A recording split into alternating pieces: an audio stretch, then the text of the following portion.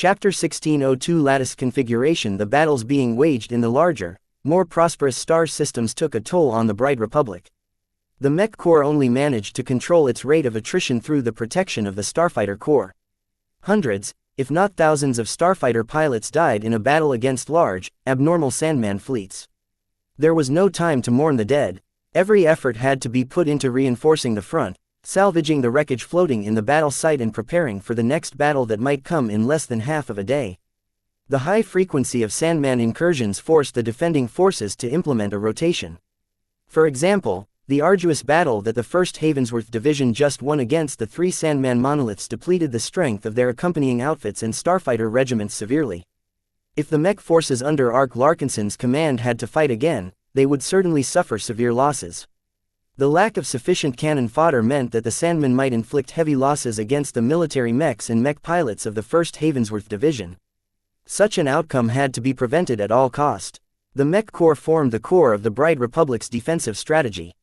Having seen what happened to other states, the Bright Republic clearly saw how the collapse of the military led to a collapse of the state. This was because no one else possessed the courage, discipline and sacrifice to stand strong against a relentless foe like the Sandmen. The more losses suffered by the professional military, the more the defense of a state rested in the hands of mercenaries and conscripts. No matter how much of the latter two a state could muster up, there was simply no substitute to genuine soldiers. Mercenaries value their life above duty. Conscripts don't even know what duty means. For these reasons and more, each mech pilot of the Mech Corps had to be treasured like high-grade exotics. The better the Bright Republic preserved their lives, the greater the chance of lasting through this crisis. All the surviving states had to do was outlast the Sandman offensive. As long as they endured the worst, they could launch a devastating counterattack against the depleted alien forces and take over the territories that had been overrun. Such a rich reward would do wonders in transforming the trajectory of the Bright Republic and other forces. Secret negotiations and tacit deals were already being made behind the scenes. None of the states wanted their victory to be cheapened if they managed to survive the Sandman onslaught. Of course, all of that was not very relevant at the moment. Right now, every star system along the Bright Republic's borders had to endure frequent Sandman attacks. The fortified star systems only accounted for a small proportion of border systems under assault. Their richer energy and resource endowments made them much more attractive to the invading Sandmen, but that did not mean that the aliens led off the smaller and less developed star systems. The Sandmen generally ignored systems that contained brown or red dwarf stars. These weak, low-energy stars were the equivalent of nutrient packs to the Sandmen. If there wasn't any choice, the Sandman fleets would never choose to invade these star systems. That still left a lot of other star systems with higher energy levels, such as those with giants or binary star pairings. Knowing that the Sandman fleets generally favored these star systems over others, the Ministry of Defense conducted an extensive study and modeled the likely distribution pattern of the invasion force. They then used the results to decide how many mechs and other forces needed to be stationed at a star system to resist most intrusion. So far, the model earned a lot of acclaim.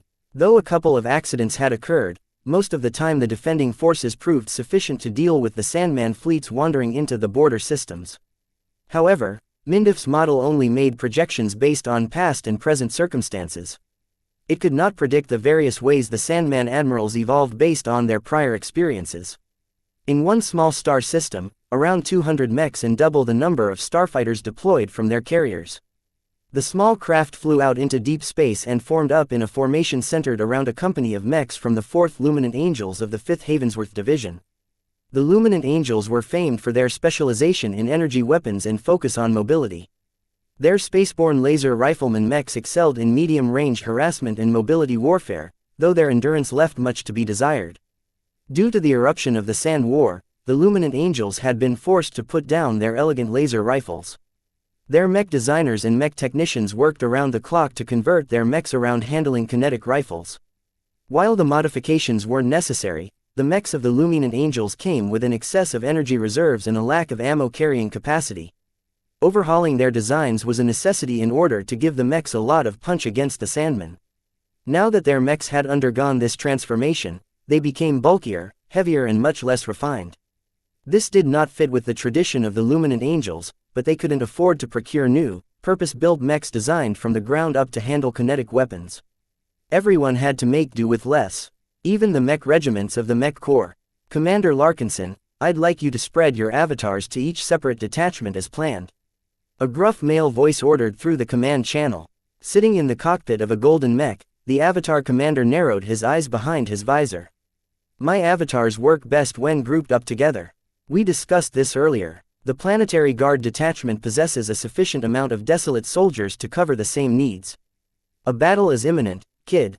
Orders are orders. Melkor grimaced deeper. Understood, sir. He did as instructed and spread out his squad of avatar mechs throughout the formation of mechs and starfighters. Their glows shot a dose of determination in the hearts of the pilots, just as Captain Zerk of the Luminant Angels intended. As for Melkor, he kept his desolate soldier close to the angels.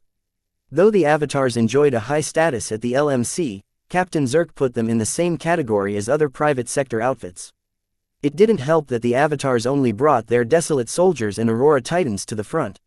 While the desolate soldiers earned a lot of regard for their glows, their combat performance was not very exceptional. They were no different from other budget mech models in terms of specs. As for the Aurora Titans, Captain Zerk left them on standby in their mech carriers. He had never ordered the Aurora Titans to be deployed. Even now, when they were facing a very threatening Sandman configuration, the stubborn mech captain never considered making use of the incredible defensive power of the super-medium space knights. Stupid. Melkor softly cursed, though he made sure to mute his transmitter. As a Luminant Angel, Captain Zerk preferred mobility tactics over anything else. Even if it wasn't particularly effective against the Sandmen, it was all this inflexible mech officer knew. Though Melkor lacked the rich combat experience of Captain Zerk, he had not wasted his time at the Avatar base. He allocated a small portion of the generous budget of the avatars into a lot of self-study. By enrolling in some of the best virtual courses that money could buy, he acquired a considerable repertoire of knowledge to command an elite force like the avatars. Splitting up the avatars was a complete waste of the training of their mech pilots. Each and every avatar was already a proficient mech pilot, but that was not what made the avatars special. Just like a military mech regiment, Melkor focused on teamwork, coordination and formation combat. The avatars truly fought at their best if they fought as a collective. Yet Captain Zerk was in command. That was the rule. Melkor did not necessarily disagree with this arrangement. He knew that even if he was confident that he could command this combined force, he lacked the reputation and authority of a genuine mech officer of the Mech Corps. Every mech force assigned to defend a star system had to incorporate at least one military unit. If the defense was left to a loose collection of mercenaries and other scum, then the chance of routing was significantly higher. Therefore, despite his disagreements with Captain Zerk, Melkor appreciated the presence of the Luminant Angels. Mercenaries won't hesitate to ignore my orders, but it's a different story if Captain Zerk issues the same orders. Authority, reputation, honor, prestige. Melkor lacked in each of those departments. Aside from the avatars of myth and living sentinels, no one would entrust their lives to Melkor. In fact, the only reason why he could command the avatars and the sentinels was because Vase lent his own authority and reputation to him. What could be given could easily be taken away. Melkor did not want to be left naked if Vase became disappointed in his performance. I have to make my own accomplishments. He reminded himself. There are many older Larkinsons who are eagerly waiting for me to fall. The pressure on him increased as Vase and the LMC became more successful. The Larkinsons who used to ignore Vase now treated him like a treasure. Many old dogs in the family regretted their disdain towards the avatars. I built the avatars with my own two hands. No one is going to take them away from me. Not even my old mentors and instructors in the family. This was also one of the reasons why Melkor insisted on participating in battles.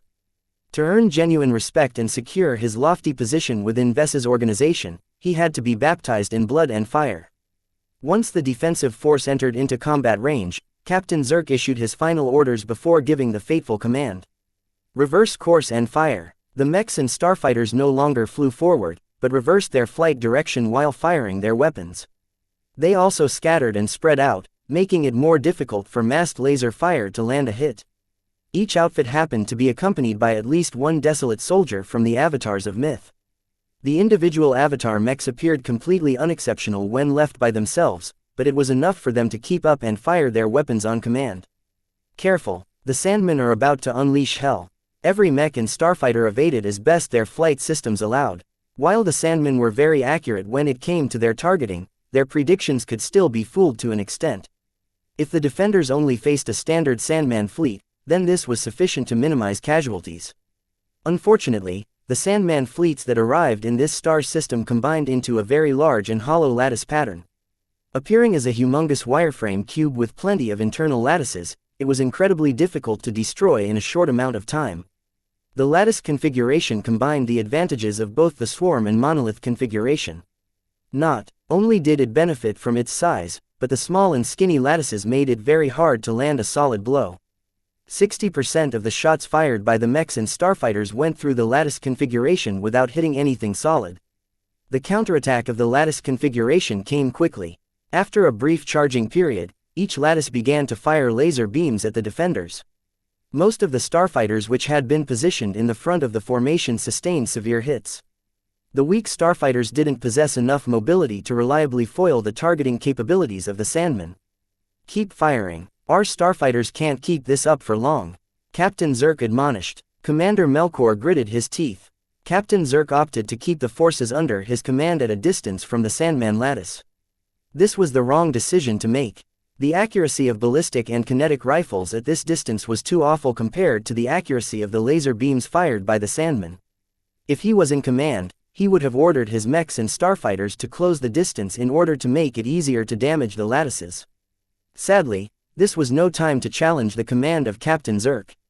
Melkor could only pray that not many avatars would perish as a result of adopting the wrong tactics. If I want to earn respect, I have to make sure I manage to stay alive. Chapter 1603 Larkinson Exobiology Institute, and that's why we almost lost this battle. Melkor spoke over the comm. Vase drummed his fingers against the surface of his desk. I see. This Captain Zerk fellow sounds like he's only competent enough to command a single mech company. Now that the Mech Corps had put him in charge of a defensive force of hundreds of mechs and starfighters, he's clearly out of his depth. At least he's not around anymore to lead us into another disaster. Melkor's projection shrugged, not caring if he spoke ill of the dead. Right now, the survivors here are divided and demoralized. The lieutenant that took over as acting commander is mainly a fighter. He's an excellent marksman but a poor tactician. What's in store, then? The higher-ups only told us that a replacement is on their way, but I really doubt that whoever they send is better than Captain Zerk. Everyone knows the Mech Corps is stretching their manpower thin. There are simply too many star systems to cover. An evacuated star system that we've been assigned to is so worthless that our priority is at the bottom. Do you need me to pull some strings? Your offer is appreciated, but it's best you don't interfere. The Avatar commander calmly replied. At this stage, the status of the Mech Corps is incomparable. The military won't allow a commanding officer of a private outfit to take charge. You're a Larkinson. Melkor chuckled. Our family's reputation isn't enough to override the concerns of the Mech Corps. Protocol has to be followed. Don't worry about me, I have the situation handled. Once the Sand War develops further, I believe there may be opportunities for the Avatars to excel. Good luck then, Melkor. Stay alive, don't slack off back at home. Your mechs have made a huge impact at the front. I have a lot of expectations for your next designs. The comm call ended. Vase leaned back in his chair and digested what he learned. Though he could access various sources to learn about the circumstances at the front, it was a lot more personal when someone like Melkor vented his frustrations. Not everything is going according to plan, Vase concluded after summing up the insights he gained in recent days. The lack of competent commanding officers is leading to much more severe losses than the Mech Corps initially anticipated. It wasn't as if the Bright Republic lacked commanders of this caliber. The problem was that the Mech Corps only had so much of them. The remainder consisted of commanders of various private sector outfits. It was not very wise to put them in command. Not only did they favor their own forces, they also possessed erratic command styles. While that might not be a problem when they commanded their own men, once they started bossing around strangers, a lot of animosity might ensue that would ruin the camaraderie between allies. The problem was so bad in fact that the Mech Corps recently requested retired mech officers to return and relieve the pressure. The Cloud estate emptied out considerably as a result. Vase missed the old dogs who decided to answer the call of duty. I hope they're happy, Vase muttered. Perhaps to them, dying in the course of fighting the good fight is better than languishing quietly in my estate. Having spent a considerable amount of time among his aunts and uncles, Vase knew that they were all Larkinsons to the bone. Their advanced age may have made them unsuitable to pilot mechs, but as long as they had command experience, it wouldn't be too much of a problem to direct a battle from a command center. His next appointment arrived a moment later. Dr. Lupo Guernica strolled into his office without cleaning up the stains on his fingers. If not the exobiologist's newly purchased self-cleaning lab coat, his clothes would have looked just as soiled. Take a seat, Lupo. Vase gestured. All right, how is the institute doing? It's doing great, Lupo gushed. The budget you've set is generous enough for me to procure most of the machines that I need to perform my research. While the ongoing crisis is making it harder than I like to acquire precision lab equipment, I'm fortunate that they're still in stock in Bentheim. I can begin performing advanced experiments immediately. Vase gently knocked his fist against his desk. I did not establish the Larkinson Exobiology Institute to fund your pet projects. You didn't, Lupo answered in confusion. While your area of specialization sounds interesting, I'm a mech designer, not a business magnate. I have no desire to diversify my business holdings. Then, oh, I'm not saying that you aren't allowed to pursue your interests as long as you keep me in the loop. It's just that the focus of the lay is not on developing better nutrition solutions. Instead, it's meant to assist me in designing mechs by studying the properties of powerful and interesting exo-beasts. Forming an exo-beast reserve on Cloudy Curtain is the main priority. How much progress have you made so far? I see. Vase sighed. I hope this is the last time I remind you of your assignments. You work for me. The next time you forget something, I'll reduce your budget by 10%. No, Lupo stood up. You can't do that, Mr. Larkinson. Biotech research is incredibly expensive. Then do your job and take your responsibilities seriously. The lay is not your personal property. To a research-mad scientist like Dr. Lupo, Vase did not have to employ any complicated tricks to bring him to heel. Merely threatening to withhold money was enough to make the exobiologist honest. Once Vase put drive, Lupo on his toes, he brought up the real reason why he called the fellow to his office. You can leave most of the work involved with setting up an exo-beast reserve to your new subordinates. What I really want from you is something different. Vase activated a jammer before retrieving something very special from a pocket sewn into one of his Synthra Umbra garments. The small transparent cube glowed in soft white, allowing drive. Lupo to see the bio-implant frozen inside. This is a stasis cage, he uttered in shock. And this implant, what kind of implant, requires such luxurious treatment? What you're looking at is a Tito Biosystems Archimedes Rubel 1002Z cranial codex bioimplant that I happened to salvage from the frontier. Tito Biosystems, that's a huge name in the galactic biotech community. How in the galaxy did you manage to obtain one of their products? It's a long story, Vase chuckled. Don't ask too many questions. What matters is what you can do with it. Are you able to inspect the integrity of this bioimplant?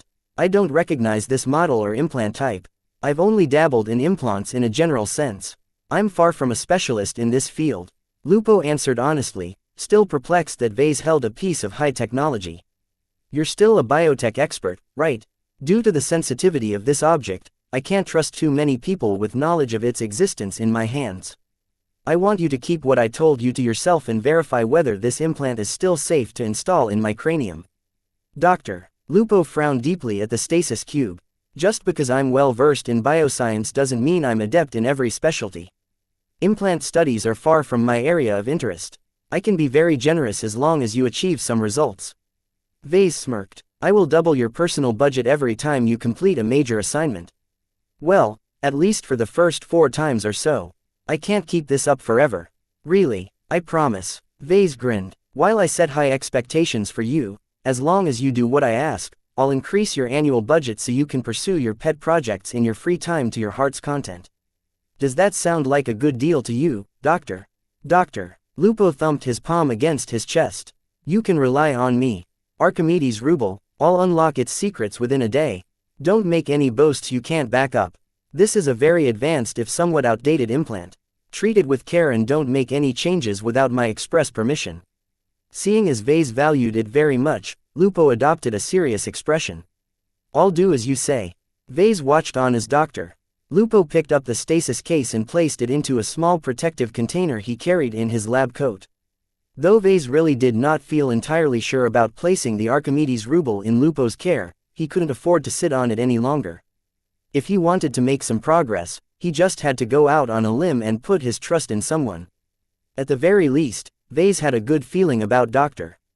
Lupo. Vase had observed the exobiologist carefully and saw no sign that the man was compromised in any way. There is something else I want you to do. Vase addressed the next topic. He retrieved a sack from his pocket and passed it on to Dr. Lupo. Can you identify the spice within? Lupo opened up the sack and studied the dark spice contained within. What a pungent smell. Is this Geralt spice? It smells different from what I'm used to. This must be the authentic formula. Vase smiled. You're correct. I've got a lot more Geralt spice stored in my vault. You see, they're somewhat special to me. Aside from making spicy Nick's dogs delicious, Geralt spice is also useful for blocking special tracking methods based on metaphysical scent. Pardon, Geralt spice has an extraordinary quality to them that is very valuable to me. Imitation products may taste the same, but they lack this special quality. What I want you to do is study this spice and see if you can isolate this extraordinary component. It would be ideal if you can find a way to produce what you've identified. As far as I know, the only source of authentic Geralt spice is the Nixian Gap, and that is far from ideal. Interesting. Dr. Lupo smiled and boldly sampled the spice. What a unique flavor profile. No wonder spicy Nick's dogs have become a cult classic. I've been missing out. Vase coughed. Studying the Archimedes ruble and setting up the Exo Beast Preserve come first. Don't spend too much time on the Geralt spice before you're done with your main responsibilities. Understood. Lupo looked as if he couldn't restrain himself. With great difficulty, he closed the sack and placed it in his pocket. His mouth still rolled and quivered as if he was savoring the taste of Geralt spice. I will make sure not to forget about my other responsibilities, Mr. Larkinson. That's not all I want you to do. Vase spoke and retrieved a data chip from his desk drawer before sliding it across the desk. Take this data chip. It contains all of the scans and physiological data of my physique, in particular my biological augmentations. I'm aware that you have an abnormal physique. Lupo said, while I am reasonably versed with the human body, your augmented physique is quite perplexing. I know, every exobiologist told me that they don't have a clue how the so-called Jutland organ works.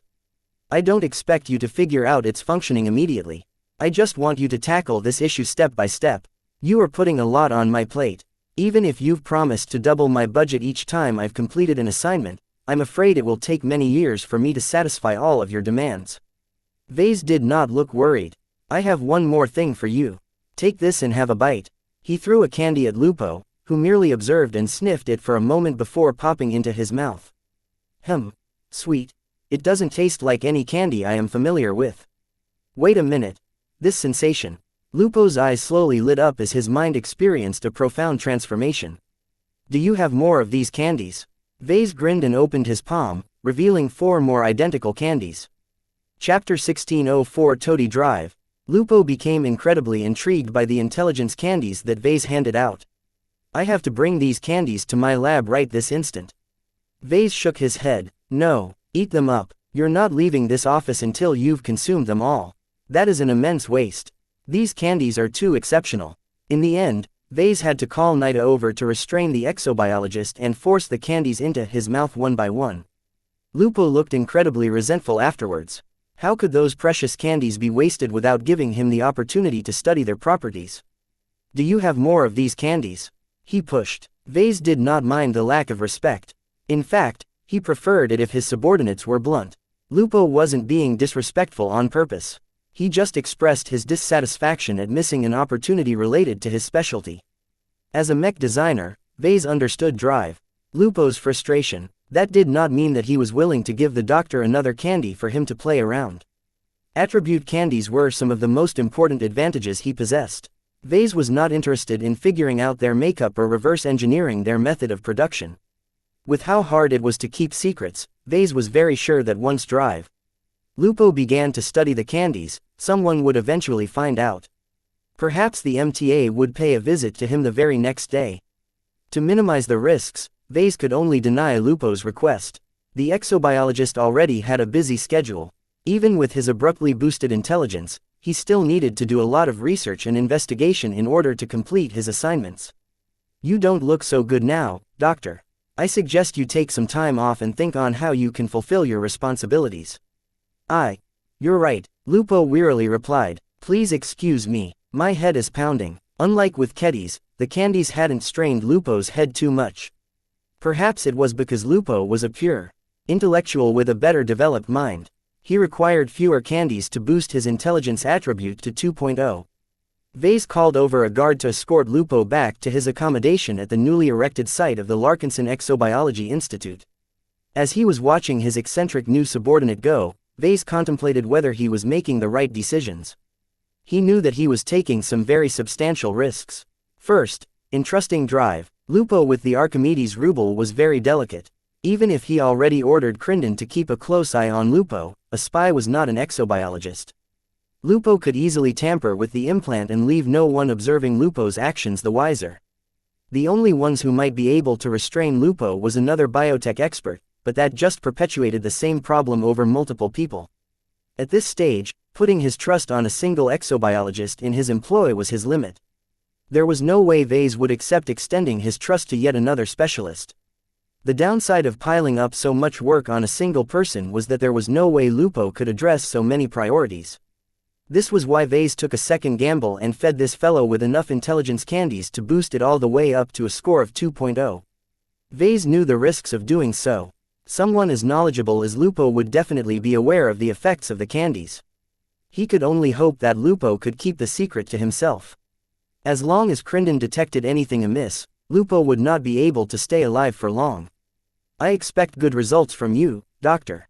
Vase smiled in anticipation. Anyone whose intelligence had been elevated to this height would definitely be able to improve quickly. Lupo would definitely become much more useful to him after a few years of focused study. The only concern aside from leaks was the possibility that Lupo might quit and work for someone else. He was an TA slave or refugee, so Vase did not have any way of preventing his defection. After the incident with Carlos, Vase had become much more reticent about handing out attribute candies. If not for the necessity to implant the Archimedes ruble in his head, Vase would have stuck to his earlier decision to withhold them from his subordinates. I hope Lupo is smart enough to realize the implications of my actions. Vase muttered, revealing the attribute candies and feeding them to Lupo so he could experience their effects for himself was a show of strength. Someone who had access to such remarkable goods was not a normal person. Working for Vase would allow Lupo to gradually come in touch with the goodies that Vase held back from everyone. As long as Lupo completed his assignments and proved his worth, Vase did not mind rewarding his pet exobiologist with another treat. Researchers are so easy to manipulate. He grinned. Part of the reason why he was confident in keeping his new biotech expert in line was because hardly anyone was as generous as him. To a junior exobiologist like Dr. Lupo, they could forget about receiving a few billion bright credits to play around with every year. Even though Vase wasted a lot of money that he could have spent on expanding his mech forces or acquiring new ships, he did not regret this investment. A brilliant exobiologist could not be obtained so easily. Even if Vase could poach a senior exobiologist, it was very hard to be assured of the loyalty of those with past connections to other organizations. This was also why so many powers emphasized nurturing loyal subordinates early on. Hiring them young and indoctrinating them straight away minimized the chances of defection. Working for me is a lot better than working for someone else. If Lupo worked for someone else, then they had to work under the direction of a senior exobiologist. He would have to work as a coolie for a few years before he earned enough trust to perform more advanced research. Even then, it was doubtful whether Lupo would be allowed to pursue his own research interests. Vase shook his head and stopped considering whether he had made the right decisions. Just like Dr. Lupo, he was swamped with responsibilities. Send in the next appointment. Raymond Billingsley Larkinson entered the office with a confident gait. Though he looked a little older since Vase last saw him at his birthday party, the elder looked a lot more respectful than before. My thanks for inviting me to your office, Raymond said with a mild smile. I hope I can take charge of the LMC quickly. The company urgently requires the direction of a real leader. Are you trying to say that I'm an incompetent leader? No, that is not what I meant. I merely wanted to convey that I should lessen your burden by taking over from where Mr. Altern has left off. As a mech designer, you should not waste your time on these trivial matters. Vase and Raymond began to converse with each other. Unlike last time, Raymond made a sincere attempt to rein in his attitude towards Vase. Despite his advanced age, the status of Vase in the Larkinson family was incomparable. Raymond clearly knew how important it was to earn the trust and appreciation of the real man in charge of the LMC. If Vase could fire the previous chief operating officer on a whim, he could easily do the same with the successor. Though Raymond came across as a toady, that wasn't a bad thing to Vase. As long as this toady knew who was in charge, it was fine if the man wanted to take advantage of his new position. How do you envision the LMC 10 years from now? Vase asked. Limitless. Even I'm not that optimistic. I think the LMC under your charge has a very bright future. Raymond elaborated with a worshipful expression towards Vase. You are a miracle of a mech designer. I can sense that you have propagated your bloodline's love for mechs in your products. This advantage is so great that I'm confident that we can take the mech markets by storm. Vase chuckled at Raymond's optimism. That sounds good, but the LMC is not the only game in town. The more exceptional we are, the greater the risk of suppression. There are already a bunch of mech designers from Ansel who are deeply displeased with my success. Other competitors are also doing everything they can to guard their market share. Your concerns are very valid, but it is too late. Every state involved in the Sand War has seen how helpful the Desolate Soldiers have been in stabilizing the front and rear. Within the third line of defense, our Bright Republic and the Ilvain Protectorate have achieved the most success in defending their territories. I don't think it has escaped any observers that these two states also happen to be our most successful markets. Vase nodded in agreement. That's true. The Sand War has been an amazing opportunity for the LMC. The role of the Desolate Soldier is so indispensable that our critics don't have any opportunity to complain. Yet what about later? 10 years is a long time. The focus on thinking beyond the immediate future forced Raymond to make a lot of predictions on the spot. While Vase could already tell that Raymond was well versed in the mech industry and the present circumstances of the LMC, that wasn't enough. Vase needed someone who shared his dreams and aspirations. If Raymond was too small-minded, then he would not be able to hold his position for long. I think the LMC will become a powerful entity that transcends the borders of the Bright Republic or any other state for that matter. Raymond eventually voiced, if your relationship with Miss Woden progresses further, then the LMC might even be able to get a foothold in the hegemony's lucrative mech market. Of course, it's not certain yet if that will be the case. If the hegemony loses against the coalition, then the LMC won't be able to stay in existence. The LMC's position is not secure at all. Vase plainly stated, some factors are within our control, such as the mechs I decide to design. Other factors are out of my control, such as the outcome of the Sand War and the Komodo War. There may come a point where we have to abandon what we've built and flee from this star sector. Are you willing to accept these possible outcomes? What Vase said put a lot of pressure on Raymond. Though he grew up as a norm within the Larkinson family, he still inherited some of the Larkinsons' love towards the Bright Republic. To be honest, I don't want to be driven out from the state I grew up in. The older man replied, my grandson is an expert candidate in the Mech Corps. My other offspring are also successful. I do not wish to see my entire family and everything they've accomplished go to dust because of unwelcome entanglements. I'm sorry, but I can't guarantee that you and your family will be able to avoid persecution. This is the game that people on this level play.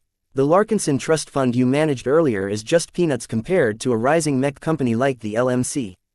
Do you have what it takes to run a mech company that has the potential to exceed the Bright Republic? Raymond had to make some very important choices. Family, or ambition, tradition, or progress, safety, or risk. I think the Larkinsons have already changed due to you. Raymond eventually answered, the Larkinson family has remained stagnant for too long. While we are not used to change, that does not mean I reject it. The LMC has done a lot of good. Many Larkinsons have benefited from the wealth you have brought to the family. I cannot imagine turning back the clock. I think it's time that we stopped serving the people, and instead look towards serving ourselves. Vase slowly began to grin. I think you'll do well in my employ as long as you hold this attitude. Welcome to the LMC. Chapter 1605 Tribulation. The arrival of Raymond Billingsley Larkinson improved the mood at the LMC. Whatever Vase thought about the elder, he prepared well. Not only did Raymond right the ship, he also set a new course that entailed a greater emphasis on expanding the LMC's foreign presence. He also allocated more resources to promoting the prideful soldier model, which severely lagged behind the Desolate Soldier in awareness and sales. With all of the publicity surrounding the Desolate Soldier, We don't have to lift a finger to promote them anymore. Raymond reported to Vase a few days after assuming his role as COO. Our resources should instead be spent on the prideful soldier. There are a lot of outfits that are in the market for a cheaper and more aggressive alternative of the base model. From what Vase had heard from Raymond so far, the old Larkinson was fully up to date with the internal and external circumstances of the LMC. After keeping a close eye on the new COO for a few days, Vase felt relieved that his new hire was not about to run the LMC to ground. While the LMC fared better than ever before, the same could not be said for the Bright Republic and the other states in the third line of defense. So far, the Bright Republic achieved plenty of positive results. However, the defenders only had to fail a single time to leave an entire star system exposed. Several minor border systems had already fallen, giving the Sandmen more opportunities to penetrate past the border and invade the relatively less defended interior. As for the major border systems, the pressure on the defenders mounted at a worrying rate. The Sandmen, fleets that invaded the systems, increasingly pooled their strengths together while adopting very tricky configurations. In addition, they sometimes split up and attempted to approach the inner system from multiple directions. This forced the reserve stationed at the fortified systems to deploy and fight without sufficient reprieve. While the disciplined mech pilots of the Mech Corps easily coped with the pressure, the same could not be said for starfighter pilots. Their mental and physical resilience was not up to par to trained warriors and soldiers. When they were forced to fight 3 or more separate waves of Sandmen within the span of a few days, the cracks already started to show. The Bright Republic simply asked too much of a military branch that was only a few months old. Now that the halo has worn off, everyone has become aware of the true purpose of the Starfighter Corps, sir. Commander Magdalena Larkinson remarked, "It is nothing more than a disposable shield for the Mech Corps. The Starfighter Corps enjoys a fraction of the budget but is already on its way to field at least double the number of mechs in the Mech Corps." Vase shrugged. It's hard to put them to any other use if the government isn't willing to budge from its strategy of churning out cheap starfighters and cheap starfighter pilots. The Sentinel commander nodded gravely. It takes at least 8 years to train a basic mech pilot, sir. More years are needed if you want to train an advanced mech pilot.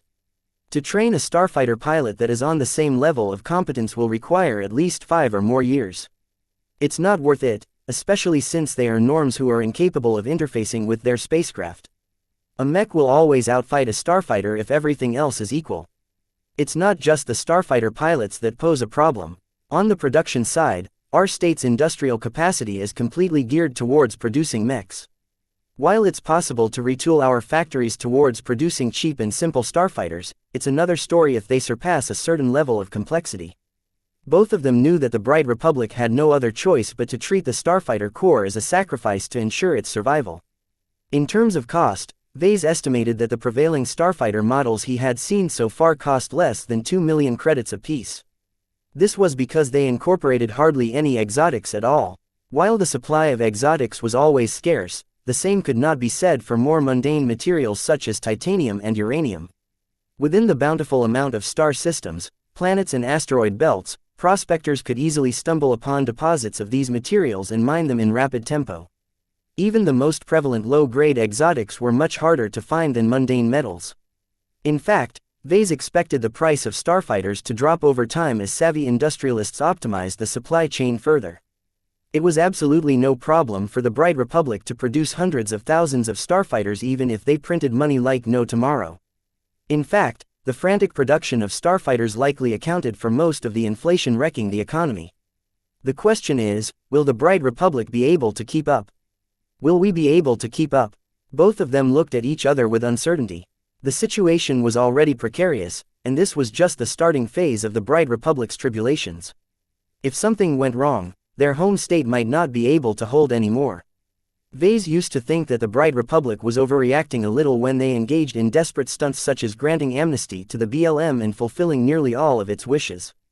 Now that thousands or more starfighter pilots sacrificed their lives in battle every day, he fully understood why the state compromised so many of its existing principles and traditions. He wasn't even upset anymore about the commission to design a custom mech for Vincent Riccolin. This was no time to let his private grudges get in the way of any initiative that could help his home state cope with the Sandmen. Not only was the BLM a force to be reckoned with, its vast influence in the Bentheim region could also be leveraged in many useful ways. Securing this alliance was a pivotal accomplishment of Senator Tovar and his negotiators. As Vase and Magdalena discussed the war situation further, the topic inevitably turned towards their circumstances. How will Cloudy Curtain fare against a possible Sandman incursion? He asked. Not great, Magdalena answered glumly. Though we have hundreds of living sentinels stationed on this planet, not all of them are up to standard or adept at spaceborne combat. Don't expect us to perform as well as the avatars or the Mech Corps in combat. I've been drilling my people more frequently now in order to make them get used to the pressure of fighting back-to-back battles, but we simply don't have enough depth to sustain a prolonged campaign. The living sentinels mainly existed to guard LMC assets. Fighting off pirates, troublemakers and an occasional incursion was doable, but it would be too much to ask them to endure the same pressure at the front.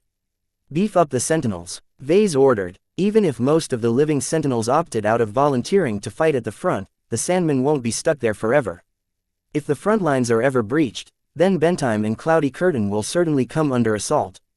This is our home. I won't accept abandoning everything I've built here to the aliens.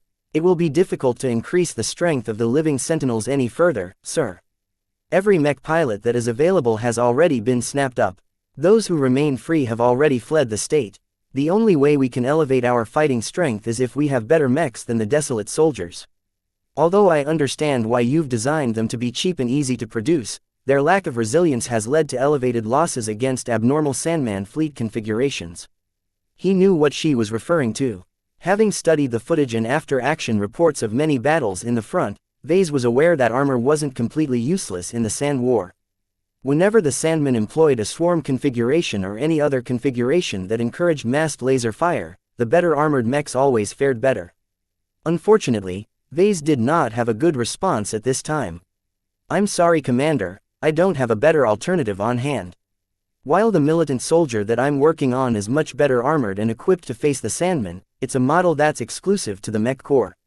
With all of the proprietary hardware and standards incorporated in its design. As a veteran of the Mech Corps, Magdalena needed no further elaboration. Am I allowed to procure better mech models sold by other mech companies? Vase casually waved his hand. I've never prohibited the avatars and sentinels from purchasing external models. While I have great faith in my products, I'm well aware that my mech catalog is far from complete. If you need to fulfill a role in your mech roster, just base your decisions on what is best for the living sentinels. Thank you, sir, Magdalena answered with a hint of relief. I think we'll have to draw more money from the LMC to invest in a few mech companies of midrange or premium mechs. Feel free to invest as much as you need to strengthen our combat strength.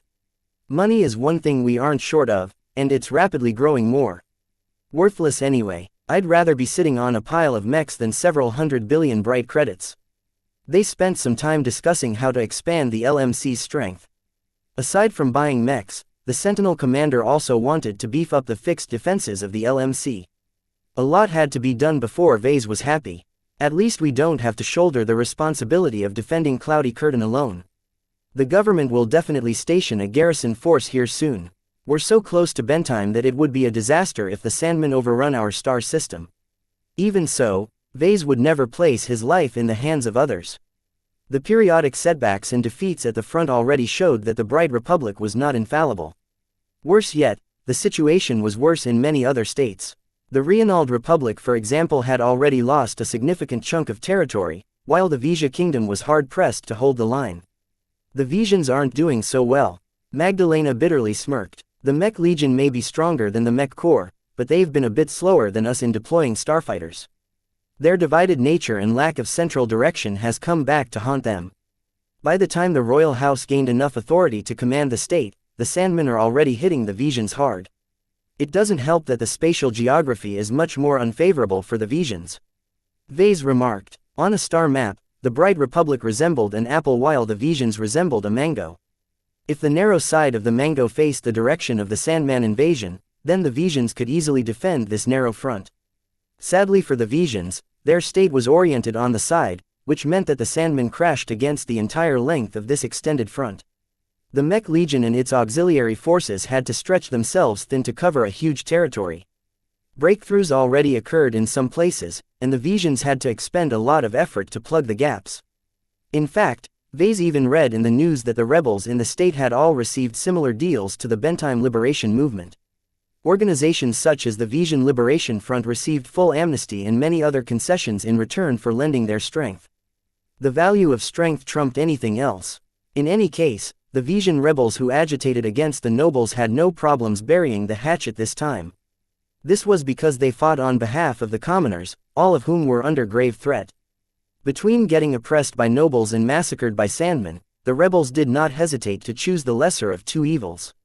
Recalling the Vision rebels made Vase think on how a certain mech designer in their camp was doing. I haven't been in touch with Iris Jupiter for so long. I wonder how she's doing. Chapter 1606 Real Design Team Recent hires and additions to staff reduced the workload on Vase. The most critical change occurred when the Tovar mech designers finally arrived at Cloudy Curtain.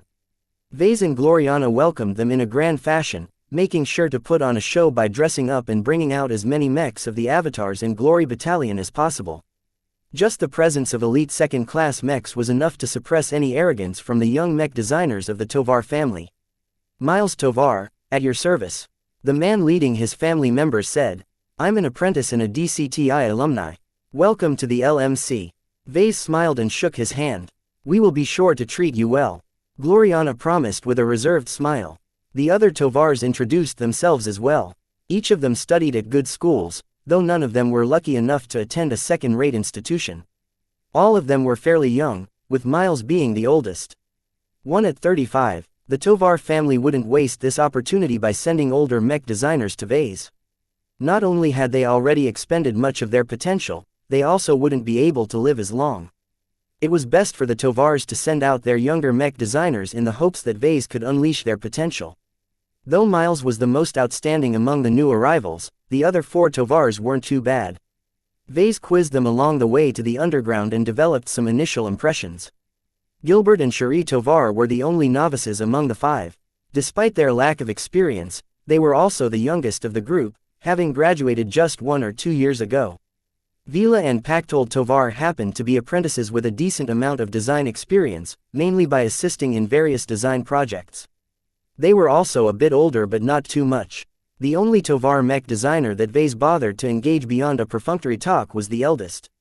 Unlike his younger cousins, Miles was the only one who possessed spiritual potential. In addition, Miles used to run his own mech company, which made him the only independent mech designer of the five. How well did your mech company do? Vase curiously asked. Not as well as yours. Miles honestly admitted. The pressure exerted by Vase and Gloriana was so much that he couldn't put on airs at all. If not for the aid and resources of the Tovar family, my company wouldn't have been able to grow. Why did the Tovars assign you to us, then? My business is really not worth sustaining. Once the Sand War erupted, all of my mech models stopped selling. Even the aerial rifleman mech I've designed hasn't attracted any attention. I see. A mech company in such straits still had some options available. It could accept a contract to produce mechs on behalf of another company. It could accept government commissions to produce starfighters or other war materiel. My role in my company is redundant after we switched to producing other hardware. The only way I can get out of this rut is if I design a mech that is good enough to compete against the prevailing mechs in the mechs. For an apprentice, that was incredibly hard. Did your family consult you when they pulled you out of your company and assigned you to work under me? Vase asked. Miles smiled bitterly in response. Having struggled for almost a decade on my own, I'm far from reaching your level. As a mech designer, I have to accept the facts. There is little for me to gain by persisting on my own. So when my family asked me if I am willing to work under you, I accepted the offer within a heartbeat. I believe that I can achieve much more under your guidance. You are putting a lot of faith in our ability to guide your progression. Gloriana remarked. The two of you are stars in our generation. It's obvious to everyone that your futures are bright. When your fortunes rise, ours will rise as well. Vase nodded in response. That's the deal I've made with Senator Tovar. While we can't promise we'll be available all the time, we will make sure to act as your mentors. Once they reached the lab and workshop floor, Vase introduced the 5 new additions to the design team to Kedis. Both of them regarded each other with wariness and confusion. Don't underestimate Kedis. She's my first student. Vase proudly patted her in the back. Whenever Gloriana and I aren't around, she's in charge. Do you have a problem with that? Perhaps they didn't necessarily agree. After all, they were part of the proud Tovar family that possessed a storied heritage in the Bright Republic. It was one thing to bend their heads to esteemed journeymen such as Vase and Gloriana, but why should they let this woman boss them around? Fortunately, Kedis knew exactly what she should do. She moved forward, displaying hints of her strong, athletic physique. If you think you're better than me, you're welcome to challenge me. She grinned and cracked her knuckles as if spoiling for a fight. Miles gulped. We will defer to your teacher's arrangements. We are not familiar with how you work. Good. Vase clapped his hand. Let's begin the day by initiating you into our design team. Since we're currently engaged in some very important projects, we'll have to get you up to speed while we work. Different from the Larkinson seeds, the people sent by the Tovar family consisted of actual mech designers. Due to their privileged backgrounds, each of them were bright and knowledgeable. At the very least, Vase was very pleased by their substantial foundation. Schools such as the DCTI never neglected this aspect. The reasons why these Tovar mech designers failed to excel in their careers was because the competition was too cutthroat and numerous. A good foundation was not enough to excel in the market. It didn't even matter if they had access to easy money from the Tovar family. The mech company that Miles had founded would have been shuttered long ago if his family wasn't so generous. Like a zombie, his mech company perpetually existed in a state of undeath. Money alone couldn't buy success. Though Vase clearly knew that the Tovars could have sent better mech designers to him, he was very pleased with what he received. These mediocre Tovar mech designers lacked the arrogance that he expected of their ilk. Having experienced the harshness of the mech industry which cared little about their backgrounds, they had long been humbled. Lack of confidence did not make for good independent mech designers, but it was a different story now. Vase only required them to perform basic design tasks and tedious calculations. The humbler his subordinates, the more obedient they became. After the initial week, Miles and the other Tovars adjusted to their new roles as assistant mech designers. With their considerable foundations, Vase did not have to tutor them too much to get them up to speed on how to perform a specific task. Productivity, which initially plummeted due to the need to bring the Tovars up to speed, now exceeded the previous levels.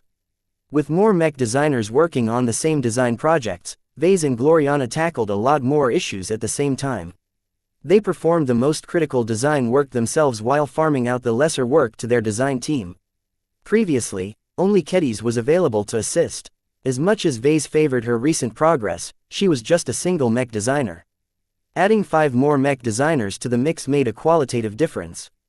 The design team, which mainly existed in name for such a long time, now took on a real identity. Though Vase wasn't entirely adept at setting up and managing a design team from scratch, Gloriana possessed a lot more experience in working with a design team. With her assistance, she made sure to develop the most perfect framework of rules and protocols for their design team. The clear set of rules and guidelines gave the Tovars some much-needed direction. So long as they knew what was expected of them, they executed their responsibilities without any complaint. The lab had become a lot more boisterous now that a lot of people started working here. The Tovar mech designers, along with the Larkinson seeds that frequently visited here, made Vase harken back to the time he'd been assigned to a design team of the Flagrant Vandals. He briefly wondered how they were doing and whether Professor Velton was still alive. I haven't heard any news about the death of a senior in the Bright Republic, so she's probably fine for now. Vase muttered. He knew that. She wasn't long for this reality, though. The loss of her youngest protege hit her hard. It would be difficult for her to raise a successor in the few years that she had left. I'll make sure I'll attend her funeral. A few more weeks passed by. The militant soldier and the peaceful soldier both reached the final phases. Once they entered the prototype testing phase of both projects, Vase and Gloriana were no longer as preoccupied. They earned some much-needed reprieve. As the sand war raged on elsewhere, the two lovers cuddled up to each other in the gardens of the Cloud Estate. Our work is far from over, Vase. We still have another design project in store. Vase tried to hold back his grimace. I'm aware. Vincent Ricklin is scheduled to arrive in a week or so. He will be our next client. Are you still upset at this commission? Let's just say I have mixed feelings about it. He sighed. I don't have the best impression of this prick. The stunts he performed with the second mech I've fabricated in my career was almost enough to kill me or drive me out of business. He's also a terrorist who readily consorts with other low-lives. It's tough for me to restrain my animosity towards Vincent for these reasons. Gloriana leaned her head against his shoulders. I can tell from your tone that you're not as upset anymore. Don't misunderstand me. I'm still upset. It's just that the crises taking place in this star sector has forced me to broaden my horizons. It's difficult for me to care about my petty grievances in the face of potential annihilation. The survival of the Bright Republic is a lot more important than my feelings. That's good, Vase. You're putting duty over selfishness. You're not entirely correct. I'm still following my own interests. He responded. Helping the Bright Republic advances my own goals. I'll work with any devil or scumbag if it means I get ahead. Their cats soon wandered over and climbed up on their laps. As they petted and cuddled with their pets, they enjoyed a wholesome moment with each other as the cloudy skies started to darken. The recent departure of a fair amount of Larkinsons made the cloud estate a bit less cozy. Nonetheless, plenty of Larkinsons still remained, particularly the younger ones. As they watched the children run around and play with each other, Vase and Gloriana couldn't help but smile and enjoy this peaceful moment. It's a shame that war will disrupt everyone's lives. Vase sighed. Humanity has never been at peace. Gloriana sagely responded. If we aren't warring against ourselves, we're fighting against the countless alien races we've antagonized. The Sandmen are the least of them, and already a lot of states have succumbed against their aggression. Many people who lived in quiet states held the illusion that they lived in a time of peace. Yet the age of mechs was not as different from the age of conquest as everyone expected. Under the facade of peace, the embers of war still stirred. Vase had a feeling that the Sand War was just a harbinger of what was to come. Chapter 1607 Limited scope. While the situation at the front continually deteriorated, the LMC constantly got better. Sales of the Desolate Soldier and Holy Soldier were as high as ever. Under Raymond Billingsley Larkinson's lead, the Prideful Soldier caught on very quickly and started selling like hot cakes. The three predominant gangs of Bentime bought them by the thousands while the lesser gangs tried their best to keep up. If a gang did not possess a Prideful Soldier, then they weren't keeping up with the current trend. With the Soldier product line receiving so much acclaim, it had become a must-have for every possible outfit. Gangs and underground organizations from other regions were just starting to learn about the Prideful Soldier as well. Since the Prideful Soldier hadn't spread out as much, these customers only ordered a couple of copies at first to test the water. Once they tested out the mechs themselves, Raymond believed that sales would soon explode. With the addition of your upcoming 2 variants, we have 4 different versions of the Soldier line in our current mech catalog. Raymond reported to Vase in the office. Sales of our earlier models hasn't abated yet. As more and more mech buyers become aware of the importance of having their glows on the battlefield, demand has continued to rise beyond our means. Vase looked up sharply at those words. What do you mean by that, Raymond? We don't have enough production capacity. Let alone our in-house manufacturing. We haven't been able to contract enough third-party manufacturers to scale up our production capacity. It's becoming an increasingly more severe problem. I'm very concerned what will happen once you release your latest 2 models. I don't think you have to be concerned about choosing whether to sacrifice the production of one model over another. Vase reassured the elder. The Mech Corps will produce their own militant soldiers while the Planetary Guard doubtlessly have their own solutions. The Ministry of Defense only requested me to design some mechs. They didn't say anything about producing them ourselves. If that is true, then many of my concerns are gone. It's just that the production of the Desolate Soldiers and the Prideful Soldiers has already reached a limit. Demand is rising, particularly in distressed states such as the Reynald Republic, but production capacity has become incredibly scarce. Everyone is in a rush to produce more mechs, starfighters, turrets, defensive platforms, ship components and anything else that can help resist the Sandmen. Vase furrowed his brows. This problem had been nagging at him for a while now. Will it help if we increase the remuneration in the contracts? Raymond shook his head. It's not purely about the money anymore, young Vase. The government has suborned many mech companies through various means. Whether directly or indirectly, the state decides what to produce. For now, many officials are satisfied with the current production levels of the soldier mechs in their states. It only takes a dozen or so Desolate Soldiers to cover hundreds of mechs with their encouraging glows. In other words, the prevailing doctrine is to use my soldier mechs in a supporting capacity. Their combat power is not as important as their glows. The higher-ups weren't fools. They wanted to keep the Desolate Soldiers alive as long as possible to make maximum use of their glows as force multipliers.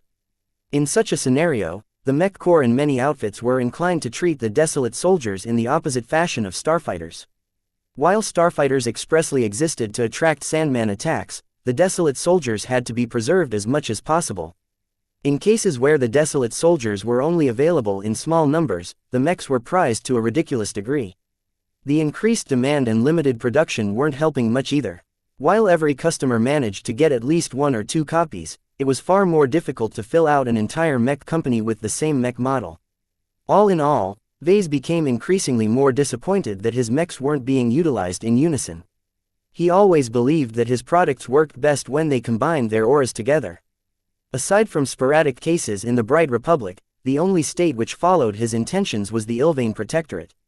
Despite the many deficiencies of the Cronin dynasty, they had done an admirable job in holding the line by putting their unflinching faith in the holy soldiers. Of course, it also helped a lot that the Ilvain Protectorate just happened to have a much narrower front to worry about. Just like the Vizia Kingdom, the Ilvain Protectorate was shaped like an oval. The main difference was that it was oriented, upright, in the direction of the Sandman invasion, so the Ilvainans dealt with fewer Sandman invaders than the other states. A lot of people cursed the Ilvainans for their luck. Who knew that the orientation of their territories mattered so much? The Vizians cursed the loudest of them all, regretting so much that their predecessors expanded the state in the wrong direction. While Vase and Raymond discussed the problem for over half an hour, neither of them came up with a good solution to this problem. Some problems can't be solved no matter how much effort we put into addressing them, Raymond said in a resigned tone. Vase shrugged and relaxed. I'm not feeling too sorry about missing any further opportunities. The LMC is already doing extremely well for a mech company led by a journeyman. It would be too disruptive if our company captures any more market share. As long as we don't step too much on the toes of others, they will be less inclined to oppose our business interests. While Raymond had proven to be a competent executive in the LMC, he still carried some of the faults of the Larkinsons. His horizons used to be a lot more narrow than before. The Larkinson Trust Fund he managed for so many years mainly amounted to babysitting a bunch of businesses and real estate on Rittersburg. Such meager business activities did not expose Raymond to the higher levels of power. Vase still needed to remind Raymond to consider the political context of the LMC. I don't see why we need to pay too much attention to our position in the mech market. Raymond frowned in disagreement. It's clear to everyone that our products are the most needed mechs in the Sand War. No matter how many we produce, we can always find a willing buyer.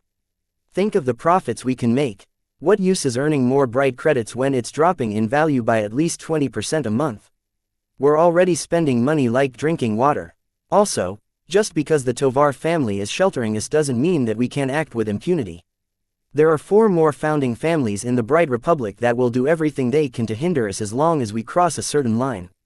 Our soldier mechs may be indispensable, but the LMC is not that important. Routine talks with people like Leland and other voices slowly increased his awareness of the tenuous balance of power within the Bright Republic. While the founding families didn't rule the Republic with iron fists, they still wielded a considerable amount of influence. After he reminded Raymond to consider the reactions of other influences, Vase dismissed the Larkinson elder. Another old Larkinson soon entered the office to talk about another initiative. Clinton Larkinson strode forward in a slow, controlled gait. Though he looked like any other old Larkinson, Clinton was a veteran of 2 arduous wars. All of those experiences left a lot of scars. At the end of the war that took place just before Vase was born, Clinton had become a crippled and disabled mech pilot. Even with the generous medical treatment provided by the Mech Corps, Clinton still suffered from various issues. It was because of Clinton's many experiences that Vase found it suitable to appoint him as the director of the Vase Larkinson Foundation of Wounded Veterans. After all, how could he not put a wounded veteran in charge of a charity meant to heal wounded veterans?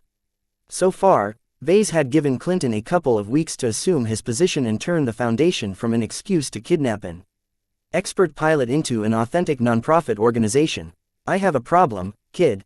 Clinton began. I'm not a kid. Fine, I'll call you Vase, then. You're still a kid in my eyes.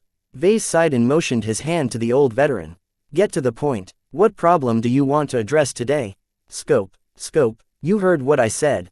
Ever since I began to run this foundation of yours, I'm beginning to doubt your purpose for this organization. How so? Because its scope is far too modest. Clinton roared. So far, we're only treating or funding the treatment of 10 injured veterans while our budget easily allows us to treat hundreds if not thousands of distressed refugees. Though Vase did not like being roared at by his subordinate, it would be excessive to assert his authority to an honored war veteran. He was used to the old dogs of the Larkinson family acting however they liked. That was just who they are. Once they retired from the military, it was as if all of their respect for authority and decorum had melted away. Besides, Clinton brought up a legitimate complaint. I don't want my foundation to bite more than it can chew. It has only existed for less than a month. While I'm sure that it can comfortably handle the treatment of 10 or so beneficiaries, it will be very hard to manage the treatment of 100 people. Do you even have enough staff on hand to keep track of their treatments? I'm still in the process of beefing up our staff. At this point, I'm confident the foundation is capable of handling at least 50 beneficiaries. Give me half a year, and it's not impossible to assist 1,000 beneficiaries at a time. Vase almost had a heart attack when he heard this huge figure. The foundation is not a hospital. We can take over the burden from the state. It's reckless if we expand too fast. People will inevitably die in our care. People are already dying in droves due to lack of care. Have you seen how long the waiting lists are? Too many bodies are being carted out from the farming settlements on this planet. Vase let out a deep breath. I understand your desire to remedy this injustice, but we aren't the only saviors here. I'm more than willing to do my part, but let's not get ahead of ourselves. The foundation must grow and expand along the pace that I have set. Is that clear? Clinton looked a bit unwilling. He cared too much about the wounded veterans and refugees that were holed up in the farming settlement without access to the help they needed. Yet what did their suffering matter to Vase? He only wanted the foundation to appear legitimate because he wanted to keep Davia Stark and any other possible treasures in his possession. Beyond this goal, Vase didn't expect anything else from the foundation. With all of the reputation, honor and prestige he accumulated so far, he did not value the reputation he could earn from becoming known as a generous philanthropist. In fact, he considered the foundation to be a potential risk factor to his reputation. As long as people began to die under the auspices of his charity, a scandal could break out at any time. The only way to minimize this risk was to treat as few beneficiaries as possible. If Vase could get away with treating just 10 wounded veterans at a time, then he would gladly continue with this farce.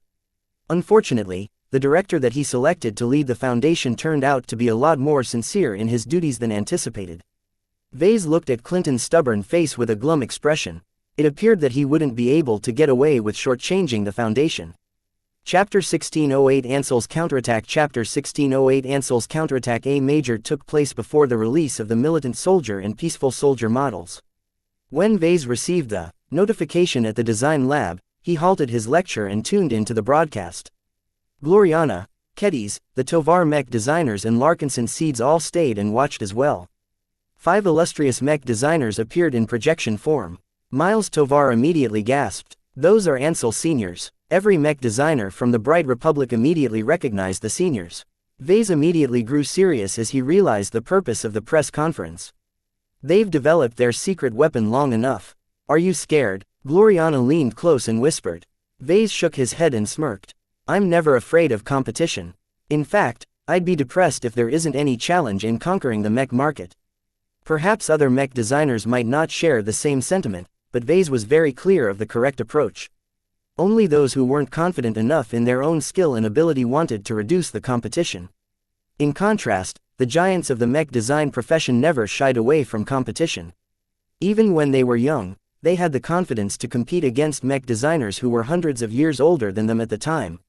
When Vase turned around and observed the expressions of his design team, he could already tell who developed an ambitious mindset. As expected, the Tovar Mech designers and Larkinson Seeds all gazed at the 5 senior Mech designers with worship and reverence. The hierarchy of the Mech design community was very clear. Wealth and background mattered less than personal accomplishments and pure ability. Those who managed to rise to senior were all great minds who designed great mechs. As the top-level design strength of the Bright Republic, these Ansel seniors all enjoyed storied histories in their lengthy careers. All of them had already designed mechs when Vase wasn't even born yet. Of the entire design team, only Kedis and Gloriana kept their composure. Their confidence and ambition elevated them to another level. Though they still respected seniors, they believed they could surpass them one day. Vase nodded in satisfaction at their responses. Even if they failed to live up to their ambitions, at the very least they pushed their potential as far as they could go. He could ask for nothing more. As the seniors worked their way through the introduction, Vase turned to Miles. Kedis and Gloriana here aren't native to the Bright Republic. Please introduce these esteemed seniors to them so they know their specialties." Miles nodded. All 5 seniors are tenured professors of the Ansel University of Mech Design, the premier mech design university in Bentheim. In the center is Professor Caden McDonald, a specialist in spaceborne propulsion systems. Professor McDonald was over 150 years old and an established senior in the local and regional mech community. He also happened to be a member of the Bentheim Mech Court. Professor Mimi Shu is the youngest senior of the 5 and specializes in rapid-fire ballistic weapon systems. The accomplishments of Professor Shu were pretty impressive at just 80 years old. She not only designed good mechs, but also excelled in designing practical ballistic rifles to maximize the firepower of her products. Professor Namor Taphouse is a specialist in ablative armor systems. His mechs are always popular because his customers have greater assurance in surviving battles. Though not the cheapest, many local mech designers licensed Professor Taphouse's self-developed armor systems. Not only did they offer all-round protection, their formulas all drew on materials and exotics that were easily sourced in the Bright Republic. Professor Petrus Summit is the most obscure senior among the 5. He specializes in neural responsiveness. It's said his products are some of the smoothest and natural mechs you can pilot. His specialty immediately made it clear that he was one of the few mech designers who received MTA approval to develop neural interfaces. Mech athletes and mech duelists loved his products. In a small, competitive arena environment, the responsiveness of a mech mattered a lot to mech pilots who depended on their skill rather than the quality of their mechs to win a match. Lastly, Professor Ivy Miller is a specialist in cockpit design. Her cockpits are some of the most reliable lifesavers on the battlefields. On her own, Professor Miller might not be able to design great mechs. Yet Vase did not belittle her for her narrow specialty at all because he knew she was an incredibly popular collaboration partner. Any mech that involved her always became more popular because they combined the specialties of others with the safety afforded by Professor Miller's cockpits. Vase already made a preliminary judgment about the mech the seniors collaborated on based on their specialty combination. It sounds like these Ansel seniors are serious in competing against our soldier line. Gloriana remarked after she digested the introduction. The mech design they are about to introduce will not only feature great performance, but also offer great advantages to mech pilots. In other words, the Ansel seniors clearly intended to dethrone the desolate soldier by offering something different. It was impossible for Ansel to design a mech that shared the same advantages as the products designed by Vase. Instead, they pooled their own advantages together to design a mech that offered different benefits. This was the right way to compete against his products. There wasn't any way that other mech designers could replicate the glow of his mechs so long as Vase maintained his monopoly on spiritual components. The press conference quickly moved on to the main event. The curtains drew back on the stage, revealing 3 different imposing mechs.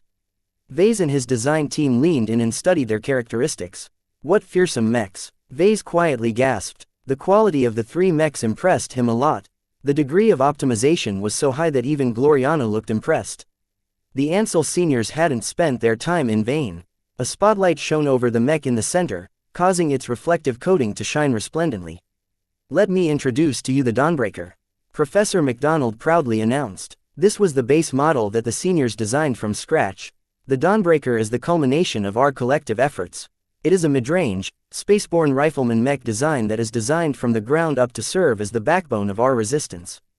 Each and every aspect is completely dedicated towards fighting the myriad configurations of Sandmen. We have incorporated all of the lessons our state has learned into making our product the best all-round solution against even the trickiest Sandman opponents. The professor went on to describe the technical specifications of the Dawnbreaker design. A projection appeared that listed the full specs. Vase gasped yet again at how well its individual parameters scored.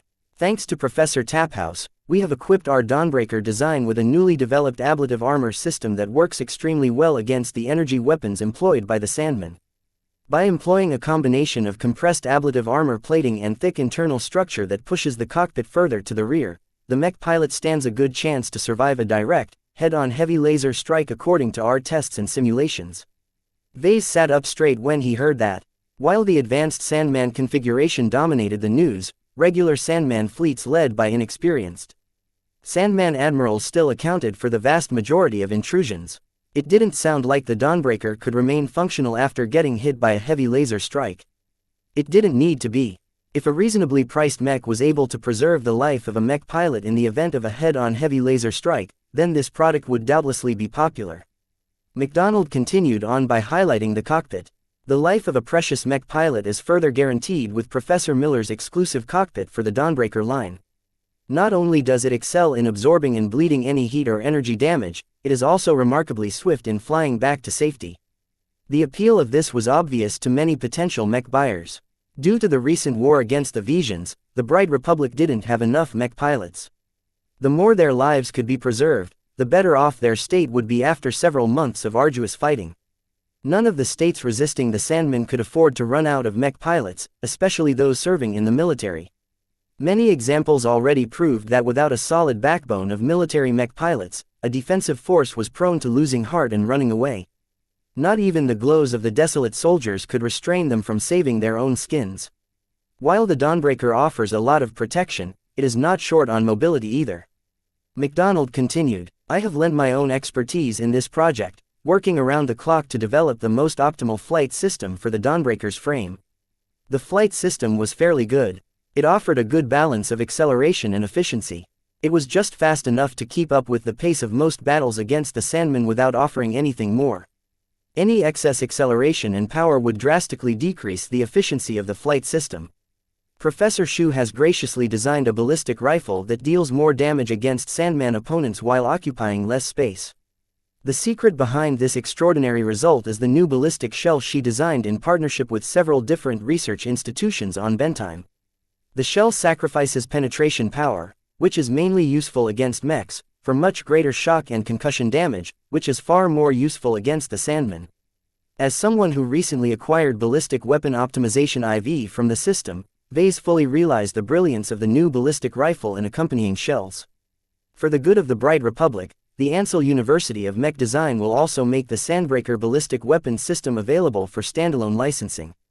We sincerely hope that every rifleman mech converts to Professor Shu's excellent rifle and ordnance so that we can fully maximize our firepower against the Sandmen. This was the weapon system that everyone had been waiting for. Vase regretted that he hadn't been able to come up with his own version of this concept. If not for his lack of time and his preoccupation with designing variants, he could have offered something similar. Of course, Vase knew very well that it would have been a waste of time. Professor Shu was a full-fledged senior who based her whole design philosophy around ballistic weapons. Even if Vase acquired enough knowledge to design a good ballistic rifle, he lacked the esoteric toolbox that Professor Shu developed to give her ballistic rifle systems an edge. Finally, we cannot leave out Professor Summit's contribution to the neural interface of our Dawnbreaker design. We know that a split-second decision can make a huge difference on the battlefield. Rest assured that our Dawnbreaker is far more responsive and intuitive to pilot than any of our previous mechs. Vase smirked at that. He knew more than most that there were limits on what mech designers could do with neural interfaces. Responsiveness was just one of many factors that affected the strength that mech pilots could exert. It was mainly prized by higher-skilled mech pilots. The Desolate Soldier targeted a different audience from the Dawnbreaker. The latter was clearly aimed at mech pilots who already specialized in piloting rifleman mechs. This was different from the Desolate Soldier, which Vase designed from the start to be cheap, accessible and easy to pilot. Many of his customers who previously specialized in piloting landbound mechs or melee mechs had already successfully transitioned to fighting against the Sandmen in space with a rifle. Yet no matter how well the Desolate Soldier appealed to lower-skilled mech pilots, the true professionals desired something more. The Dawnbreaker designed by Ansel just happened to fill the gaping void that Vase had neglected. What a well-positioned mech. Vase sighed yet again. The Dawnbreaker offered considerable advantages in offense, defense and mobility. While it was at least twice as expensive as the Desolate Soldier, it was quite cost-effective. Ansel priced the Dawnbreaker at a range that was well within the tolerance of the mech market. Chapter 1609 Competitive Spirit. Professor McDonald of the Ansel University of Mech Design confidently highlighted some of the key innovations and solutions of their Dawnbreaker design. The Ansel seniors weren't afraid of copycats. At their heights, few could beat them in their own specialties. Vase knew for certain that, in his current state, he had no hope of designing a mech that outperformed the Dawnbreaker in all of its aspects. He could never design a better flight system than Professor McDonald. He could never design a better ballistic weapon system than Professor Shu. He could never design a better armor system than Professor Taphouse. He could never design a better neural interface than Professor Summit. He could never design a better cockpit than Professor Miller. As a mech design that combined the specialties of 5 renowned seniors, the Dawnbreaker offered an extremely compelling set of advantages that not even masters could replicate by themselves. The abstruse effects of all of the design philosophies applied to this mid-range mech design must have stuffed it full. In fact, Vase bet that interference and loss of efficiency probably reduced the strength of each senior's individual specialty to a degree. It didn't matter. The whole was greater than the sum of its parts. The Dawnbreaker possessed just enough advantages in many different aspects that the total package was exceptionally well positioned to function as the protagonist of the Sand War. As for the Desolate Soldier, its mediocre performance and its supportive functions relegated it to the role of a supporting character. Vase grimaced once he realized the devious strategy behind the Dawnbreaker. Looks like we're in trouble, Vase. Gloriana grinned as if she completely didn't mind this development. While our soldier mechs are still secure in their own roles, the Dawnbreaker threatens to upstage our work and suck up all of the publicity we've enjoyed so far. It's not something we can counteract in the short term. He had the confidence to beat any design that attempted to challenge his soldier line directly. Yet this oblique thrust the Ansel seniors had come up with was much harder to deal with to Vase. Neither of their products competed against each other directly. Just as Vase focused on standing out in the market by relying on his strengths, the Ansel mech designers each focused on adding their own advantages to their collaborative mech design. It's fine, Vase eventually sighed. While it's true that we can't compete directly against the Dawnbreaker, we don't have to compete against their strong points in the first place. What truly matters is to design a mech that best meets the demand of the market. These Ansel seniors are wise enough to focus on the value proposition of their work. What do you mean by that? Kedis asked in confusion. If we ever want to challenge the Dawnbreaker design, we shouldn't look to beat it in the parameters that it is strong in, such as its weapon system, its armor system, its propulsion system and so on. Gloriana lectured to Kedis and the rest of the design team. Competing against specialists in the area of their strengths is never a good idea. The only result of our efforts will be a pale and uninspired imitation that doesn't reflect our design philosophies at all. Vase nodded in agreement. Just the Sandbreaker ballistic weapon system is something that we can't surpass on our own. From the introduction so far, this is an amazing solution that clearly surpasses the ballistic rifle that we've designed for the Desolate Soldier. Right now, I'm seriously considering whether I should procure a license. That caused the Tovar mech designers to look at Vase in surprise. Their family never had a good relationship with the AUMD. Instead, the Tovars favored the DCTI and other institutions that were far more aligned to the central government. Does it sound strange to you that I'm willing to procure a license for the Sandbreaker weapon system? Vase declared after he saw the reaction he evoked. You shouldn't be. As a professional, you should recognize your own strengths and shortcomings. While I can design a decent ballistic rifle if needed, I'm not as passionate about it as Professor Mimi Shu. She deserves genuine acclaim for developing what is arguably the most effective ballistic shell against the Sandmen. Gloriana concurred. Don't let your feelings color your judgment. Professional mech designers must have the awareness to channel their competitive nature in the right direction. How would you go about competing against the Dawnbreaker, Vase? I would probably decide to design a mid-range mech that is close to matching the performance of the Dawnbreaker. My new work doesn't have to surpass the Dawnbreaker in performance, but it absolutely must offer a higher value proposition. In order to do that despite my many advantages, I'll have to work hard to impart my mech designs with an exceptional glow. You hear that, little ones? That's the proper way to compete against a fellow mech designer. What if you license the Dawnbreaker and add a glow to it? Miles proposed. As long as your variant retains the same strengths as the base model while benefiting from your characteristic specialty, won't it be a superior product? Vase and Gloriana glanced at each other and shook their heads. You used to be an independent mech designer, right? Have you ever thought about progressing by upstaging your competitors by borrowing their own mech designs? An awkward silence ensued. While it's a valid response, it's not a proper one. Vase sagely spoke. Variants are derivatives of other people's works. They don't fully reflect your own efforts. If you can only compete in the market by borrowing from the success of other mech designers, where does that leave you? In a decade or two, your rivals who diligently designed their own mechs have progressed much further while you've stagnated because you haven't accumulated any practice and experience in designing mechs from scratch. All of the junior mech designers got caught up in the high-mindedness of his argument. Miles looked particularly inspired. Trying to upstage a rival by developing a variant of their own work is a dead end. Do you think you understand them better than their own designer? If I license the Dawnbreaker, I don't think I'll understand at least 20% of what is going on in the design.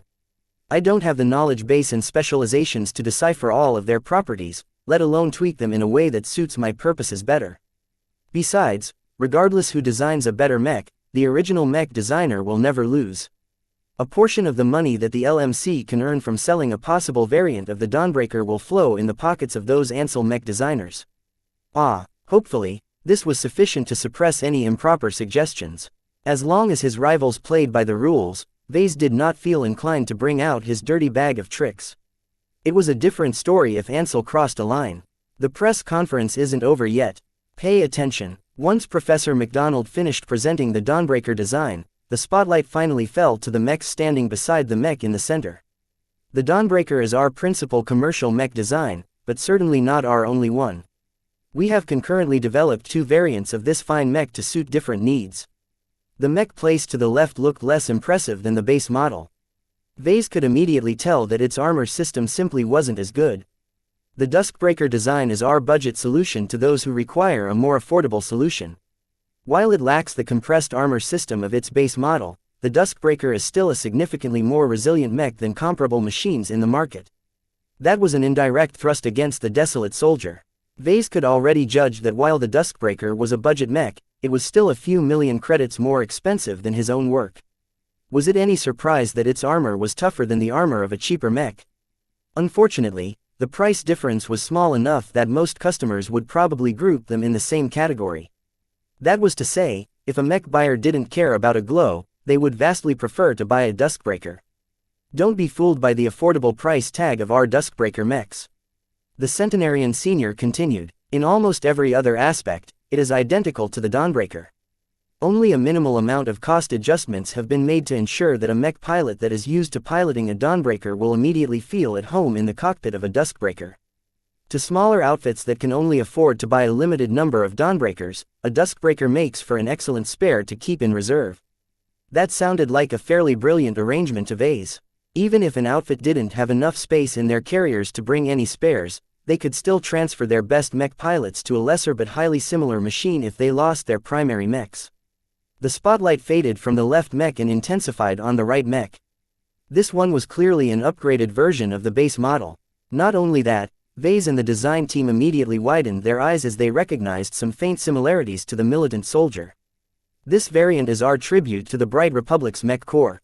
The Novabreaker is our premium solution to the needs of our military. Not only does it perform better than its base model in every aspect, its armor system is vastly more resilient against the rapid-fire lasers that the Sandmen are increasingly favoring. The Novabreaker, coated in pearlescent cobalt coating, clearly looked the most magnificent of all. The Ansel mech designers clearly hadn't neglected to compete against Vase in terms of visual flair. His blood couldn't help but boil when he saw this mech design. The reaction from mech pilots, particularly those in the military, must probably be even stronger. This was a mech that was worthy enough to serve as the steeds of true soldiers. Gloriana clicked her tongue at the sight of this impressive military mech design. This Novabreaker has come at a very bad time for us. It's a direct competitor of our Militant Soldier design. Not only that, but they hadn't published the Militant Soldier yet. Even though they were just a week away from completing the tests and putting the finishing touches on the variant, the fact was that the Novabreaker was one step ahead. The quality of the Novabreaker design and the reputation of the Ansel seniors was enough to ensure that it would enjoy a great amount of momentum in the mech corps. Many mech regiments which were still on the fence on what kind of mainstay they should adopt in the Sand War.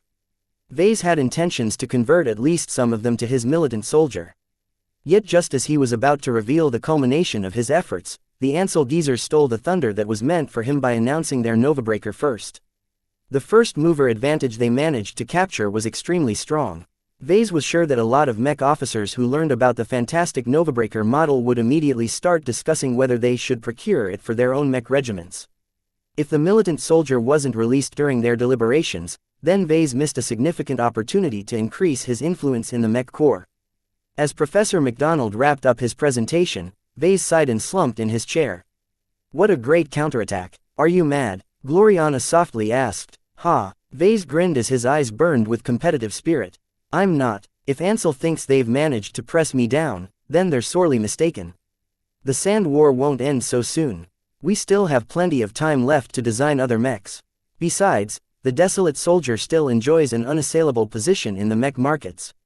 I think it's kind of silly that Ansel is targeting you in the first place.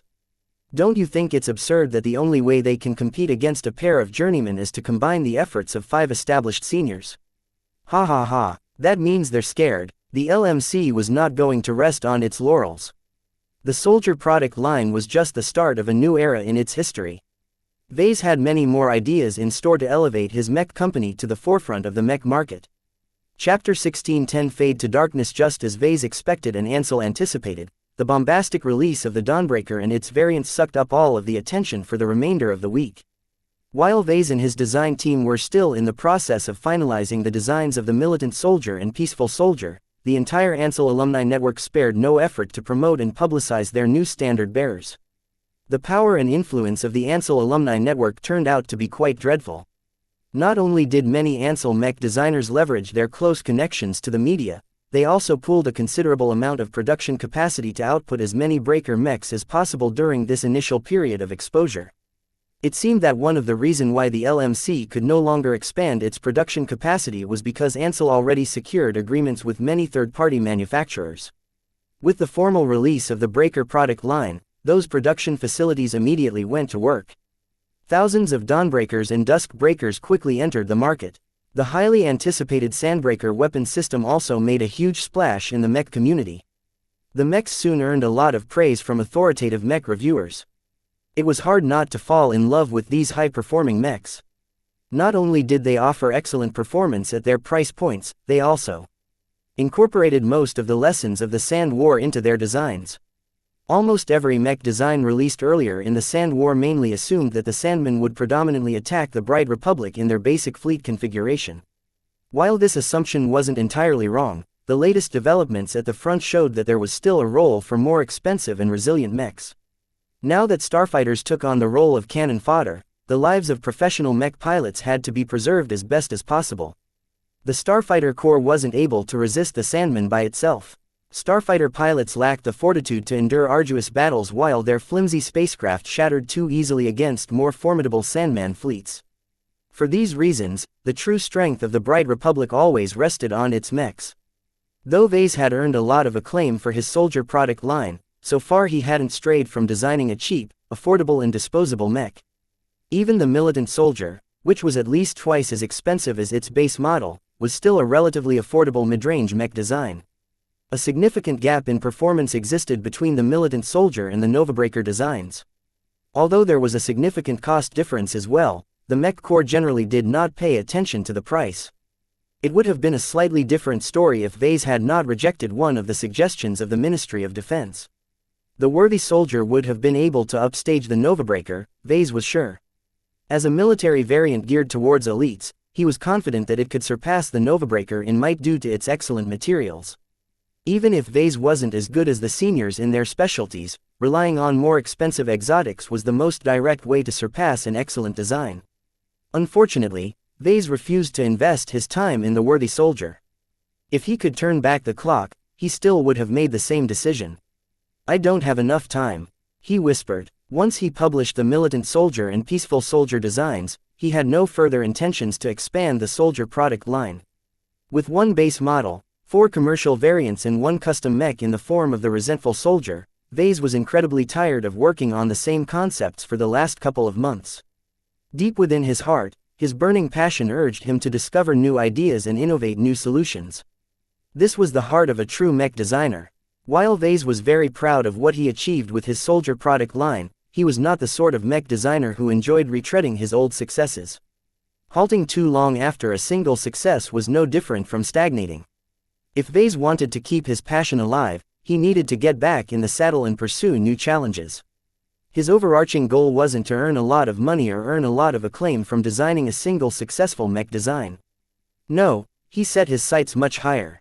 If he wanted to make any progress towards fulfilling his ambitions, then he had to resist as many comforts as possible.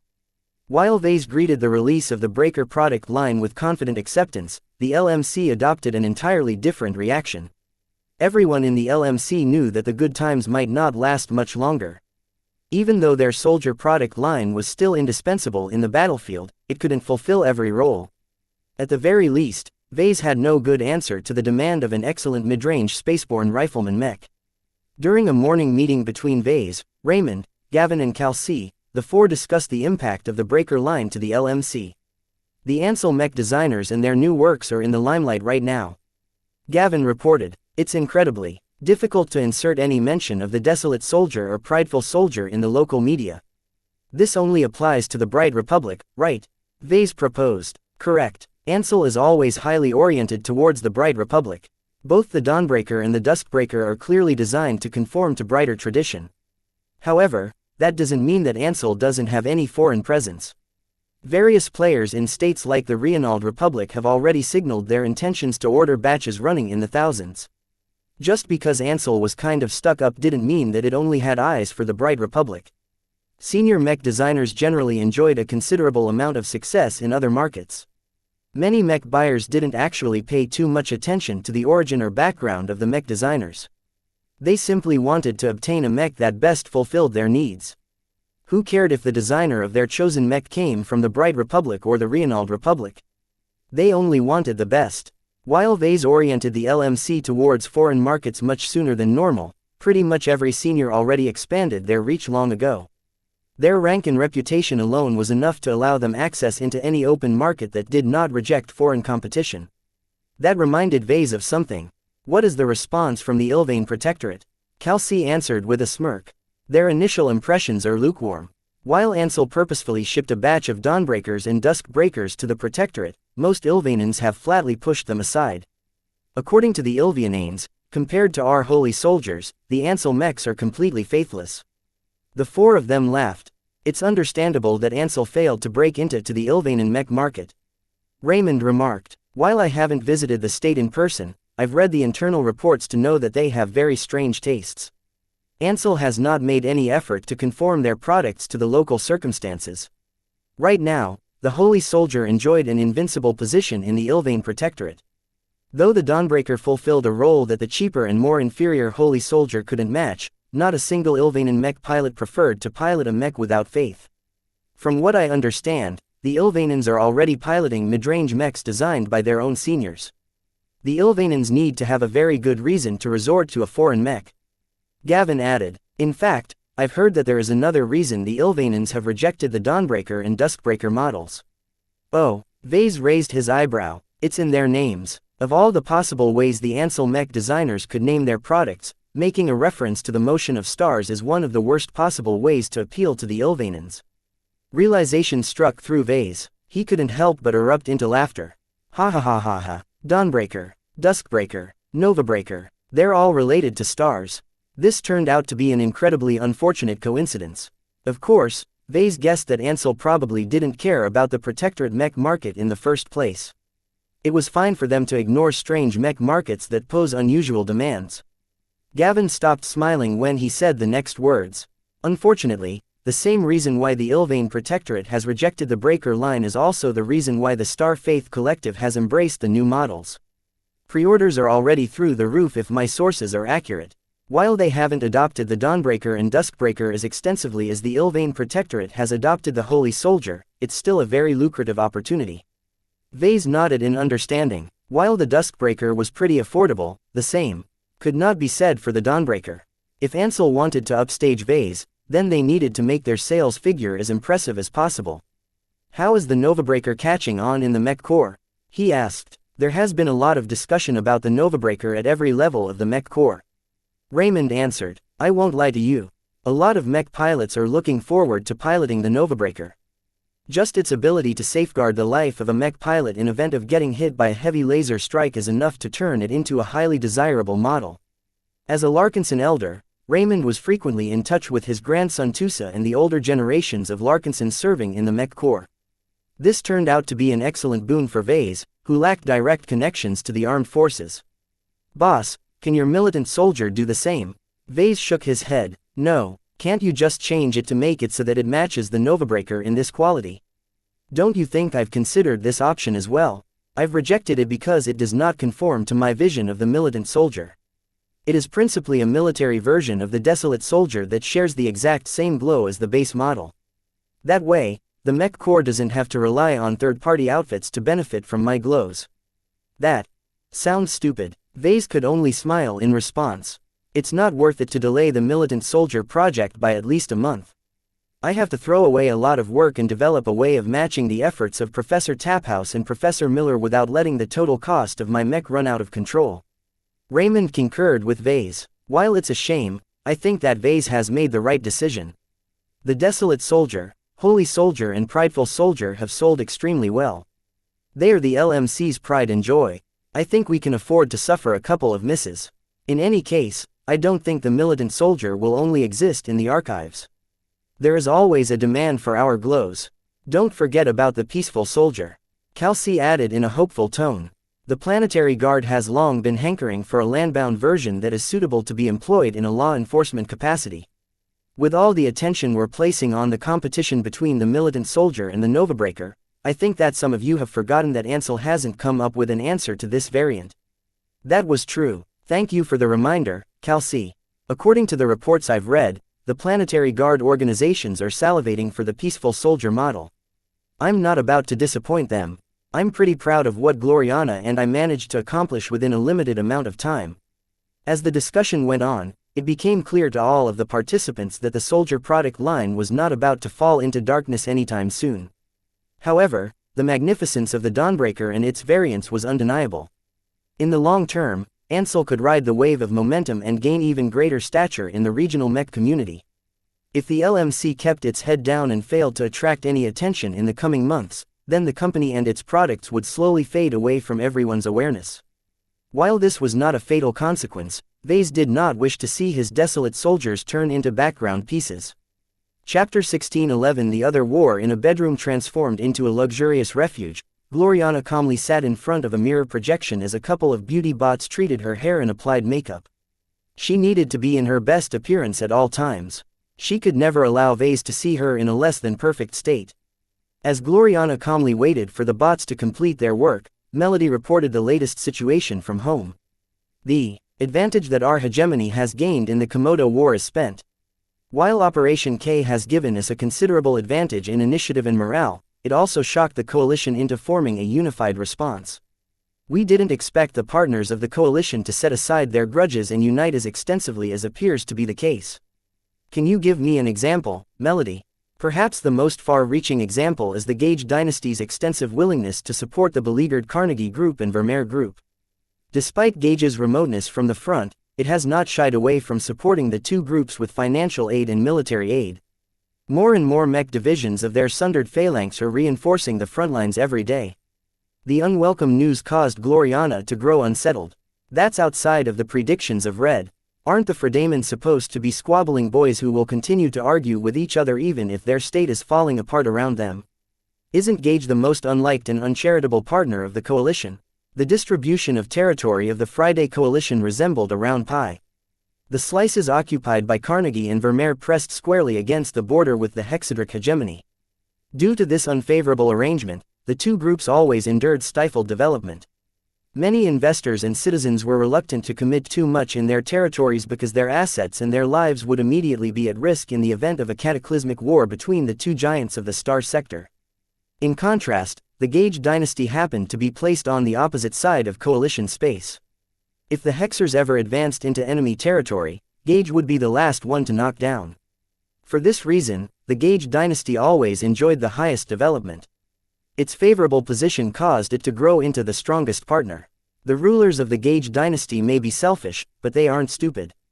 Melody sighed. Apparently, the coalition partners have already formed some secret deals that our spies haven't managed to uncover. While we haven't been able to figure out the details, some of the results are already evident. Their militaries are showing increasingly more signs of meshing into one unified organization that answers to an overarching central command. That sounds as if they are copying us. Aren't they supposed to be distrusting towards each other? We've underestimated the Fredamen. They made a good show of exaggerating their internal divisions. Our biases towards the coalition reinforced our assumptions that the Fredamen would continue to be distrustful towards each other even as they are fighting us off. It turns out they managed to fool all of our spies and analysts. This was a grave error on the part of the Hexers. Gloriana's face turned ugly as she realized the importance of Melody's remarks. Before Gloriana set foot out of the hegemony and became exposed to a different culture, she always held a dismissive attitude to boys. She easily understood how most of the Hexers she knew back home had a tendency to look down on the coalition. Though the Fredamen did not explicitly discriminate by gender, the coalition was mainly led by men, perhaps as a response against the ideology of their biggest rival. How will the war proceed now that the Fredamen appear to be coming together? Melody looked uncertain. I'm not versed in military matters, so I can't say. At the very least, we won't be able to sweep coalition space within a few years anymore. The Komodo War will likely devolve into a prolonged slugfest between two giants. The front lines will turn into meat grinders which constantly consume more mechs. The side which is not able to persist will falter first. One of the goals of Operation K was to convey the hegemony an immediate advantage in the outbreak of the Komodo War. The Hexers hoped that the devastating results of the operation would put the coalition on the back foot. Along with the expected internal discord among the partners, the hegemony expected to convert their initial advantage into a considerable amount of momentum that magnified their early gains. The more advantages the hegemony gained at the start, the greater the likelihood of maintaining the upper hand throughout the course of the war. Unfortunately, the coalition recovered faster and coordinated more extensively than expected. The rapid reinforcements from the Gage dynasty and other partners stabilized the front lines, stalling the hegemony to the point where it lost its momentum. Attrition warfare. Gloriana curled her lips into a frown. How barbaric. Having witnessed the brutality of the Sand War in the Bright Republic, Gloriana quickly understood how bloody the conflict could get if it reached this stage. Without a killer weapon, sudden betrayal or other change in circumstances, the winner of the Komodo War would probably be weakened to an incredible degree. Has Mother sent any instructions? Madame Constance has not sent any new instructions as of late. The war demands all of her attention. While the scimitar system is unlikely to be at risk, there is a lot of unrest at home due to the sacrifices the citizens need to make to support our war effort. This was the war that decided the ultimate victor in the Komodo Star sector. The Hexers could not afford to hold back if they wanted to come out as the victor. The living standards of every Hexer decreased as the state entered into a war footing. Many luxuries and conveniences became scarce as the production of consumer goods made way for the production of armaments. The situation will grow worse over time. Now that the war has entered a different trajectory, our circumstances here will change as well. For now, the Fredamen aren't inclined to meddle with us on account of the Sand War. However, the status quo won't hold forever. Gloriana looked at her mirror projection with determination as she inspected the work of her beauty bots. As always, the expensive bots had done fine work. It appears my previous merits won't be sufficient to sustain my leave. She concluded. That is so. Madame Constance will insist on your return before the situation here becomes too dire. The Glory Battalion already received instructions to escort you home within 3 years. I can take care of myself. Gloriana burst out. I'm a journeyman. Just like Vase, I'm more than capable enough to depend on myself. Your mother worries for you, Gloriana. Your brothers and sisters are also concerned. Well, we aren't here just to sightsee and room with Vase. How is our other mission coming along? Not very well. Our investigation is still ongoing. I will update you if there are any new developments. Gloriana idly nodded. She wasn't very optimistic that they could complete the additional mission. Unfortunately, if she didn't accept this responsibility, the hegemony wouldn't have let her go at this sensitive time. An idea suddenly sparked within her mind. You know, maybe there is another way we can contribute to the war effort. Do tell. Seeing as how the soldier mechs are pivotal in stabilizing the fighting forces of the states involved in the Sand War, what if we designed a mech that can give our side an edge at the front? Melody frowned. The hegemony has always been very strict in which mech models are allowed to be deployed at the front. You're not qualified to submit a design to the panel of masters, let alone Vase. The Hexadric hegemony had always been a centralized state. Though the individual dynasties ruled their own individual territories, the state maintained a strong power. The centralization of power extended to the military of the hegemony. The Hex army placed a heavy emphasis on standardization and uniformity. By utilizing the same mechs, doctrines and standards, the Hex army benefited enormously from interchangeability and economies of scale. In order to prevent the Hex army from gaining too many vulnerabilities, each military mech model had to be vetted extensively by a panel of masters. This was an extremely strict demand that prevented most mech designers from contributing their own designs. Only well-established seniors and masters had a realistic chance of gaining approval for their work. This impassable hurdle formed an enormous hindrance to Gloriana. You've witnessed the power of Vess's glows in person. Don't you agree that it can be a major help to us in the front lines? You're not wrong, Melody reluctantly admitted. I am beginning to see why you are infatuated with Mr. Larkinson. Even if he is a boy, his specialization is very unique. It's unfortunate that he isn't a fellow Hexer. Another idea suddenly came to mind to Gloriana. The Hex army isn't the only force that is fighting on behalf of our state. There are many irregular units assisting our main forces. While the lack of diversity and versatility was a major shortcoming of the Hex army, it was not the only entity participating in the war. Various dynasties volunteered a portion of their household troops to the war effort. Strong Hexer mercenary corps also contributed to the war by accepting government contracts. It won't work. Melody shook her head. Usually, these secondary forces are prohibited from deploying in the hot zones of the war. The Hex army does not tolerate any unexpected elements from their side. Even if you manage to convince an outfit to field a second-class mech model with a glow, it won't be able to showcase its value because its copies will only be employed to garrison occupied star systems or defend valuable infrastructure in the rear. Gloriana did not look deterred. I have the Glory Battalion, right? The Glory Battalion is not your personal plaything, miss. Melody placed her hands on her hips in reproach. I will not allow you to risk your own protection in a foolish quest to meddle in the war. You're too young, Gloriana. It is up to your mother and the older generation to shoulder the burden. I don't believe that, Melody. I know that Vase and I can achieve great things. The soldier mechs that we've designed have already shifted the course of the entire Sand War. Think of how much we can affect the Komodo War if we can prove that our products can give our sisters an edge. No one back home will pilot a mech designed by a foreign boy. Melody ruthlessly crushed her dream. The hegemony generally favored mechs designed by women.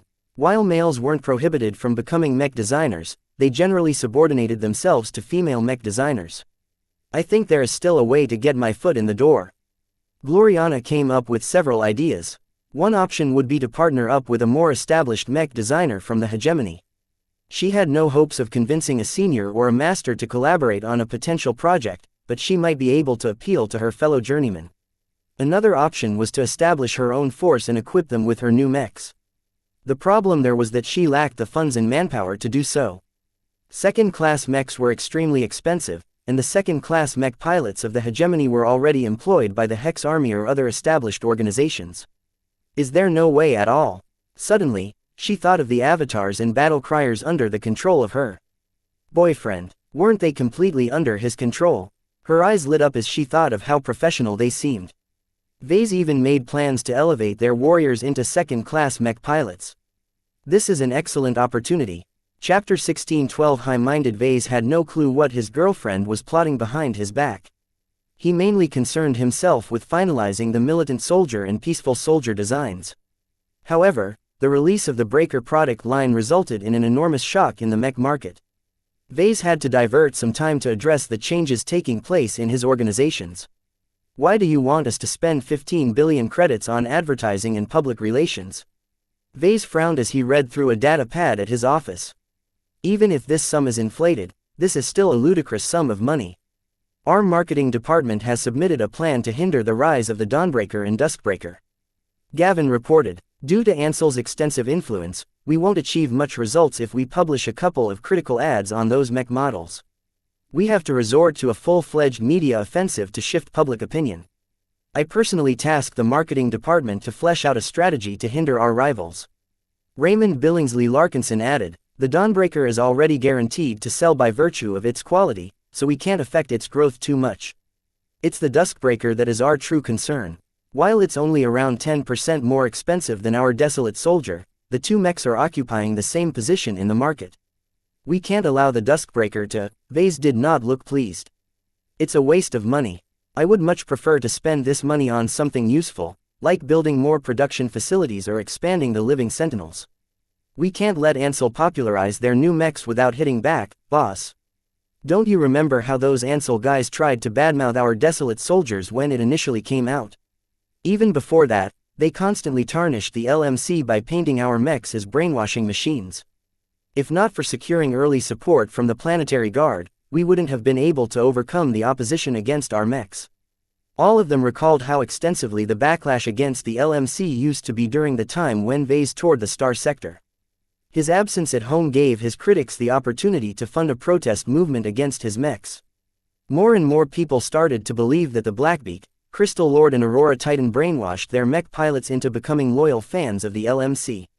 Fortunately, the widespread adoption of the Desolate Soldier by many powerful organizations and outfits negated this trend. Just as Vase predicted, as long as the Desolate Soldier became indispensable, the ruling powers would not allow anyone to stigmatize his products. However, the Desolate Soldier was old news now. While people accepted its existence, they no longer paid too much attention to it unless they directly came under the influence of its glow. The Dawnbreaker, Duskbreaker and Novabreaker were all novel creations, and the hungry news portals instantly pounced on them to provide new content to their subscribers. Hearing the resentment from Gavin and Raymond, Vase frowned at them both. Are you out of your mind? You don't agree, boss? Think about what we're doing. Instead of investing resources into developing our company and increasing our security, you want us to waste money on smacking the competition. What's wrong with that? Didn't Ansel already do that to us? We could at least return the favor. Vase wanted to palm his face. We survived their attacks and grew stronger from it. My products were always vulnerable to the points they've raised. This was a problem that we had to address sooner than later, so I'm glad we already got it over with. The acceptance we've obtained from the public and the rulers at the top will serve as our shield in any future endeavors. You're still letting off Ansel lightly for what they've done. Gavin grumbled. Raymond sided with him as well. I don't see the point in sticking to your high-minded ideals, Vase. I know enough about doing business that it's vital for the LMC to portray strength. By doing nothing or appearing to do nothing, we will appear weak. Our company's standing in the mech industry will suffer a hit as a result. Less third-party manufacturers will agree to fabricate mechs for us. Some companies might cease to ship our products or offer favorable terms. I don't care about these petty losses. Vase stated, our brand will remain strong regardless if we play this game or not. Ansel's position in the mech market is so strong that I don't think that a couple of billion credits will affect the sales of their latest products. Besides, there's one more reason why I'm disinclined to engage in this pointless venture. Do tell, Vase. I want the Dawnbreaker and its variants to succeed. That took Raymond and Gavin aback. Even Nida, who stood quietly on guard, reacted with some shock. Are you still the boss we know, or did someone replace you with a clone? Vase smiled at them. I'm not joking. I mean what I say. The Dawnbreaker is a genuinely good mid-range rifleman mech. I've studied the public documents about the new design extensively and I fully believe in its value. Its ability to guarantee the life of a mech pilot in event of getting hit by a heavy laser strike is something that no mech at its price range can match. Both Raymond and Gavin shared an uncertain look. Had Vase gone mad? Why was he praising the competition all of a sudden? Of course, this obvious gesture didn't escape Vase. Seeing as his two subordinates didn't get it, he growled in frustration. You're treating this like some zero-sum game. It's not. Think of our circumstances right now. If we were at peacetime, then I would have considered your suggestion more, but this time it's different. While I don't like those stuck-up Ansel mech designers, they are not our opponents. Our real enemy is the Sandman race. Whenever we make an important decision, we should consider whether it benefits the LMC and helps the war effort. In my eyes, casting shade on the Dawnbreaker accomplishes neither. Vase raised a finger. Our weaker media presence means that we'll just waste a lot of money while gaining little in return. This does not benefit our company. He raised another finger. The current situation at the front demands a mech that is more resilient and more powerful than the Desolate Soldier. The Dawnbreaker perfectly meets this demand and has an added bonus of preserving the lives of skilled mech pilots. Hindering the adoption of such a good mech does not help the war effort. A realization swept through the minds of Raymond and Gavin. The former looked especially hard hit. This is my mistake, Raymond admitted. I was too caught up in thinking what is best for the LMC that I have forgotten to take the greater picture into account. Such a mistake was understandable. Raymond had only recently become the COO of the LMC. Even if he made a lot of preparations, he still had to immerse himself in his new responsibilities. The Desolate Soldier, Dawnbreaker and their variants are all competing mech models. That does not mean that the gains of one side is a loss to the other side. Vase explained. In truth, we are all on the same side. A little bit of tension due to rivalry and factionalism is inevitable, but don't let it go too far. Right now, I think the Dawnbreaker is a necessary mech to strengthen the Bright Republic. That only counts for the Dawnbreaker, right? Gavin interjected. The Duskbreaker is the knockoff version of the Dawnbreaker. It doesn't have the compressed armor system of the base model. As a budget mech model, the Duskbreaker competes directly against our Desolate Soldiers and therefore poses a direct threat to our bottom line. Shouldn't we at least do something to prevent this variant from taking away our lunch? Vase smiled. That's a much more reasonable argument. If you came up to me with this in the start, then I wouldn't have to remind you two to take the overall war situation into account. So, will you agree to a plan to suppress the Duskbreaker? Nope. Vase replied. Let Ansel sell as many Duskbreakers as they want. I have no intentions to put any obstacles in their way. Let the market and the customers decide which one they prefer. Both of them have different strengths. It's better if outfits have more choice. Let me be clear. I'm not necessarily being generous or charitable towards Ansel. I'm just confident in my Desolate Soldiers. While it's true that the Duskbreaker offers superior performance in almost every aspect, it's a mech without a heart. I think that many mech pilots who have tried both mechs will prefer my product in the end. Neither Raymond nor Gavin believed in that assertion. However, Vase was the boss, so they had no choice but to accept his will. Under his instruction, the LMC did not allocate any money towards hindering the market's enthusiastic adoption of the Dawnbreaker and Duskbreaker. Sales of both commercial models went through the roof. In the meantime, some mech regiments already decided to procure or produce the first Novabreakers. The mech regiments stationed in the most hard-pressed fortified star systems became the first converts to this promising new military mech model. Due to frequent combat, these units suffered continuous casualties and lost a decent amount of very expensive mechs. The Novabreaker offered solutions to both problems. It was priced as a premium mech which was very affordable in the eyes of the military and also excelled in protecting mech pilots. In addition, the Novabreaker's custom neural interface which heightened the responsiveness of the mech showed its full potential in the hands of well-trained military mech pilots. All of these qualities were highly prized by the hard-hit mech regiments. The Novabreaker turned out to be such a hit that when the LMC finally published The Militant Soldier, it hardly caused a ripple in the mech corps. Well, I'm sure that the military will remember my work. Vase muttered as he observed the lukewarm reaction from the military. Fortunately, Vase and the LMC could at least console themselves with the much more successful launch of the Peaceful Soldier. Vase, Gloriana and the design team worked hard to design a viable landbound iteration of the Desolate Soldier. While it was a shame that the Peaceful Soldier was exclusive to the Planetary Guard, the mech at least turned out to be a smashing hit in those organizations. A lot of orders had already poured in, which conveniently compensated for the moderate drop in sales of the Desolate Soldier. The LMC quickly recovered from the setback induced by the competition. There is no way that Ansel can design any mech that can compete against my Peaceful Soldier. Vase confidently stated to Gavin. The main quality the Planetary Guard is after is its glow. By now, law enforcement is very clear about its effects and how to make the most of it. No mech designed by others can top the Peaceful Soldier's value proposition. Unfortunately, one more incident took place that tested his principles. Commander Magdalena Larkinson visited his office one day to submit a proposal. After an extensive cost-benefit analysis, we think it's best for my living sentinels to field the Dawnbreakers. I think you are probably clear of the advantages of this mech model, so I won't bother explaining the reasons why we should adopt it. I just want to know whether you are okay with it. From what I've heard, you don't exactly enjoy the best relationship with its designers. Vase did not expect Magdalena to propose such a difficult question to him. It was one thing to tolerate the Dawnbreaker as worthy competition, it was another thing to allow his own forces to adopt it as their mainstay mechs. How could Vase feel proud about himself if his subordinates openly piloted the mechs designed by his rivals? For a moment, Vase glowered at Magdalena. He resented her for putting him on the spot today. Couldn't she have opted for a different choice? Chapter 16:13 Procurement Choices. The Dawnbreaker is by far the most suitable mech for our needs. Commander Magdalena elaborated when Vase fell into thought. I'm aware that you're not entirely open to the idea, but it is not my intention to make things difficult.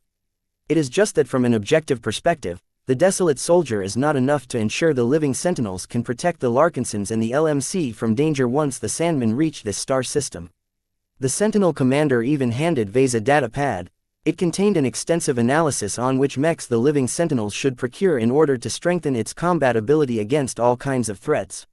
While the Dawnbreaker performed exceptionally well against the Sandmen, it was not as good against human forces.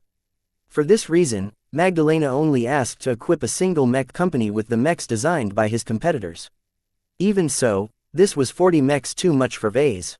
He really wanted to avoid this decision, but the analysis performed by the living sentinels was very sound. They compared the prevalent mech models on the market that met their needs. Out of the 100 or so mid-range rifleman mechs, the Dawnbreaker clearly stood out at the top. While the mechs designed by other seniors and journeymen were no slouches, most of them were older designs that had been adapted to fight other mechs. They lacked the innovations and optimizations that made the Dawnbreaker into an incredibly powerful solution against the aliens. In some studies, the effectiveness of the Dawnbreaker against the Sandmen was a whopping 30% higher than comparable mechs that cost the same. Such a huge difference was too much for the established competition to overcome. Sales of older models plummeted as the Dawnbreaker greedily absorbed their market share. For this reason, Vase did not find much in the analysis performed by the Sentinels. Even a 9-year-old kid could come up with a way to justify the purchase of Dawnbreakers due to the incredible value they provided. If Vase put his selfishness and his ego aside, then he had no choice but to admit the living sentinels benefited most from adopting his competitor's product right now. Of course, Vase could also decline the offer and design his own mid-range mech, but was that even useful? He didn't think so. The Dawnbreaker already occupied this role so well that there was little demand for something comparable. The desolate soldier already fulfilled a necessary function on the battlefields with its glow. Adding a second glow from a more expensive mech did not bring much added value. The private sector could already choose between the prideful soldier and the desolate soldier. The Ilvain Protectorate already bought so many holy soldiers that they were starting to run short of available mech pilots. The Mech Corps recently gained the option of fielding their own mechs with glows in the form of the militant soldier. The Planetary Guard organizations all welcomed the peaceful with open arms. William Urbesh was already making a splash at the front with his resentful soldier. One mech design and so many variants already occupied a small but significant proportion of the mech market. However, all of this came about due to a combination of moving quickly and offering something indispensable to the war. Now that both of these advantages had been spent, any mech design he came up in the future would have to justify its existence. The competition had already caught up in publishing anti-Sandman mechs designs. If Vase wanted to swing the pendulum of the Sand War, then he needed to come up with a product that fulfilled a different role. That was for later, though. Vase turned his attention back to Commander Magdalena and made his choice. "I have already given you permission to decide your own procurement," he said. "I'm thankful that you've run this decision by me, but I respect your judgment. Your arguments are sound and the addition of the Dawnbreaker will certainly increase the chances that the LMC will be able to survive this crisis. I have no valid reason to object to your proposal." Magdalena relaxed her shoulders a bit. "Thank you, sir. To be honest, many of my sentinels are looking forward to piloting the Dawnbringer. It's not that they hate the desolate soldier, but it is not a mech that matches well with highly skilled mech pilots. We are still fielding plenty of desolate soldiers, but they are mainly reserved for our lesser skilled mech pilots who originally specialized in landbound mechs or ranged mechs. Sentinels who are already proficient in spaceborne ranged mechs will feel much more at home in a mech that offers more higher-end capabilities." Perhaps he should feel humiliated. Perhaps he should feel inadequate. After all, which mech designer could remain unaffected if their own subordinates favored a competitor's product over their own? Yet Vase did not particularly care that much now that he issued his verdict. He knew in his heart that he made the best possible choice for the LMC and living sentinels. Protecting their lives and defeating the Sandmen came first. Satisfying his vanity came second. His justifications offered him enough relief to lift the weight on his heart. He did not consider his choice as an admission of defeat. Instead, he simply considered it as a consequence of being short on time. A mech designer could spend enough time on designing so many mechs. Vase and Magdalena discussed some of the details about the procurement. We should also purchase a few hundred standalone Sandbreaker rifles and accompanying ordnance, sir. The Sentinel commander proposed next. No offense to the rifle you've paired with the Desolate Soldier, but the Sandbreaker is plainly superior when employed against the Sandman. It's also fairly affordable. Many outfits and even the Mech Corps have already started to adopt this new weapon system. Now that Vase had gotten over the first dilemma, he did not feel any shame in accepting this second proposal. Acceptable. I'm aware of the effectiveness of the Sandbreaker in the Sand War, and I do not want to deprive your Sentinels with this admittedly fantastic solution.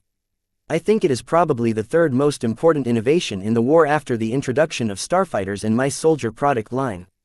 Again, Vase could decline Magdalena's request and develop his own dedicated ballistic rifle design, but what would that accomplish?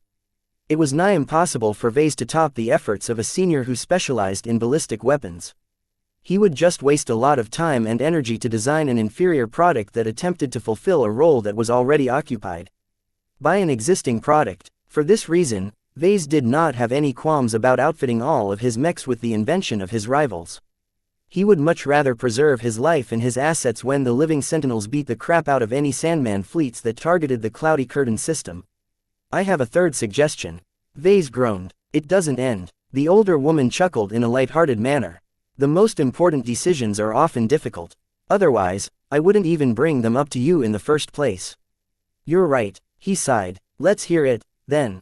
Commander Melkor shares many of the same ideas as us. The avatars of myth don't want to be left out. In general, the avatars are much more talented than the Sentinels. They deserve to be equipped with the best that you can afford. What does Melkor want, exactly? The same as us. He wants you to phase out the Desolate Soldiers in favor of Dawnbreakers. He also wants to adopt the Sandbreaker as the default weapon system of the avatars deployed in the front.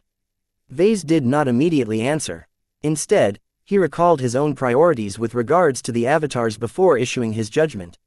I will allow the latter, but not the former. Just as he predicted, Commander Magdalena did not take that answer well. Why? You agreed to upgrade the Sentinels. I don't see why you want to deprive the avatars of better mechs. Vase calmly crossed his arms and leaned back in his office chair. It's because the avatars need to prove themselves. I don't expect much from the Sentinels, but it's a different case when it comes to my elites. Do you know how much money I'm swimming in right now? If I really want to, I can equip my avatars with mechs that cost 500 million credits per copy. Do you know why I declined to open my wallet in this case? The Sentinel commander wasn't stupid. You're testing the avatars. You're using the Sand War as a crucible to forge your avatars into battle-tested warriors. Correct. Before my avatars are worthy to pilot superior mechs that they can use to crush any inferior mech, they need to prove that they can defeat their opponents with skill and determination. Isn't that asking too much, though, sir? While your Desolate Soldiers are fine mechs, they are a bit too fragile to keep up with the evolving battlefield. The Sandmen are learning and improving. The situation at the front is incomparable to what it was like a few months ago. Since our enemies are constantly improving, we should at least keep up with their pace. That's a valid argument, Commander, but for now the casualties suffered by the avatars is well within my tolerance. Vase started to grin. In fact, I'm pretty impressed by how well the avatars managed to persist in these increasingly unfavorable circumstances. I think that they can excavate a lot more potential if they continued to meet their challenges with my Desolate Soldiers. You're playing with lives, Vase. I don't like the direction you are taking with the avatars. She confronted him directly. Vase shrugged. It was their choice, remember. Those who value their lives have already made the decision to transfer to your Sentinels. Those who remain in the avatars must accept my arrangement without question. That is the rule. Besides, the avatars aren't the only ones who are toughening it out with budget mechs. There are countless outfits fielding Desolate Soldiers, but you don't hear them complaining. If these lesser mech pilots are okay with their machines, then the avatars shouldn't complain either. I'm surprised that none of the avatars have cracked. They're not suffering all of these hardships for nothing, Commander. They all know that once they have proven themselves, I'll invest considerable money and resources into them too. Elevate their piloting ability and upgrade them into second-class mech pilots. This is such an attractive lure to ambitious mech pilots that they are gladly risking their lives to earn a shot at greater glory. By offering this incentive, Vase was very confident that his avatars would stick to his arrangements. Which third-class mech pilot didn't dream of piloting a higher class of machines? This was a fatal attraction. Even if Vase risked losing half of his avatars, at least he got rid of the unlucky and the incompetent. The mech pilots who managed to survive the Sand War would form the new core of the avatars. With their proven loyalty and commitment, Vase was not afraid of suffering from any defections once he invested in their growth. While it sounded fairly brutal, this was a very fair arrangement in his eyes. Vase believed that no employer could offer any incentive that was as attractive as the one he offered. Perhaps the only reward that could surpass this precious opportunity was to guarantee a mech pilot's advancement to expert pilot. Sadly, Vase was nowhere close to developing a method that could accomplish such a heaven-defying feat. He had plenty of ideas, but he was critically short on test subjects. The discussion between Vase and Magdalena quickly petered off. Once Vase made his choice, the Sentinel commander wasn't able to sway his mind. "I'm already doing the avatars a favor by permitting them to replace their old weapons with the Sandbreaker rifles," Vase remarked. "If Melkor isn't happy with this concession, then he can come back from the front and tender his resignation.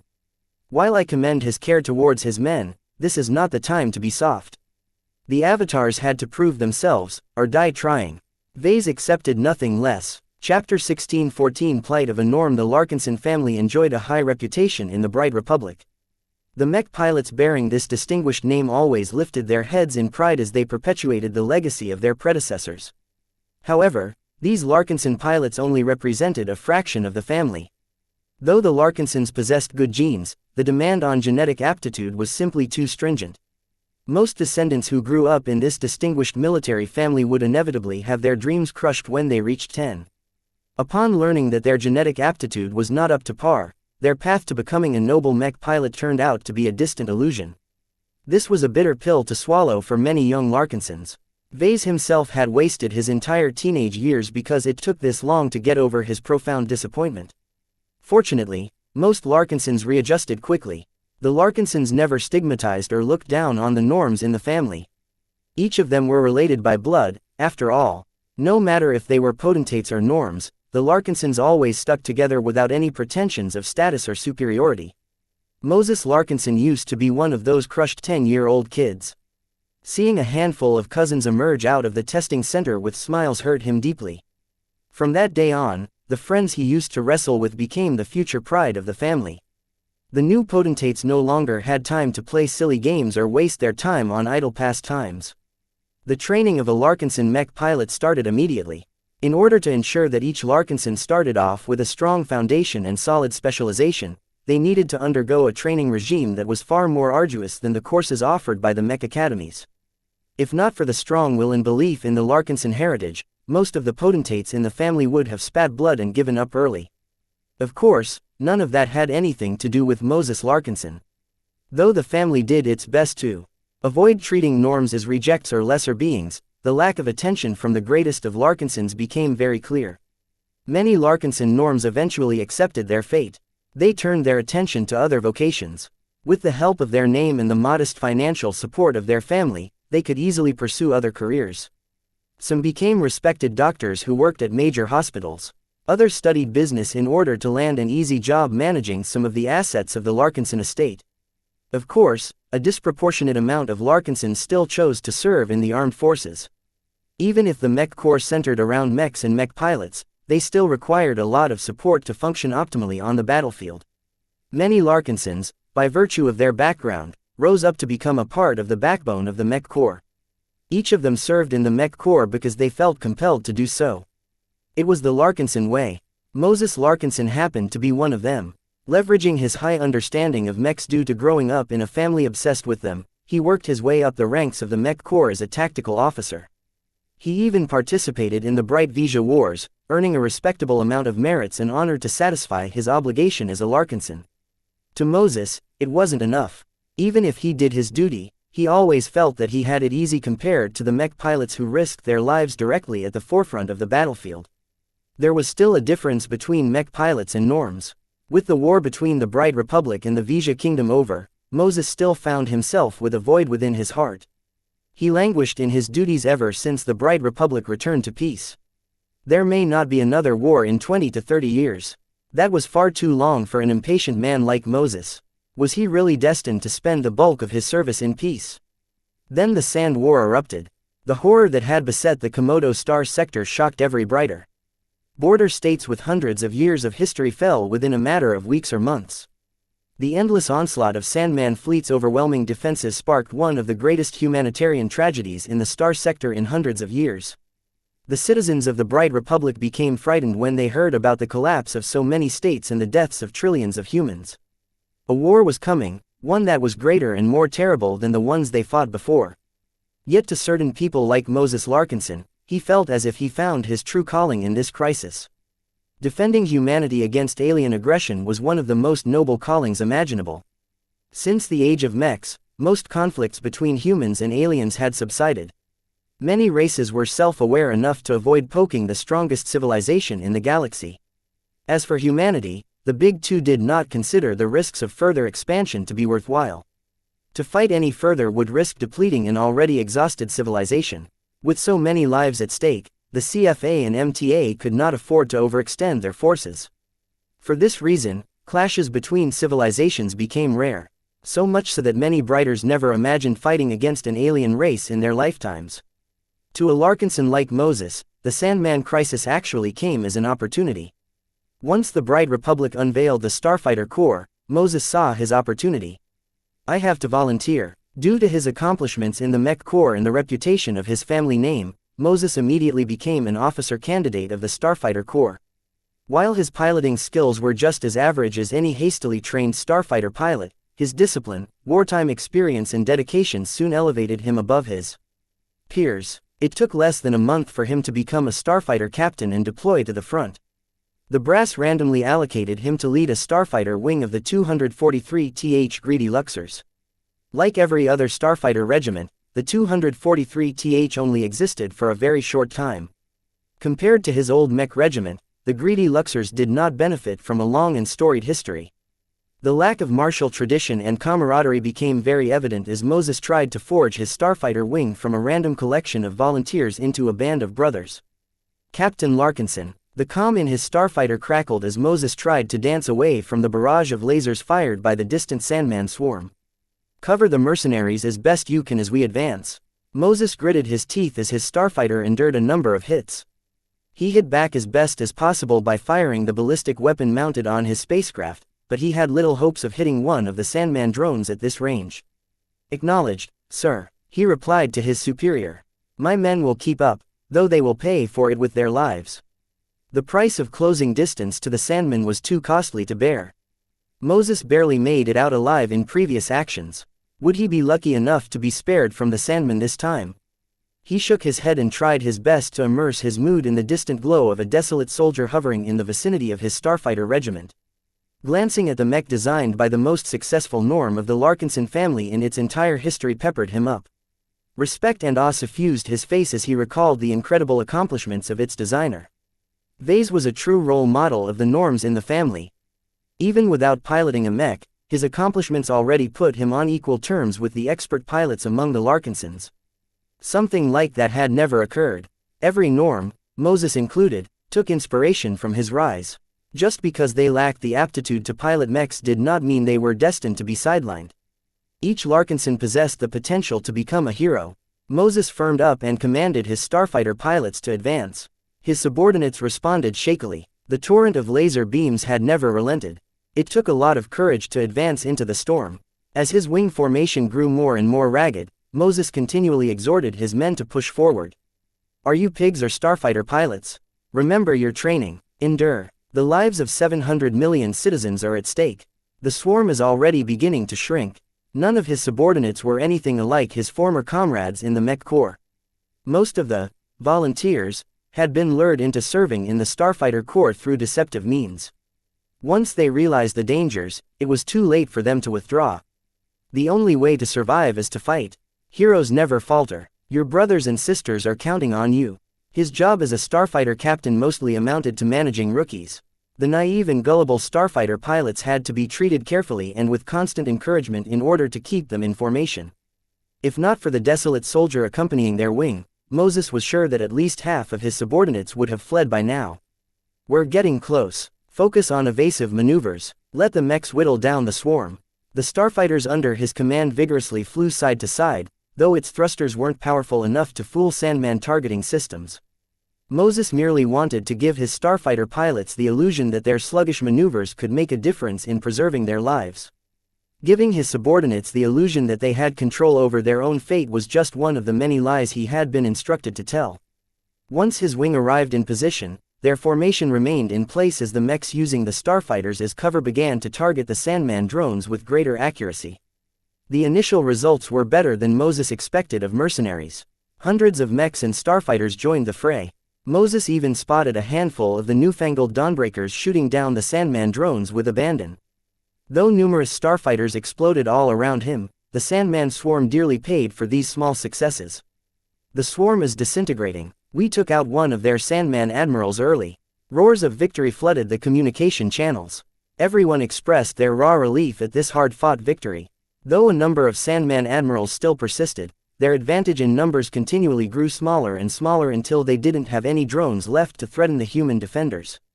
The battle was won. Unfortunately, as Moses and his ragged subordinates flew back to their carrier, he had no choice but to tally their losses. Less than 20 starfighter pilots gathered together at one of the hangar bays. Each of them looked glum as over half of their wing failed to make it back in time. Perhaps at least half of them managed to eject in time, but the Sandmen never let off the slow-moving escape pods. It only took one weak laser beam to pierce their flimsy shells and kill the starfighter pilot trying to flee. Such an outcome became increasingly more prevalent as the Sandman admirals started to ditch their heavy laser strikes for rapid-fire laser salvos. "May our comrades who perished in battle rest in peace," Moses stated. "Their light will forever burn in our hearts." Scenes like this occurred everywhere. Moses had seen so many of his subordinates fall that he stopped memorizing their names. They died so frequently that Moses had grown numb to the losses. "When will it be my turn?" he quietly whispered under his breath. His starfighter was no different from the others. Skill made little difference due to the limitations of their spacecraft.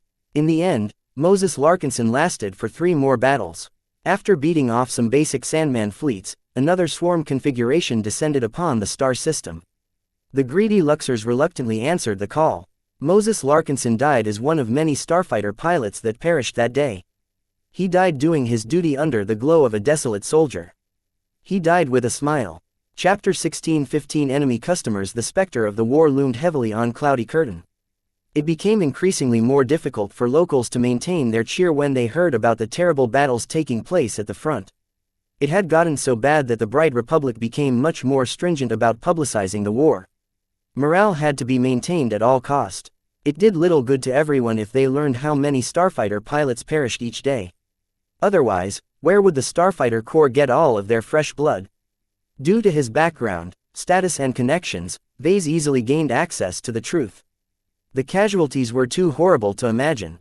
If the survival of an entire state and the vast majority of its population wasn't at stake, a lot of people would have risen up in protest.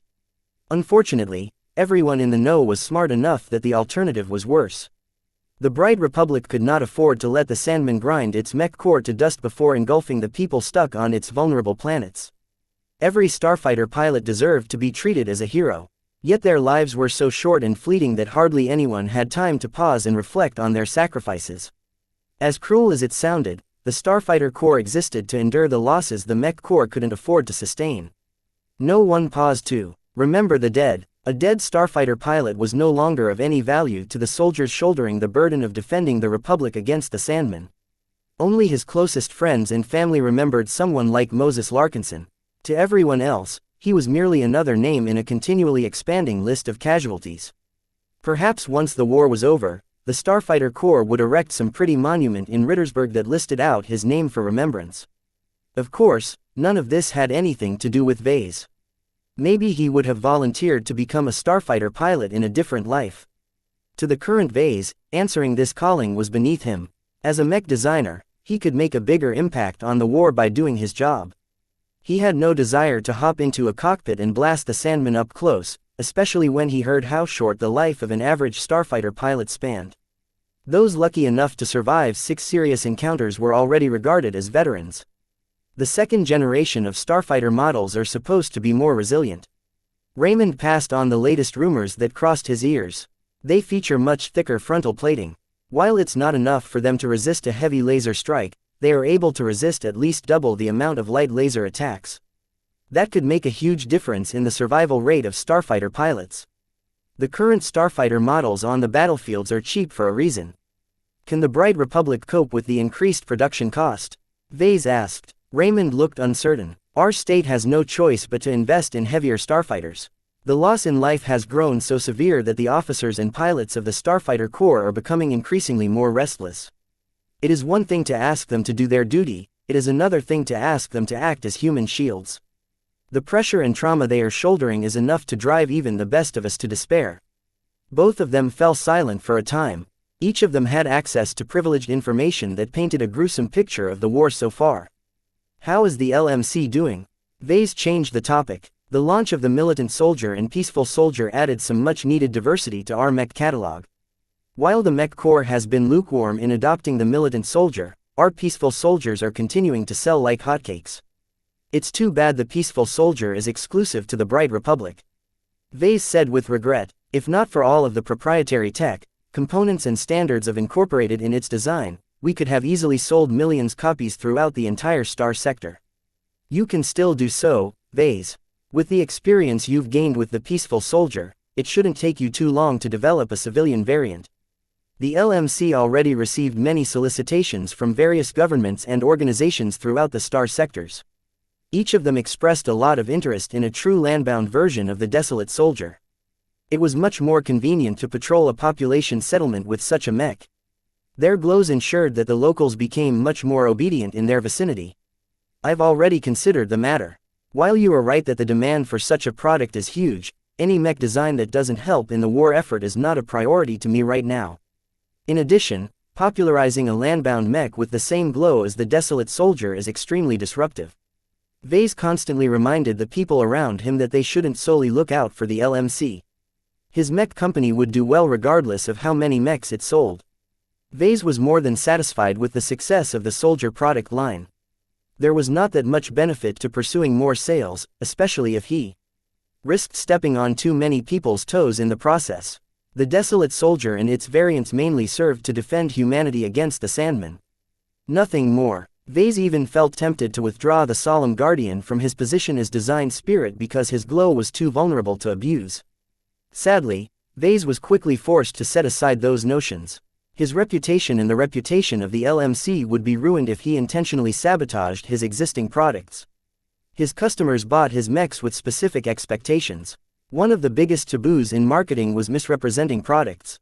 Since the LMC never mentioned anything about expiration dates on their glows, every customer believed the Soldier mechs would continue to be useful for many years. The discussion moved on to the Prideful Soldier. This cheaper variant had been out on the market for more than a month now. This was enough time to give the LMC a solid understanding of its market appeal. Sales of our Prideful Soldiers have actually exceeded our expectations, Raymond noted with a smile.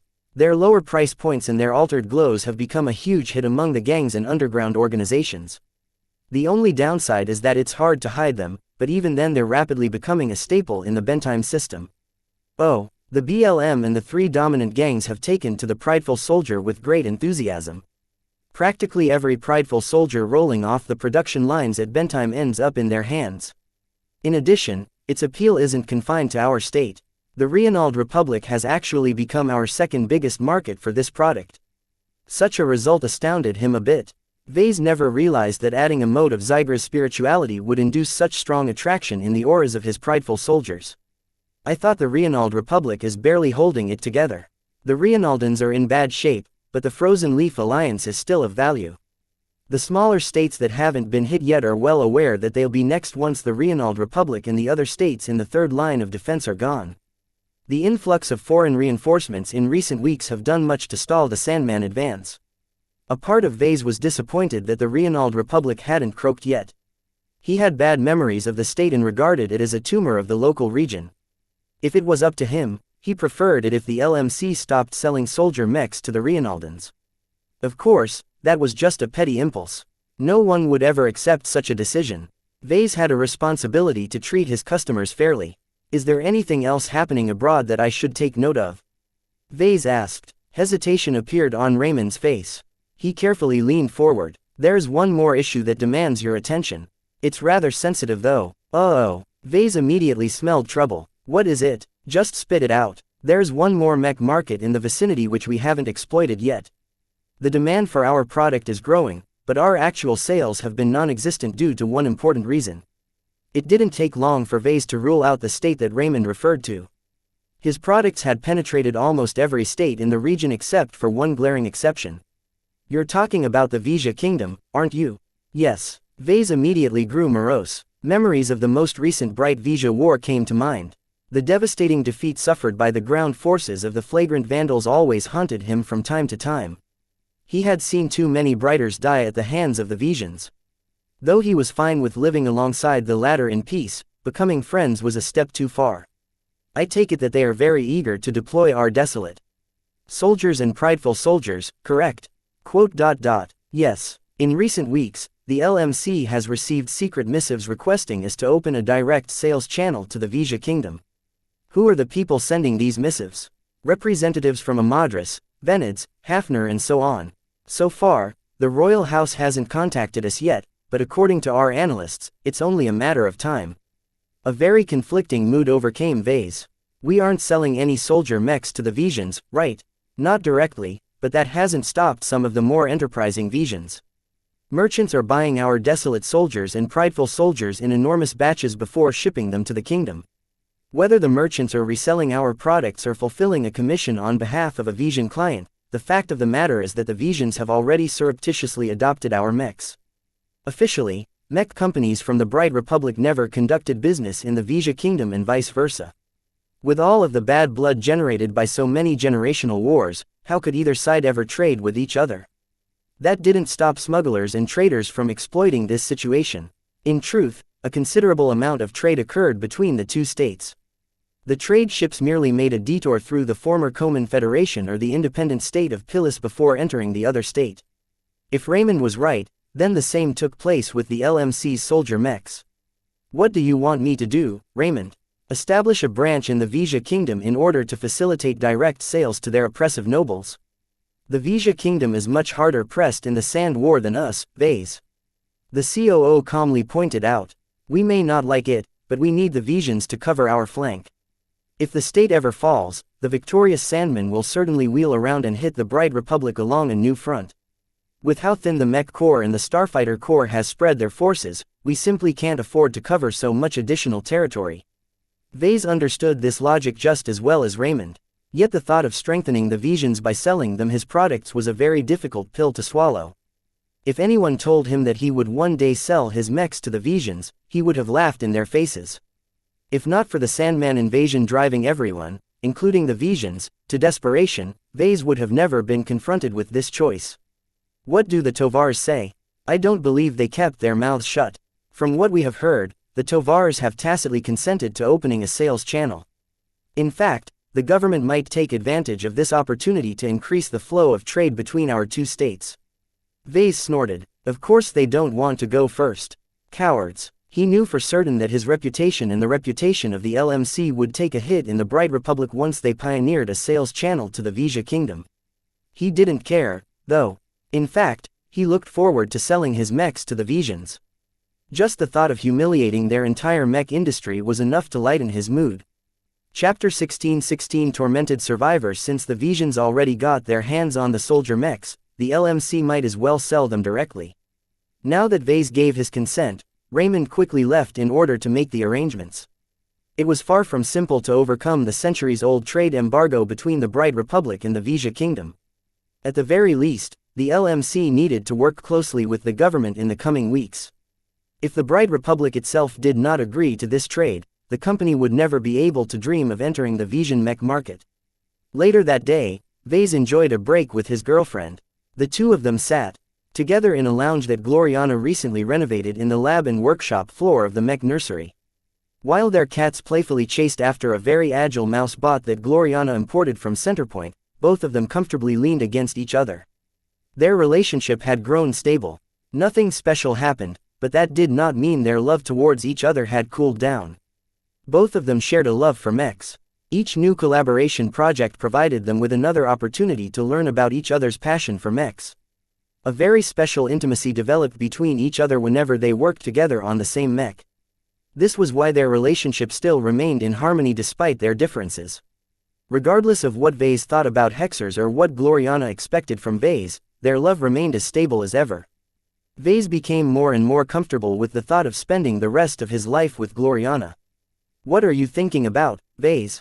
"Ah, nothing important, just some business matters." "Oh, do tell." "I've recently decided to sell our mechs to the Visions."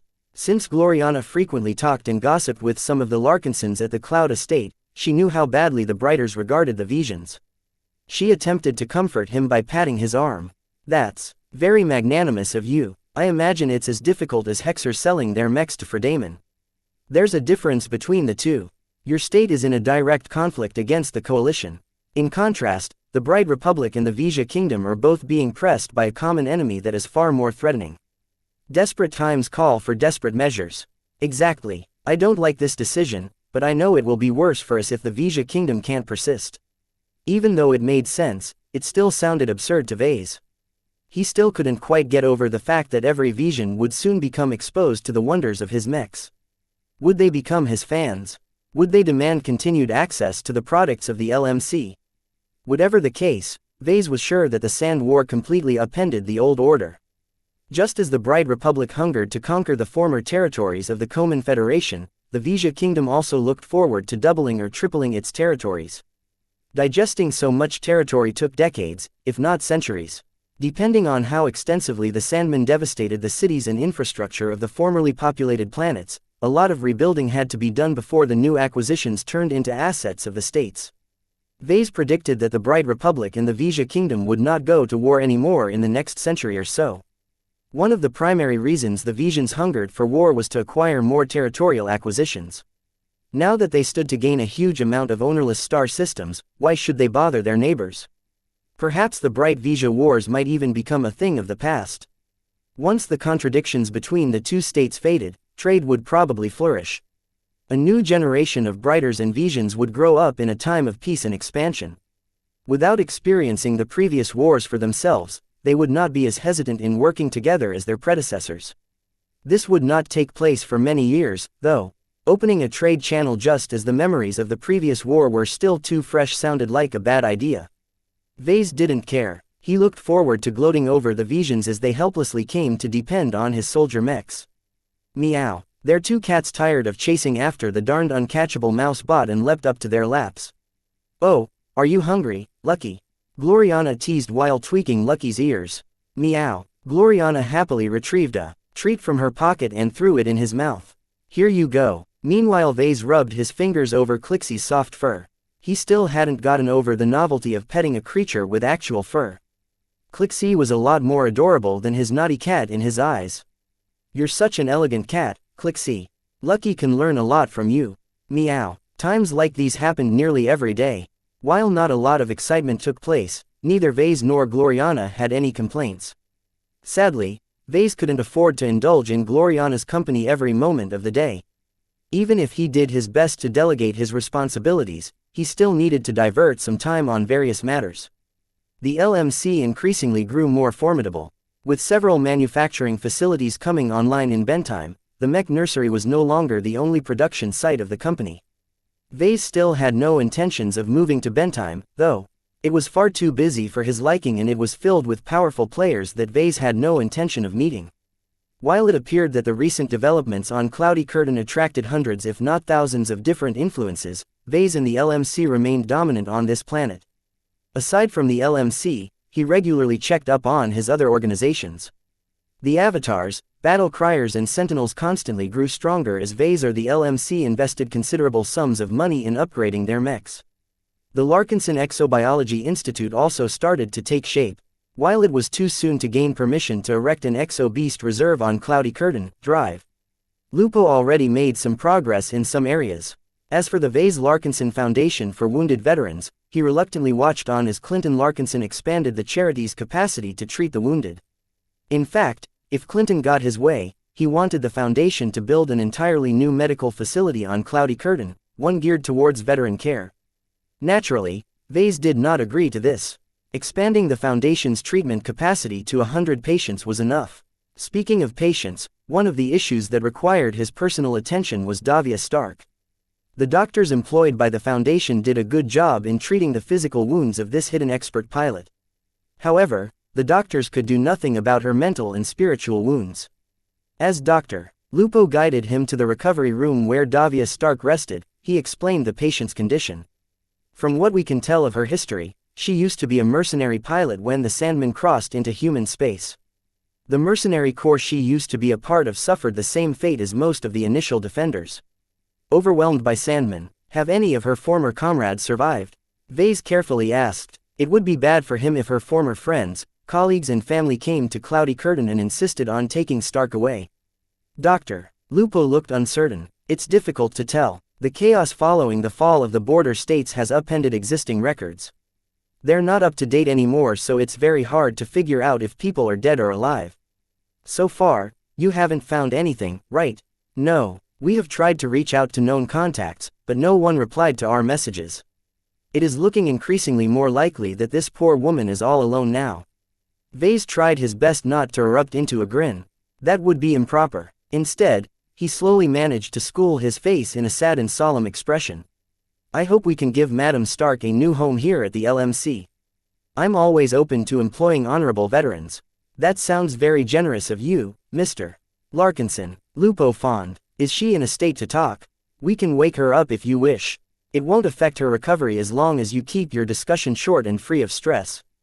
Wake her up, then. I'll be holding a private talk with her. Please stay outside. Lupo nodded as Vase stepped into the recovery room. Some kind of attached device beeped as it injected some chemicals in Davia's bloodstream. The expert pilot slowly emerged from her slumber. Once Nida closed the doors, Vase passed on an instruction to Lucky, who outputted a weak ECM field that mainly targeted the monitoring system of the room. Vase did not wish to ruin the medical equipment built into the recovery bed. Hello, Davia, can I call you that? Davia stopped pretending to be asleep. Her dull eyes turned to Vase as if she was gazing at a worm. You kidnapped me. I wouldn't say that. Vase defended himself. I merely took you to a treatment facility where I could give you the care you deserve. I don't deserve anything. Your wounds would have led to a lot of chronic pain if left untreated. Good. I deserve to suffer. Vase twitched his mouth. What was wrong with this woman? I'm giving you a second chance. Who says I want one? I know you're an expert pilot. Vase admitted. As a member of the famed Larkinson family of the Bright Republic, I'm very familiar with expert pilots. I recognize the same air from you as the expert pilots of my family. That was a lie, but Davia didn't have to know that. The woman scowled at Vase. I am a disgrace of an expert pilot. I failed my comrades and I failed my state. You're not the first traumatized survivor I've met. You're not doing anyone a favor by knocking yourself down. Do you think you are doing your fallen comrades a service by giving in to your despair? Davia shrugged. I'm a failure. I am one of the least deserving mech pilots in the Star Sector to be bestowed this power. I was completely unable to save the commander I admired. Vase narrowed his eyes as he figured something out. Did you fight against the Sandman in a standard mech? I haven't piloted an expert mech if that's what you're asking. Ah, that explains it, then.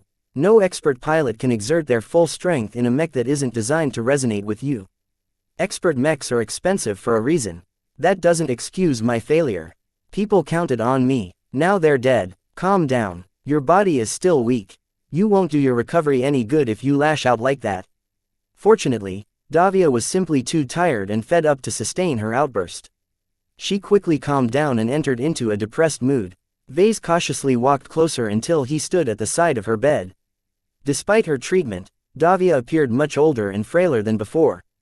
According to the record, she was about 50 years old. When did you become an expert pilot? Not too long ago, she answered. I never thought I would become an expert pilot after I finished my military service. I became an expert pilot once I became a mercenary, but only a few people knew. That sounded strange. Ordinarily, expert pilots could never hide themselves as their force of will was too easy to detect with modern resonance sensors. No one else found out. I wasn't an expert pilot for long, to be honest. We kept it a secret as best as possible by disabling the sensors of our mechs and ships.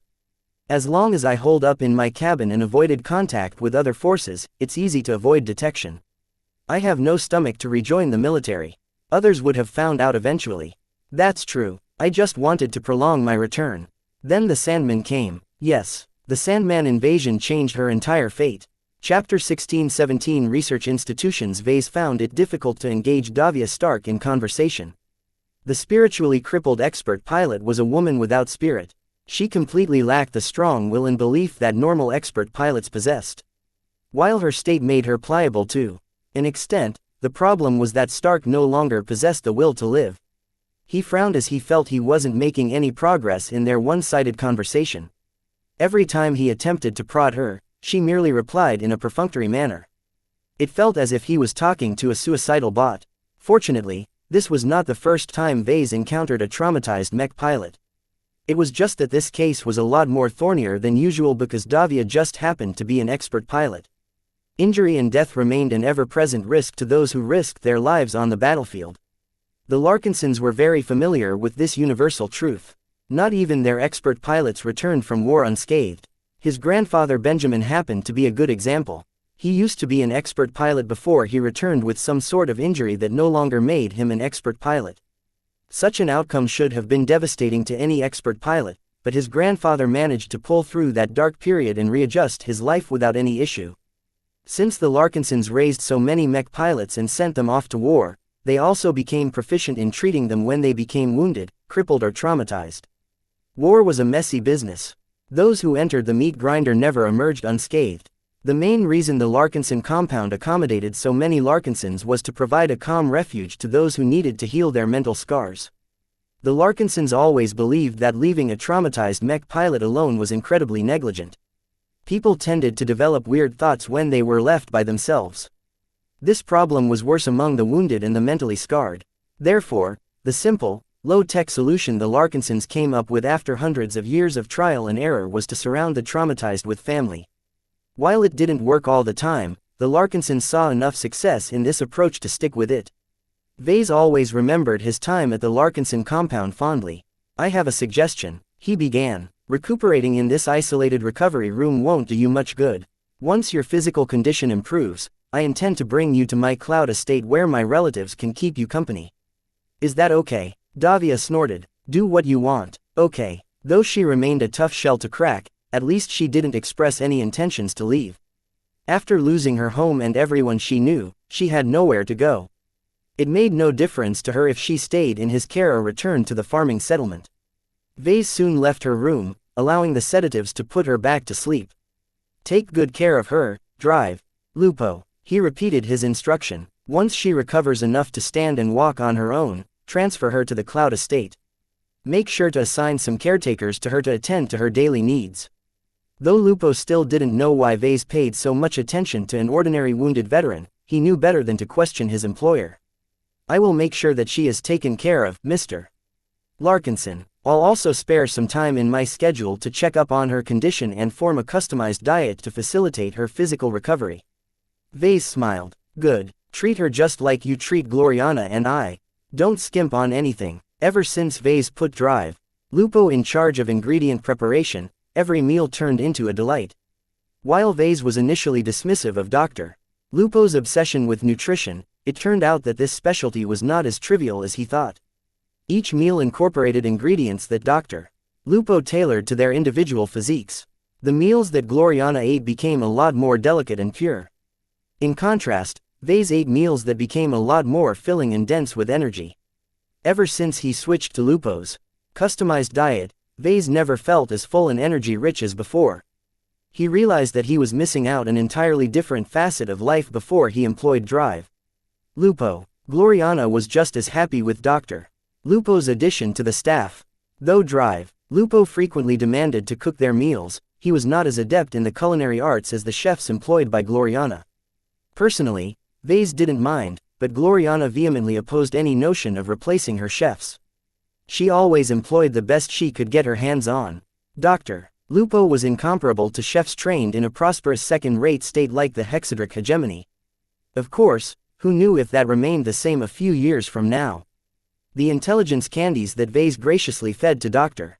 Lupo weren't cabbages. After the exobiologist adjusted to his expanded intellectual capabilities, he devoured knowledge like a bottomless hole. Vase expected much from Lupo in the future. As the two walked out of the Foundation's medical center, Vase quizzed the exobiologist on his progress. It's too soon for me to achieve any results on my assignments, Doctor, Lupo admitted. He spent too much time putting his new learning ability to use. My understanding of organic food substances is the highest. I'm confident I can make some headway into cracking the secrets of Geralt Spice. What about the Archimedes ruble? Lupo frowned for a moment. I've tracked down some old records. It's not a bio-implant that is used anymore. I found a lot of useful documents and files that can help me update its bioprogramming, but the problem is that I can't make heads or tails of the data yet. Even if most of it is outdated, we're still talking about high technology here.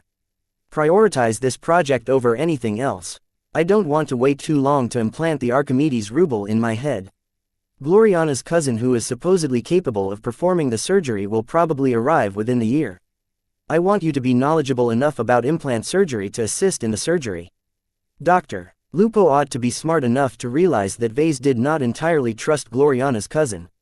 Rest assured, Mr. Larkinson, I will make sure to devote my time to studying this field and deciphering the Archimedes ruble. It's just that I won't be able to devote as much time on other priorities. Vase lazily waved his hand. That's fine. The Larkinson Exobiology Institute is not meant to be a one-man organization. Hire more people and delegate some of the less sensitive tasks to them. I trust you to know what you can share and what you need to keep to yourself. He employed a bit of his spirituality and applied some pressure to Dr. Lupo. In an instant, he turned from a mild-mannered mech designer into a ferocious beast in human form. I understand. It didn't hurt to remind Lupo of what he stood to gain if he continued to remain loyal to Vase. It also didn't hurt to remind the former refugee that Vase was not an ordinary man. Once he parted ways with Lupo, he returned to his office to keep on top of the latest developments. The LMC sold more and more mechs. The Sand War became increasingly more bloody. The introduction of the Dawnbreaker and its variants slowly started to strengthen the forces that procured their copies. The Sandbreaker weapon system spread out throughout the entire region in rapid tempo. In fact, the Avatars and Sentinels had already begun to switch out their old ballistic rifles for the newfangled Sandbreaker rifles. Vase even visited a training ground to witness the effectiveness of the Sandbreaker rifle with his own eyes. A Sandbreaker round impacted a target dummy made out of grainy substance that resembled the composition of a Sandman vessel. The round exploded instantly upon contact. A powerful concussive shockwave emanated outwards in a semi-focused cone. The target dummy lost at least half of its mass, impressing everyone witnessing the test. This Sandbreaker round is 30% more damaging against the Sandman than a standard ballistic round. This was an enormous difference. Transitioning to this weapon system would certainly save a lot of lives. This was why Vase did not feel any qualms about adopting the Sandbreaker system despite its origin. What a killer product, Gavin commented with a hint of regret. Those Ansel mech designers will certainly be swimming in money from all of the licensing fees they earn. Vase shrugged. This is what they deserve. There's no point feeling jealous about it. Don't forget that a lot of experts have worked on the Sandbreaker weapon system. One of Ansel's main advantages is that the school has forged a lot of partnerships with research institutions. Professor Shu didn't develop the Sandbreaker by herself. These kinds of partnerships became increasingly more prevalent in the upper end of mech design. As much as mech designers accumulated detailed knowledge, they weren't omniscient. Partnering up with a specialized research institution allowed mech designers to incorporate more advanced solutions in their mechs. This was a way for mech designers to overcome a gap in capabilities without involving additional mech designers. This was vitally important to the Dawnbreaker project, which already involved 5 fully fledged seniors. It's too bad we don't have any ties to research institutions. It's not easy to gain the cooperation of those research institutions. Vase shook his head. For now, it wasn't necessary for him to partner up with them. The advanced skills and sub-skills he redeemed from the system served as a partial substitute to the services provided by research institutions. Though his mech designs no longer received any hindrance if he involved too many people in the project, he still preferred to keep the headcount low. Working with too many people not only complicated the management of his projects, but also caused the development time to double or triple. Under the current circumstances, Vase couldn't afford to delay his design work so much. Of course, declining to work with research institutions also made it difficult to add a powerful gimmick or a fantastic component like the Sandbreaker weapon system to his designs. Once Vase saw enough, he left the training ground and returned to the Mech nursery. There, he began to discuss his next design project with Gavin. According to the schedule, Vincent Rickelin is about to arrive soon, right? His assistant nodded. Your next client is scheduled to arrive in 2 or 3 days. He'll be bringing some company along. Make sure his party knows that they shouldn't mess around in Cloudy Curtain. This is my home planet and I don't want these former rebels to provoke a fight. He knew that Vincent would definitely be accompanied by his goons of the former Bentime Liberation Movement. Ever since the Separatists received amnesty, they no longer hid themselves in quiet asteroid belts or underground bases. According to the latest news from Bentime, the former members of the BLM still hadn't shed their savagery yet. Though they did their best to abide by the terms of their agreement with the Bright Republic, thugs still remain thugs. Inform Commander Magdalena of our new arrivals and tell her to make sure to assign some sentinels to keep watch over them. Vase ordered. I'm not reassured with letting them run around in Cloudy Curtain without supervision. They might not take a liking to that, boss. I don't care. I'm in charge here. Vincent's impending arrival weighed heavily on Vase. Though the incident with Vincent happened a long time ago, it was hard for him to forgive this murderous bastard for entangling him in a lot of trouble. Just because he outgrew the threat of the surviving Rickelin family did not mean that Vase forgave Vincent for landing him in trouble in the first place. Chapter 16:18 The next projects. One day before the scheduled arrival of Vincent Rickelin, a pivotal event took place that stirred the entire galaxy. At the time, Vase held a lecture for the Tovar Mech designers while Gloriana and Kedis took care of the Larkinson seeds. So far, Vase was very pleased with the addition of the Tovar Mech designers to his design team. While they lacked imagination, they were no slouches in the technical department. If Vase wanted to exploit their labor, then he did not have to go through so much effort in mentoring them. However, that was not what he promised to Senator Tovar. Though he declined to make any solid promises, Vase still assumed that he had a responsibility to raise at least one Tovar to journeyman. Unfortunately, Cherie, Vila, Pactold and Gilbert all lacked the required spiritual potential to form a design seed. At their ages, Vase did not believe that they would be able to develop any spiritual potential in the next couple of years. For this reason, Vase directed a little more attention to Miles, who was the only mech designer among the 5 who might make it to journeyman in his lifetime. Your specialty relates to aerial mechs, right? Miles nodded. Mechs with flight capabilities are the future. This transition has already taken place in more advanced states. As soon as it becomes economical enough to incorporate a flight system in any mech, pure landbound mechs will become a relic of the past. What Miles just stated happened to be similar to what Gloriana taught him in one of her tutoring sessions to turn Vase into a second-class mech designer. The division between landbound and aerial mechs used to be ubiquitous throughout the galaxy. However, no one was satisfied with the limited mobility of mechs that could only tread on land. Aerial mechs could cover so much more ground.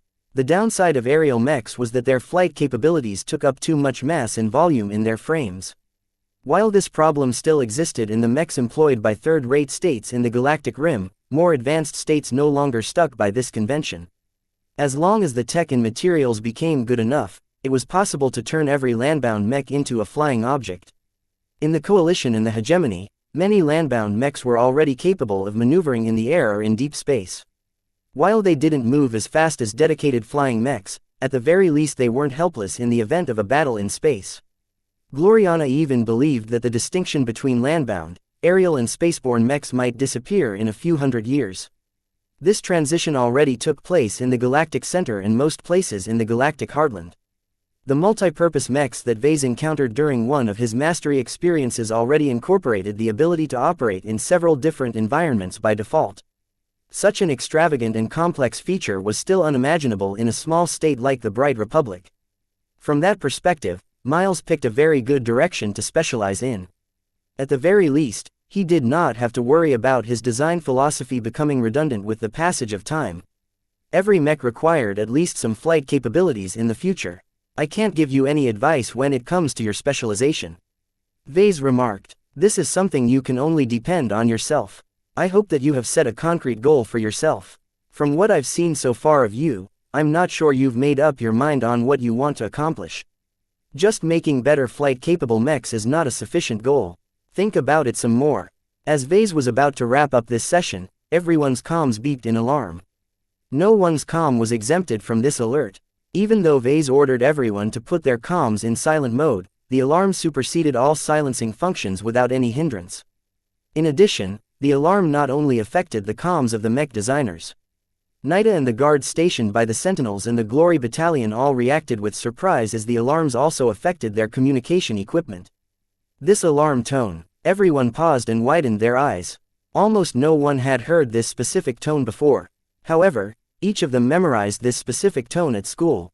This was because it signified a very important event. The MTA is about to make a galactic announcement. Gloriana gasped as she checked her comm first. It's about to start in 60 minutes. While the guards didn't react too strongly to this news, the mech designers each shook with anticipation. The new mech generation is about to start. Vase and Gloriana anticipated this development for a long time. The entire mech industry was about to undergo a huge shift at the impending release of better tech and standards. Unfortunately, the start of the next mech generation came at a very odd time to the mech designers of the Bright Republic.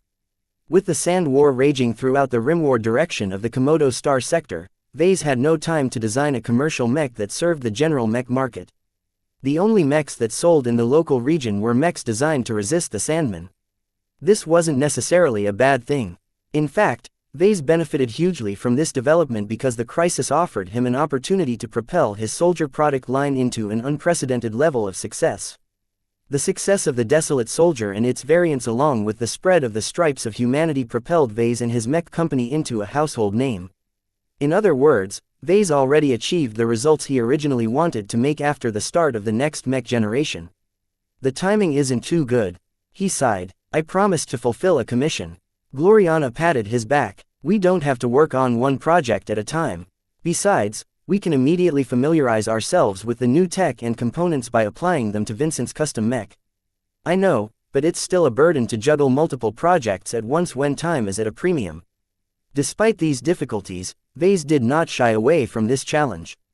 He was more than confident enough in his ability to design a new generation mech within a matter of months. As Vase and Gloriana waited for the announcement to start, they began to discuss which mech they should design next. I'm most comfortable with designing premium mechs. That has always been my strongest niche, Vase said after some deliberation. Your most successful mech design is a budget mech. His girlfriend pointed out. I know, but I feel like I can't express my strengths as well in more limited designs. I also don't want to make it easy for customers to gain access to my glow. The current circumstances with the Desolate Soldier has already shown me that making glows too accessible will devalue their worth. This was something that Vase always felt uneasy about. While he did not object to selling more mechs and capturing more market share, he feared upending the mech markets too much by making his mechs too ubiquitous. His Desolate Soldiers would have never sold so well if the Sand War made a lot of ruling powers desperate. Once the crisis was past, he couldn't be as unbridled as before. His competitors wouldn't sit still if he continued to encroach upon their interests. By making his mechs expensive, Vase sacrificed volume for quality. He believed that designing mechs for the upper end of the market was the way to go for him. Unlike most mech designers, he never dreamt of turning his mechs into a universal standard. Naturally, that did not mean that Vase would stop designing cheaper mechs. He just wanted to be more careful about it in order to maintain a reputation for quality and stabilize the value of his glow. After some thought, Gloriana agreed with his decision as well. Designing more expensive mechs is a bit closer to designing a second-class mech than if you opted for something cheaper. If you keep designing mechs like the Desolate Soldier, you won't develop the right mindset of someone who is capable of designing a second-class mech. Recently, Vase made a fair amount of progress in familiarizing himself with second-class mechs. Due to his high intelligence, he absorbed all of the literature that Gloriana assigned to him within a matter of hours. His learning speed deeply impressed his girlfriend. She became a lot more hopeful about his chances of becoming a qualified second-class mech designer within 3 years. Of course, Gloriana hadn't started with the difficult stuff yet. There was a fair amount of high technology that Vase had to digest before he became capable of designing a higher-end second-class mech. He had little choice. There were simply too many advanced technologies such as energy shielding and miniaturized flight systems that he needed to become proficient in before he could think of designing a mech that appealed to customers from a second-rate state. If the Sand War didn't take place, I would have been more inclined to design a melee mech. Still, It's not that big of a deal to design another ranged mech. I just want some variety. What about designing an artillery mech? Vase shook his head. I've already considered that option. A heavy artillery mech will take too long to design, while a medium artillery mech doesn't offer enough firepower to make my product compelling. What about a light mech, then? The Sandmen are too accurate in their laser fire. Fielding a light mech is little better than fielding a starfighter. The risk to the mech pilot is too much. A missileer, it's not an efficient weapon system against the Sandmen. A mech armed with missiles will shoot its launchers dry after firing several salvos. This is why rifleman mechs enjoy vastly more favor right now. Their damage output per sortie is higher compared to other mech types. Both of them looked troubled as they contemplated which option they should go for next. None of the options sounded attractive except for designing a premium rifleman mech. Yet the recently released Dawnbreaker already filled this niche. Vase saw no point in designing a mech that offered similar performance to an existing popular mech model. Why not go for your marksman mech idea? Gloriana suggested. Even if it's a subtype of rifleman mechs, it lends itself well to the premium mech category because of its high skill demand. Vase mulled over the suggestion and found it doable. You're right, there aren't any exceptional mech models that focus on long-range precision fire on the market. While the Sandmen were lethal up close, they possessed a definite range advantage due to their reliance on laser weapons, which struck their targets at the speed of light. The only reason why the Sandmen missed their shots every now and then was because their targeting systems weren't perfect. In contrast, humanity had to rely on ranged weapons that dealt physical damage as opposed to energy damage. This was bad because physical projectiles traversed a lot slower in space. The larger the distance, the bigger the problem. For this reason, marksman mechs didn't really receive too much attention. While they were useful in engaging the Sandmen at longer ranges, their total damage output was not as good because they carried less ammunition. As mechs designed to take out distant opponents, marksman mechs often resorted to heavier calibers. This was not as efficient in combating the Sandmen. I'll think about it after the announcement is over. Vase eventually decided. Who knows, maybe the MTA will introduce some new tech that will make a marksman mech a lot more viable. In truth, Vase did not have much hopes for that. From what he heard, the next mech generation mainly revolved around significant improvements in laser weapons and other related energy weapon technology. This happened to be completely useless to Vase at this time. Chapter 1619 Galactic Mech Counselor. Everyone patiently waited for the announcement to start. Vase, Gloriana and Kedis sat together while the Tovar mech designers and Larkinson Seeds sat further back.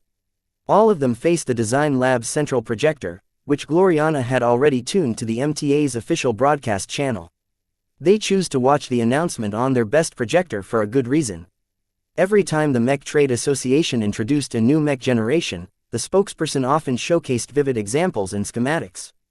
All of these new advancements drove every mech designer in the galaxy wild. Of course, the MTA only devoted time to introduce the most important innovations. The tech showcase also covered both low technology and high technology. Much of the latter wouldn't be very relevant to Vase unless he became a first-class mech designer. At the moment, the projector depicted the stunning logo of the MTA. A heroic-looking night mech surrounded by orange flames burst out of a meteorite. 12 planets orbited this stylized depiction. There was a lot of symbolism and meaning behind this logo. The MTA considered themselves to be the protectors and standard-bearers of humanity. If Vase hadn't been exposed to some of the dirty secrets of the MTA, he would have been fooled by their act. Still, no matter what Vase thought about the organization that rebelled against the Five Scrolls Compact, it still stood up for mech designers and mech pilots throughout the galaxy. Vase had no choice but to play by their rules because it was 100 times harder to engage in his profession in every other way. Even a solemn senior like the Skull Architect had been forced to eke out an existence in the frontier after he crossed the MTA. That reminded Vase on what had happened to this dreaded pirate designer. Before the Sandmen assaulted the Komodo Star sector, they first swept through the Ferris Star region. Maligan's pitstop and all of the other pirate stations in the frontier should have been wiped out by the Sandmen by now. Reportedly, most pirates packed up their bags and fled into civilized space, taking advantage of the chaos to mix in with the refugees. Someone as powerful and resourceful as Professor Jimenez shouldn't have ended up in the jaws of the Sandmen. Vase hoped the Skull Architect fled very far away. His identity was very problematic in civilized space. The announcement is starting. Everyone turned their attention to the projection. The logo of the MTA began to rotate once before fading away to reveal a vast and impressive expanse of stars. Though starscapes were common sights, this was not a regular sight. The density of stars was unimaginable to those who lived in the galactic rim. This is the splendor of the galactic center, Gloriana admiringly explained. Just look at all of the stars and interstellar gases floating in between. The rudimentary FTL drives that we are used to are completely unable to function in this dense stellar environment. All of those stars and nebulas represented an unimaginable amount of wealth. Higher stellar activity directly correlated to more exotics. The high-energy reactions that took place in this perilous space also produced much higher grades of exotics. A person materialized into view in the middle of deep space. Vase figured that this wasn't some kind of special effect. The representative of the MTA literally teleported into the void without wearing any thick, protective suits. Instead, the old and dignified-looking woman appeared to float in space garbed in nothing but a resplendent, hooded robe. Once the woman drew back her hood, Vase immediately announced her identity. That's Galactic Mech Counselor Dorothea Veyron. Counselor Veyron was one of the 100 members of the Galactic Mech Council. The GMC pretty much served as the highest decision-making organ in the MTA, akin to a Senate or a legislative assembly of a state. Veyron used to be a citizen of the Triad Empire, a first-rate state in the Galactic Center. While she was well-versed in mechs, she wasn't a mech designer. Instead, she joined the MTA more than 300 years ago as a bureaucrat. By working her way up the ranks and earning the appreciation of her superiors, she continually promoted up the ranks. The MTA became more and more impressed by her administrative ability, which was exceptional even when compared to the best in the galaxy. For Dorothea Veyron to become an august member of the Galactic Mech Council by virtue of her competence in administration was an amazing feat. Now, this old woman seemingly floated in space without relying on technology to sustain her body in this dangerous vacuum environment. Whether she managed to survive in space due to advanced technology or extreme modifications to her body, Vase wasn't sure. Most people probably thought the former was the case. Perhaps they even speculated that this was nothing but an elaborate virtual illusion. In contrast, most members of upper society suspected that Counselor Veyron was truly floating in space right now. Continuous advancements in genetic modification and human augmentation enabled many options previously unavailable to humanity. The woman opened her mouth. Though sound didn't transmit through vacuum, there were countless ways to broadcast her words. Sons and daughters of humanity. Her dignified voice rang in everyone's ears. Our civilization is about to advance once again. Counselor Veyron's voice possessed an indescribable quality that commanded everyone's attention. Vase did not even think about what he was doing as he sat up straight and listened attentively to what she had to say to the galaxy. This was the spokesperson that the MTA selected to convey their message to human space. She was anything but an average speaker. Over 400 years have passed since the start of the age of mechs. The current generation of mechs have existed for nearly 30 years. It is time for us to close this period and welcome a new era for mechs. Our civilization has grown larger, more powerful and more prosperous than ever before. We live in a golden age of mechs where we have continually pushed the boundaries of our most versatile weapon platform. The age of mechs has pulled humanity from the brink of destruction and allowed us to become more refined in the art of war. After centuries of continuous progress, our race has become more efficient in the application of force.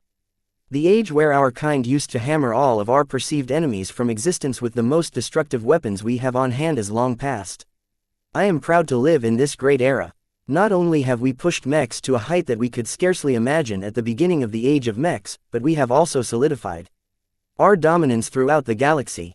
Though we are divided by states, our civilization stands as one.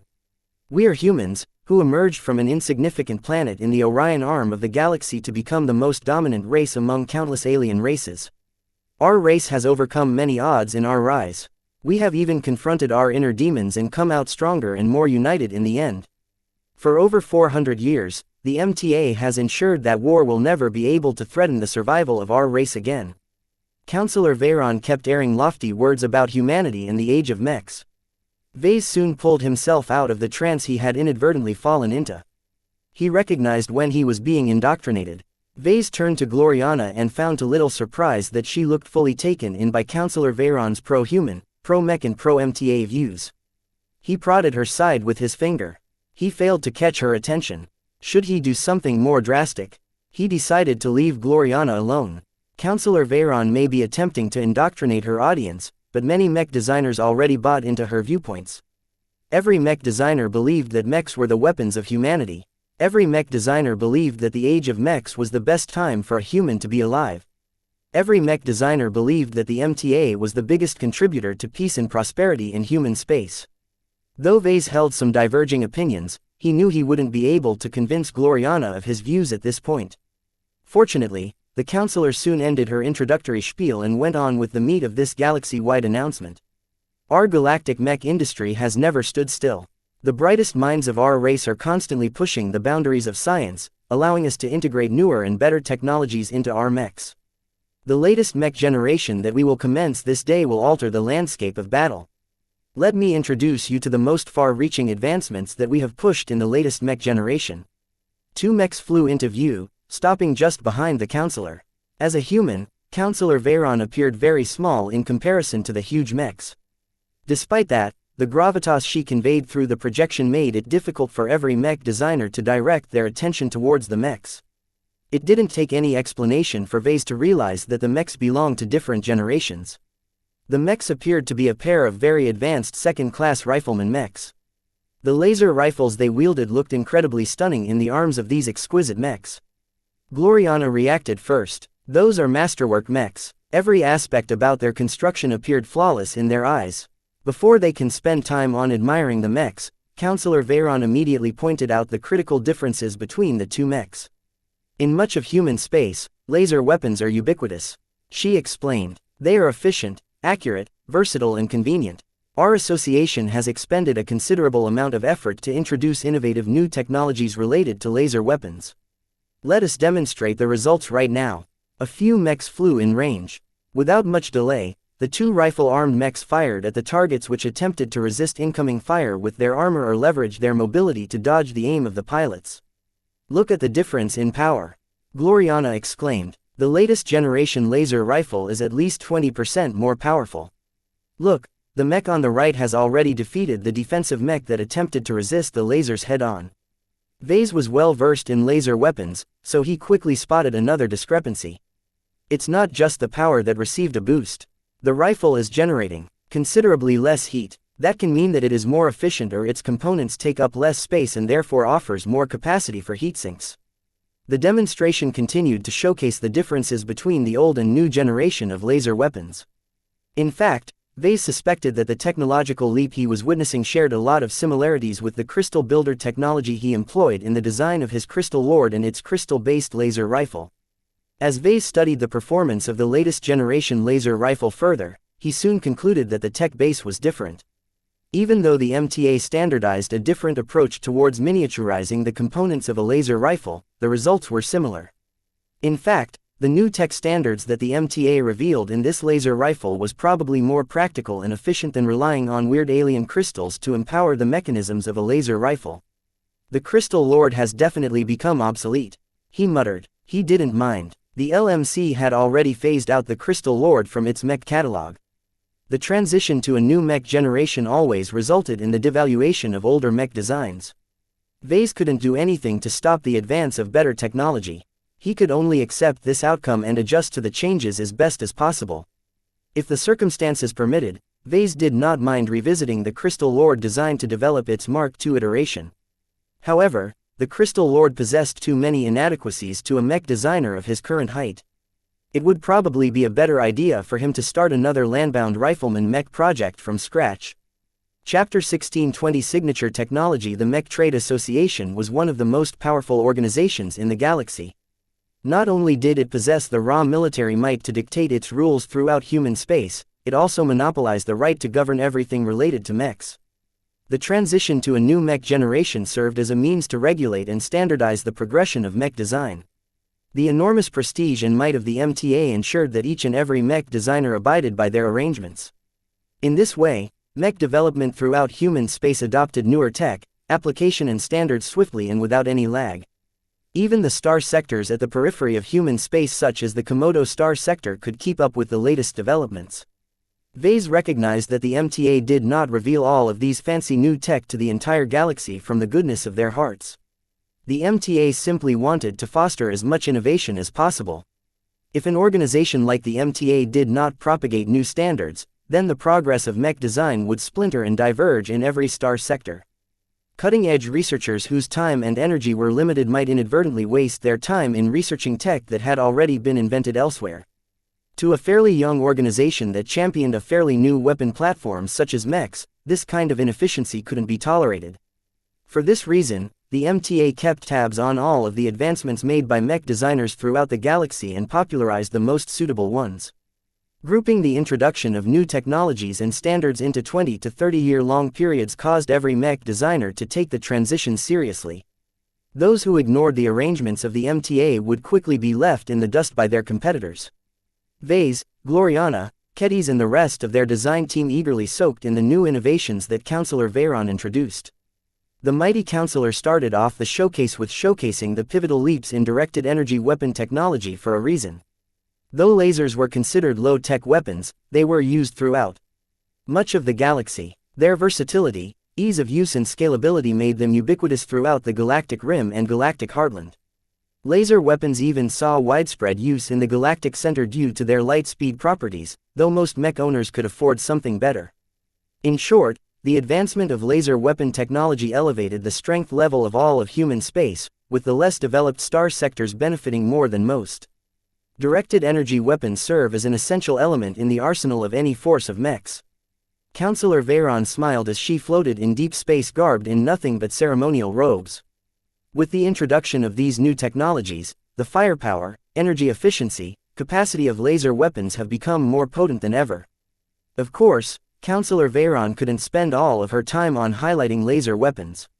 She had a whole laundry list of showcases to go through, and even then she only scratched the surface of all of the new innovations the MTA released.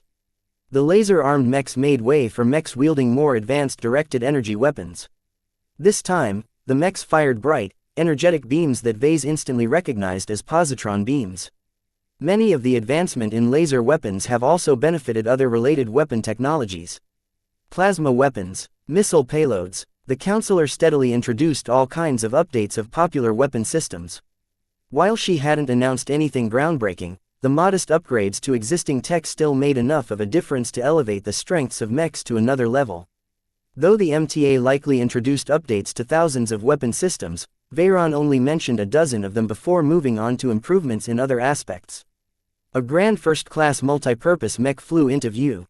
Vase and Gloriana immediately knew that the next innovation likely concerned high technology that was far beyond their reach. Despite that, both of them looked on with hunger and eagerness. In addition to admiring the latest new tech, they also believed that they would one day be able to utilize this new tech. Councillor Veyron's eyes lit up as she gazed at the mech. The next innovation I'm about to introduce is the tech that will truly define this generation. This signature technology, which we have researched for centuries, has finally reached a level of maturity that we feel is ready to be shared to humanity. Everyone leaned forward, including Vase. Councillor Veyron was not a person who spoke nonsense. Since the beginning of this age, mechs have always been considered as a weapon platform with many limitations. Mechs are smaller and weaker than even the smallest warships. However, through centuries of research and development, our scientists and mech designers have slowly narrowed the gap between mechs and warships. Vase slightly shook his head in disagreement. While it was true that countless smart minds achieved enormous advancements in technologies related to mechs, many of them could also be applied to other weapon platforms such as warships. In addition, the CFA also poured a lot of resources and manpower in developing their own new tech. The only difference between the two rivaling organizations was that the CFA mostly kept their ship-related innovations to themselves. He believed that a contemporary warship was multiple times more powerful than the Starlight Megalodon which crashed on the surface of Eon Corona 7. Of course, due to the CFA's distance to society, most people didn't know anything better. If there was one thing Vase appreciated about the MTA, it was that the latter organization was a lot more engaged with the rest of humanity. Humanity has wielded warships for millennia. Councillor Veyron continued. They are our greatest and most terrible weapons. Yet they are huge, resource-intensive and cumbersome. While warships will always play an essential role in safeguarding our civilization, the MTA believes the future of humanity rests with mechs. Councillor Veyron was building up to something. Each time the MTA announced a new mech generation, their spokespersons always hyped up a pivotal new technology that defined the period. However, different from previous times, the counselor spoke much more bombastically about mechs than usual. She even despised warships, as if the signature technology she was about to introduce would really do what she said and narrow the gap. In 4 centuries, humanity has seen mechs grow from modest curiosities into increasingly more versatile and powerful war machines. The advent of expert pilots and even more impressive mech pilots has fully unlocked our hidden potential. Now, I have the pleasure to introduce a change that will change the landscape of mechs forever. Gaze upon this mech and welcome the start of the era of the independent mech. Upon those words, the first-class mech floating behind her flew forward while slowly fading from existence. Seconds later, the mech disappeared from view. Almost everyone who watched the galaxy-wide broadcast trembled at the sight. This was because everyone who traveled on a starship or watched one exit a star system recognized this visual phenomenon. The projected view soon switched to another sight to reveal the same mech that disappeared earlier. It had reappeared next to a beacon anchored in space. The most critical difference about this new sight was that the starscape in the background shifted substantially. Moving just a few light seconds forward wouldn't have induced such a considerable change in perspective. The mech apparently traversed an unimaginably huge distance within a matter of seconds. Not even the fastest conventional flight system could allow a mech to traverse such a huge distance so quickly. Vase and Gloriana both performed some sloppy mental calculations and came up with an answer that shook their entire mentality towards mechs. They each turned to each other to confirm their frightening conclusion. That mech transitioned into FTL. It's a mech capable of traveling faster than light. Not only that, but the FTL drive has been miniaturized to the point where the mech doesn't have to sacrifice too much capacity to accommodate this system. Vase happened to have some personal experience with first-class mechs, so he knew how little space a fully functional component occupied. From what he could tell of the design of the mech that traveled through FTL, it boasted a very respectable amount of offensive and defensive capabilities. Now, the addition of a miniaturized FTL drive propelled its mobility to an astronomical height. Just the implication of a mech company that could travel to other star systems without relying on a carrier was immense. With the public introduction of this signature technology into the galactic mech community, mechs with this module no longer needed to rely on motherships to convey them across the stars. They could travel to their destinations by themselves. Counselor Veyron did not exaggerate. This was the first independent mech that many people in the galaxy witnessed. In fact, some people believed that certain organizations had already succeeded in miniaturizing FTL drives to the point where they could be mounted on mechs. The only reason why they hadn't spread this tech was because it was too expensive and impractical to implement on a wider scale. Yet now, the tech had evidently progressed to the point where the tech became feasible enough to be adopted by other powers. Counselor Veyron appeared into view moments later. As if she teleported next to the mech. This powerful woman gazed up at the mech as if it was an epic shaking treasure. This mech has just demonstrated the capability of traveling faster than light. The Mech Trade Association is proud to share the gains we have made in miniaturizing and optimizing one of the smallest FTL drive we have developed to date. The projection began to depict some technical schematics that highlighted some of the key portions of the FTL drive incorporated in the mech. Of course, anyone who wasn't versed in standard FTL technology could forget about comprehending the schematic in detail. Vase received some tutoring in the field from Chief Engineer Dakin of the Flagrant Vandals.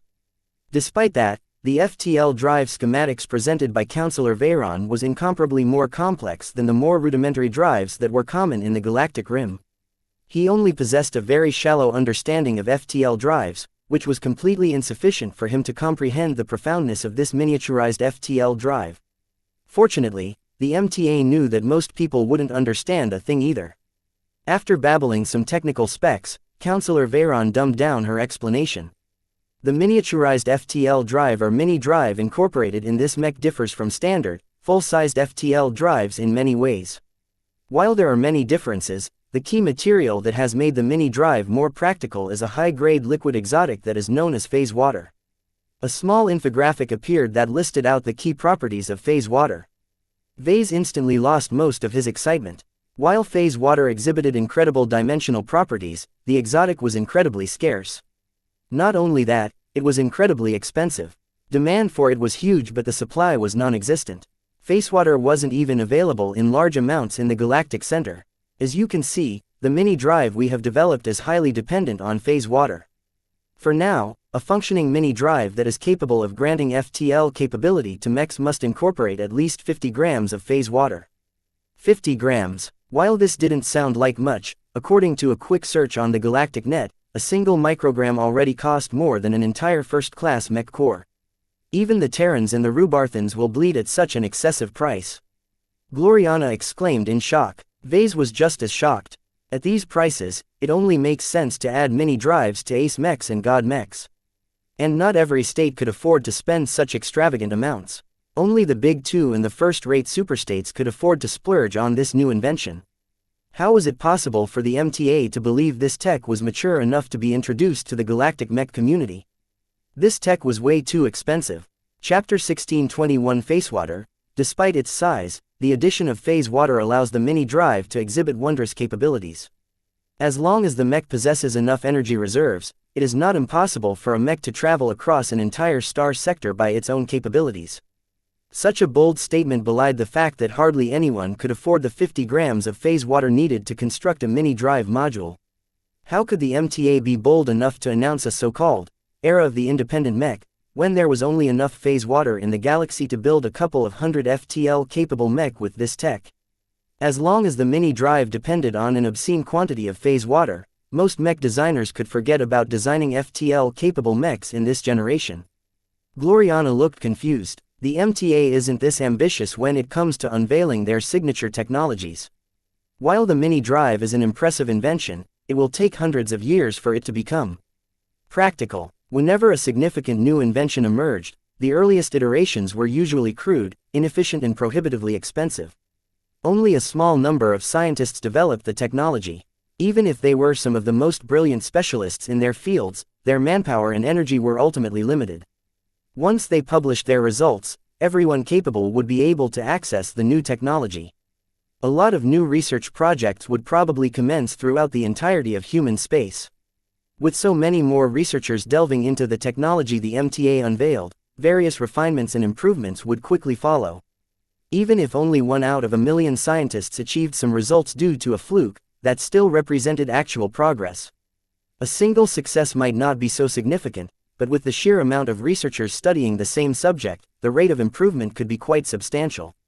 However, some technologies were easier to advance than others. With the mini drive tech, many scientists were probably feeling a lot of pain by their inability to procure 50 grams of phase water needed to perform actual tests. This would slow down the advancement of mini drive technology tremendously. At some point, some ingenious researcher would find a way to reduce the amount of phase water needed to make a mini drive functional. From 49 grams, 45 grams, 40 grams and so on, the mini drive would become more efficient in terms of cost and material requirements. In addition, now that humanity discovered such a wonderful use of phase water, many people would be scouring the galaxy for this extremely rare exotic. Each of them wanted to take advantage of the skyrocketing prices that ensued after this announcement. Once so many prospectors and treasure hunters began to search for phase water, supply would inevitably increase, thereby decreasing the scarcity of this material over time. Furthermore, many researchers unsatisfied with the lack of access to phase water would constantly be searching for substitute materials. Many exotics shared similar properties and effects. This allowed clever material scientists to find a way to substitute the role of an expensive exotic with something cheaper. In fact, many inventions introduced in earlier generations became more practical and widespread in the poorer parts of the galaxy after material scientists figured out a way to achieve the same effect by blending several cheap exotics together. It was a much better deal to use large quantities of widely available low-grade exotics than a smaller quantity of high-grade exotics. One example of this kind of progress was the ultra-compact batteries that Vase had created on his own.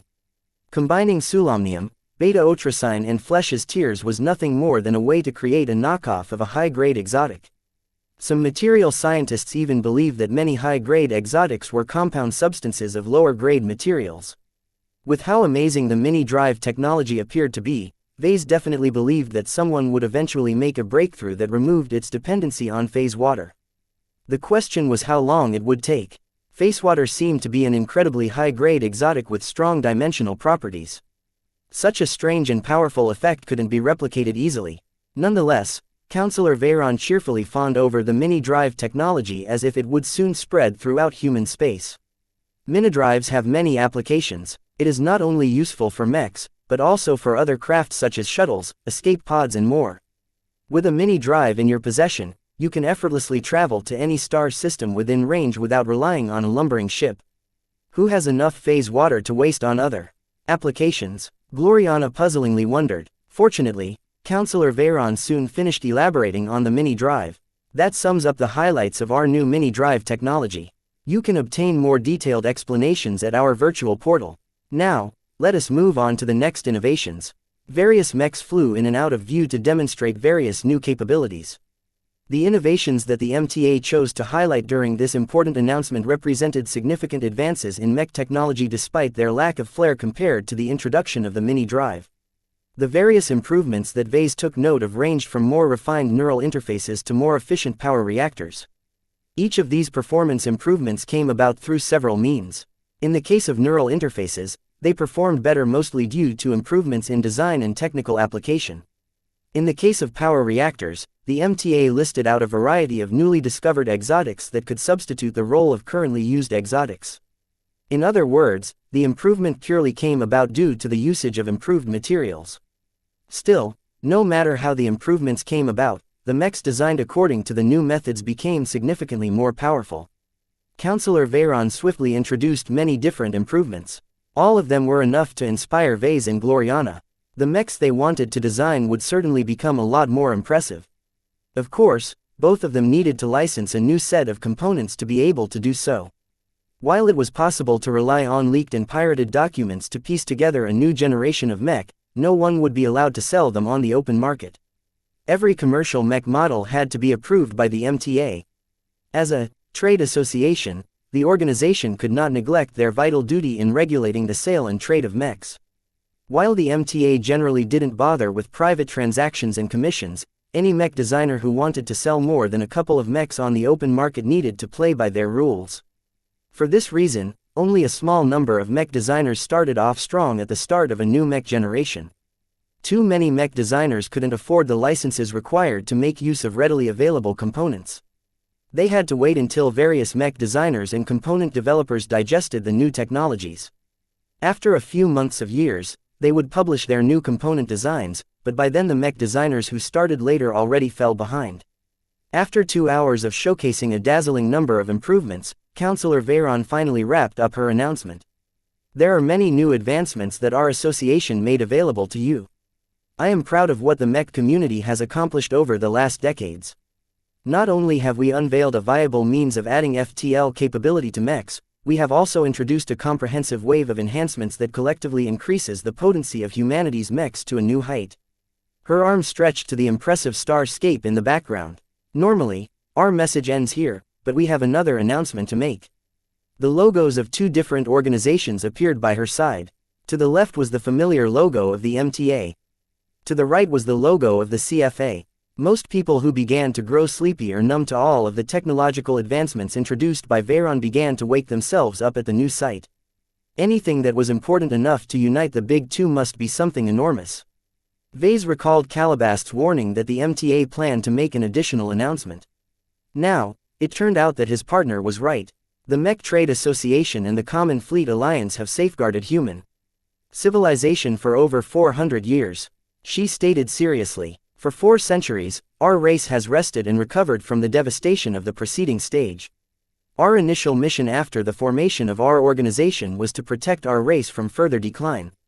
Now, we declare that we have succeeded in this objective. A new image appeared behind the powerful counselor. A 3-dimensional plot of the galaxy emerged into view. Various lines and colors delineated this map, highlighting the space occupied by humanity and other alien civilizations. Everyone was familiar with this map. Even if they couldn't draw it very precisely from memory, most people could still sketch the relative locations and proportions of the territories occupied by the major races in the galaxy. Obviously, humanity occupied the largest territory. Anticipation built up in everyone as they began to form their own ideas about the nature of this announcement. Counselor Veyron smiled. Do not fear. The MTA and CFA are both here to stay. We will continue to protect and regulate human space as we have always done. The only difference from now is that we believe that humanity has recovered to a point where we can reignite our passion for conquest." She held out her hand and clenched it into a fist. "Make no mistake, we humans must always fight.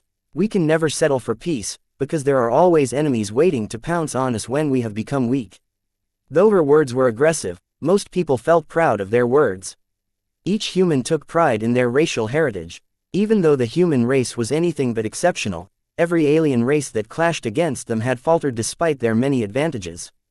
The belief that the human race was the best race in the galaxy was deeply rooted in everyone's bones. Since humanity was capable of conquering the entire galaxy, not a lot of people advocated for peace and tolerance. This was because the alien empires that used to dominate the galaxy were really horrible. Every race looked out for themselves, and cooperation was very few and far in between. Now that we have repaired and sharpened our weapons for over 400 years, it is finally time to reveal our strength to the aliens that think that we have grown weak. The map of the galaxy shifted at this point. Instead of showing some symbols that signified an invasion into known alien space, something else happened. A much smaller cluster of stars that hung a small distance away from the galaxy appeared into view. A bold red arrow pointed from the center of the galaxy to the edge of this new and smaller galaxy. Starting from this day, the Mech Trade Association and the Common Fleet Alliance will pioneer an invasion into the Red Ocean Dwarf Galaxy. What? Vase couldn't help but shout. Gloriana looked just as shocked. In fact, every single human except for those in the know reacted with surprise. No one had ever imagined that the Big Two would ignore the other alien empires bordering human civilization in favor of invading a random dwarf galaxy. After a lengthy pause to give everyone time to process this shocking revelation, Councillor Veyron quickly stated the main reason why the Big Two targeted this distant cluster of stars. Our decision to invade the Red Ocean Dwarf Galaxy that orbits our Milky Way galaxy is highly related to our earlier announcement.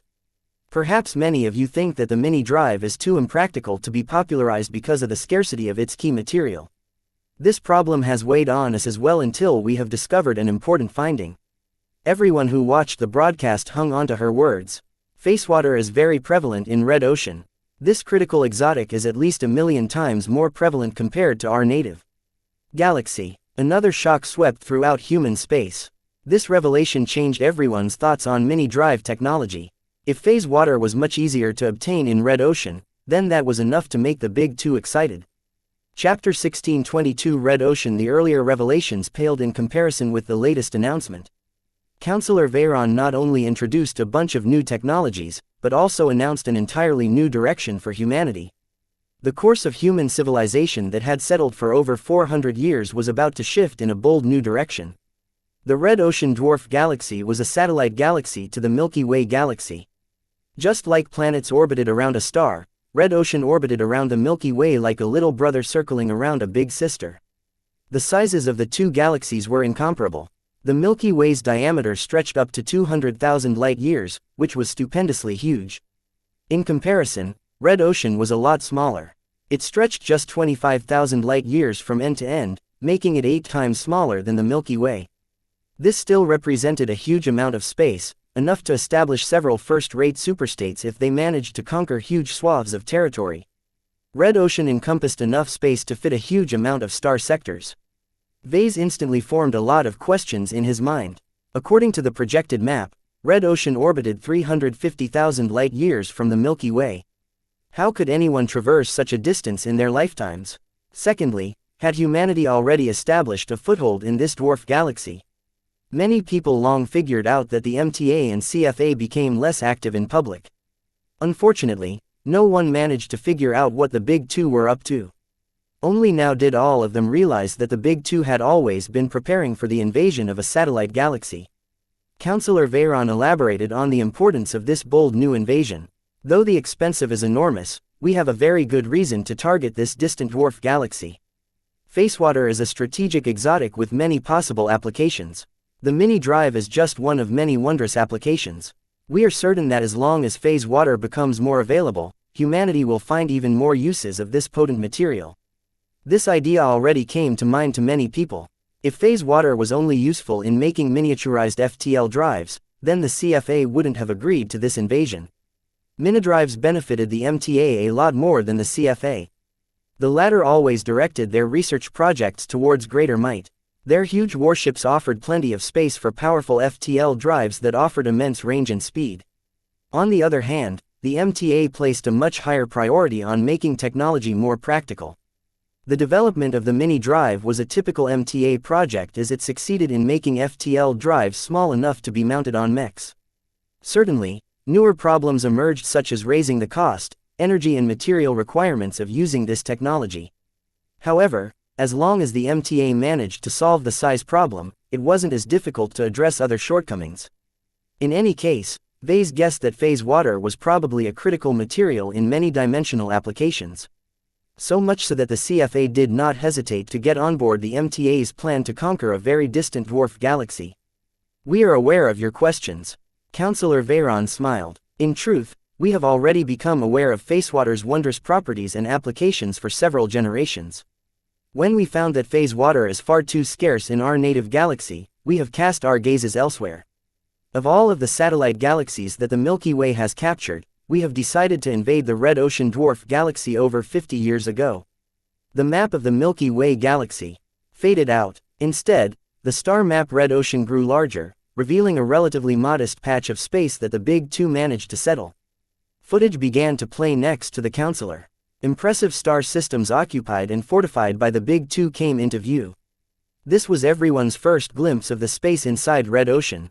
The distant starscape was much more dim compared to humanity's native galaxy.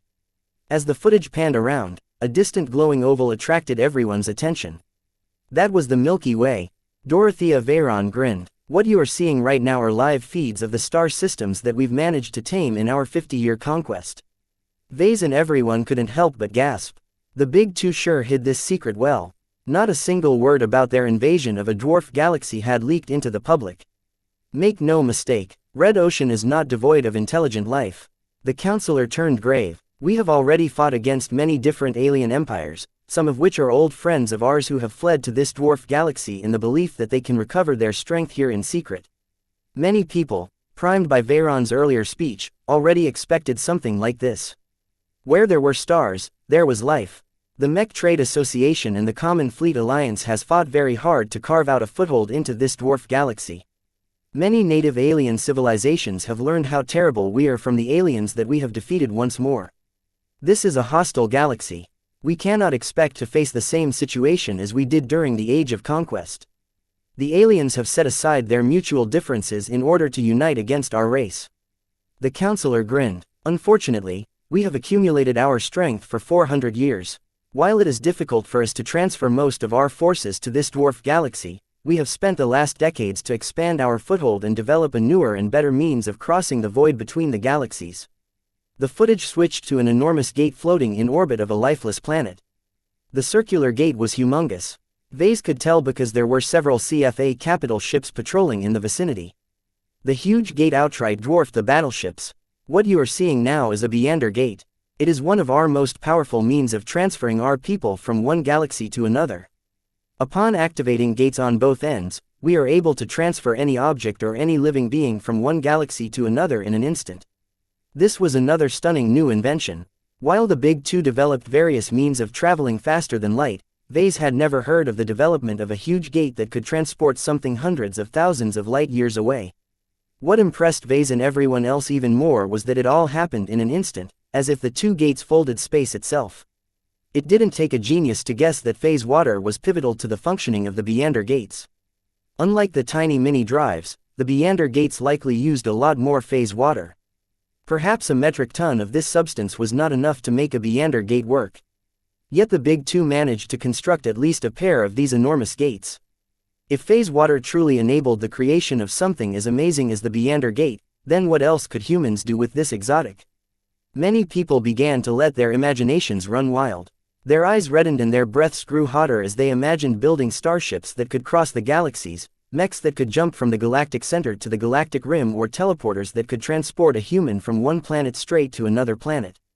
Facewater instantly turned from a niche curiosity into a must-have material to many scientists and business magnates. Whether they wanted to make a name for themselves by inventing a pivotal new tech or become the richest person in human space by selling lots of innovative new products, many people already started to clamor to enter this exciting new dwarf galaxy.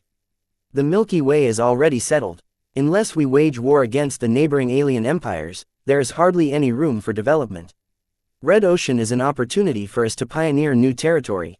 We must set foot in Red Ocean at all costs. The future of human development will definitely center around phase water. We must harvest as much phase water as possible. Since the age of stars, humanity has expanded into space. Now that we have become the hegemons of the galaxy, there is hardly anything that excites us anymore. This announcement changes everything. The invention of the Beyonder Gate and the invasion of Red Ocean has opened an entirely new road for our race. For millennia, humanity never thought they would be able to escape the Milky Way galaxy. Everyone thought that humanity would first resume its conquest of the rest of the galaxy before turning their attention elsewhere. Yet now that the Big Two decided to invade a satellite galaxy, many people began to develop a hunger for adventure. Including Vase. "This is a great opportunity for us," he whispered to his girlfriend. "Are you thinking about starting your grand expedition in Red Ocean?" Gloriana frowned. "It sounds dangerous. Didn't you hear Counselor Veyron mention that the Big Two fought hard to gain a foothold in this dwarf galaxy? Our mechs and unarmed starships won't stand a chance against aliens who aren't bound by our rules." Vase briefly frowned but soon relaxed. "I think there's a reason why the Big Two decided to drop this bomb. I can't imagine any leader from the CFA or MTA failing to predict that many humans would want to be part of this exciting new development." His prediction turned out to be true. After Counselor Veyron showed off the Beyonder Gate that could convey entire fleets from one galaxy to another, she began to reveal the Big Two's intentions towards anyone interested in exploiting Red Ocean's bounty. "With the construction of the Beyonder Gates, we have secured our initial gains in Red Ocean," she spoke. "The Beyond Gates allow us to transfer vastly more forces into this dwarf galaxy, allowing us to wage war against the local alien empires at a much greater scale than before. Soon, our warfleets will double the territorial acquisitions we've made in the last 50 years in a matter of months. And this is just the start of our explosive expansion." The star map of Red Ocean came back into view. The map only highlighted a small number of star sectors at first. Then, the number of glowing star sectors doubled. The time lapse continued as several years went by. The territories conquered by the Big Two continued to expand at a frightening rate. Though the expansion was not very detailed or reliable, it nonetheless gave every human an idea of how much confidence the Big Two possessed into expanding their presence in this alien galaxy. Counselor Veyron sighed. "Our territorial conquests are about to accelerate at a rapid pace. Our primary concern is to defend humanity and expand our strength. While we have settled several important star systems and plan to settle many more, we are not interested in colonizing so much space. We are concerned with greater responsibilities. Here it comes." Vase rubbed his hands in anticipation. For this reason, the Mech Trade Association and the Common Fleet Alliance has decided to allow the rest of humanity to join us in our conquest of the Red Ocean dwarf galaxy. Yes, we allow passage to every organized group or fleet that wishes to develop our civilization's presence in this new and virgin galaxy, the counselor announced with a welcoming smile. "No matter if you are a Terran or a citizen from the Galactic Rim, we will offer many different opportunities for you to colonize a planet, found a new state or prospect for phase water." Gloriana looked skeptical. "Is it that easy? However, we do not offer this opportunity for free. For the time being, we will only allow passage through the Beyonder Gates to groups that can pay the price. You may obtain passage by paying the full monetary cost of activating the Beyond Gates or by redeeming merits from our respective organizations. Doesn't that mean the Terrans and Rubarthans will have first dibs? I will tell you the truth. It is not easy to pay for passage.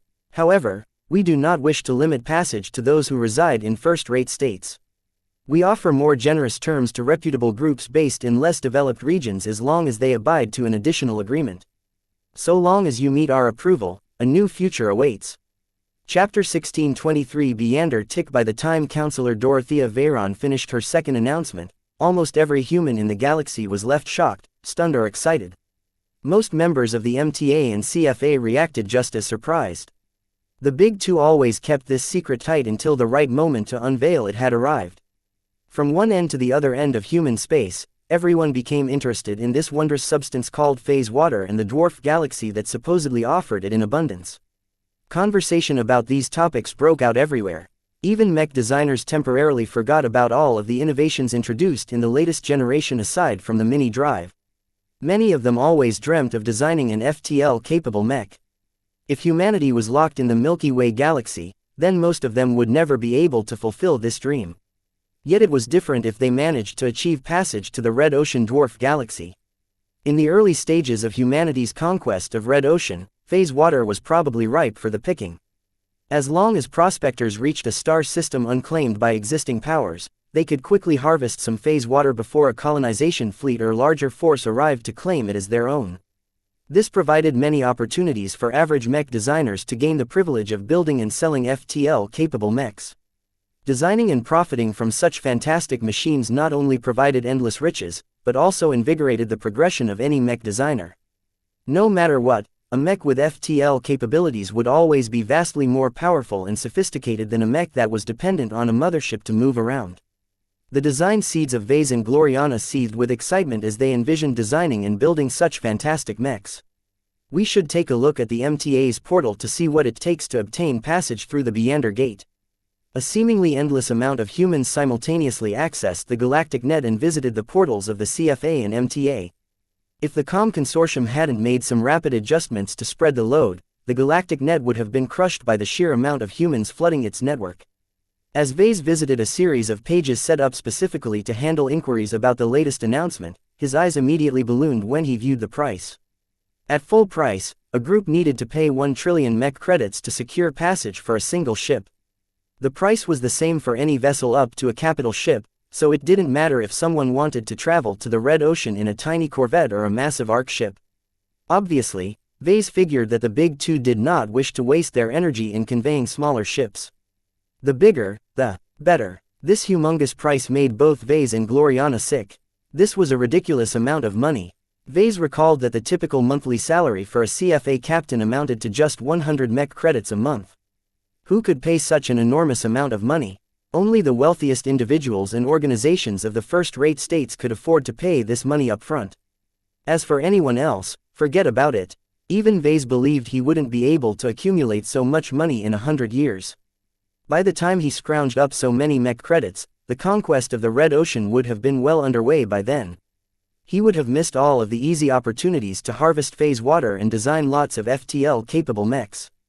While Vase still remained in shock, Gloriana recovered first and read further.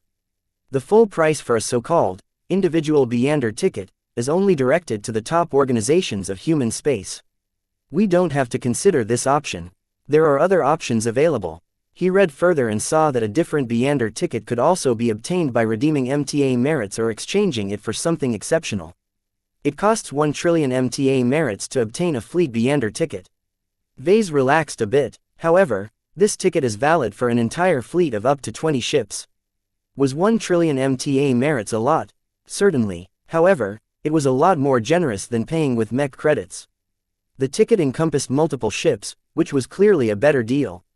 The only issue was that MTA merits could not be exchanged with money. It could only be earned by completing their missions, earning their favor, making contributions or submitting valuable mech-related methods or techniques. The MTA obviously encouraged mech designers to cough up their deepest and most valuable trade secrets. As long mech designers submitted innovative new theories, methods and techniques, they could earn a decent amount of merits. Still, 1 trillion merits was still far out of reach to most individual mech designers. Not even a master would be able to accumulate so many contributions. Fortunately, the MTA made several accommodations to make the exchange more bearable. Multiple people can pool their merits together. Gloriana pointed out, although the limit is set at 10 people at a time, at the very least we don't have to bear the burden by ourselves. This accommodation basically encouraged cooperation between multiple powerful people, thereby forcing them to share power or make other arrangements. The MTA also offers cheaper fleet Beander tickets. A second-class fleet Beander ticket cost only 100 million merits, while a third-class fleet Beander ticket corresponded to a measly 10 million merits. The downside of these lower ticket grades was that the fleet and all of its crew and passengers had to fit the same class or lower. For example, if Vase and Gloriana wanted to reach the Red Ocean, they had to redeem enough merits to obtain a second-class fleet Beander ticket. This was because of the presence of ships and citizens originating from a second-rate state. Naturally, the MTA also published a slew of terms and conditions that closed any conceivable loophole. For example, if Vase decided to form a fleet that consisted entirely of ships built in the Bright Republic and crewed them with Brighters, he still had to pay for a second-class fleet Beander ticket if he wanted to bring Gloriana along. The presence of just a single second-class citizen in a third-class fleet completely made it ineligible to redeem the cheapest ticket. In that case, Vase might as well aim for a second-class fleet Beander ticket to begin with. He knew that the Red Ocean Dwarf Galaxy was probably extremely dangerous.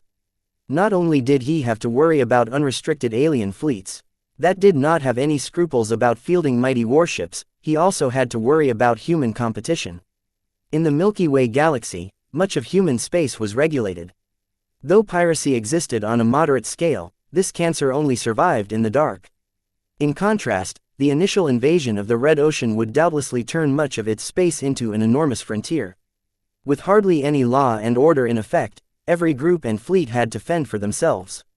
Under such difficult conditions, third-class fleets could only eke out an existence in the most remote and least profitable parts of space. Just like in the Milky Way, the division of power was very unfair. While a second-class fleet was not able to intrude into the most lucrative regions of the Red Ocean, at the very least Vase did not have to worry about getting bullied by everyone. The difference in price between a first-class fleet Beander ticket and a second-class fleet Beander ticket is very huge. Vase observed, "It's very hard for 10 mech designers or notable individuals to pool so many merits together." In other words, the MTA and CFA probably don't want too many first-class citizens to settle the Red Ocean. Both of them figured out that the Big Two specifically intended to handicap the first-rate states and especially the first-rate superstates. The Terrans and the Rubarthans were already extremely powerful. If they managed to conquer large swaths of the Red Ocean, then they would be able to harvest a scary amount of phase water and threaten the Big Two's grip over human space. Instead, the CFA and MTA much favored giving most of the territories of the Red Ocean up to a large number of weaker interest groups. Flooding the Red Ocean with so many different groups inevitably led to the splintering of territories, thereby preventing any newly founded state from becoming powerful enough to challenge the Big Two. As a consequence, most citizens from the less developed parts of the galaxy rejoiced at this generosity. Gloriana pointed at an important term. There's an additional caveat, though. A fleet Beander ticket also comes with an obligation. We have to accept a variety of conditions. Basically, everyone who redeemed a fleet Beander ticket with merits accepted a debt to the MTA. Those with debts would have to pay them off by completing special missions or submitting a large quantity of phase water. As long as someone was still in debt, they could never obtain passage back to the Milky Way. In addition, those in debt would not be able to take advantage of the many goods and services offered by the MTA at their fortified star systems. Basically, the MTA wants anyone who enters the Red Ocean to excavate a considerable amount of phase water to them. What a vicious deal. Of course, most people would be willing to accept this condition. With how abundant phase water appeared to be, it shouldn't take an excessive amount of effort to gather enough phase water to get rid of the debt. A second-class fleet Beander ticket came with a debt that could be paid off by submitting 100 kilograms of phase water to the MTA. With the earliest generation of mini drives, this was enough phase water to build 20,000 FTL-capable mechs. That was 2 entire mech divisions, enough to scour any typical star system of a second-rate state. This is such a ridiculous debt. Of course, it was 1,000 times worse for a first-class fleet Beander ticket. The only way to obtain passage to the Red Ocean without any restrictive conditions was by paying the upfront price of 1 trillion mech credits for an individual Beander ticket. Vase gradually figured out the greater purpose behind this price discrimination. The individual Beander ticket is just a concession to the Terrans and the Rubarthans who don't want to owe anything to the Big Two. The CFA and MTA much prefer to bring people to the Red Ocean who are weaker and more beholden to them. The ultimate goal is to establish the same kind of human order that exists in the Milky Way. In other words, the Big Two wanted to establish lots of squabbling, divided little states with no unified voice.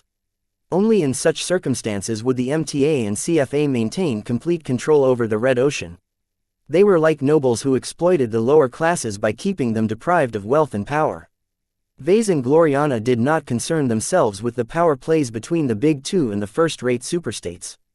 At this point, they were too small and weak to come into consideration of the big boys at the top. All they cared about was that it was a lot easier for second-class and third-class citizens to obtain passage to the Red Ocean Dwarf Galaxy. Naturally, The biggest question that followed in most people's minds was how they could earn enough merits to redeem a Beyonder ticket. Accumulating a handful of merits was doable for most mech designers, but Vase needed to gather many millions of merits. Worse, Vase needed to earn this many merits as early as possible. If we reach the Red Ocean too late, we'll be several steps behind the first movers. Vase warned. Ideally, we should obtain a Beyonder ticket by the time our expeditionary fleet is ready to depart. If they failed to earn enough merits, then they had to continue making contributions as their fleet made their way to the closest star sector with a Beyonder gate. The longer they lingered in their native galaxy, the less favorable their conditions by the time they finally reached the new galaxy. This was unacceptable to Vase, who deeply believed that this might be a once-in-a-lifetime opportunity to embark on a great adventure and discover the secrets behind Phase Water. Chapter 1624 Galactic Pioneer. The prohibitive cost of a Beyonder ticket shook most people back to reality.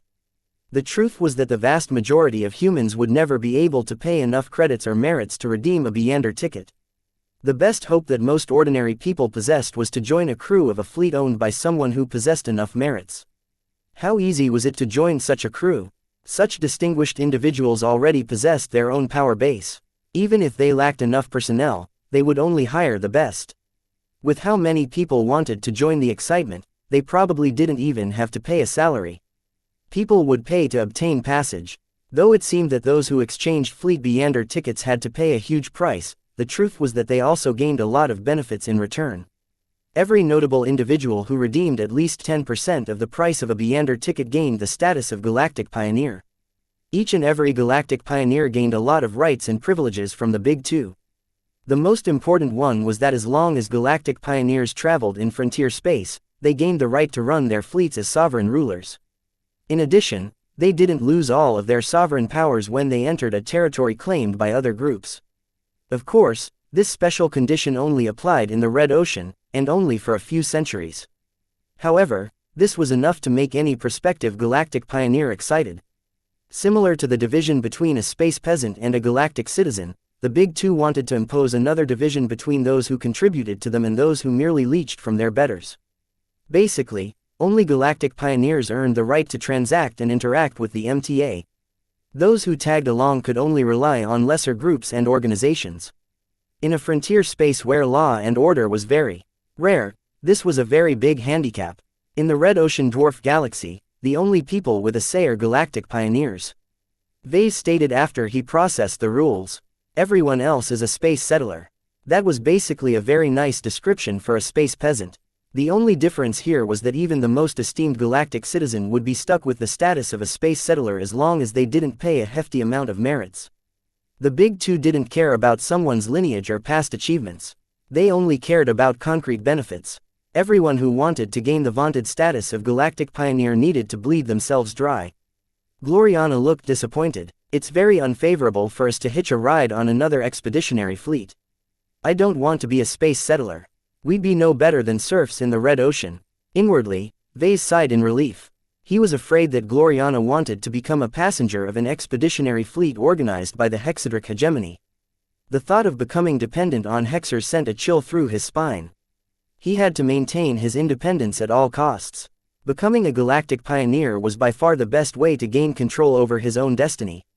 There was no Bright Republic in the Red Ocean. There was no Hexadric hegemony in the Red Ocean. He was very sure that the two states might pool their efforts together to organize at least one expeditionary fleet to found some new colonies. Yet what did that have to do with Vase? As long as he could earn the necessary amount of merits on his own, it was much better for him to get rid of his existing entanglements and go his own way. As Vase discussed his wishes with Gloriana, he discovered that she shared the same idea. While she didn't necessarily mind hanging out with Hexers, she detested the lower status of a space settler. As long as becoming a Galactic Pioneer was within reach, Gloriana wanted to do everything possible to earn this distinguished status. Sometimes, Vase appreciated that Gloriana was such a high achiever. The question was whether it was doable for the two of them to earn the required merits. Gloriana's second-class status and his own ambitions meant that redeeming a second-class fleet Beyonder ticket was the most appropriate choice. Every human interested in becoming a Galactic Pioneer began to look up the pages which described the many ways of earning merits from the CFA or MTA. Vase did not bother looking up the ways to earn merits from the CFA. As a mech designer, he had no choice but to work with the MTA. Though Vase already knew several ways of earning merits, now that he took his time to go through the list, he spotted many more interesting ways for people to contribute to the MTA. The organization even opened up many more options for people who weren't involved in the mech community to earn a lot of merits. Anything that benefits the MTA is a way to earn merits. Vase summed up, I think that the MTA is about to gain a lot of riches and benefits in the next 100 years. The price of Beyonder tickets were so high that no one could help it. They had to make as many contributions as possible to join the Great Phase Water Rush. As long as the Galactic Pioneers got in early enough, it was very much conceivable that they could quickly recoup their initial investment.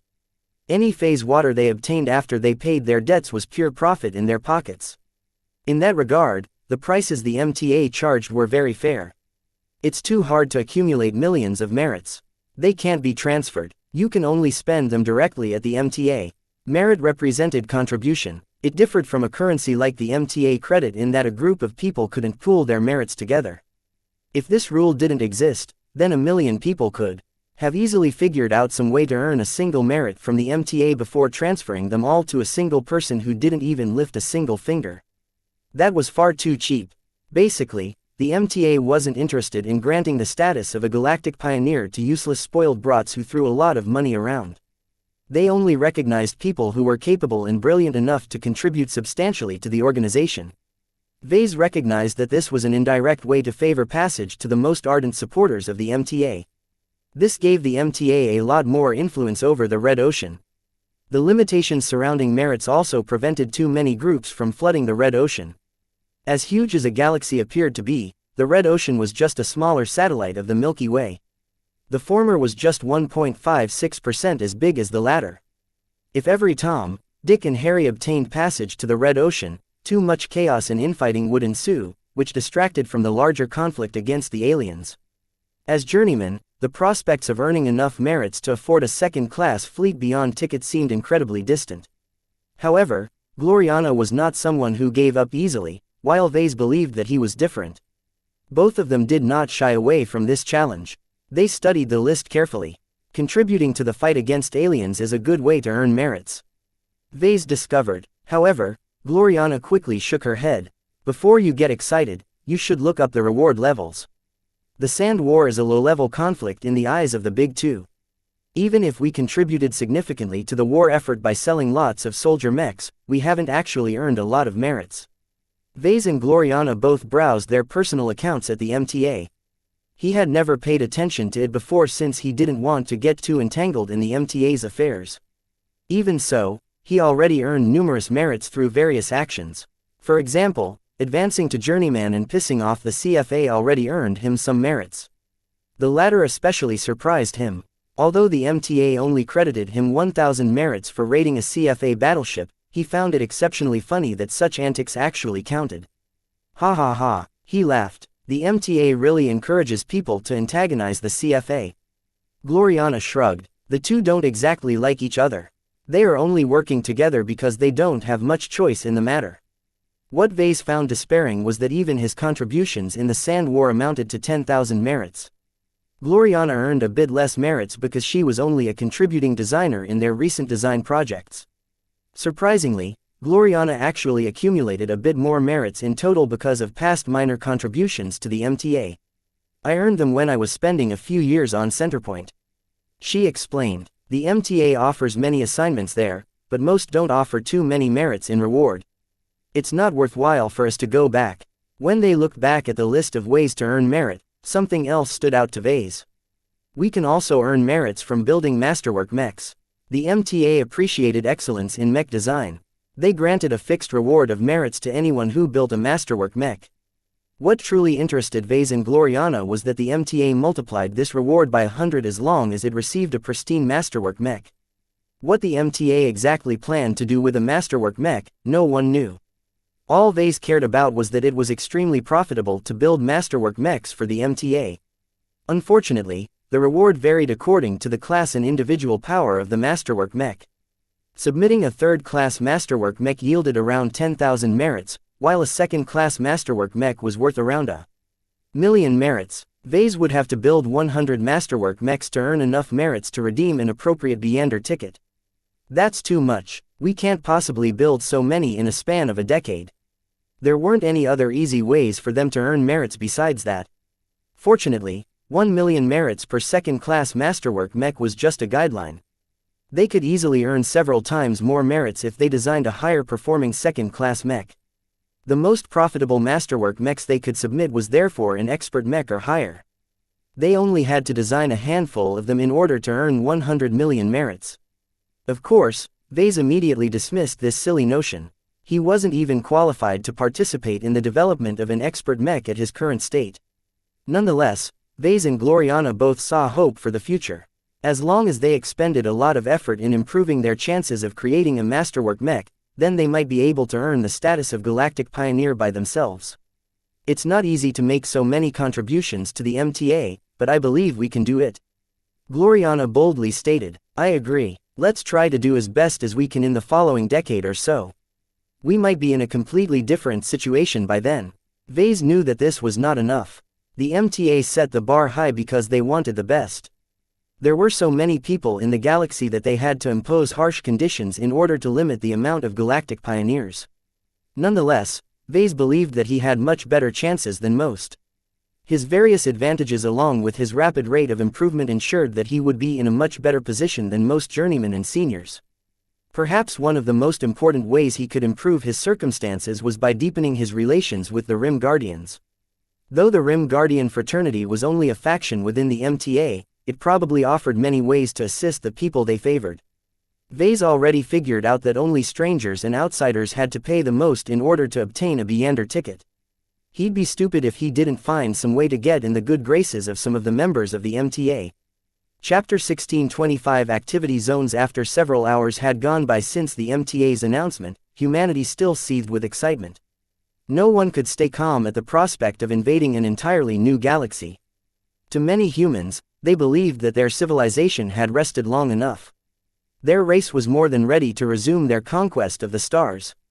Unfortunately, when people began to inquire about the Beander ticket, they immediately became discouraged at the very strict conditions required to become a galactic pioneer. Only the most capable and ambitious contributors of the MTA were eligible to lead a fleet into the Red Ocean Dwarf Galaxy. Those who tried their luck at the CFA found out that it was just as harsh. Yet the high cost of Beander tickets excited many people even more. Each of them knew that a greater price corresponded to a greater reward. Many people got caught up in the hype surrounding phase water.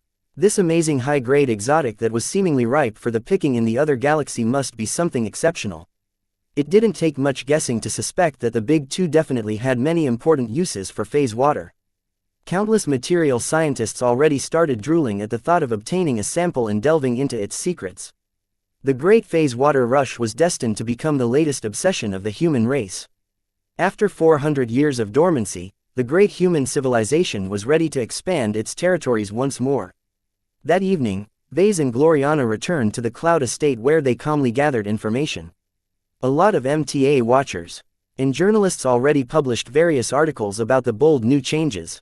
To all but the oldest humans, no one had ever taken part in a war of conquest against alien civilizations. A fervor to relive the glory days of the Age of Conquest ignited in the hearts of many humans. Adventuring in the Red Ocean is very risky. Gloriana expressed her concerns. According to what the Big Two have revealed about the Red Ocean, the vast majority of its space is lawless territory. Anyone can attack someone for any reason.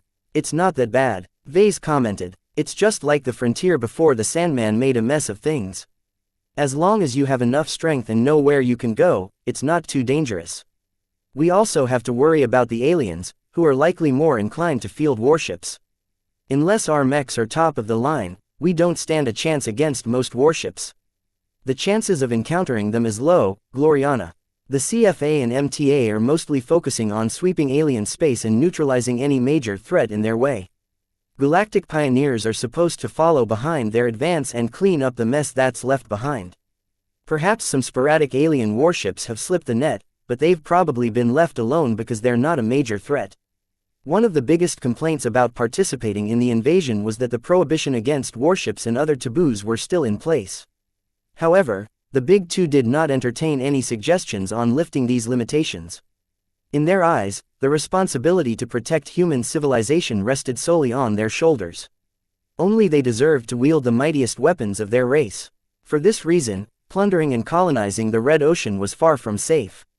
Every galactic pioneer and space settler had to accept the risks of encountering intact alien fleets or bumping into unknown hazards.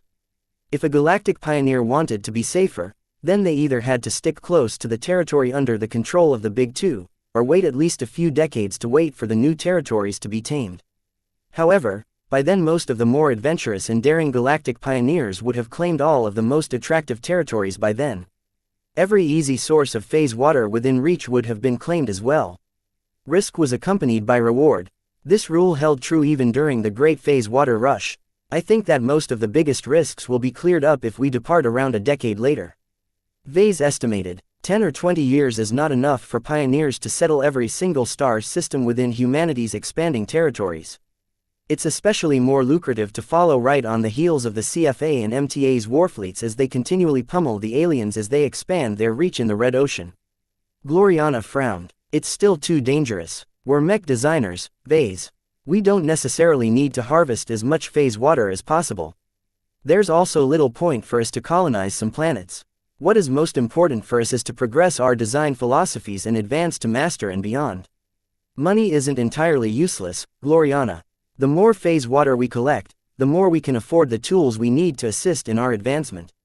Designing more powerful and more capable mechs will definitely stimulate our design philosophies more than designing regular mechs. I don't know. There's a risk that we'll bump into a first-class fleet and offend someone we can't afford to displease. That risk exists, but the chances that they are mucking about in second-class space and third-class space is not very large.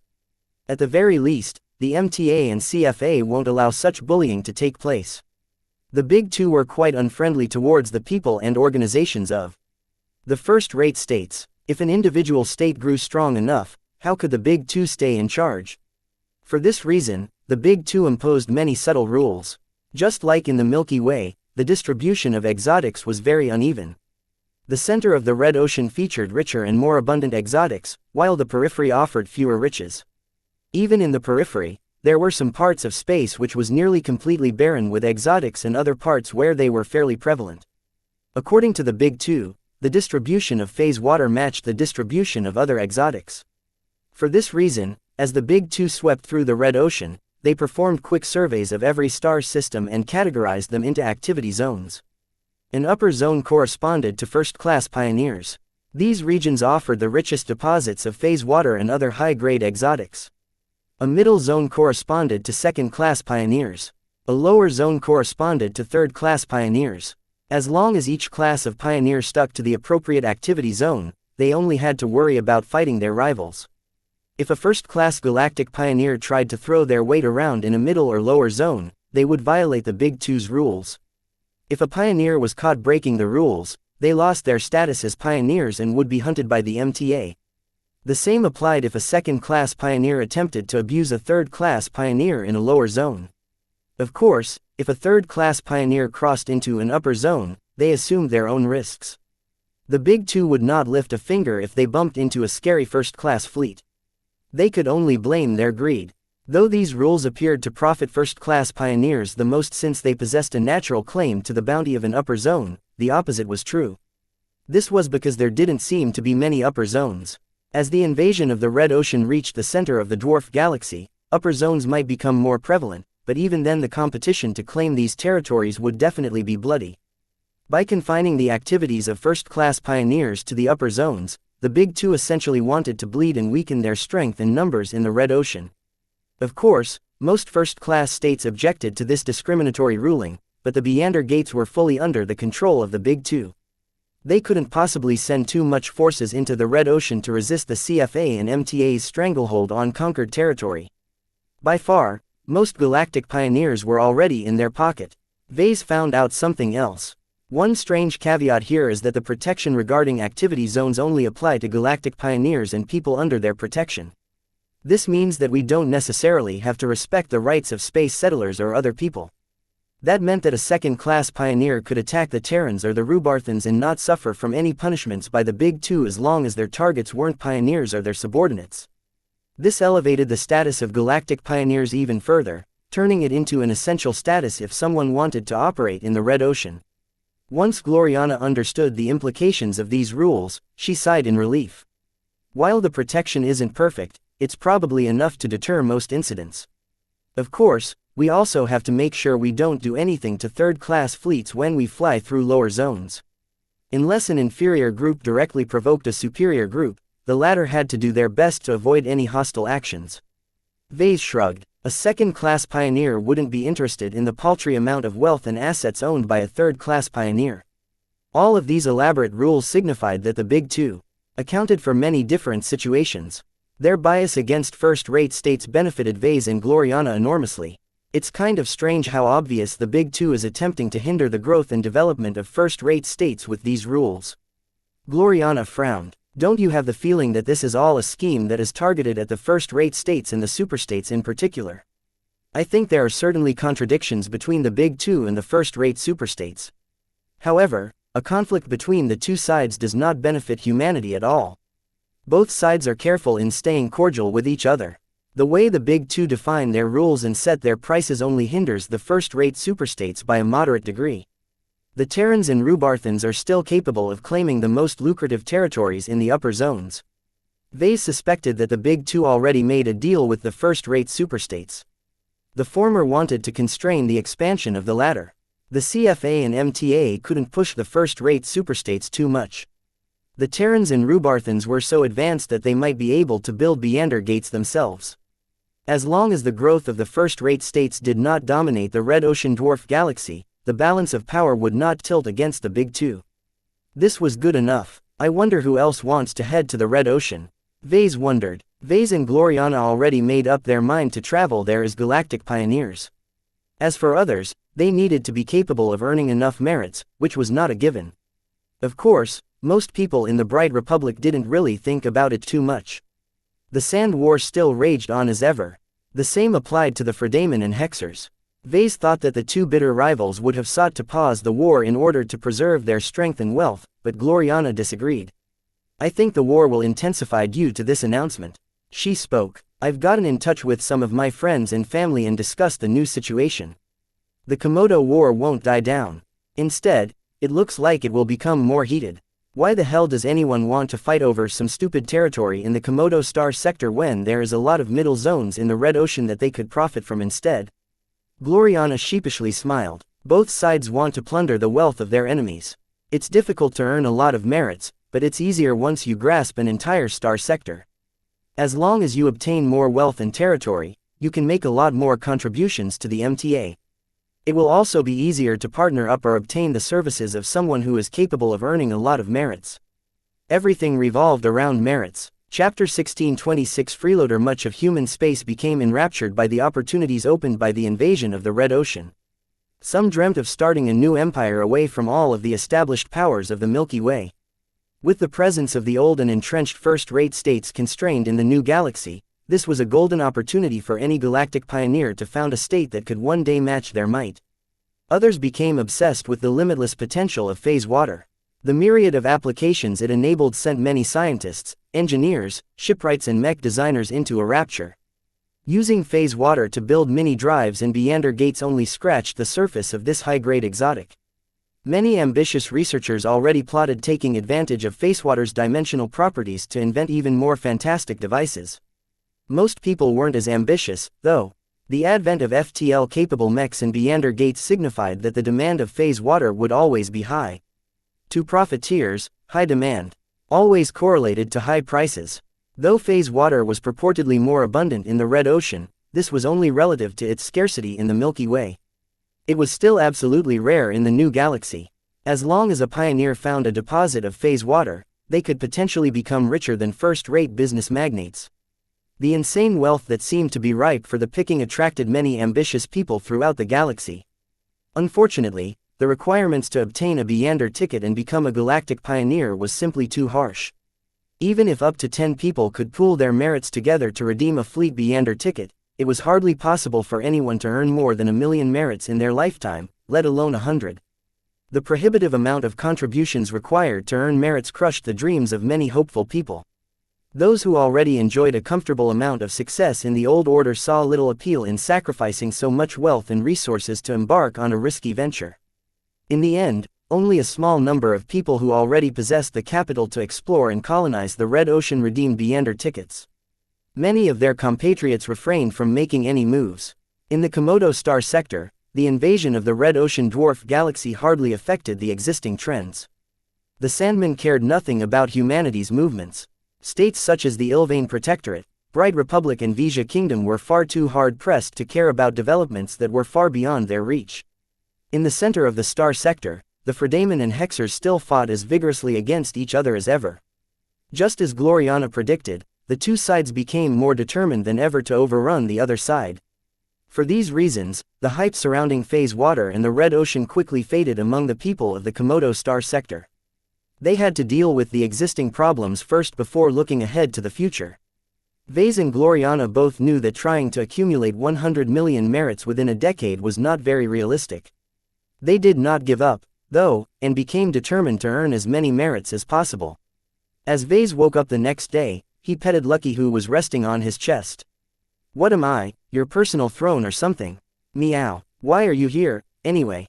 Lucky pushed out a lustrous pink heart-shaped gem with his paw. Vase curiously picked it up and studied it with his system vision. Maiden's affection, the desire of an ancient maiden, is locked within this gem. Increases the attraction of a mech by 40% to females. What the hell? Vase wanted to puke out blood when he read its description. What a useless attribute. Even if the maiden's affection boosted an aspect by a whopping 40%, why did it increase something as useless as attraction to females? You damn cat. He angrily grabbed Lucky's body and lifted him in front of his face. What has Gloriana been feeding you these days?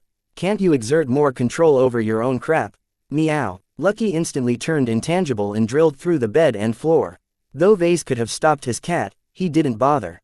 He only wanted to show his displeasure so that Lucky would work harder in forming useful gems. As for the maiden's affection, he eyed it for a moment before shrugging. Any gem is useful. Ever since Gloriana came to live with him, she frequently spoiled his cat. However, Lucky's improved diet did not seem to increase Lucky's gem production very much. Vase had no idea where all of the exotics went, but his cat only seemed to produce a gem whenever he liked. Greedy bastard, Vase grumbled. He had no choice but to cherish the few gems he received. Ever since he successfully upgraded the only copy of the Devil Tiger into a masterwork mech, Vase regarded them as strategic resources. Each potent gem represented an opportunity to cheat his way into building another masterwork mech. Sadly, it's not that easy to build another masterwork mech. He sighed. Though he hadn't fabricated a lot of mechs lately, he intuitively felt that fabricating regular mechs didn't cut it. A masterwork not only demanded flawless construction, but also deep meaning. Vase and Gloriana might be able to control the former, but not the latter. It was not as simple as inducing strong emotions in themselves. If that were so, they could simply drug themselves with stimulants to push their moods to extremes. There are many secrets behind masterwork mechs. Vase muttered as he yawned and rose from his bed. The silky fresh bedsheets slithered from his augmented body. Gloriana's influence had even spread into the sanctum of his bedroom, causing his bed and the interior to fit a grand and palatial theme. Waking up with so much luxury in his presence made him feel like a king. Vase did not care too much about these vain and excessive luxuries. He knew he had to keep a firm and disciplined mind in order for him to push himself into working hard. No matter what kind of success he enjoyed right now, it was far from enough. He needed to become much more powerful to fulfill all of his goals in life. Right now, I'm nowhere close to fulfilling any of my grand ambitions. In his eyes, becoming a journeyman was no big deal. He lacked the capital to be arrogant. The less time he wasted on useless luxuries, the better. Once Vase dressed and freshened himself up, he descended to the dining room where Gloriana was already in the process of feeding Lucky an exotic. Hee, you're so cute. Meow. Lucky blissfully crunched the mineral with his teeth and rubbed his body against his hand. Vase frowned. Don't spoil him too much. He's profiting way too much in relation to the benefit we get in return. Pets aren't workers, Vase. They're companions. They deserve to be spoiled. Lucky swung his tail at Vase. Meow. Vase gave up and sat down at the dining table in order to eat his breakfast. The combination of excellent ingredients and sublime cooking made every meal a delight to him. Due to his metabolism, the chefs had taken to cooking large and hearty meals. Croissants, sausages, sandwiches and more disappeared down his throat at a pace that discomfited Gloriana. As opposed to Vase, Gloriana's diet consisted of fruit parfaits and light toast. Nonetheless, Gloriana had no choice but to tolerate the disharmony in their meals due to their distinctly different dietary requirements. Vase possessed a much stronger body due to his Jutland organ and other body augmentations, but it took a lot of energy and nutrition to sustain his health. While Drive, Lupo hadn't managed to decipher the most important secrets behind Ves's physique. Figuring out something as basic as this was not too difficult. Fortunately, Vase could still survive if he was forced to reduce his calorie intake. One of Lupo's minor discoveries was that Vase would simply draw his energy from other sources if he couldn't get it through digesting food. The only problem was that the alternate source of energy came from the Jutland organ. Both of them were very apprehensive towards this alien organ, so to be safe, Lupo decided that it was best if Vase became less dependent on this abnormal organ that had enveloped his heart. Once the pair finished their breakfast, they traveled to the Mech nursery where they both headed down to the design lab. Kedis and the Tovar Mech designers had already arrived beforehand and greeted the two journeymen with respect. Vase clapped his hand. "All right, now that we have a day to process yesterday's announcements, it's time to get back to work. None of us are able to afford passage to the Red Ocean, so let's just forget about all of that big stuff and get back to the Sand War. The latest Mech generation is here." Kedis chirped with excitement. "Are we going to design a new generation Mech right away?" "Very likely, though I'm still awaiting the necessary licenses." Vase turned to Miles Tovar. "I made a deal with Professor Ventag and the Tovars a while ago concerning the licenses. Have you been informed of this arrangement?" He knew that Miles was in regular contact with the Tovars. Though Miles didn't speak, please like and follow the Cultivation Audiobooks channel with Senator Tovar directly. He regularly reported to Alistair Cordraith. Miles nodded. "The MTA has just made the licenses available today. The BV alliance set up by the Bright Republic and the Vizia Kingdom is still in the process of applying for the group licenses. With how efficient the MTA moves, we believe it won't take long for the BV alliance to secure the group licenses. Once that happens, the holding company will immediately hand out sub-licenses to any eligible Brighter and Vision Mech designer. You are definitely on that list." That was a relief to Vase. Though the LMC was not short on money these days, it still cost a very hefty amount of money to license the new generation components released by the MTA. The Heartless organization always jacked up the license fees because Mech designers had no alternative at the start of every Mech generation. Therefore, Vase did not mind making use of the sub-licenses provided by the BV Alliance despite putting himself at its mercy. If his relationship with the Bright Republic ever went sour, the BV Alliance could easily revoke his sub-licenses, thereby making any mechs he designed using the licensed components illegal. The only way to resolve such an issue was to license the same components again. To Vase, that was not a big deal. The new generation component designs offered by the MTA were only relevant for a year or two at most. After that, many component developers would have published their own designs by then at far more affordable price levels. "The key right now is to make the best use of our time." He spoke. "The only issue is that I have already accepted a commission to design a custom mech beforehand." Miles frowned at that. Every new mech generation triggers a soft reset of the mech market. Every mech designed before the transition has turned into Alaskan mech. If I was still an independent, I would pounce on this opportunity to design a mass-market mech in order to capture as much market share as possible. This kind of opportunity happens only once every 30 years. I know that, Miles, but promises are promises. The commission is vitally important and will definitely affect the future of the Bright Republic. We can't afford to neglect it in favor of enriching ourselves. We'll just have to work on the commission alongside our commercial mech design project. While that will inevitably delay the completion of both projects, it's still in an acceptable range. What's our time frame? I want to complete both designs within 2 months. 2 months. If that includes the prototype testing phase, that means our time will be very tight. Don't forget that we have to adjust to new and upgraded tech and components. I believe we can do it, Vase stated with confidence. No matter how many changes the new mech generation has introduced, a mech engine is still a mech engine and a power reactor is still a power reactor. As long as we know what we are doing, the new changes won't affect our productivity too much. In truth, it took quite a lot of time and exploration for mech designers to get used to the new mech generation. Vase hadn't even studied the new generation components in detail.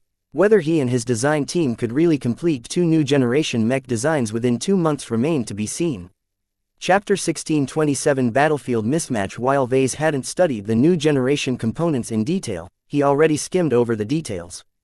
Together with Counselor Veyron's introductions, this was enough for him to gain an overall impression of what he could do with the new generation technology. As you all know, one of the main highlights of the new generation in the case of third-class mechs is the substantial improvement in laser weapons. Everyone at the design lab nodded. Sadly, it's not feasible to design a laser-armed mech at the moment. It's also pointless to design a melee mech unless we want to cater to a distant market. In the current state of the Sand War, every mech designer from a state under attack had to contribute to the war effort. If they couldn't design a viable mech, then they should at least assist other mech designers into doing so. Vase would ruin his reputation if he ignored this obligation.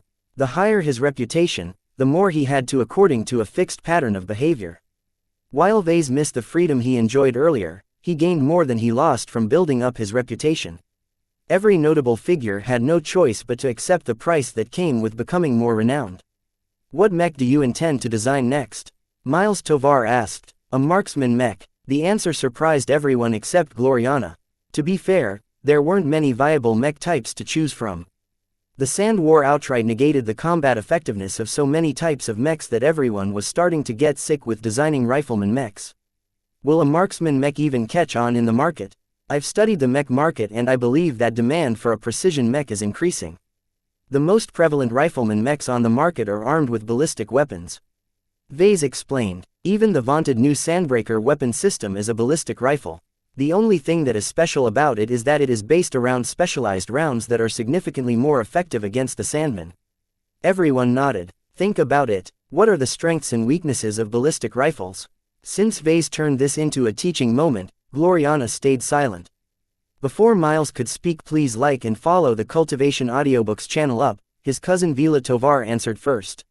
I've assisted in several ranged mech design projects before, she said. Ballistic weapons are by far the cheapest and simplest weapon that ranged mechs can wield. They're low-tech, low-maintenance and very easy to mass-produce. Their ability to fire any round that matches its caliber and specifications mean that they're also very versatile. The development of Sandbreaker rounds is a good example of how the same tech can be expressed in different ways. Vase smiled at the answer. Though he admittedly paid much more attention to Miles, that did not mean that the other Tovar mech designers were useless. While he still figured that only Miles had the potential to become a journeyman, he made sure not to neglect the rest. Vila is right. Ballistic rifles and ballistic rounds are not the most effective ranged weapon systems that we have at our disposal. It's just that it's the most economical we have on hand. This is a very valuable property in the Sand War because the Sandmen come in such overwhelming numbers that our state will go bankrupt if we employ more expensive weapons. There's many downsides to ballistic weapons, though, she continued. Their low-tech nature means that they become less efficient at higher budgets. The rifles themselves are still rather cheap, but the cost of producing more potent ammunition goes up enormously because it's necessary to lace them with low-grade exotics. Therefore, it's possible to produce rounds that can smash the Sandman apart, but the expenditure is so high that it's not sustainable. The economic and logistical considerations surrounding high-quality ballistic rounds meant that they only fared well when used during important battles. Unless the situation called for it, most mech forces tended to keep their expensive rounds in reserve.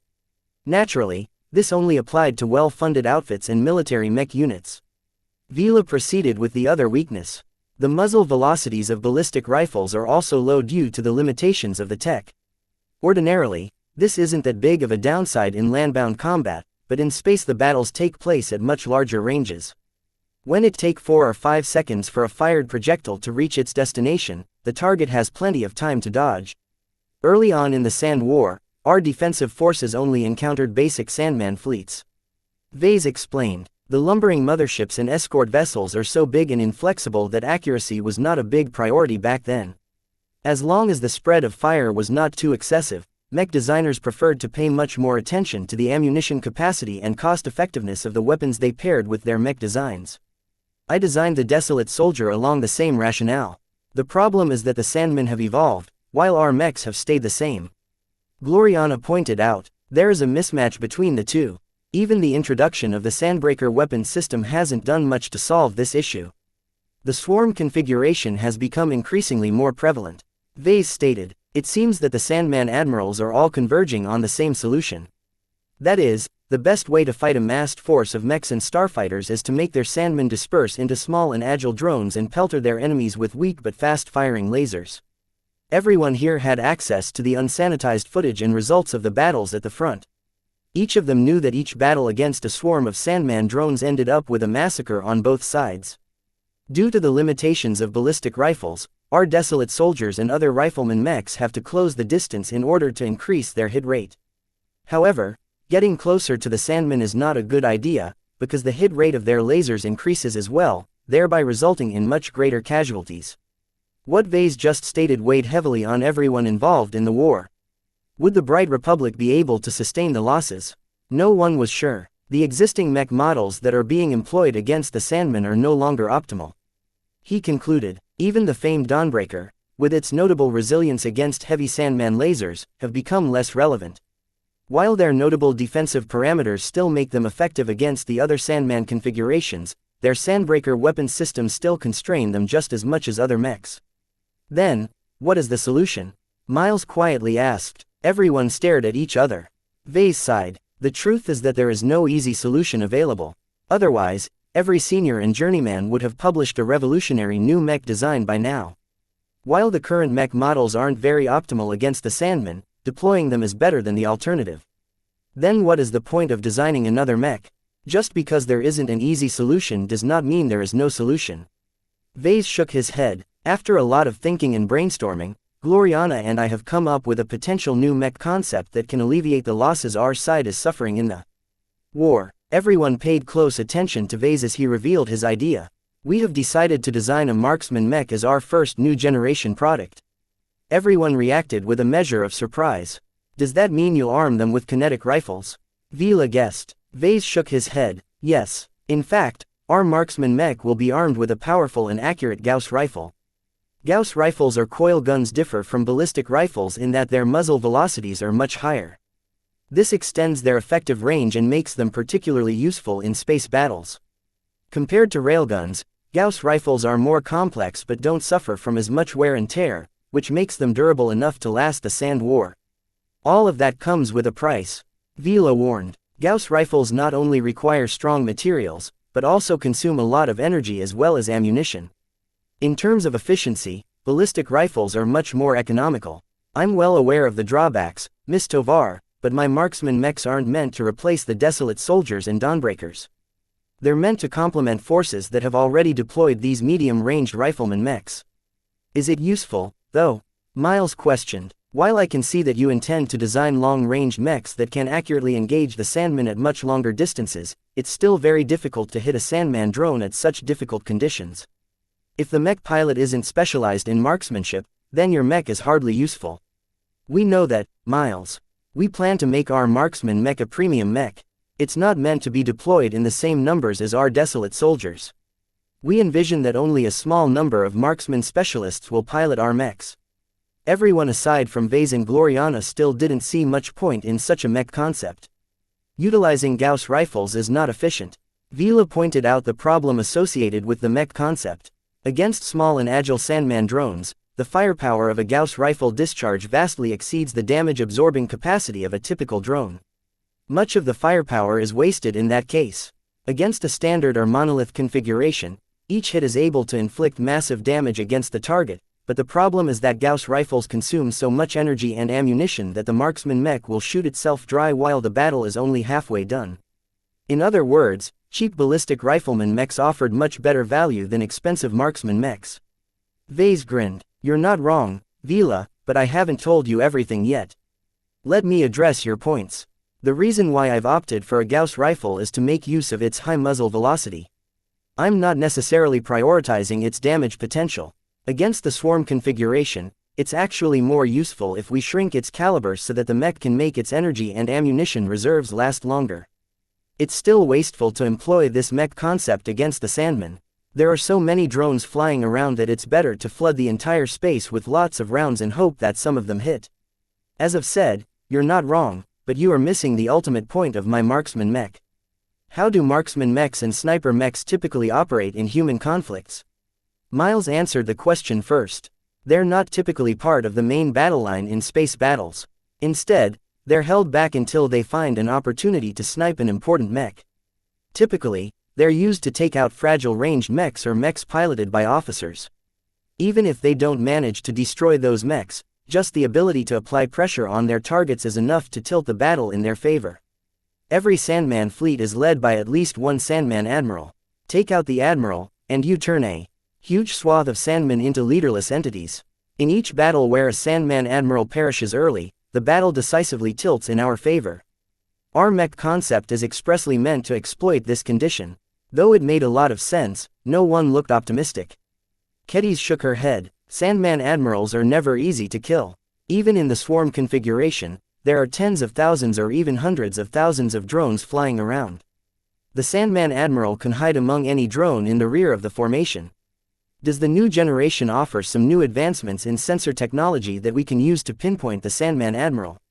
Miles asked. Vase chuckled and shook his head in regret. Such a convenient solution doesn't exist as of yet.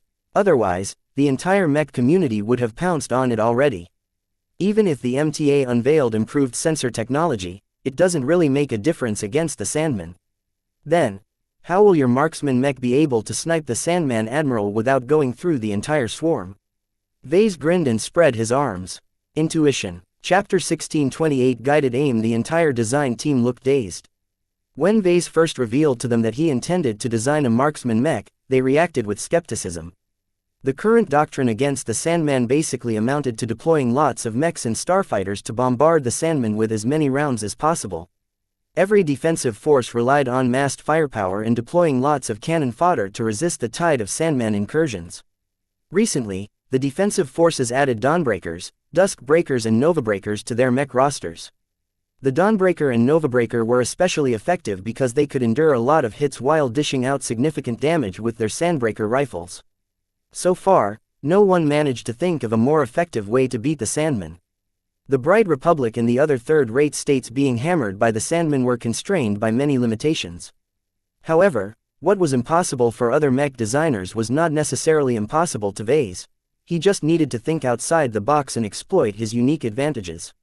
While he already managed to convince Gloriana of the viability of his mech concept, that was only because his girlfriend had faith in his abilities. Trying to convince his design team was much more difficult. Though he could just skip his explanations and leave them ignorant, that would not do his project any good. To ensure that the X factor of his mech remained as coherent as possible, every person involved had to share the same vision.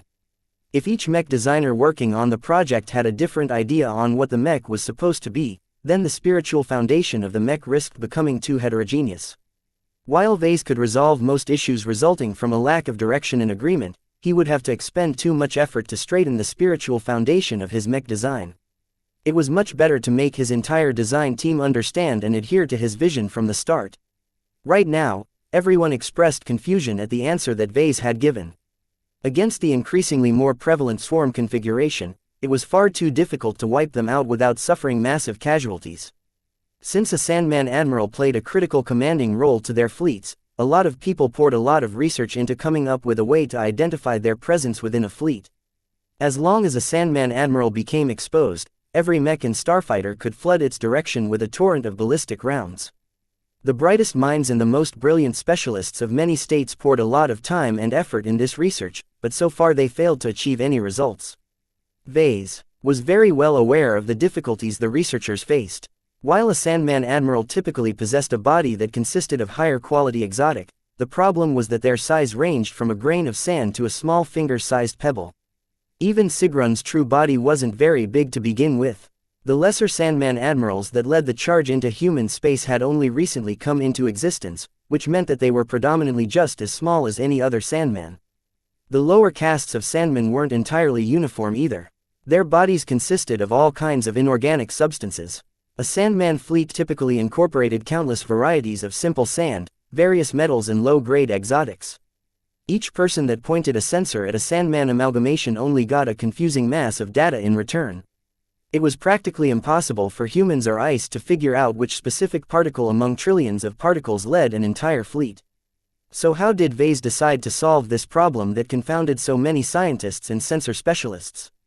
Intuition, he repeated while tapping the side of his head. We humans are special. Unlike machines and bots, we are creatures of both logic, emotion and instinct.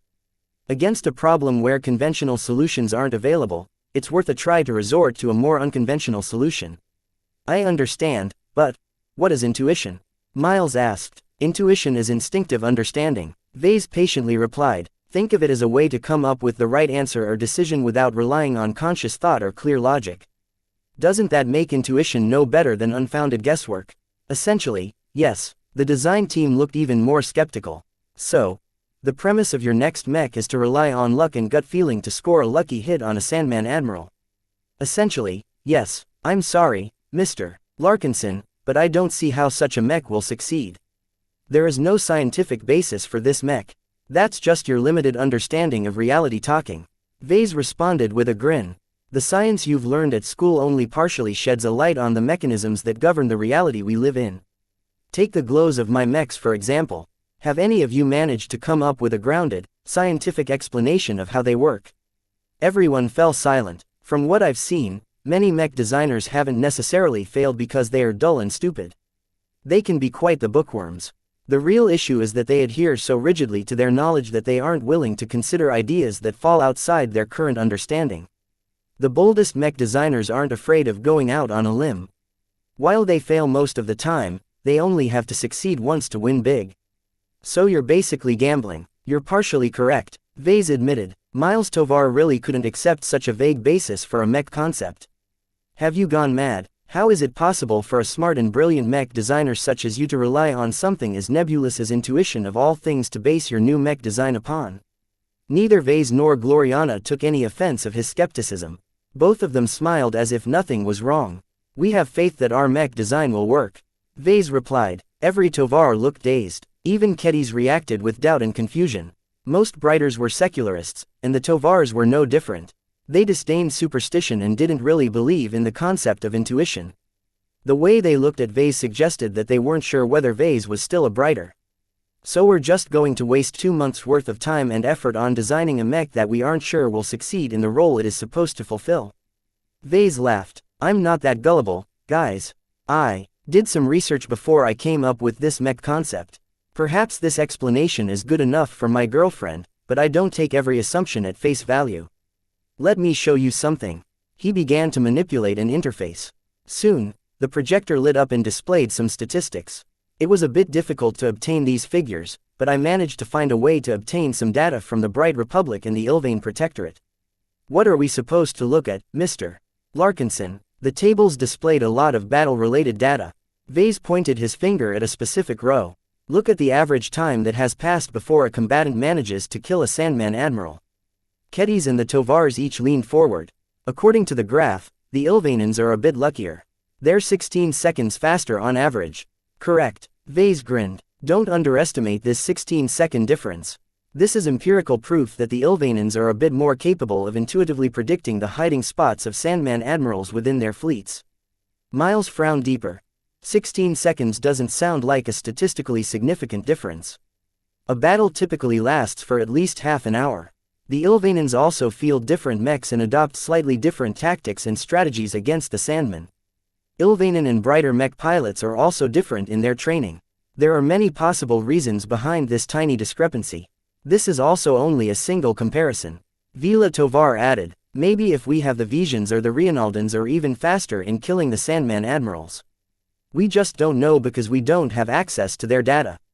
Everything you've mentioned is plausible, Vase charitably replied. However, I'm still convinced that the difference is a sign that intuition makes a real difference.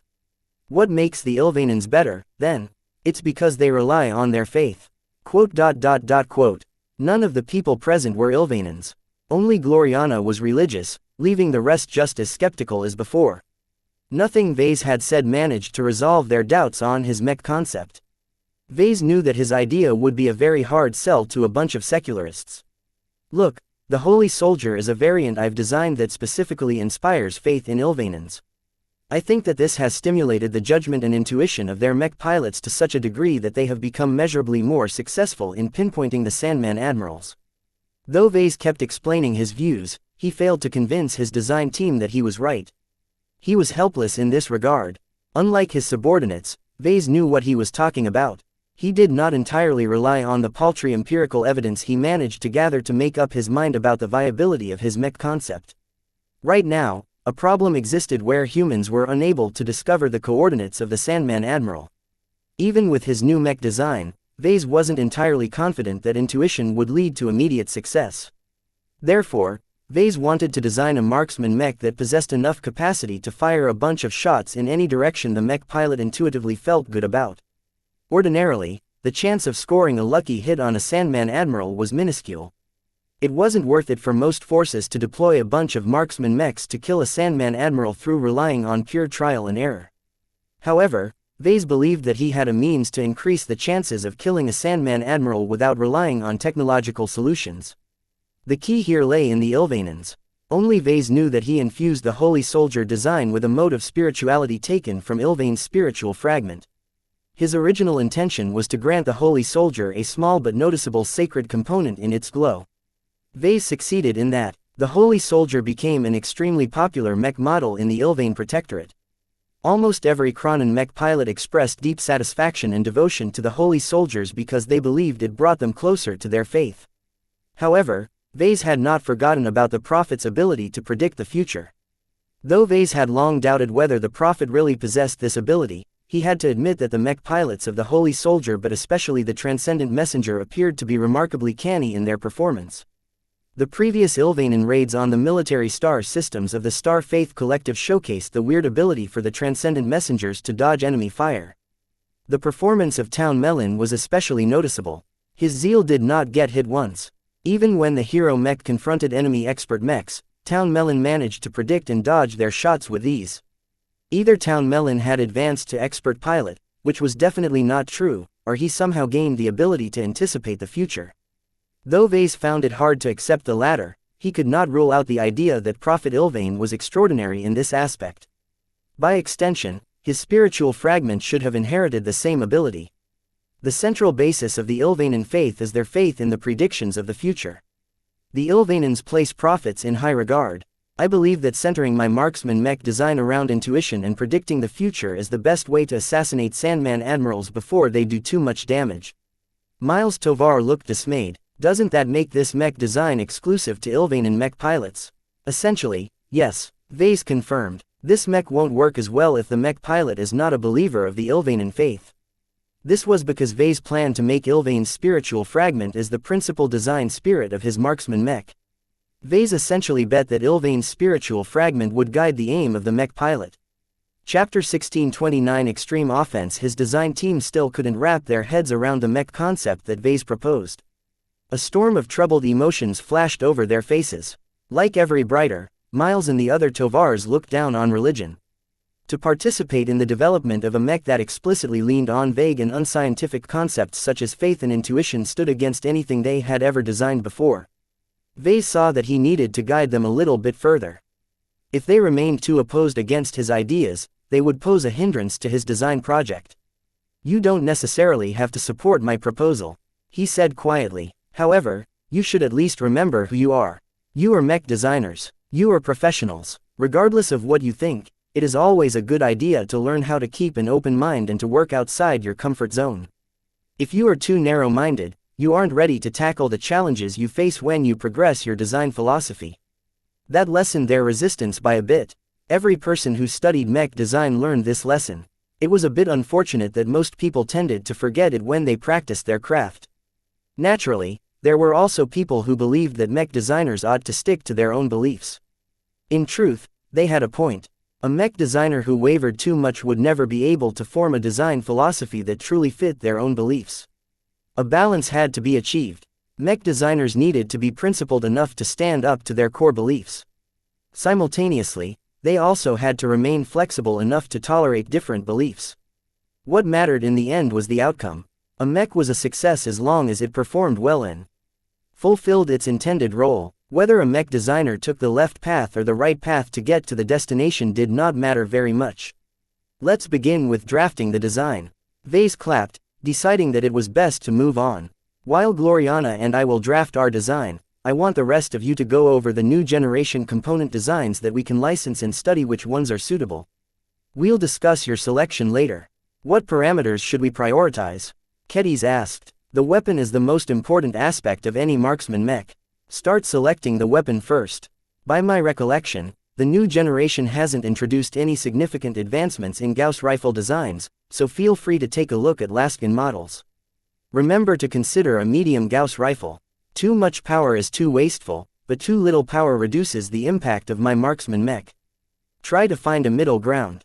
What about other aspects? Since a marksman mech is designed to operate in the rear of any formation, don't focus too much on defense. Mobility isn't a big priority either. As long as it can keep up with a formation, it's enough.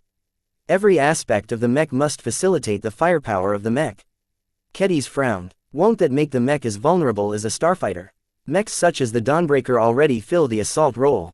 With so many mechs and starfighters attracting enemy fire in the vanguard, the chances that the Sandmen will target a marksman mech is minimal. The Sandmen have never exhibited any selective targeting patterns. They just shoot at whatever is more convenient. For now, Vase acknowledged the point. While it's true that the Sandman might change, I won't compromise on firepower this time. If my marksman mechs require protection, it's much better to deploy some night mechs instead of tacking on armor to a frame that is unsuited for defense. You are proposing a very unbalanced mech. Miles scratched his head. While glass cannons aren't unheard of, it's rare to see them in premium mechs. No one likes to field a mech that costs as much as 3 regular mechs but is only as durable as half of one. It only takes one accident to ruin such an expensive purchase. Ha ha ha, Vase chuckled. Ordinarily, you have a valid point. However, you are neglecting something very important. You should never judge a mech by its own merits. You also have to take its intended users in mind. If you know the Ilvanans like I do, they are willing to fight and die for their beliefs. I know for certain that if our work matches my vision, plenty of elite Kronen mech pilots will embrace our new product. Vase considered his choices very carefully before he made up his mind. For his first mech design of the new generation, he deliberately decided to go for a wacky mech concept that relied on intuition and external intervention to guide the aim of the mech pilots. Designing a mass-market budget mech like the Desolate Soldier had done much to propel him to the forefront of the mech community. However, the Sand War already raged for some time. Between these months, many mech designers already published a huge variety of mech designs, many of which fulfilled the same roles. In such a crowded marketplace, Vase did not see much value in publishing a mech which offered similar performance to the machines that his competitors already put on sale. Vase wanted to make a statement. His first new mech design of the latest generation ought to provide value that no other mech designer could provide. Regardless of how many mechs the LMC sold or how much revenue it earned, the company could continue to stand out from the market. As long as he became known as a mech designer that could offer something unique, he would never have to worry about becoming irrelevant. What might become a trend today could easily be forgotten tomorrow. What Vase wanted to do was to consolidate his position and to form a solid foundation for his future work. Though Vase was certain that his narrow mech concept would mystify many people, as long as it worked out, he would definitely succeed in cultivating an odd and mysterious impression. His soldier product line already attracted way too much attention. If the MTA hadn't been so preoccupied with the invasion of the Red Ocean Dwarf Galaxy, their mech designers might have paid more attention to his work. Fortunately, Phase Water attracted most of their attention, giving Vase enough room to progress his odd design philosophy in peace. As Vase and Gloriana sat together, they started drawing lines on a projected interface. It only took a few minutes for them to form their initial sketch. The roughly drawn image depicted a hefty medium marksman mech wielding an oversized Gauss rifle. The entire frame was designed to complement the offensive ability of the mech. Ordinary ranged mechs tended to be slim and sleek in order to facilitate their ability to dodge and juke enemy fire. Vase had designed his Desolate Soldier design along this concept. However, his marksman mech wasn't designed to fight the enemy head-on. Trying to accentuate mobility detracted from other aspects of his current project. This time, Vase wanted to make as few compromises as possible. Just like how his Aurora Titan pursued defense to an extreme, he wanted to make his marksman mech the most offense-oriented mech he could design. If mobility was no longer a priority, Vase would rather increase the size of the frame. While that made his marksman mech look a bit bulky, there were several advantages to this design direction. First, Making his marksman mech fatter turned it into a more stable firing platform. A Gauss rifle was incredibly powerful. Its inbuilt inertial dampeners only weakened its recoil to a degree. Newton's third law of motion. For every action, there is an equal and opposite reaction. Vase justified his design choice to Gloriana. Gauss rifles impart a lot of force on projectiles, but each time they do so, the rifle and mech both have to endure the same force. Increasing the mass of the mech wielding the rifle made it easier for the combination to cope with the recoil. Ordinarily, mech designers mainly added mass to rifleman mechs in the form of armor plating. This was what the Ansel mech designers pursued when they designed the Dawnbreaker and its variants. The Dawnbreaker's considerable defensive prowess not only made it suitable to confront the laser-obsessed Sandman, it also made it easier for the mech to cope with the recoil of its Sandbreaker rifle. For this reason, the Sandbreaker performed worse when wielded by slimmer mechs such as the Desolate Soldier. What made his marksman mech different from the Dawnbreaker was that it did not feature stronger armor. Instead, Vase mainly used the extra bulk to increase its capacity and endurance. The Dawnbreaker was like a coconut that featured a solid shell and a soft interior. In comparison, his marksman mech was like a shopping bag. It featured a thin exterior but lots of goods inside. The key was what Vase and Gloriana planned to stuff inside their mech. Gauss rifles consume both ammunition and energy. They're very cumbersome in that regard. Gloriana noted, unless our marksman mech can guarantee that it can take out a Sandman Admiral in a single shot, we have to make sure it gets as many opportunities as possible to complete its mission. Vase pointed at some internal sections of their draft. We have to devote most of the added capacity towards accommodating ammunition and energy cells. We have to be very deliberate about where to store the ammunition. As our marksman mech continues to deplete its rounds, the mass distribution of our mech will change. Every ballistic mech faced this problem. Ordinarily, a mech designer tweaked the programming of the mech to compensate for the changes, but this was only a stopgap solution. It was best to make the placement of ammunition as even as possible to make the piloting experience as consistent as possible. They could determine how much capacity they had to devote to ammunition and energy cells later. Since Vase did not intend his marksman mech to move very actively or dogfight against the Sandman in battle, its flight system shouldn't consume as much energy as other ranged mechs. However, a Gauss rifle expended a significant amount of energy per shot, so Vase could not afford to reduce the amount of energy cells his mech carried.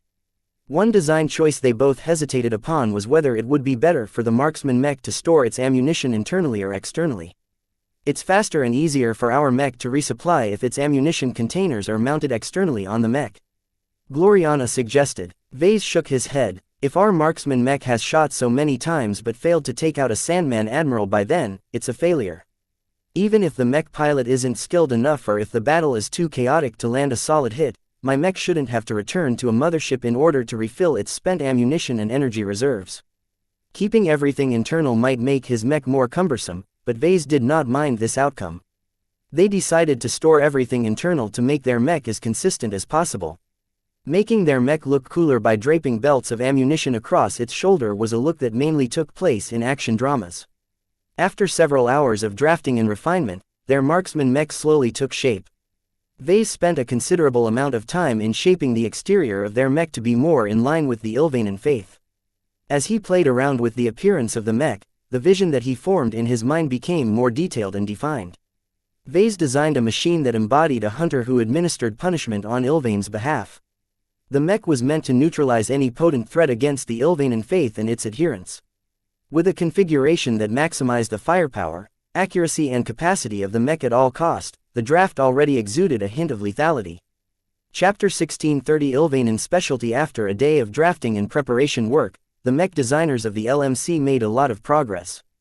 With the help of the assistant mech designers, Vase quickly selected the most appropriate new generation components to pair with his marksman mech.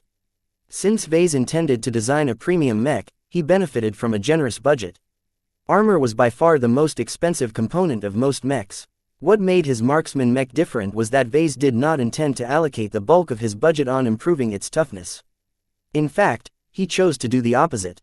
Vase settled for a cheap, Laskin armor system that offered poor protection but was very easy to work with. Not only that, but he only applied the minimum amount of armor necessary to hold the mech together and prevent it from deforming if subjected to gravity. Perhaps normal mech pilots would never entrust their lives on such flimsy protection. His marksman mech was as fragile as a light mech but without the corresponding degree of mobility. However, Vase had faith that the Ilvanan mech pilots he targeted would not be deterred. In order to devote as much of the mech to offense as possible, Vase also opted to mount his mech with a very basic flight system. His marksman mech's flight system was smaller and stubbier than the flight systems of other ranged mechs. This made his mech sluggish to the point that it was unsuitable to confront an enemy directly. The advantage of using a small and weak flight system was that it didn't occupy much space. It was also cheap and consumed a lot less energy. Gloriana expressed some misgivings about this design choice. The lack of mobility won't matter much against the Sandman, but it will make our mech a sitting duck against other opponents. Human enemies aren't as stupid as the Sandman. They know when they should prioritize distant but acute threats such as marksman mechs. It's fine if our mech design doesn't have much longevity once the Sand War is over. Vase sighed. I'm not entirely satisfied with the new generation components the MTA has released. Right now, I want to maximize the combat effectiveness of our marksman mech against the Sandman. If I try to make my mech effective against enemy mechs as well, we risk making too many compromises. That will weaken its effectiveness against both Sandman and mechs. Vase knew that the mech concept that underpinned this project was not completely reliable. He did not wish to tack on too many roles to his marksman mech. Putting too many expectations on it would only weaken its main purpose, which was to snipe Sandman admirals down. Another factor that he needed to take into account was whether Ilvain's spiritual fragment would offer its assistance. He decided to make sure he gained the fragment's consent before proceeding further. He briefly closed his eyes and concentrated on his transcendent messenger design. He slowly made contact with Ilvain's spiritual fragment. Before he could communicate his inquiry, the fragment transmitted positivity to him. It had already assented to his plans. He snorted. I hate it when you do that. Vase already expected this answer. Even though Vase intended to make his marksman mech work by exploiting its design spirit, his work did not damage the interests of the Ilvanan people. In fact, his work would benefit them hugely. The Sandman race threatened every state in the Komodo Star sector. If the current trend of the war persisted, then the Ilvain Protectorate might get overrun. Even if the Ilvain Protectorate managed to hold their ground, the Bright Republic and other nearby states may fall instead. Once that happened, the Sandman could quickly turn around and flank the Protectorate, thereby causing it to fall in the end. The Ilvanans had to prevent both outcomes as much as possible. From what Vase understood of the Great Prophet when he was alive, Ilvain considered himself to be the shepherd and the protector of his followers.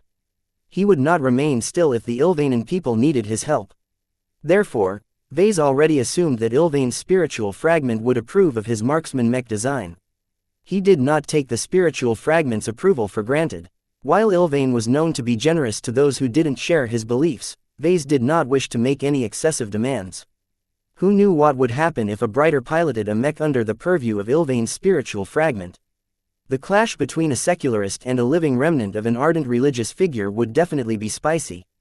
Compatibility between a mech and a mech pilot is a huge concern. Gloriana identified, since this mech performs best in the hands of an Ilvanan mech pilot, I agree with your decision to make it an exclusive Ilvanan design.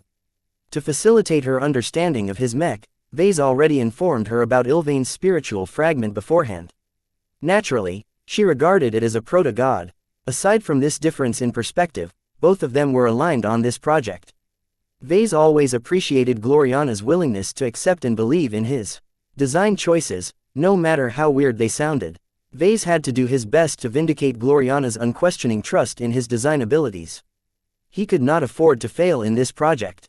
The rifle model they selected out of the available choices was the most remarkable part about their draft design. After making a lot of comparisons, Vase settled for a new generation model called the Executor.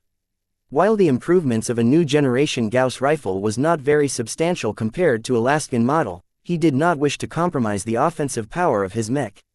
The Executor was so big that the marksman mech still looked a bit too small to wield such a massive weapon. Ordinarily, a weapon of this size was already qualified to be called a cannon if not for its lackluster caliber. The main reason why the Gauss rifle was so large and unwieldy was not because it fired large projectiles. The developers of the Executor instead focused mainly on maximizing its muzzle velocity.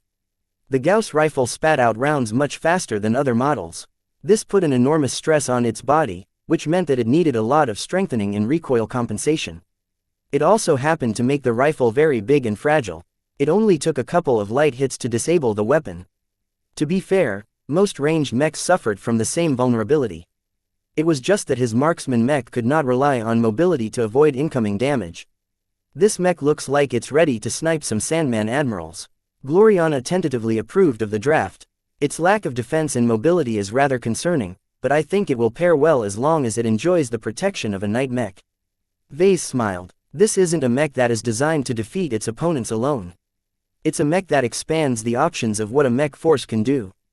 As long as our mech can rely on the protection and cover of other mechs, it can showcase its full might. The situation of his marksman mech reminded him of the Aurora Titan. Even though the mech wasn't useful for anything except repelling enemy attacks, it turned out to be okay in the end. Plenty of customers found a good use of the mech. In fact, his marksman mech would pair exceptionally well with an Aurora Titan. One mech focused on extreme offense. The other mech focused on extreme defense. Putting them together resulted in something akin to a mobile defensive platform. Of course, the main downside was that this defensive platform was only mobile in a relative sense. The mobility of the Aurora Titan was truly abysmal, making it impossible to avoid any strong attacks or keep up with fast-moving formations. Fortunately, mobility warfare had never been much of a priority in the Sand War. Most fights devolved into primitive slugfest where one side attempted to outlast the other side. Since his marksman mech was optimized to fight the Sandman, Vase did not expect it to remain very relevant once the Sandman threat had passed. However, Vase had a faint suspicion that the Ilvanans might surprise him. For this reason, he did not completely dare to rule out the possibility that his mechs might be employed against human opponents one day. Have you thought over the political implications of this mech design? Gloriana suddenly asked. Think of what you are planning to design. Is this mech supposed to benefit the Ilvanans, or everyone else who are resisting the Sandman? Vase helplessly smiled. The latter, of course. If I had a choice, I would have tailored my design to Briters. Unfortunately, you've already seen the reaction of the Tovars. They don't want anything to do with the Ilvanan faith, let alone put their trust into something as vague as intuition. Let's suppose this idea works. Let's assume that when the Ilvanans start deploying our marksman mechs en masse, they manage to finish their battles a lot sooner than before because they have become good at sniping Sandman admirals. Do you think the other states will sit still? Vase scratched his hair. I can already anticipate their first reaction. They'll buy a bunch of our new mechs and attempt to accomplish the same feats with their own mech pilots. They'll fail. Our marksman mechs are only effective in the hands of an Ilvanan expert pilot who specializes in ranged mechs. Then the other states will have no choice but to beg the Ilvanans to dispatch some of their mech pilots to defend their own territories. Vase could see now that this would have vast diplomatic implications. An ideological conflict could not be ruled out either. If the Bright Republic has to depend on a mech that only works because its mech pilot is a devout believer, hardly any Brighter will feel at ease. What's worse is that you're the designer, Vase. He couldn't help but chuckle. Now that he thought about it, the situation sounded quite absurd. Well, I don't have any other choice. He shrugged. The Ilvanans are the only ones on hand who can enable this kind of mech. Even if the Bright Republic has a problem with this idea, they can't argue with the results. If our mechs perform as expected, then every other state will be begging the Ilvanans for assistance. The Ilvanan government can use this opportunity to trade for some concessions. Our marksman mech is destined to empower the Protectorate. Hearing that made Vase a little worried. Not everyone would appreciate his support for the Ilvanans. Certainly, developing such a mech would definitely make his status as a Brighter more awkward. It's just a single mech design. He eventually brushed aside his concerns. If I need to reassert my loyalty to the Bright Republic, I'll just design another mech that accomplishes this result. The commission that you've accepted is the perfect opportunity to do so, Vase. Didn't the government ask you to design a mech that is meant to please the former separatists from Bentheim? Designing a single custom mech won't necessarily change the outcome of the Sand War, but it is still a great opportunity to boost your reputation and influence public opinion. Just like my transcendent messengers. Exactly. Now that he thought about it, Gloriana had a good point. Perhaps there was a bit more merit to designing a custom mech for Vincent Rickelin than he thought. Due to the nature of the commission, a lot of people would certainly pay attention to the custom mech he designed. Of course, Vase did not place much hope in affecting the Bright Republic as much as he did when he designed the Transcendent Messengers. Vincent Ricklin is due to arrive tomorrow, he said. Let's hope he doesn't make any impractical demands for his custom mech. Chapter 1631 Meeting between men. A carrier that belonged to former BLM rebels made landfall on Cloudy Curtain. Its arrival attracted a lot of attention. If the government hadn't granted amnesty to the members of the BLM, the ship would have never been allowed to approach. The detachment of the Mech Corps that had been dispatched to garrison the Cloudy Curtain system could only sit still while their former enemies paraded in public. Before Vase met with Vincent Ricklin and his companions, he called Leland to his office to discuss the coming meeting. Vincent Ricklin has already attracted a lot of public attention. Leland told Vase, "You will have to watch your conduct whenever the two of you are in public. In fact, don't assume that you are free to do what you want when you are behind closed doors." Apparently, Vincent has hired his own media crew to manage his own media presence. You guys are just letting him do that. As long as Vincent supports the deal the government has made with the BLM, it's not a bad idea to give him a greater voice. He's quite shrewd in that regard. He is willing to be used as long as he benefits in the process. It's a win-win situation to both the Bright Republic and himself.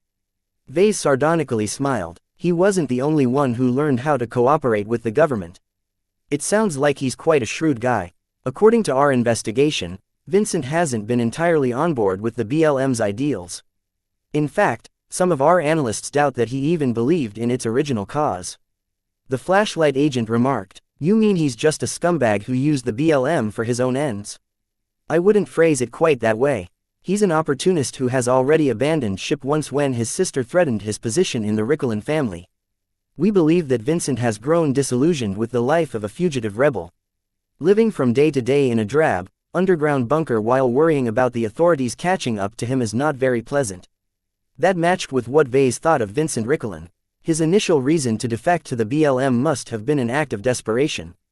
He just wanted to get out of the clutches of the Ricklin family, and the BLM was the only organization on Bentheim who dared to shelter him and offer new opportunities. "Do I need to watch out for anything when I meet with Vincent?" "I think it's best if I accompany you whenever you interact with him," Leland said. "The BLM is an old enemy of ours. I can help manage your interactions with their former members." Vase ruffled Lucky's head as his cat dozed on his desk. "I suppose you also want to be present in order to keep me under control. You can't have me saying anything inconvenient." The spy did not deny his accusation. "A lot of things can go wrong. Just consider me as insurance. So long as neither of you make any missteps, I won't have to intervene." "Hey, do you believe him, Lucky?" His cat glanced up at Leland. "Meow. Yeah, I think so too. Please don't plot any violence against Vincent. He's already in control over a considerable number of mech pilots. By all signs, he is planning to form his own mercenary corps to maintain his grip on his subordinates. The mech he wants you to design is an important component in his plot. The more impressive his mech, the greater his ability to attract former members of the BLM under his banner." "That sounds dangerous," Leland smiled. "He's a double-edged sword, but that is what makes him so valuable. Many of the former leaders and cadre of the Bentheim Liberation Movement are bitter fighters. They've treated the government as an enemy for decades, perhaps even their entire life. Even if they made peace with the Bright Republic, their long-held beliefs haven't changed. And Vincent is different. He's younger and he has only been with the BLM for less than a decade. Since he mainly looks out for himself, he isn't very attached to the old ideology of the BLM. Neither does he see the authorities as his enemies despite clashing with them several times." Vase understood a bit better why Senator Tovar and the government placed so much importance in Vincent Ricklin.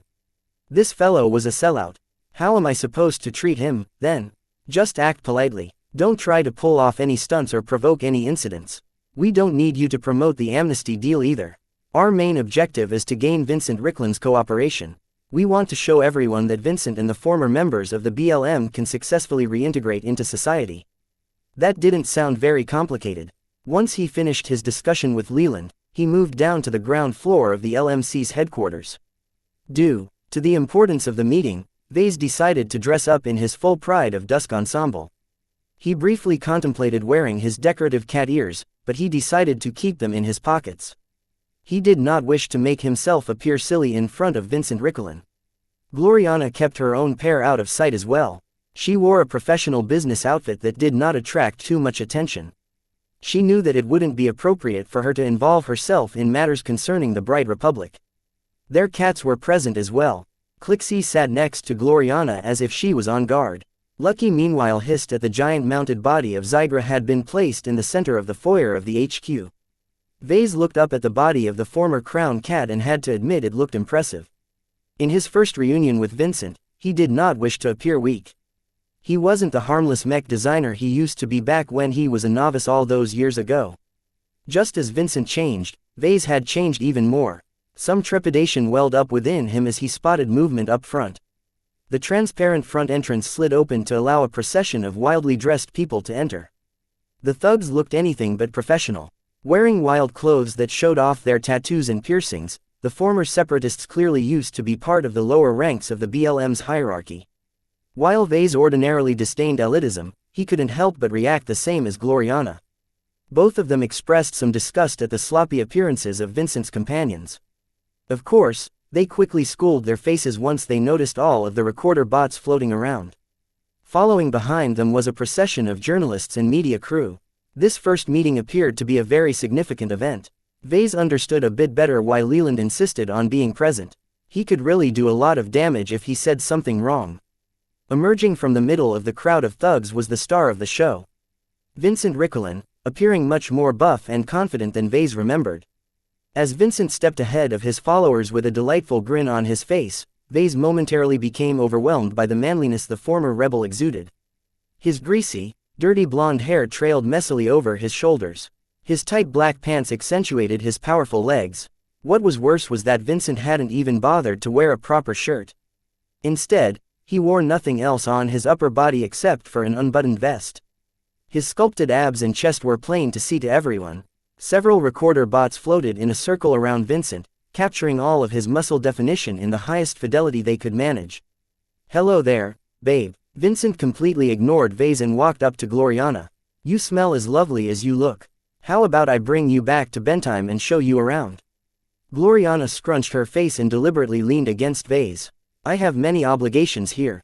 We must each do our part in the fight against the Sandmen." That was a very good deflection. Vase inwardly clapped his hands at her response. Seeing that he encountered a tough nut, Vincent reluctantly left her be. Instead, he turned to Vase. For a moment, they stared at each other. While Vase did not appear as outrageously handsome as Vincent, he did not consider himself any less of a man. Vase quietly lowered the barrier to his pride of dusk, causing him to emanate a prideful and intimidating aura. Vincent suddenly lightened up and whistled impressively. "Wow, you make me feel like I'm facing one of your prideful soldier mechs." Damn it. Vase recalled that he inserted a mote of Zygra's spirituality in his prideful soldier design. Due to the prideful soldier's popularity among the former members of the BLM, Vincent should already be familiar with its glow. Vase gradually toned down the aura emanating from his pride of dusk. He kept it at a low level in order to infuse him with some confidence. "Welcome to the Mech Nursery, Mr.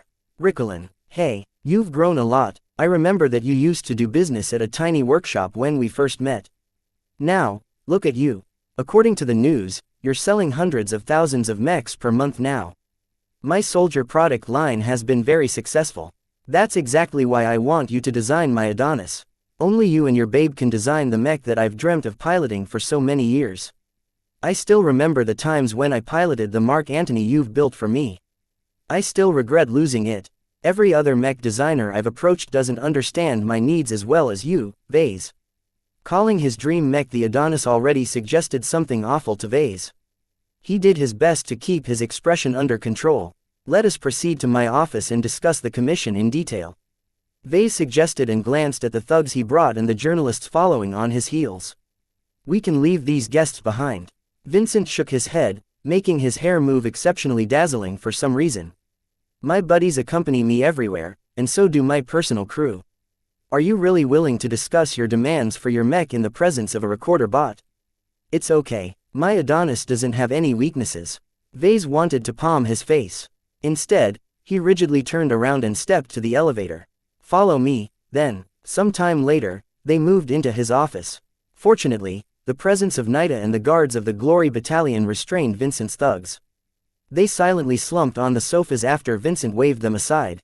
However, Vincent's personal attendant as well as a recorder bot continued to accompany him as he sat down on another couch. Vase sat down on the opposite side with Gloriana and Leland sitting by his side.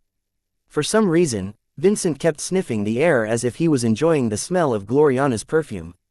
Vase decided it was best if they moved on to business right away. "Tell me about the mech you want us to design." "Ah, my Adonis," Vincent excitingly exclaimed. "The idea is simple. I want you to design a hybrid mech that is similar to your old Mark Antony designs. I don't want the exact same thing, but something similar. Since I've promised to fight the good fight, my Adonis should be a spaceborne mech that is armed with several ranged options. I want my mech to come with shoulder-mounted missile launchers, wrist-mounted nail drivers and a badass rifle that can smash the Sandman with each shot I unleash." "That sounds doable, especially if the budget is still as generous," Vase cautiously judged. "That's not all. The weapons of my Adonis are only one side of the coin. I also want it to be beefy and solid. It has to be able to take a lot of hits. Not only that, but it has to look good in battle. I want my mech to look masculine. I want its chest plating to resemble a muscle cuirass. Make sure its contours match my own muscle definition. It has to be a mech that perfectly echoes my own body. Okay, oh yeah, you can't forget about the most important component of all." A very bad feeling overcame Vase. "Which is, guess," Vincent teased as he leaned back and spread his legs. Chapter 1632 Proof of Masculinity. Along with the rising prosperity of the LMC, its headquarters continually received upgrades. Its defensive capabilities improved to the point where it could withstand a surprise from mechs. Its interior design also became more resplendent. Vase always felt in control while he resided in his office. His company, his headquarters and his office reflected the wealth and power he accumulated since he became a mech designer. Ever since Gloriana came into his life, he felt as if he was getting further and further away from his modest background. Though he grew rather quickly, his mentality still hadn't entirely caught up with his current level of strength. His recent rise and change in status increased his confidence. He dared to confront Senator Tovar directly in order to negotiate a more equal partnership. He dared to design a mass-market mech that exposed the glows of his mechs to a much wider audience. He dared to design a marksman mech that depended solely on its design spirit to guide its targeting. Now, Vase faced his latest challenge. His office descended into silence as Vincent Ricklin arrogantly spread his legs. Due to his tight black pants, a notable bulge outlined his lower waist. Eventually, his sycophants rose their fists and hooted. "Woo, show them what you got, Vince. You're a real man, Captain. True men come from bedtime." Vincent Ricklin changed a lot over the years. Yet some things hadn't changed at all. In fact, Vincent's macho traits had grown more pronounced as he used his raw charisma and masculinity as a means to foster popularity. With the recorder bot and media crew streaming everything on the galactic net, Vase was well aware that Vincent was playing to a crowd. Unfortunately, that also meant that Vase could not smack Vincent in the face, though he really wanted to. This fellow deliberately made a show out of his demand. Vase glanced to his girlfriend and became relieved that Gloriana did not react too strongly at Vincent's demand. Since she student every mech that Vase had ever designed and built, she should have been familiar with the Mark Antony he customized for Vincent. The only reaction she exhibited was a minor frown. As a classy hexer, the vulgarity displayed by Vincent completely rubbed her the wrong way. Perhaps other hexers might find Vincent's bad boy behavior endearing, but Gloriana held much higher standards. She noted that Vase paid attention to her and offered him a brief smile. She placed her hand on his as reassurance. Seeing that Gloriana hadn't been tempted at all by Vincent made Vase pleased. He knew that Vincent would have never attracted her attention since he wasn't a mech designer, but who could tell how women thought? "Mr. Ricklin," Vase began. "Captain Ricklin. Well, former captain now." Vincent corrected him while he kept his legs wide and open. "I used to lead my own mech company, you know. Right now, I'm in the process of forming my own mercenary corps. Once you build my custom mech, my Ricklin's rollers will truly take off. With my invincible Adonis, I'll lead my new band of brothers to fame and fortune." To fame and fortune, his goons echoed. The camaraderie that Vincent enjoyed with his closest comrades surprised Vase quite a bit. While he was unquestionably the leader, he did not adopt a distant and imperious leadership style. Instead, Vincent came across as one of the lads, but just a bit more exceptional. Vase understood a bit better how this former rebel managed to rise up the ranks within the BLM. His immediate goals were clear. As one of the many cadre of the former BLM who received amnesty, Vincent had to start anew. As long as he earned fame and glory in the Sand War, he would probably be able to attract a lot of former members of the former BLM. The Bentheim liberation movement used to employ a lot of mech pilots. Tens of thousands, at the very least. While their average skill level left much to be desired, many former officers and leaders of the BLM were scrambling to grab these mech pilots for themselves. Vincent was just one of many former leaders. Though he became a lot more famous over the years, his foundation wasn't as substantial as the leaders who had been with the BLM for decades. In order to overcome this gap, Vincent clearly aimed to show valor on the battlefield. Mech pilots often worshipped the strong and brave. As long as Vincent made the right impression, his mercenary corps would probably grow to become a force to be reckoned with. As for what Vincent wanted to do next, Vase had no clue. Understanding the context behind Vincent's circumstances allowed Vase to comprehend his client's demands. "Vincent," he started, "this specific demand of yours is in poor taste." The half-naked man snorted and thumbed his chiseled chest. "So what? I don't care. I'm a man, and I'm proud of it. I fight best when I feel like a man. Do you know how many mechs I've tried out? None of them can give me the kind of satisfaction that comes with piloting your mechs.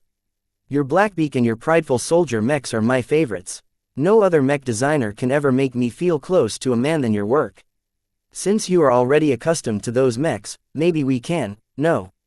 Vincent roared. "Don't think about skipping the codpiece. I can't stand mechs that don't have a codpiece. Do you know the first thing I do when I obtain a new mech? I grab a couple of mech technicians and order them to install a codpiece.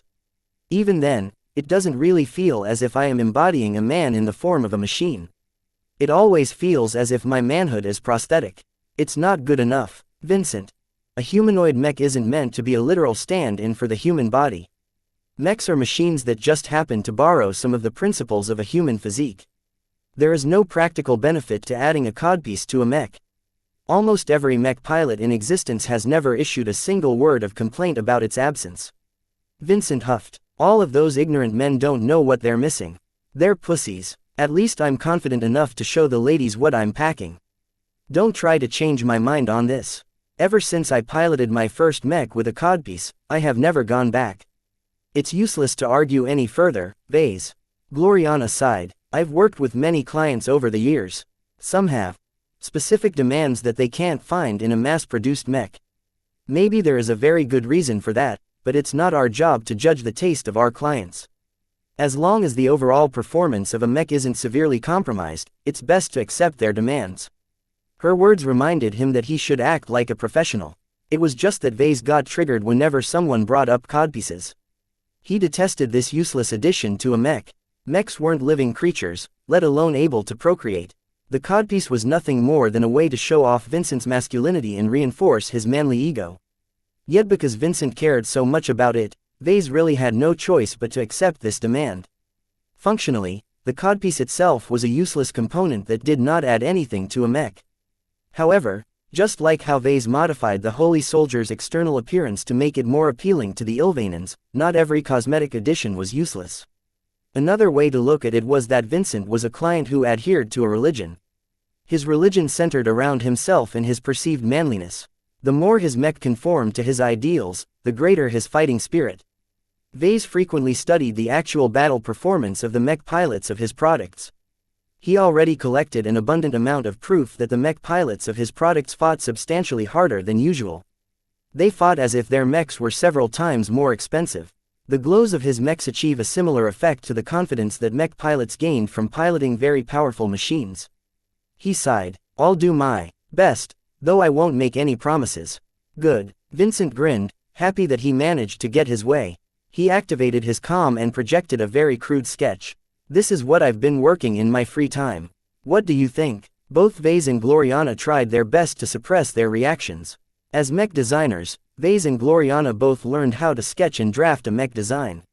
Vincent lacked this training. What was worse was that he didn't possess a technical understanding of how a mech was put together. The abomination of a sketch that Vincent showed off was incredibly skewed and uneven. The mech wasn't symmetrical, its proportions were skewed, The codpiece looked out of proportion compared to the rest of the mech. Perhaps the only point worth praising was that Vincent somehow managed to transpose a wireframe image of his well-defined chest and abs onto the front torso of the mech. Other than that, the crude sketch was anything but a proper draft design. Vase coughed. We shall use your requirements as a starting point and a source of inspiration.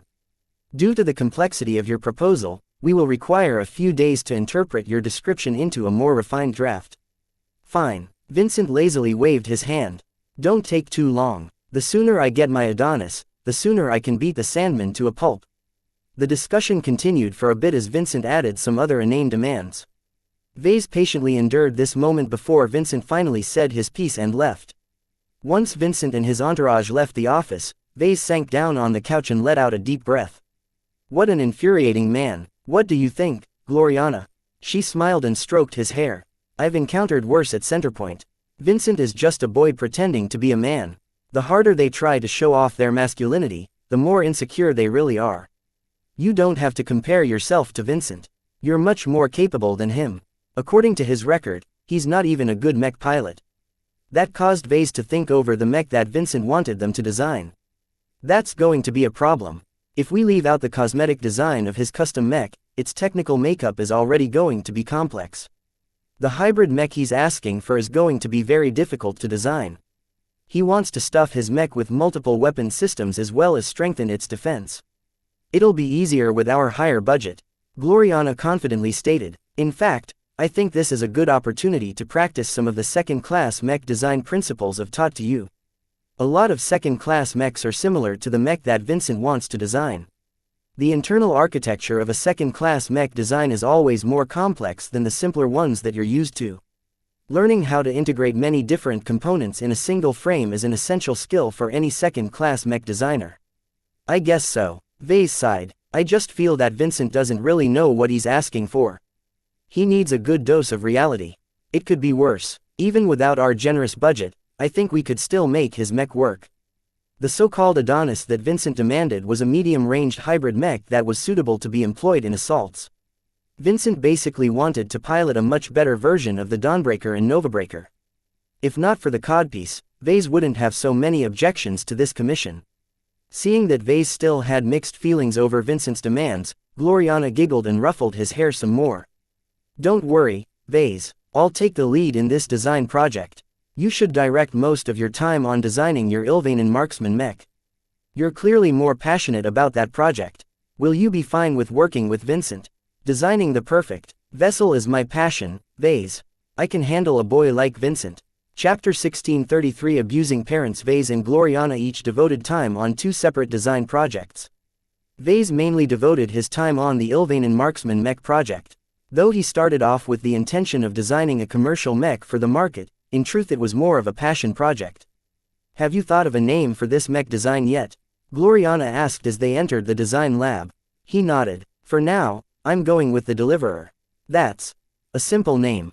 I contemplated other names such as Ilvane's Punishment or the Sagittarius, but they're either a bit too heavy-handed or they don't send the right message. I think the Deliverer fits well alongside the Transcendent Messenger. They are quite related to each other. The only reason why I haven't decided to call it the Transcendent Deliverer is because their quality and performance is not worth a grander name. It's your choice, she shrugged. So what is the idea behind the name? A deliverer is a savior or rescuer. Vase described. The word has a religious connotation. The Ilvanens have always regarded Prophet Ilvane as their deliverer. Since the marksman mech I've envisioned as a mech that is directly tied to the Great Prophet, then calling it the Deliverer is fitting. Because this mech will deliver them from the threat of the Sandman, right? Exactly. Maybe the Deliverer might be useful in other situations as well. While it's not a very resilient or mobile mech, it can still be a potent threat as long as it enjoys a lot of protection. Are you hoping that your Deliverer will continue to be useful after the Sand War? I'm leaving that option open.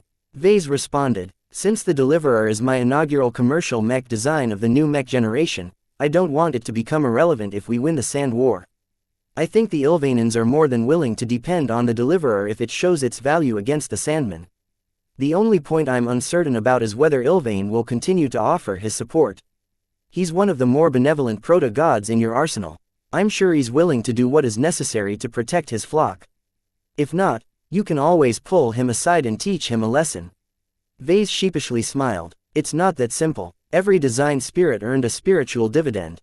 While Vase only employed a tiny mode of spirituality in the Holy Soldier design, it still offered Ylvain's spiritual fragment a connection to hundreds of thousands of mech pilots.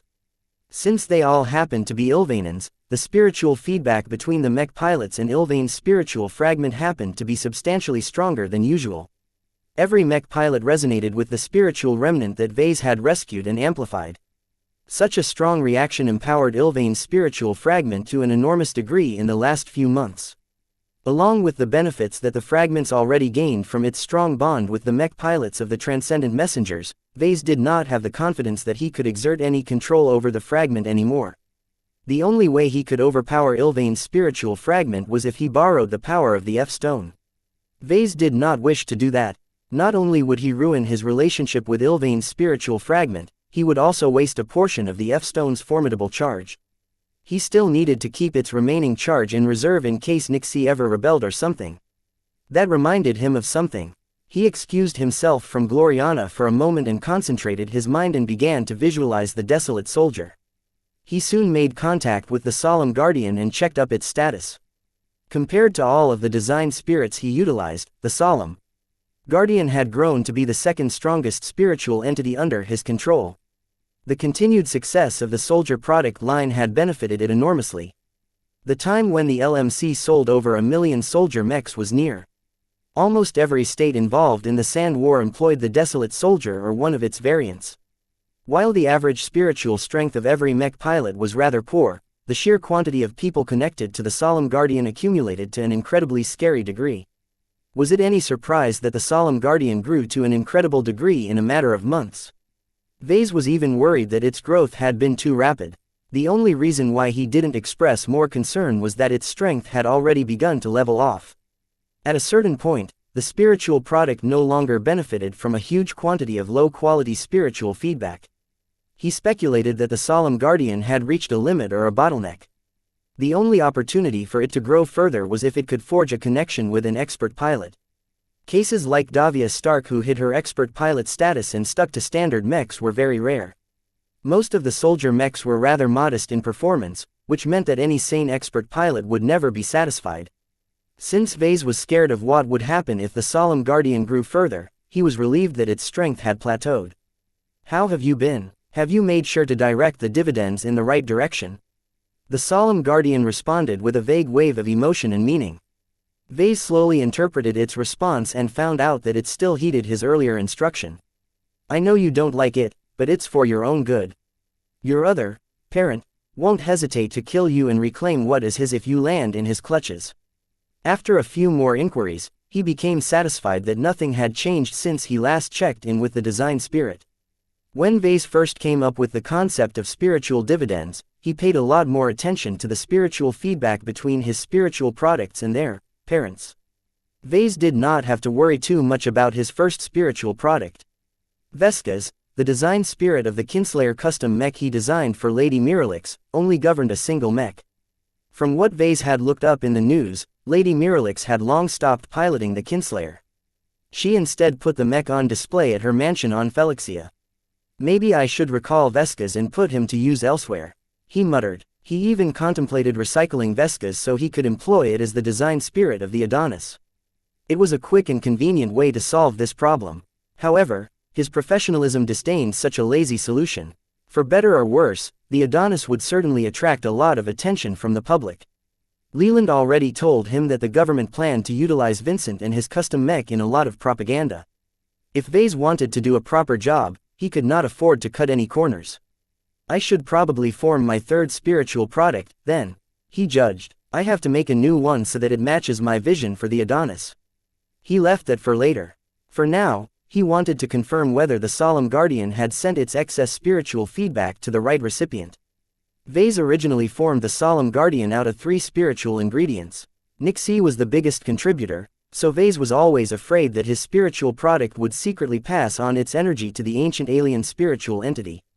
When Vase inspected the Solemn Guardian thoroughly, he saw little sign of that taking place so far. Instead, most of the spiritual feedback went to Venerable Plinter. Though Vase also possessed a connection to the Solemn Guardian, he did not benefit from spiritual feedback. The attributes had to match. The Solemn Guardian's attributes did not really have much relation to his own mix of attributes. In addition, Vase suspected that the spiritualities of high-ranking mech designers like him weren't able to grow at all from external assistance. From what he could tell, expert pilots and certain spiritual entities were different. xianxia obviously benefited most of all so far, and Vase had a strong suspicion that some of the expert pilots he sourced had grown as well. Since Vase directed the Solemn Guardian to dump most of the spiritual feedback it couldn't handle onto Venerable Plinter, the expert pilot should have benefited considerably. Is that true, though? Vase hadn't really looked up on the consequences of making use of the spiritual fragments he borrowed from expert pilots. Information on Venerable Fontaine was classified. He already nagged Leland once and evoked a lot of suspicion. Vase knew better than to follow up on the expert pilot of the 8th Spiral Shockers.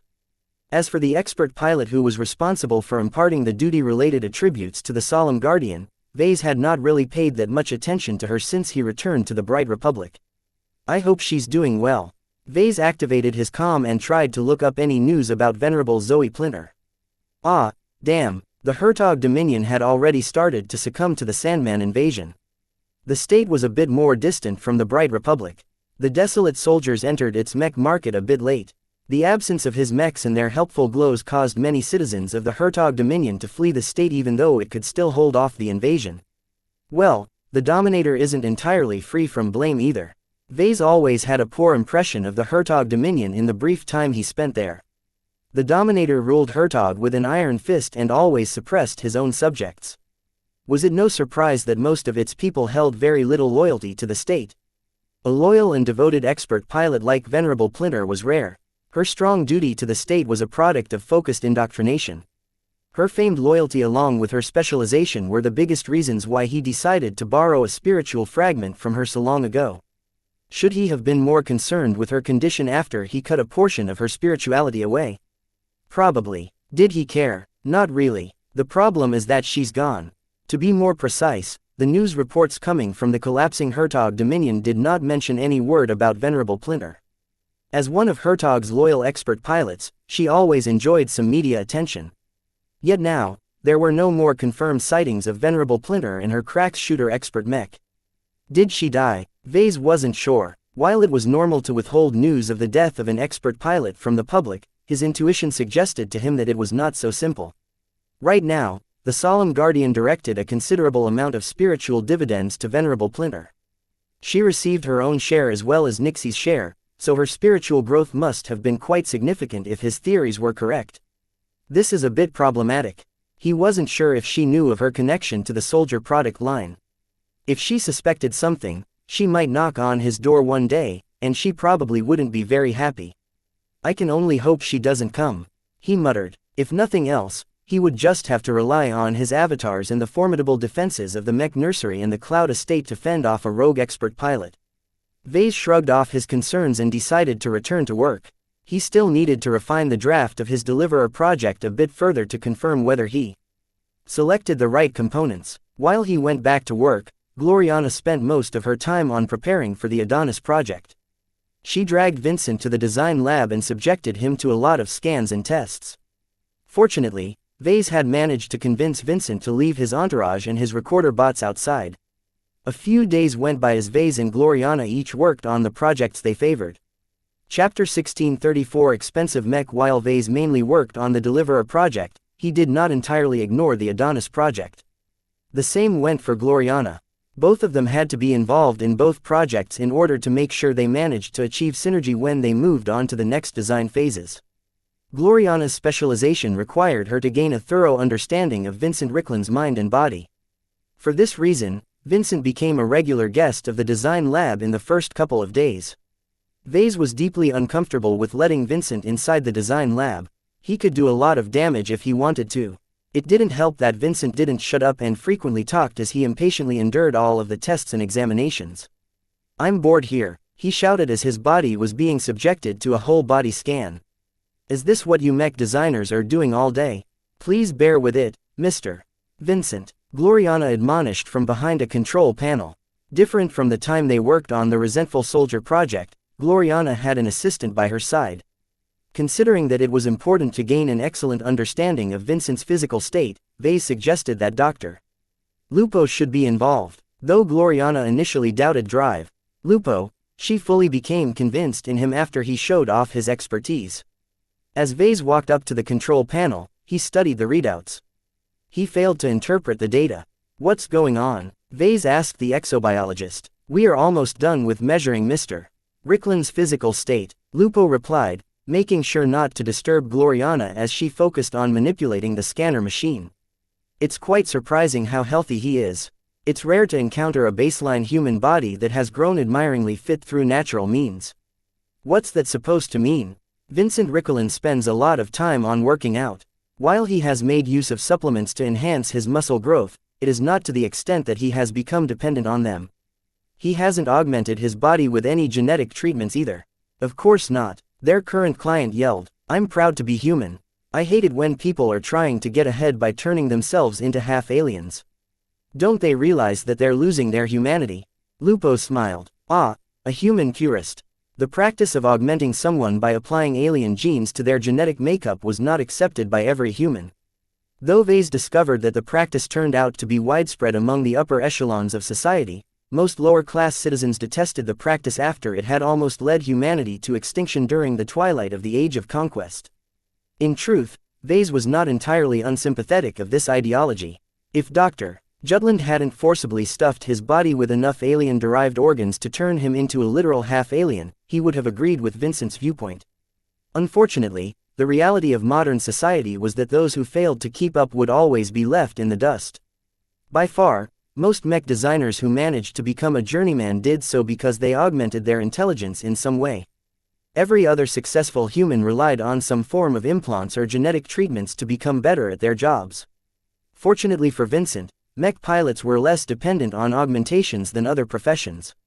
Skill, discipline and genetic aptitude determined the performance of a mech pilot in a mech. The former two could only be developed through training and hard work, while the latter completely depended on birth and early nurturing. So whether Vincent Rickland wanted to remain a baseline human or not did not matter that much in his career. Of course, those who were willing to augment aspects of themselves still gained some advantages. "How skilled is he in piloting mechs?" Gloriana answered this time. "To be honest, he's all over the place." "Hey, I object to that, babe." "Quiet," she hissed to Vincent before turning back to Vase. According to his own words, he piloted a variety of mechs when he fought for the Bentime Liberation Movement. He started off with your custom Mark Antony, then switched over to a spaceborne skirmisher before dumping it for a spaceborne rifleman mech. He then went back to piloting some landbound mechs such as a Knight mech and a Striker mech. "That is certainly a very colorful resume," Vase haltingly responded. "I didn't always get the luxury to choose the mech I wanted to pilot. It's not like the BLM can enter a mech outlet in Durham and order a batch of mechs to be delivered to our secret base. Why did you pilot both landbound and spaceborne mechs, then?" "I didn't have any choice. Whenever I spend too long on a hidey hole on the surface, the planetary guard eventually caught up to us and forced us to flee. Whenever I'm starting to get comfortable in space, the Mech Corps narrowed down our coordinates and forced us to lay low at one of our hidden bases. It sounds like the authorities should have done a better job." "Haha, I don't go down that easily, buddy. I'm stronger than you think." Gloriana shook her head. "I've already tested his piloting performance in simulations. He is passable in piloting most standard mech types, but his irregular training and experiences hasn't led to anything else. So he's basically a jack of all trades and a master of none." "Unfortunately, yes. The good news is that his ability to adapt will serve him well in piloting hybrid mechs. The bad news is that his lack of specialization won't produce excellent results in battle. That's what the Adonis is for, babe. What does skill even matter when I get a top-notch custom mech for free? I'll crush the Sandman with my super-duper expensive Adonis. The Sandmen are already getting beat by starfighters and budget mechs. Once a mech like my Adonis takes the field, the Sandmen will get their comeuppance." Vase chuckled under his breath. Neither Vase nor Gloriana thought highly of Vincent's statement. While it was true that relying on the superior capabilities of an expensive mech could compensate for lack of skill, in practice it was very reckless for someone to allocate an unskilled mech pilot to an expensive mech. An unskilled mech pilot would never be able to leverage the full strength of a powerful mech. Not only that, their lack of skill and judgment sometimes produced openings in their piloting style which any skilled or clever opponent could exploit. The usual outcome was that the expensive mech suffered a premature death. Easy successes that followed after crushing victories against inferior opponents always inflated the confidence of the unskilled mech pilot. It only took one instance of underestimating a skilled opponent for the expensive mech to become scrap before it paid off its cost. It was even worse if the expensive mech lost against a cheaper mech. While the Sandmen weren't comparable to mechs, they shouldn't be underestimated. A blowhard like Vincent, whose bark was bigger than his bite, would probably get a rude awakening on the battlefield. Whatever battles he fought while he was with the BLM didn't compare to the brutal battles against the Sandmen. Quantity mattered more than quality. While more expensive and resilient mechs survived longer, the Sandmen sometimes employed exceptionally powerful laser attacks that devastated entire mech companies at once. Against such firepower, not even an expert mech could guarantee its survival. After Vase gained an understanding of Vincent's piloting ability, he left Gloriana and Dr. Lupo. He returned to his own corner at his design lab and sat next to Keddy's. "Hey, Vase." Keddy's greeted him with a bored tone as she pressed her head against her hand.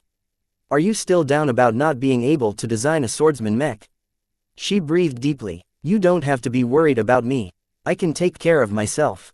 Since there's little point for me to pursue my passion at the moment, I've been spending my free time on my studies." "How far are you in your studies?" "According to the virtual tests I've taken, I've reached the standard of a journeyman for math, mechanics and metallurgy. Right now, I'm working on reaching the same level for physics and materials science." Vase looked impressed. "That's really fast," she snorted. "Compared to your girlfriend, that's nothing. That's not a fair comparison, and you know it. You're a daughter of a frontier who grew up under difficult conditions. Gloriana was born with a silver spoon and received a lot of genetic treatments as she grew up. She even has an implant in her head that has boosted her cognitive abilities to a level that I don't even think I can catch up to unless I install my own implant. You boosted my intelligence, right? When I found out that my learning speed has improved, I thought I caught up with the likes of you and Gloriana. It turns out that I've been really naive." "Hey, you don't have to talk like that."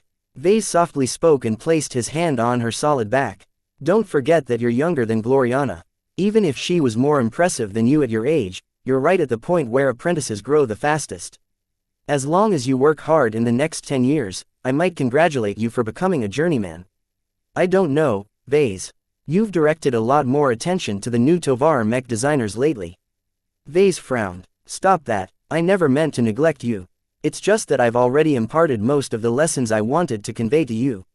For me to leave you on your own is a statement of confidence on my part. I trust you to handle yourself and complete your assignments without any hand-holding. It's different for the Tovars. Even though they benefited from the orthodox education that you lack, their mindsets aren't as good and they don't really know what to do. I have to explain what I expect from them step by step, and that just requires a bit more time. I'm sorry, Vase, it's unfair for me to complain to you. I just miss the early days when we were together. With Gloriana and all of the new people in your life, I can hardly get a hold of you these days. Are you lonely?" Vase looked at her in concern. "Ah, you must be missing your fellow sword maidens, right?" "I guess I am," she admitted. "I haven't spent this long away from the sword maidens since they first picked me up. Now that they're working for Calabast, they've gone to dark, making it impossible for me to contact them. I don't even know where they are or what they are doing right now. You should make some more friends here. There are more people besides me and the sword maidens in your life." "I know, I tried my best. I don't really get along with anyone else except Kelsey. I tried getting along with the Larkinsons, but they're so rigid and proper that I've always felt awkward in their presence. The kids are cute, though. You don't have any other friends?" "I guess not." This sounded like a serious problem. Vase figured he should really do something before Ketty snapped or something. An idea suddenly came to mind. "Maybe you need to spend some time elsewhere," Vase suggested. "Just like how I traveled to Centerpoint and went on a tour through the Star Sector, you should do something different in order to invigorate your passion and gain new inspiration. You can also make some new friends while you're spending your time away from Cloudy Curtain." This time, Keddy's looked intrigued. A bit of excitement suffused her mood. "Is that a good idea? Right now, there are 2 major wars going on in the Star Sector. It's not really safe for me to travel. You don't have to go on a tour like I did, Keddy's." I think it's enough if you spend some time on an entirely different planet in order to enjoy some fresh new experiences. Where do you think I should go, then? Vase smiled. Bentime. Chapter 1635. Deliverer. Vase tried to convince Kedis that she might benefit a lot from gaining experience in Bentime. You have been under my wing for so long that you have exhausted what I can teach you for the moment. He spoke. So it's not actually useful for you to remain at the Mech nursery where you don't have a lot of opportunities to accrue experience. This is the shortcoming of residing in a former rural planet like Cloudy Curtain. Kedis raised her hand and brushed her horns.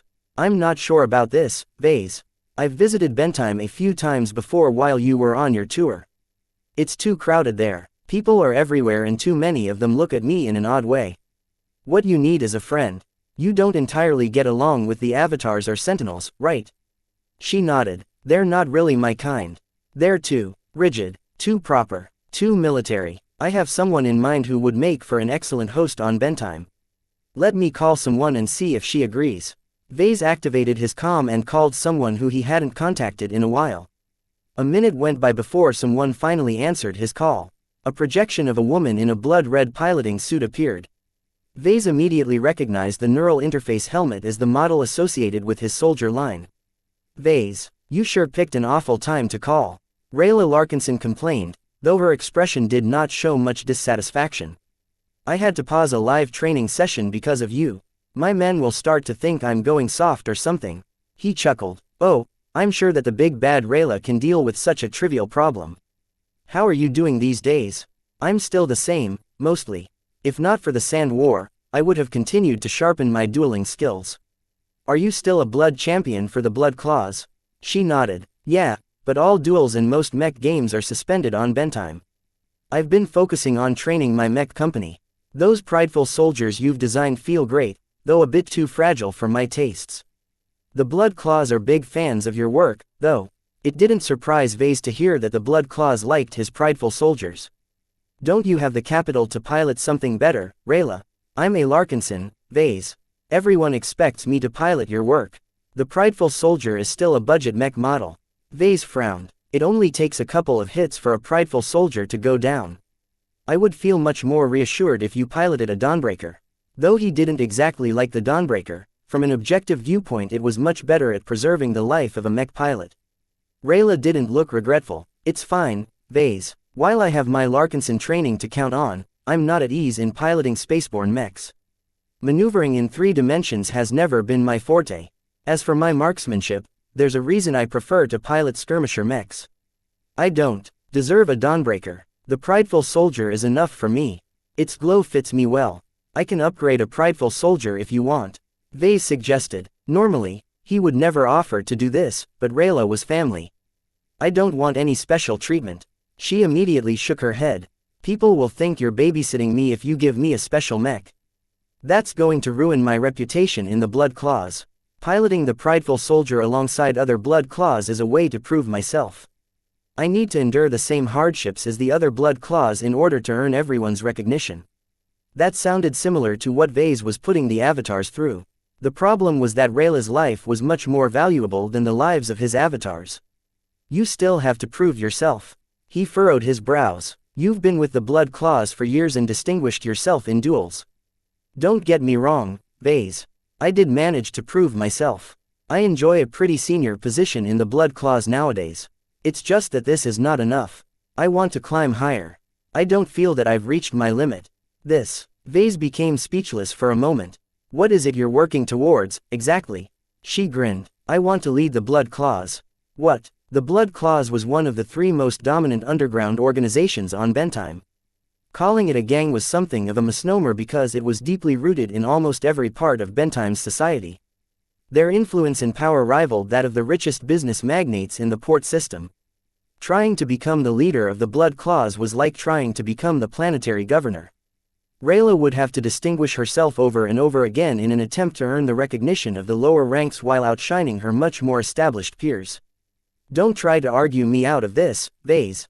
I'm already tired of Melinda's nagging. I don't need you to act as my nanny as well. I'm my own person. I can do what I want with my life. He knew very well how stubborn Rayla could get. Just like him, she longed to be in control of her own destiny. For that reason, Vase reluctantly decided to respect her wishes despite his worries. She might die trying to pursue her ambition, but she would never regret her decision. Because this was what a true Larkinson would do. Let's talk about something else. He decided to change the subject. I have a mech designer here who needs to experience something different. Come over here, Kedis. With his introduction, Rayla and Kedis smoothly got to know each other better. They already heard about each other, but never got the opportunity to talk. Just as Vase expected, they quickly found a kindred spirit within each other. Both of them grew comfortable enough for Rayla to accept Kedis in her crew as a guest. Seeing that the two women managed to hit it off, Vase left them alone and turned back to his work. While Kedis began to pack for her excursion to Bentheim, Vase refined the draft design for his deliverer while locking in his vision. The deliverer is a mech that brings salvation to the distressed by delivering punishment to the enemies of the Ilvianane faith.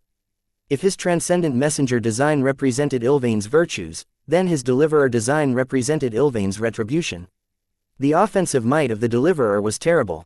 Because Vase concentrated most of the deliverer's budget in its Gauss rifle and complementary systems, the deliverer was capable of taking out much stronger opponents. Even custom mechs like the Adonis that Vase and Gloriana planned to design might succumb after being targeted by a deliverer in open space. However, much of the potential of the deliverer depended on the cooperation of its design spirit. If Ilvain's spiritual fragment did not agree with the actions of the mech pilot, the deliverer would not benefit from its supernatural assistance. Without this crucial interaction, the deliverer could only rely on the skill and judgment of its mech pilot and its targeting system to land a solid hit. Whether the deliverer performed exceptionally or not depended on the whims of Ilvain's spiritual fragment. It should never be employed against fellow Ilvainans or those who weren't enemies of the Ilvainan faith and its worshippers. That constrained the utility of his deliverer somewhat, but Vase did not mind this outcome. In fact, he preferred it because letting the Ilvainans abuse the deliverer for unworthy ends was not its purpose. The might of Ilvain should never be squandered. The majesty of Ilvain must not be tarnished. As Vase kept tweaking the deliverer's draft design according to his feelings, his mood became more intense. His eyes burned like fire as he became more invested in realizing the deliverer's odd but ambitious vision. Gloriana is right, he whispered to himself. Designing the deliverer has become my passion project. He never felt as passionate and invested when he designed the variants of his desolate soldier. He only felt this way when he was working on something new and innovative. Designing mechs similar to mechs developed by others is a waste of time. Only by designing something truly new do I feel worthy to call myself a mech designer. The competition in the mech industry was terrible. It was far too difficult for a mech designer to stand out from the crowd and publish a mech design that added value to the market. Vase felt gratified that his design philosophy pursued a different direction than many other mech designers. This was the main advantage of Class 9 design philosophies. As long as a mech designer found a way to make them work, it was much easier to design something different from the norm. I was made for this. He grinned. The fiery passion that enveloped his body felt similar to the passion he felt when he designed the Devil Tiger. Back then, Vase made some very bold design choices that turned his Devil Tiger into an unparalleled and unique machine. This is another chance for me to design a mech that has no equal. On a whim, Vase concentrated his mind on the transcendent messenger design and made contact with Ilvain's spiritual fragment. A tacit understanding formed between him and the fragment.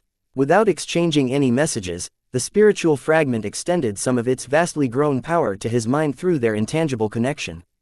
A sacred and solemn presence entered his body. In order to avoid disturbing anyone else, Vase isolated the presence in his mind by raising a spiritual barrier. No one knew that his head became a carrier of a portion of Prophet Ilvain's grace.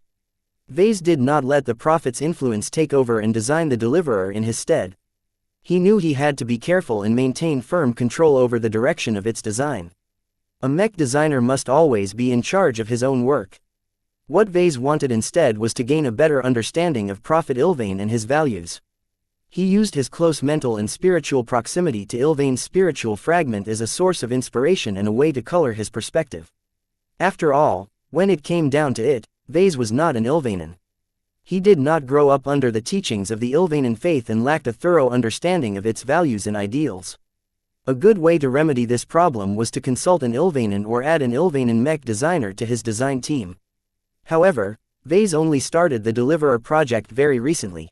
It would take too much time to recruit an Ilvanan mech designer. He also didn't believe it was necessary right now. Why should he consult a believer in the faith when he could access the original source? Working directly in the presence of Ilvain's spiritual fragment would bring him much closer to the essence of its faith than working with an intermediary. The modern incarnation of the Ilvanan faith is different from what it used to be when the prophet was still alive. It's become more insular and less optimistic. Working with Ilvain's spiritual fragment was like returning to the roots of the Ilvanan faith. Untarnished by an entire accumulation of selective interpretation and altered customs, the unquestioning beliefs emanating from his connection to the spiritual fragment felt remarkably pure. Vase understood a bit why people took comfort in faith. The certainty exuded by it made him feel as if his life had purpose. Of course, he immediately slapped himself in the face in order to avoid succumbing to indoctrination. Prophet Ilvain might have been able to hoodwink entire states into adopting his beliefs, but Vase knew better. "Don't think of converting me to your faith, buddy. You're just a remnant that I picked up from the street." He returned his attention to his draft design and began to shape its cosmetic design. Prophet Ilvain happened to be a vain person when he was still alive. Since the deliverer was meant to be a premium mech, it shouldn't look too shabby. Chapter 1636 Random Day. Of all of the design spirits that Vase had in his arsenal, Ilvain's spiritual fragment was the most human. It didn't originate from an exo-beast like xianxia. It wasn't a spiritual product either. Born in a different time and age, Prophet Ilvain rose up in the galactic heartland to become a visionary to countless people who had lost hope during those times. Though the prophet was long dead, Vase managed to revive a trace of his existence and amplify it into a powerful spiritual fragment. While not as strong as the Solemn Guardian, Vase never underestimated it. Unlike the Solemn Guardian, in its role as a design spirit, Ilvain's spiritual fragment formed a lot of intimate connections with its mech pilots. Every Ilvanan mech pilot is practical, devoting their heart and souls to their faith. As a consequence, every Ilvanan mech pilot unintentionally aligned their thoughts and emotions to the mechs they piloted. The Kronans piloting his holy soldiers fought harder and made better use of them than the Briters piloting his desolate soldiers. While there were many other factors that determined the performance of a mech, Vase believed that the close alignment between mechs and mech pilots allowed the combination to exert more power in battle. In a way, my methods and techniques are a lot more suitable in catering to a religious audience. He judged. It's much easier to get mech pilots to adopt the right mindset for my products. In comparison, the performance of his desolate soldiers were much more mixed. Skilled mech pilots still fared worse if they weren't compatible with the notion of duty. This was why the Ministry of Defense suggested the prideful soldier variant. Briters were a lot more diverse in their beliefs and attitudes. That's not to say that every Ilvanan is the same. It's just that they all share a strong and common belief among themselves that I can exploit for my own uses. The Bright Republic was a highly secular state. While it developed its own identity and culture, Vase had to admit that giving every Briter the freedom to decide their beliefs meant that his people did not share a single coherent identity. That had always been something of a weakness to his home state. Even the Visions were better in that regard. However, the Visions themselves mostly spent their time quarreling amongst themselves. The only time their nationalism became relevant was when they wanted to bully the Briters. In short, it was much harder to form a strong common identity in a secular state, especially if it was weak. The Bright Republic was incomparable to greater powers such as the Friday Coalition. The second-rate state that every Briter looked up to possessed a much stronger identity. The Friday Coalition had to do so in order to form a united front against their rivals. Even so, the Fredamen are still too diverse. The Friday Coalition only formed as a response to the struggle of territory at the opening of the Komodo Star Sector. A large number of refugee and colonization fleets flooded in the Frontier Star Sector that the Big Two opened up to provide a new start to those that tired from the ravages of the Age of Conquest. A lot of hopeful groups poured into the Komodo Star Sector despite its relative barrenness. Many people valued owning their own territories to govern as they wished. An epic struggle for supremacy ensued. Lots of colonizing groups lost their strength or had been wiped out from existence. The founders of the Bright Republic and the Vija Kingdom were just some of the losers who had been pushed to the periphery of the Star Sector. After many chaotic years of struggle, the group that eventually went on to found the Hexadric hegemony became the ultimate winner of this struggle. The Hexers gained so much strength that no other surviving group could resist them by themselves. The only way for the scattered and surviving forces to gain a foothold in the center of the star sector was to band together and unite their strengths. That was how the Friday Coalition formed on a random Friday. As a result, the Friday Coalition never formed a common identity aside from a strong hatred against the Hexers. This made them less than ideal for his products. Vase could do so much more if he designed mechs for the Hexers. Their strong and distinctive identity made it easy for him to adapt his more daring ideas to their beliefs. Of course, there's also a downside to catering to a single strong identity. The advantage of designing mechs for the Bright Republic was that his work would also be compatible with many other states. It was different if he designed a mech that catered to the Ilvanans. Almost no other culture would accept a mech that Vase devoted to a specific religion. The fact that Vase had to design a specific variant of the Desolate Soldier to accommodate the Ilvanans already signified the price he had to pay to appeal to a distinctive culture. It would be the same if he designed a mech for the Hexers. Not only did he have to appeal to their strange beliefs on women, he might not even be able to get their attention. After all, he was a man, not a woman. It would have been much better for me if I was still in the camp of the Fredaman. He glanced towards Gloriana, who appeared to be engrossed in her examinations of Vincent Rickland's properties. Seeing her reaffirmed his love for her. He did not regret cutting ties with the Friday Coalition if it meant he could spend his time with a woman who complimented him well. Thinking about his former ties to the Friday Coalition made him recall about his old contacts and friends from the second-rate state. How is Oleg doing these days? Vase recalled that Oleg advanced to journeyman earlier than him, making him a true prodigy. He decided to pause his work and browse the galactic net. He already showed off his prowess. By now, the preliminary rounds of the Rimward Games were just taking place. This was a big event in ordinary times, and if not for the wars raging in the star sector, Vase would have paid attention to this spectacle. Millions of promising journeymen had gathered at the center of various star clusters in order to make it through the qualification rounds. Once the mech designers made it through these grueling rounds, they were entitled to travel to the main planet where the Rimward Games would be truly held. Due to the distances involved, this would take many years. If not for the assistance provided by the MTA and CFA, it would have taken several decades for the contestants to arrive at the main venue. Vase looked up Master Olsen next. Though she decisively kicked him out of her orbit, Vase never held any hard feelings about her decision. Both of them knew that it was for the best. Sadly, the Galactic Net didn't mention much about her activities. The only solid lead he gained was that his old master was working very closely with the Blue Cavalry, the mech military of the Vermeer Group.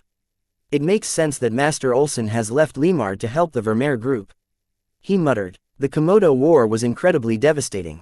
Tens of thousands of mechs clashed against each other every day as the border systems changed hands every few weeks. Master mech designers were supremely capable in designing mechs and should never be wasting their time on developing commercial mechs. After all, in a war of this scale, the performance of military mechs decided its outcome. Seeing that Master Olsen was probably doing her best to help the Vermeer Group resist the Hexers, Vase no longer lingered on her and turned his thoughts elsewhere. A name popped up. I wonder how Tristan Wesseling is doing. The direct disciple of Master Katzenberg made a very strong impression on Vase back at Centerpoint. What Vase found notable about Tristan was that he managed to earn the recognition of the Rim Guardians during the trials they held. Regardless if Tristan was a Fredaman, Vase knew the man would probably have a bright future if he managed to deepen his connections with the Rim Guardians. He impulsively decided to call Tristan despite how inappropriate it might be. He was sure that Gloriana would disapprove, but she didn't control his life. It took some time before Tristan answered the call. Vase Larkinson. The other journeyman's projection looked surprised. I never expected you to contact me.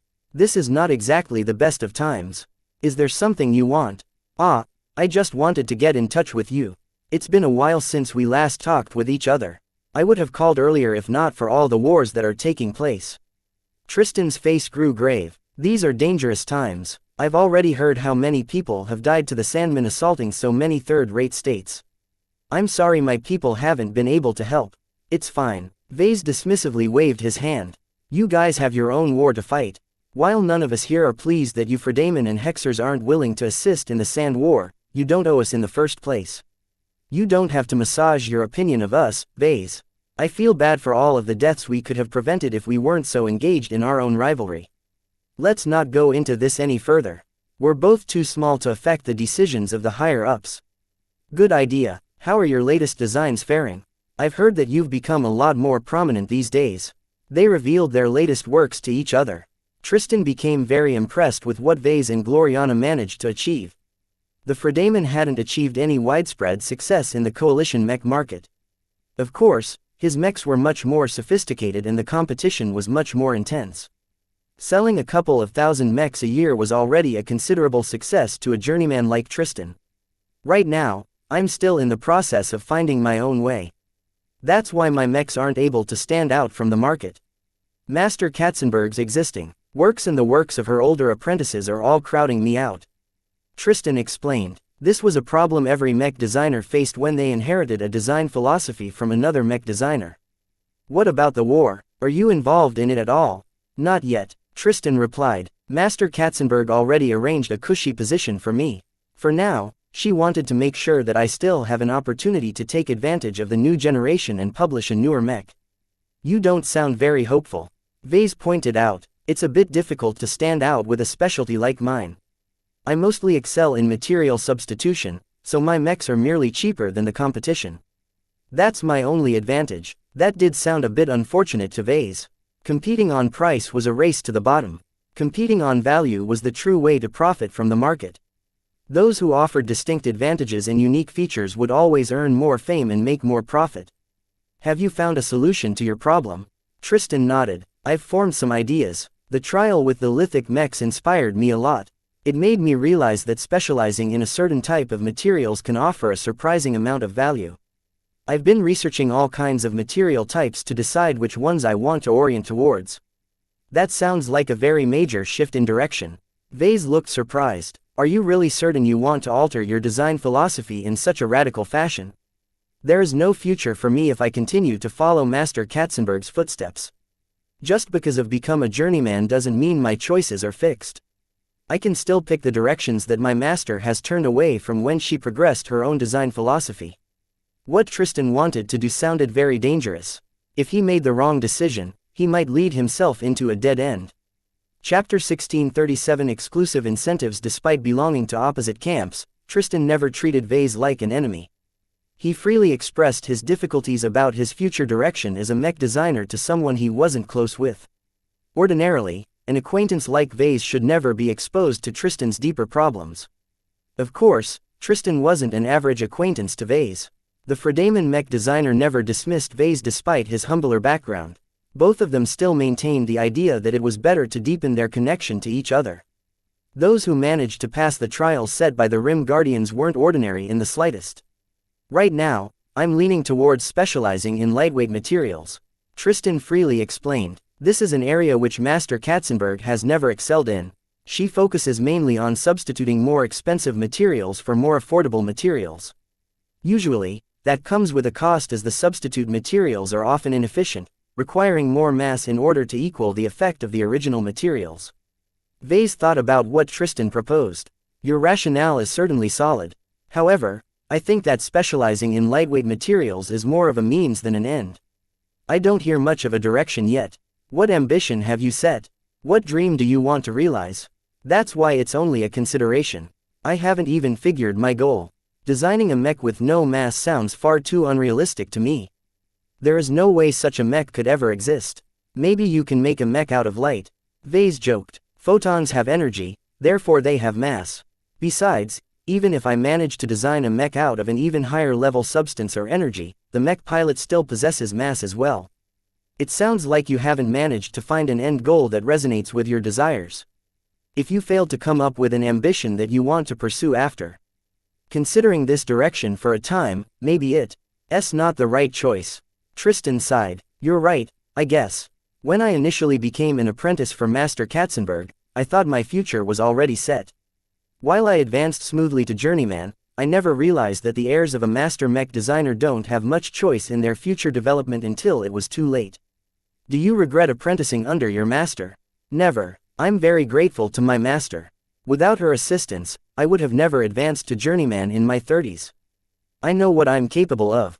If I studied at Limar without any strong backing, I would have been forced to scrape for work. Just because Tristan was a Fredaman did not mean he was destined for success. Many graduates from places such as the Limar Institute of Technology had to find their place in a vastly more competitive mech community. Though Vase always lamented the limitations of designing third-class mechs, he had to admit it was a lot more easy to compete in this market. Everyone knew that there was much more profit potential in designing second-class mechs.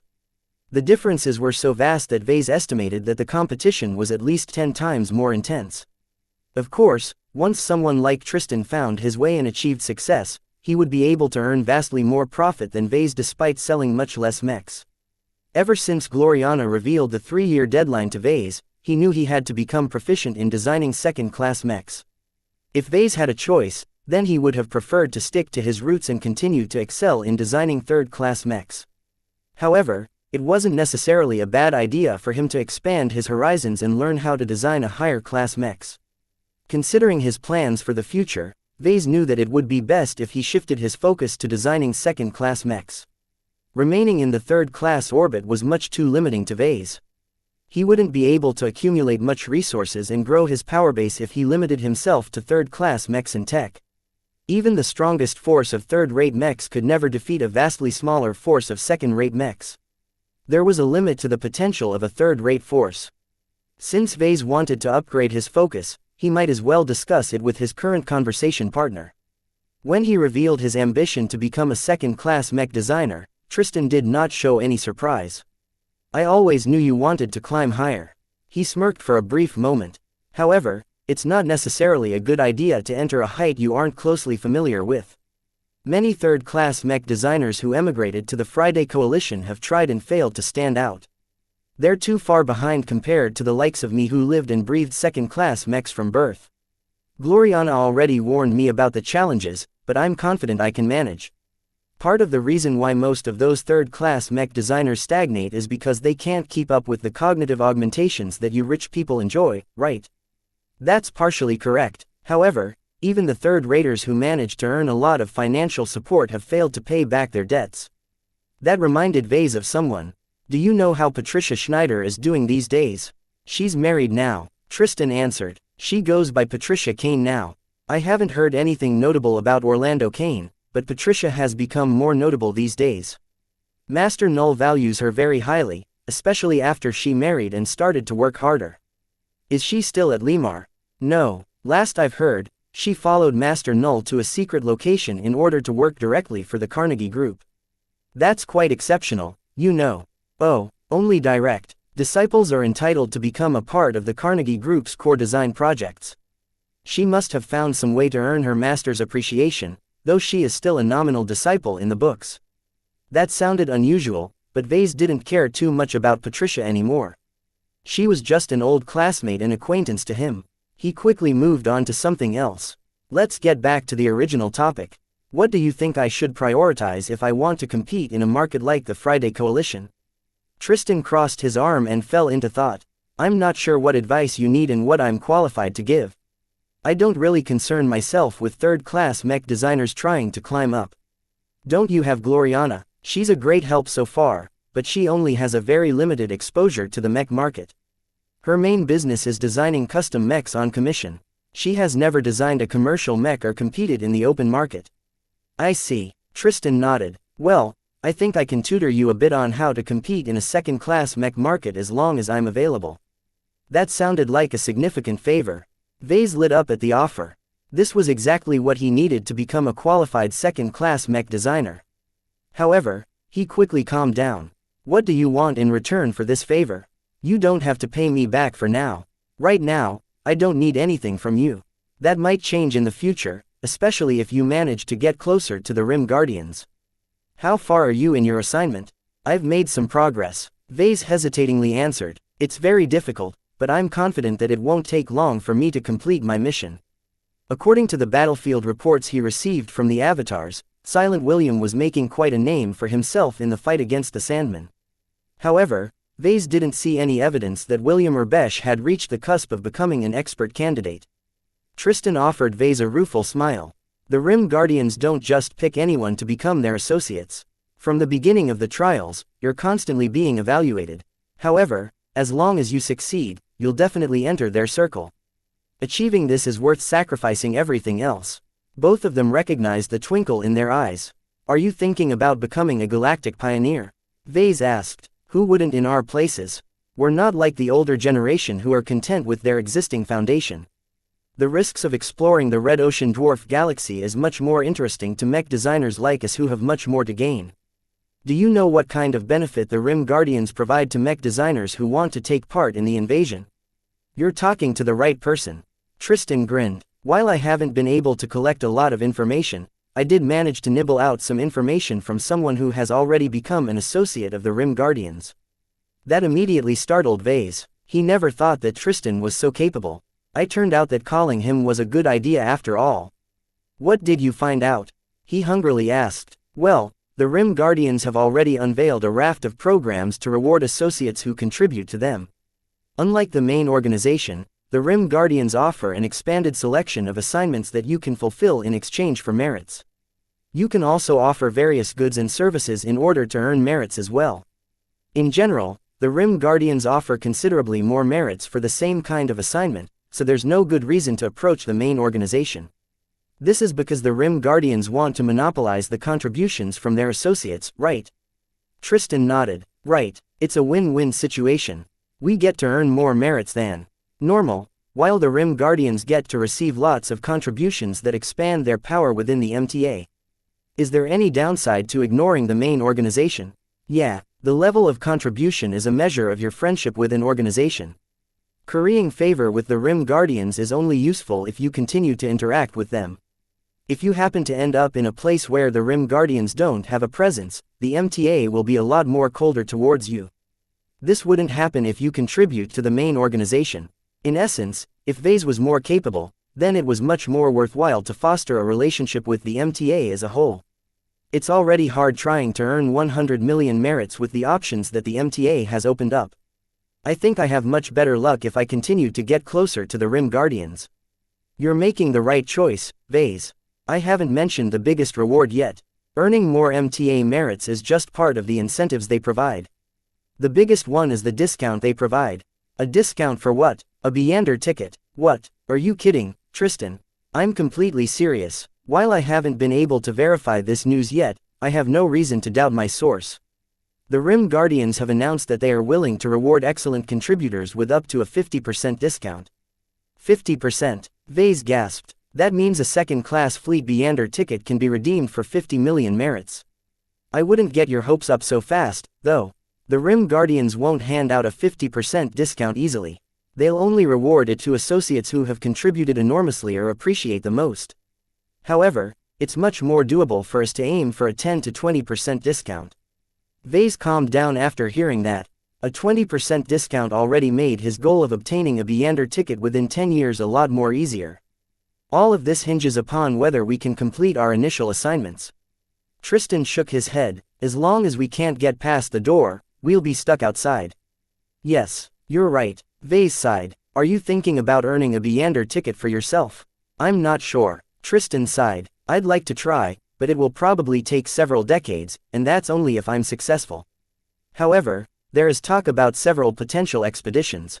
As long as the Komodo War goes against us, there are many people here who are thinking about making a new start. Chapter 1638 Machinations at the top. The Big Two invested considerably in the invasion of the Red Ocean Dwarf Galaxy.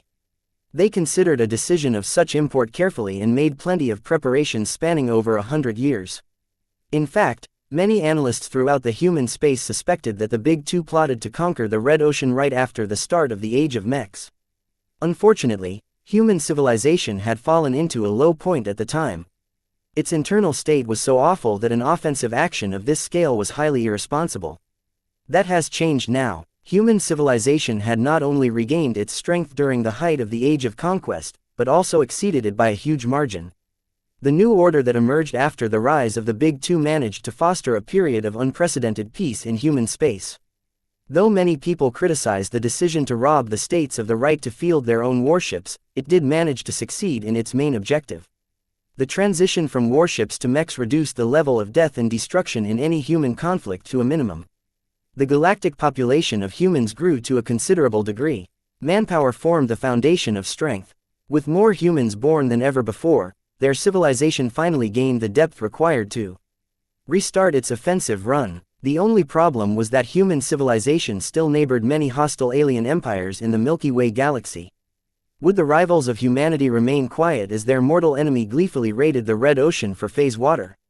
The implications of the invasion are very far and wide, Tristan told Vase over the comm. While no one is sure how many forces the Big Two have committed to the invasion, it is undeniable that their strength in the Milky Way has declined.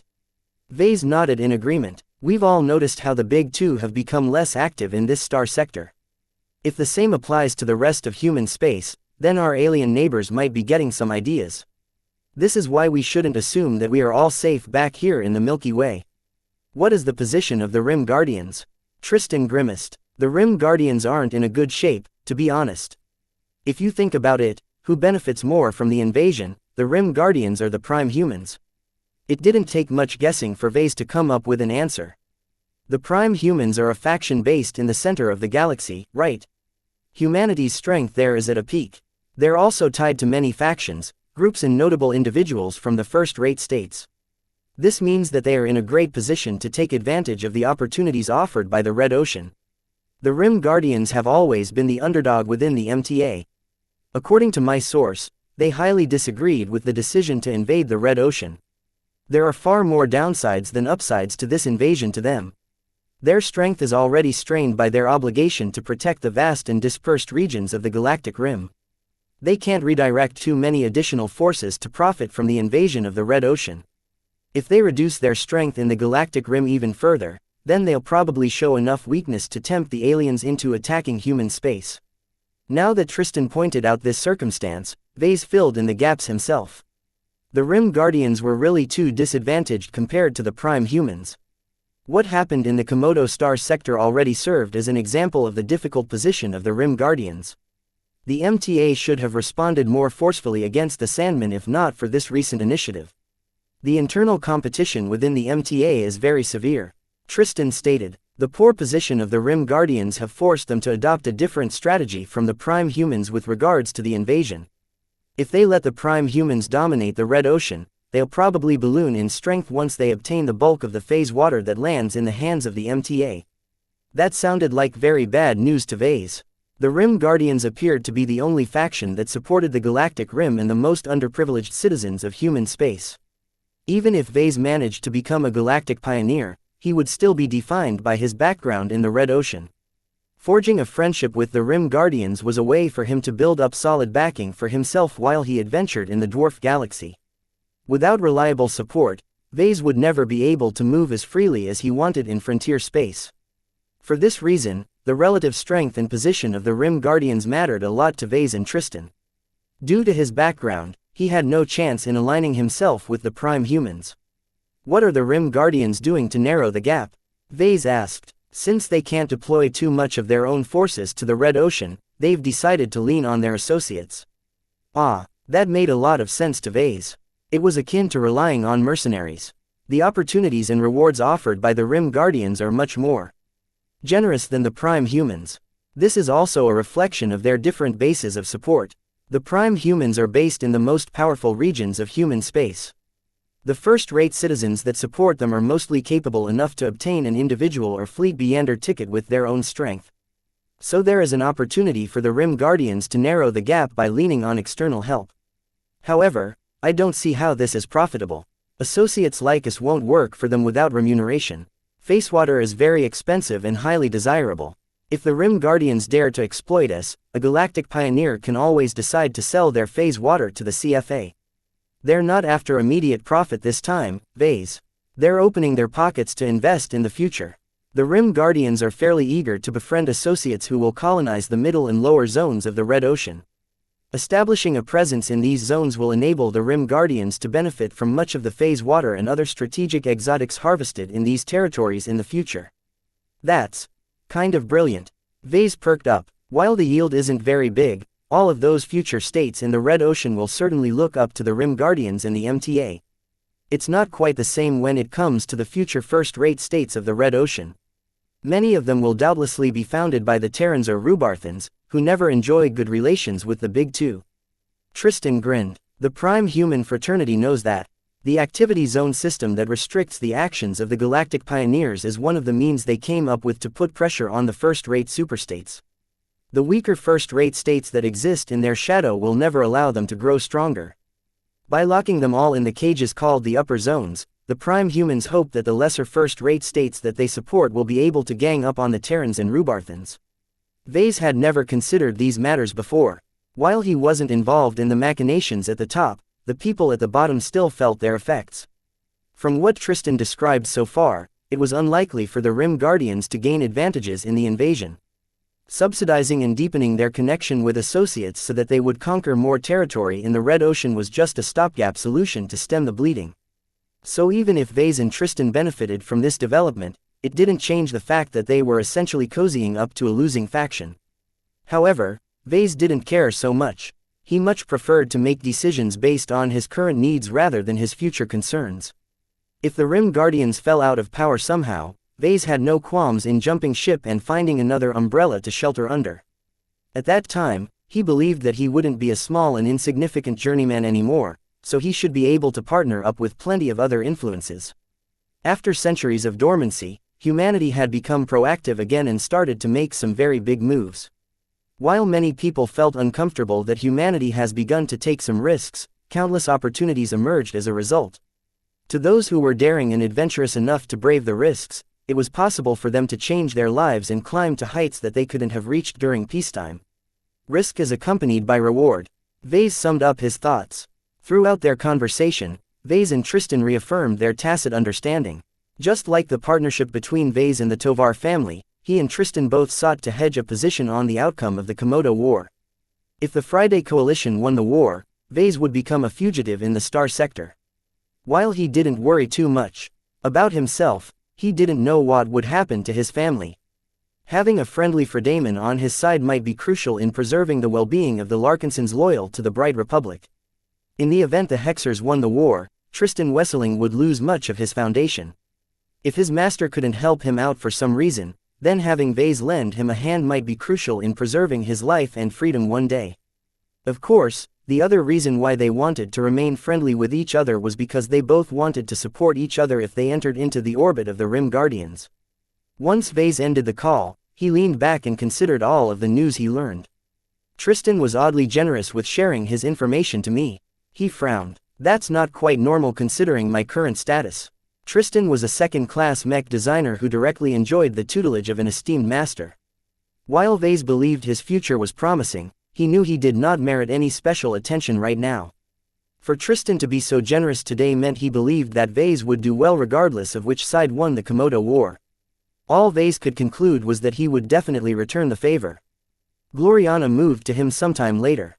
She held a strained smile while she sidled up to his side. Melody told me something interesting. She told me you had a conversation with someone I'm not very keen on. Care to explain yourself? I don't need to explain myself to you. I met Tristan before I met you. We both benefit from each other. Vase. Gloriana gnashed his teeth. If you wanted to befriend more second-class mech designers, I could have introduced you to some from the hegemony. I have plenty of contacts in my book. Would they respect a third-class citizen and mech designer like me? Vase pushed back. That answer stumped her for a moment. Though she valued him a lot, not everyone knew him as well as her and Tristan. I'm already working on overcoming their biases, she muttered. That's not enough, and you know it. Every second-class mech designer looks down on third-class mech designers, and that is not entirely without merit. Regardless, even if I managed to earn their recognition, I still would have insisted on maintaining relations with Tristan. Befriending a Fredaman can come in handy in the hegemony lands in dire straits one day. She scowled. You and your insistence on hedging your positions. Don't you have faith in my home state? I'm not a Hexer, Gloriana. Vase stood his ground with a smile. And I never will as long as Hexers insist that women are greater than men. But women are superior. Vase threw his hands up and turned around without bothering to reply. On confrontations like this, they both decided it was best to agree to disagree. Though Gloriana still appeared upset over her boyfriend's decision to associate with a Fredaman, she knew that Vase wouldn't change his mind. Sometimes, she wondered whether she wanted Vase to become a Hexer at all. Chapter 1639. 3 interpretations. A few tense days went by as Vase and Gloriana both concentrated on their work. The Adonis project entered a new phase as Gloriana finished mapping Vincent Rickland's condition. As a client, Vincent was less than ideal. His piloting skills reflected his scattered piloting experiences. His lack of specialization meant that he didn't possess any strong strengths, which was generally seen as a disadvantage. Vincent is versatile, but that's generally not a good thing. Vase remarked. Perhaps it's for the best that he wants us to design a hybrid mech for him. He'll be able to compensate for his lack of exemplary skill by relying on the arsenal of his mech. Gloriana, who sat next to him at the design lab, nodded in agreement. While it's not a good idea for a mech pilot to rely on the features of his mech to cover for his shortcomings, it's the only way he can make achievements on the battlefield. It won't be very conducive to his growth, though. A mech pilot that lets his mech do the heavy lifting will never improve as fast as a mech pilot who has to struggle for every victory. This was a very well-documented phenomenon. The quality and capability of a mech had to match the skill level of the mech pilot. For example, it was fine for Vase to design a mech as fantastic as the Transcendent Messenger because he knew it would be paired with elite Kronen mech pilots. This was different, though. The budget for the Adonis was just as much as the budget for a Transcendent Messenger. Obviously, the people who arranged the commission wanted Vase to design a mech comparable in performance as the Transcendent Messenger. He already proved he was capable of designing a great custom mech at this price level, and with Gloriana's help the Adonis would doubtlessly be even better. Unfortunately, how well did these bureaucrats and officials understand what was appropriate for Vincent Rickland? Vase and Gloriana wouldn't feel so hesitant about their budget if it was only half as much. Contrary to what many people might think, mech designers did not necessarily insist on designing the most expensive mechs. If a more powerful mech was paired with an awful mech pilot, then it was hard to bring out the full potential of the machine. Don't worry too much, Vase. She attempted to comfort him by patting his arm. I've faced these situations before back at home. Few can resist the temptation of piloting an impressive mech. We just have to make sure that we design a mech that Vincent can grow into after being baptized on the battlefield. So the premise is to design a mech that is easy to pick up but offers a lot of room for growth, right? Exactly. In case of a hybrid mech like the Adonis, we can just implement some limiters and lock some functions until Vincent has grown skilled enough to handle all of its capabilities. While this solution wasn't perfect, Vase thought it was good enough. If Vase designed a mech as complex and formidable as the Transcendent Messenger, then it was best to pair it up with a highly trained mech pilot such as Town Melon or Lord Javier of House Anakin. Both of them were very talented in mech piloting and enjoyed some of the most rigorous training offered by their respective states. Designing a mech to such capable mech pilots was any mech designer's dream. As for Vincent, he wasn't as good in swordsmanship as a swordsman mech pilot. His marksmanship left much to be desired when compared to a marksman mech pilot. He wasn't as good in piloting skirmisher mechs as Rayla Larkinson, and he definitely wouldn't be able to match Janzi Larkinson's ability in piloting Space Knights. There was nothing Vincent was truly good at, and that troubled the mech designers. If Vincent wanted them to design a simple knight mech or rifleman mech, then they could have easily designed it with a low skill floor and a high skill ceiling. Yet everything became a bit more complicated because Vincent insisted on a hybrid mech. From a defensive standpoint, the Adonis he demanded resembled a knight mech or a heavy mech. Vincent clearly wanted a mech that boasted the maximum level of protection a medium mech could bear. From an offensive standpoint, the Adonis relied on multiple weapon systems. Fortunately, Vincent hadn't set any priorities, so the main armament of the mech was clearly its Sandbreaker rifle. Vase and Gloriana treated the missile launchers, wrist-mounted nail drivers and spare sword as auxiliary weapons. They didn't have to devote too much capacity to accommodate these secondary weapon systems. If you strip all of the frills from the Adonis, it's basically an armored rifleman mech. You could also call it a long-ranged striker mech, Vase. The point is that we should approach its design as a ranged mech that mainly relies on armor rather than mobility to protect itself. It's similar to the Dawnbreaker and Novabreaker in that regard. Of course, with a budget as generous as theirs, the Adonis would definitely be paired with an armor system that could withstand at least twice as much damage. After Vase gained a comprehensive understanding of the data that Gloriana gathered, they began to design a draft for the Adonis. Vincent clearly prizes the cosmetic design of his custom over its functional design. Gloriana explained to Vase. As a mech designer who designed many custom mechs, this detail hadn't escaped her notice. So it is best to start sketching out the external appearance of the Adonis before we proceed with trying to fit components into the draft design. Though Vase wasn't quite comfortable with that approach, he deferred to her judgment on this matter. Let me take the lead first. I'm very confident in my artistic capabilities. Vase began to draw some lines on the projected design interface. When Vincent initially described his demands and showed him his awful sketch of what he wanted his mech to look like, Vase already formed some ideas in his mind. He did not adhere too closely to Vincent's poor drawing. An artist like Vase had his own standards and ideas. If possible, he wanted to push forward his own interpretation of how the Adonis should appear. In fact, he developed several possible interpretations. Since he couldn't quite make up his mind on which one to go for, he decided to sketch out 2 more initial drafts after he finished his first work. Gloriana mainly sat by his side while she became enchanted by his expression of art. Occasionally, she pointed out a problematic area or suggested some improvements, but she was content with letting Vase take the lead. At the end of the drafting session, Vase managed to produce 3 distinctive depictions. The first one shared a strong resemblance to the Mark Antony design. The similarities invoked some nostalgia within Vase. After so much time had passed, he returned to his very first commercial mech. Perhaps Vincent would feel nostalgic as well when he saw this draft. Of course, Vase did not copy the Mark Antony's external appearance directly. He was a lot more skilled and experienced than before. He worked away many of the faults he overlooked when he was younger. He also adjusted the first sketch's contours and proportions to appear more like a sculpted human and less like an armored machine. He also shaped the front torso of the mech in the form of a muscle cuirass. With all of the detailed scans that Gloriana had made of Vincent's body, it was no problem for Vase to transpose the contours of his client's chest onto his sketch. What do you think about this draft? I call it the Caesar version. It's very familiar. It's as if it's a spiritual successor to your Mark Antony design. Gloriana smiled. Still, I don't think it's quite your style anymore. The Mark Antony is a variant of the Caesar Augustus, which is someone else's design.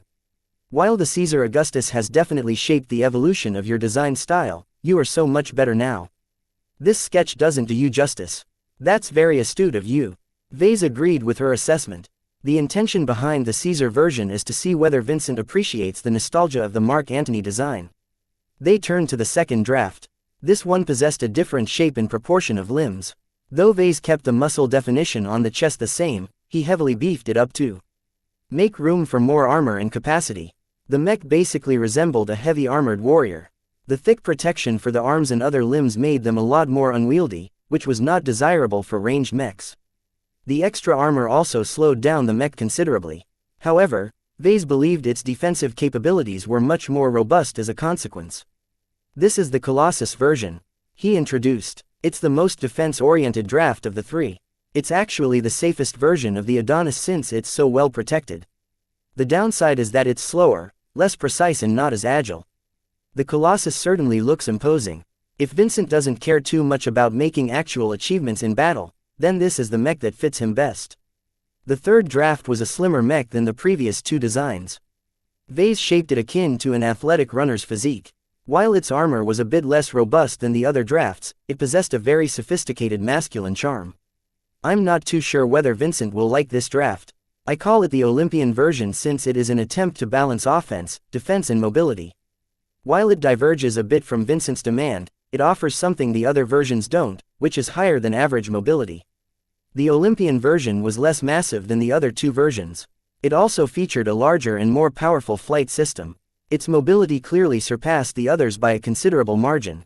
I think this is a step too far, Vase. Mobility is clearly not an overarching concern to Vincent, otherwise he would have mentioned it by now. I think it's good that you have offered an alternative, though. Personally, I prefer this Olympian version the most. It embodied your artistic style the most. Once Vase made some last-minute adjustments based on Gloriana's feedback, the 2 called in Vincent to listen to his feedback. We have translated the visual design of your Adonis as best as possible. Which one do you prefer the most? It did not take much time for Vincent to make his choice. He immediately pointed to the Colossus version. I want this big boy here. I like how much armor you've added to the mech. With a mech like this, I'll be able to laugh off the attacks of the Sandmen. Both Vase and Gloriana looked at each other and frowned. The Colossus version is not a space knight, Vincent. Vase carefully reminded him. If you choose to opt for this version, we'll make sure to offer as much protection as we can, but it won't be as good in withstanding enemy fire as a proper space knight with a shield. Vincent showed no concern. It's fine. This much protection is enough. I'll definitely beat the Sandmen before they can break the armor plating of my mechs. That's a promise. Though Vase did not entirely have faith in his client's assertion, he was too lazy to correct it. If Vincent was so eager to suffer a loss in battle, so be it. Vase just wanted to get the Adonis project over with so he could get back to designing the mechs he truly wanted to realize. By the way, there's something missing here. What is that? Vincent pointed straight at the lower waist of the Colossus. The codpiece. How could you draft such a manly mech but forget about the codpiece? Do you think you can get away with designing a eunuch mech for me or something? Vase wanted to palm his face. Chapter 1640 dressed to impress the codpiece. In an age long before humanity rose to the stars, men needed to protect their bodies when they fought in battle. However, a codpiece did not necessarily encompass the metal cup that men adorned in order to protect their reproductive organ. From a historical context, any pronounced article placed in the crotch area is called a codpiece. Gloriana seriously described as she read through a historical article projected from a terminal. Vase, sitting beside her, tried his best to keep his expression under control. The encyclopedia article that Gloriana pulled up after their latest meeting with Vincent frankly embarrassed him. Did men in the past really wear outfits like this in polite society? As a mech designer with a powerful cranial implant that boosted her cognitive functions, Gloriana's reading speed was incredibly fast. She scrolled through the article at a pace that even Vase struggled to keep up. The only disturbing aspect about her studying pattern was that she paused and lingered at the images for an oddly long time. Right now, she spent over 2 minutes staring at a painting of a well-dressed man in a Baroque-like outfit. The orange doublet, the silky red undershirt and the flowing hose in the same color presented its wearer in a dignified manner. The only issue that ruined any respect that Vase held for the mane in the painting was the very pronounced bulge at the trunk.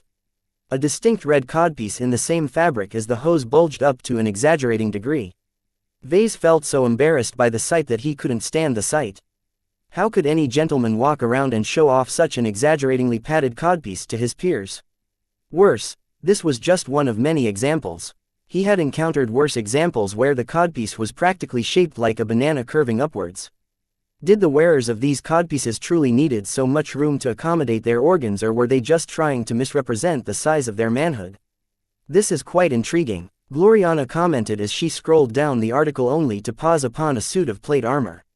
Look, this is the codpiece of an ancient king who shaped human history. His face colored further as he took in the three-dimensional projection of an ancient monarch called Henry VIII. In his eyes, the suit of armor looked quite valiant and formidable. Its huge left shoulder pauldron, its oval-shaped chest plate and its flexible lower skirt pieces or folds granted it a lot of protection without immobilizing its wearer too much. Yet the very pronounced codpiece sticking out from the middle of the folds completely ruined the valiant and noble appearance of this kingly armor. Who is this Henry VIII, anyway? Vase couldn't take it anymore. Is he a king or an insatiable beast? Gloriana shrugged. No idea. According to the article, his armor reflects the prevailing fashion during this time. Just look at how much it bulges out of the pelvis area. It's as big as the gauntlets that protect the hands. It weighs a staggering 1.31 kilograms. It was as if a clenched fist clad in armor stuck out from the lower half of the body. While Vase looked sick from all of the obscene displays of manhood.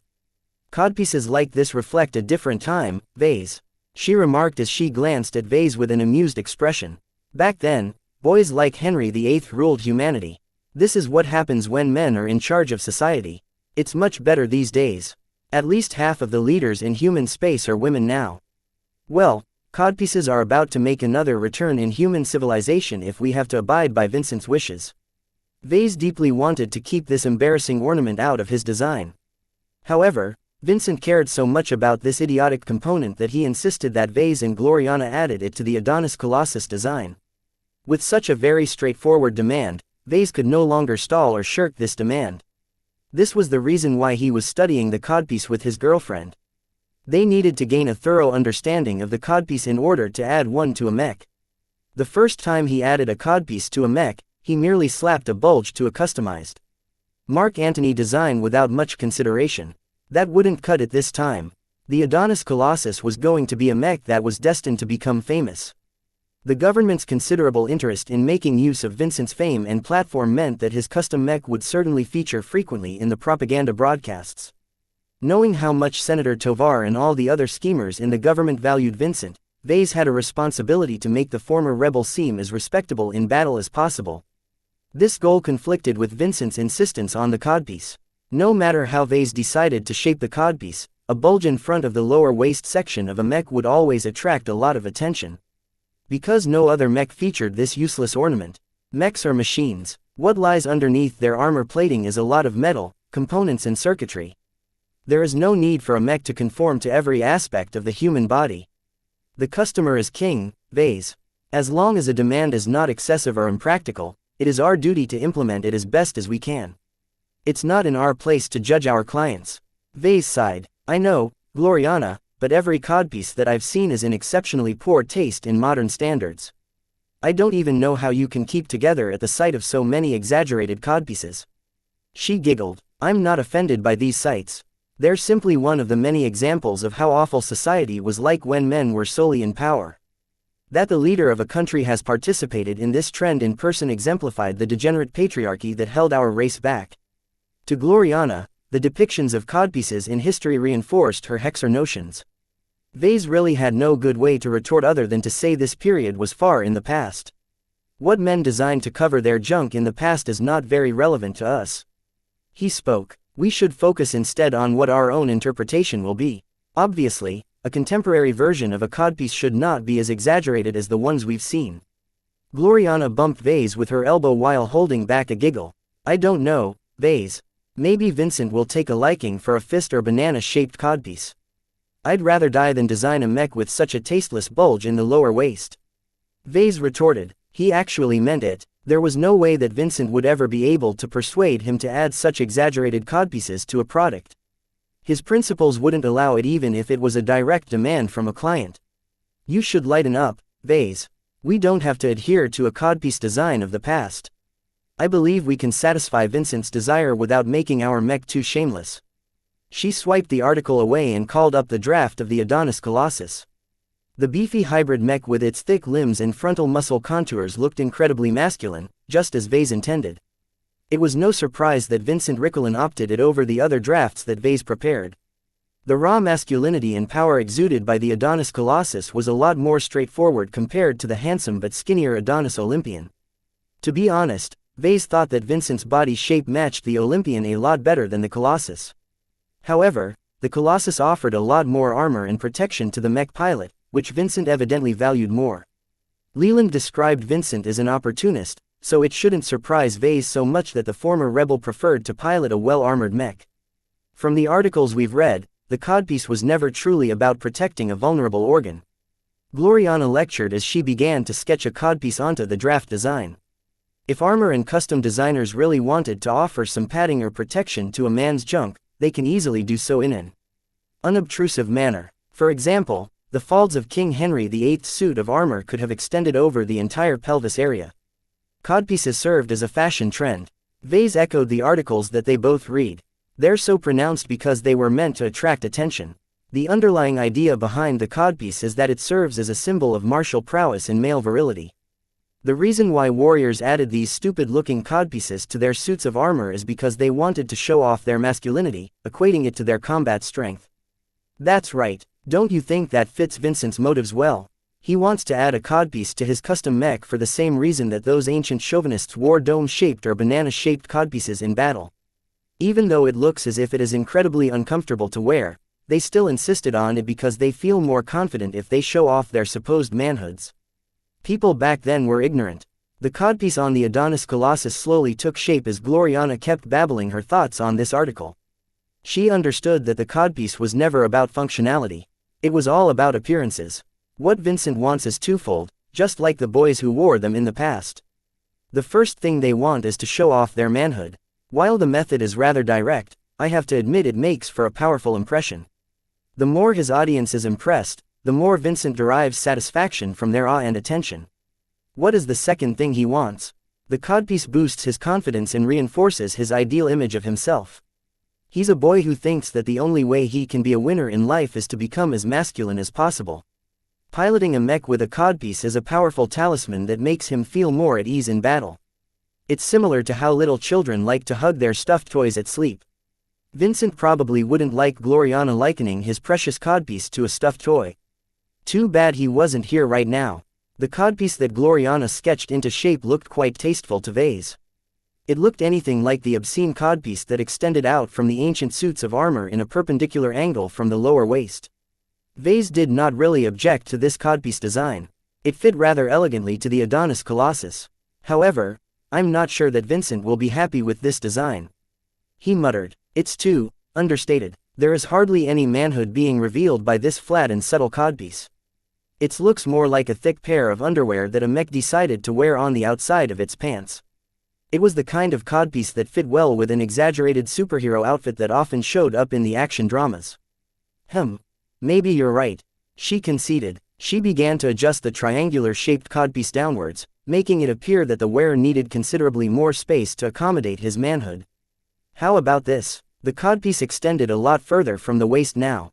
However, the ingenious part about Gloriana's adjustment was that it looked noticeable without appearing too obscene. Vase genuinely praised her solution. This is quite a clever implementation.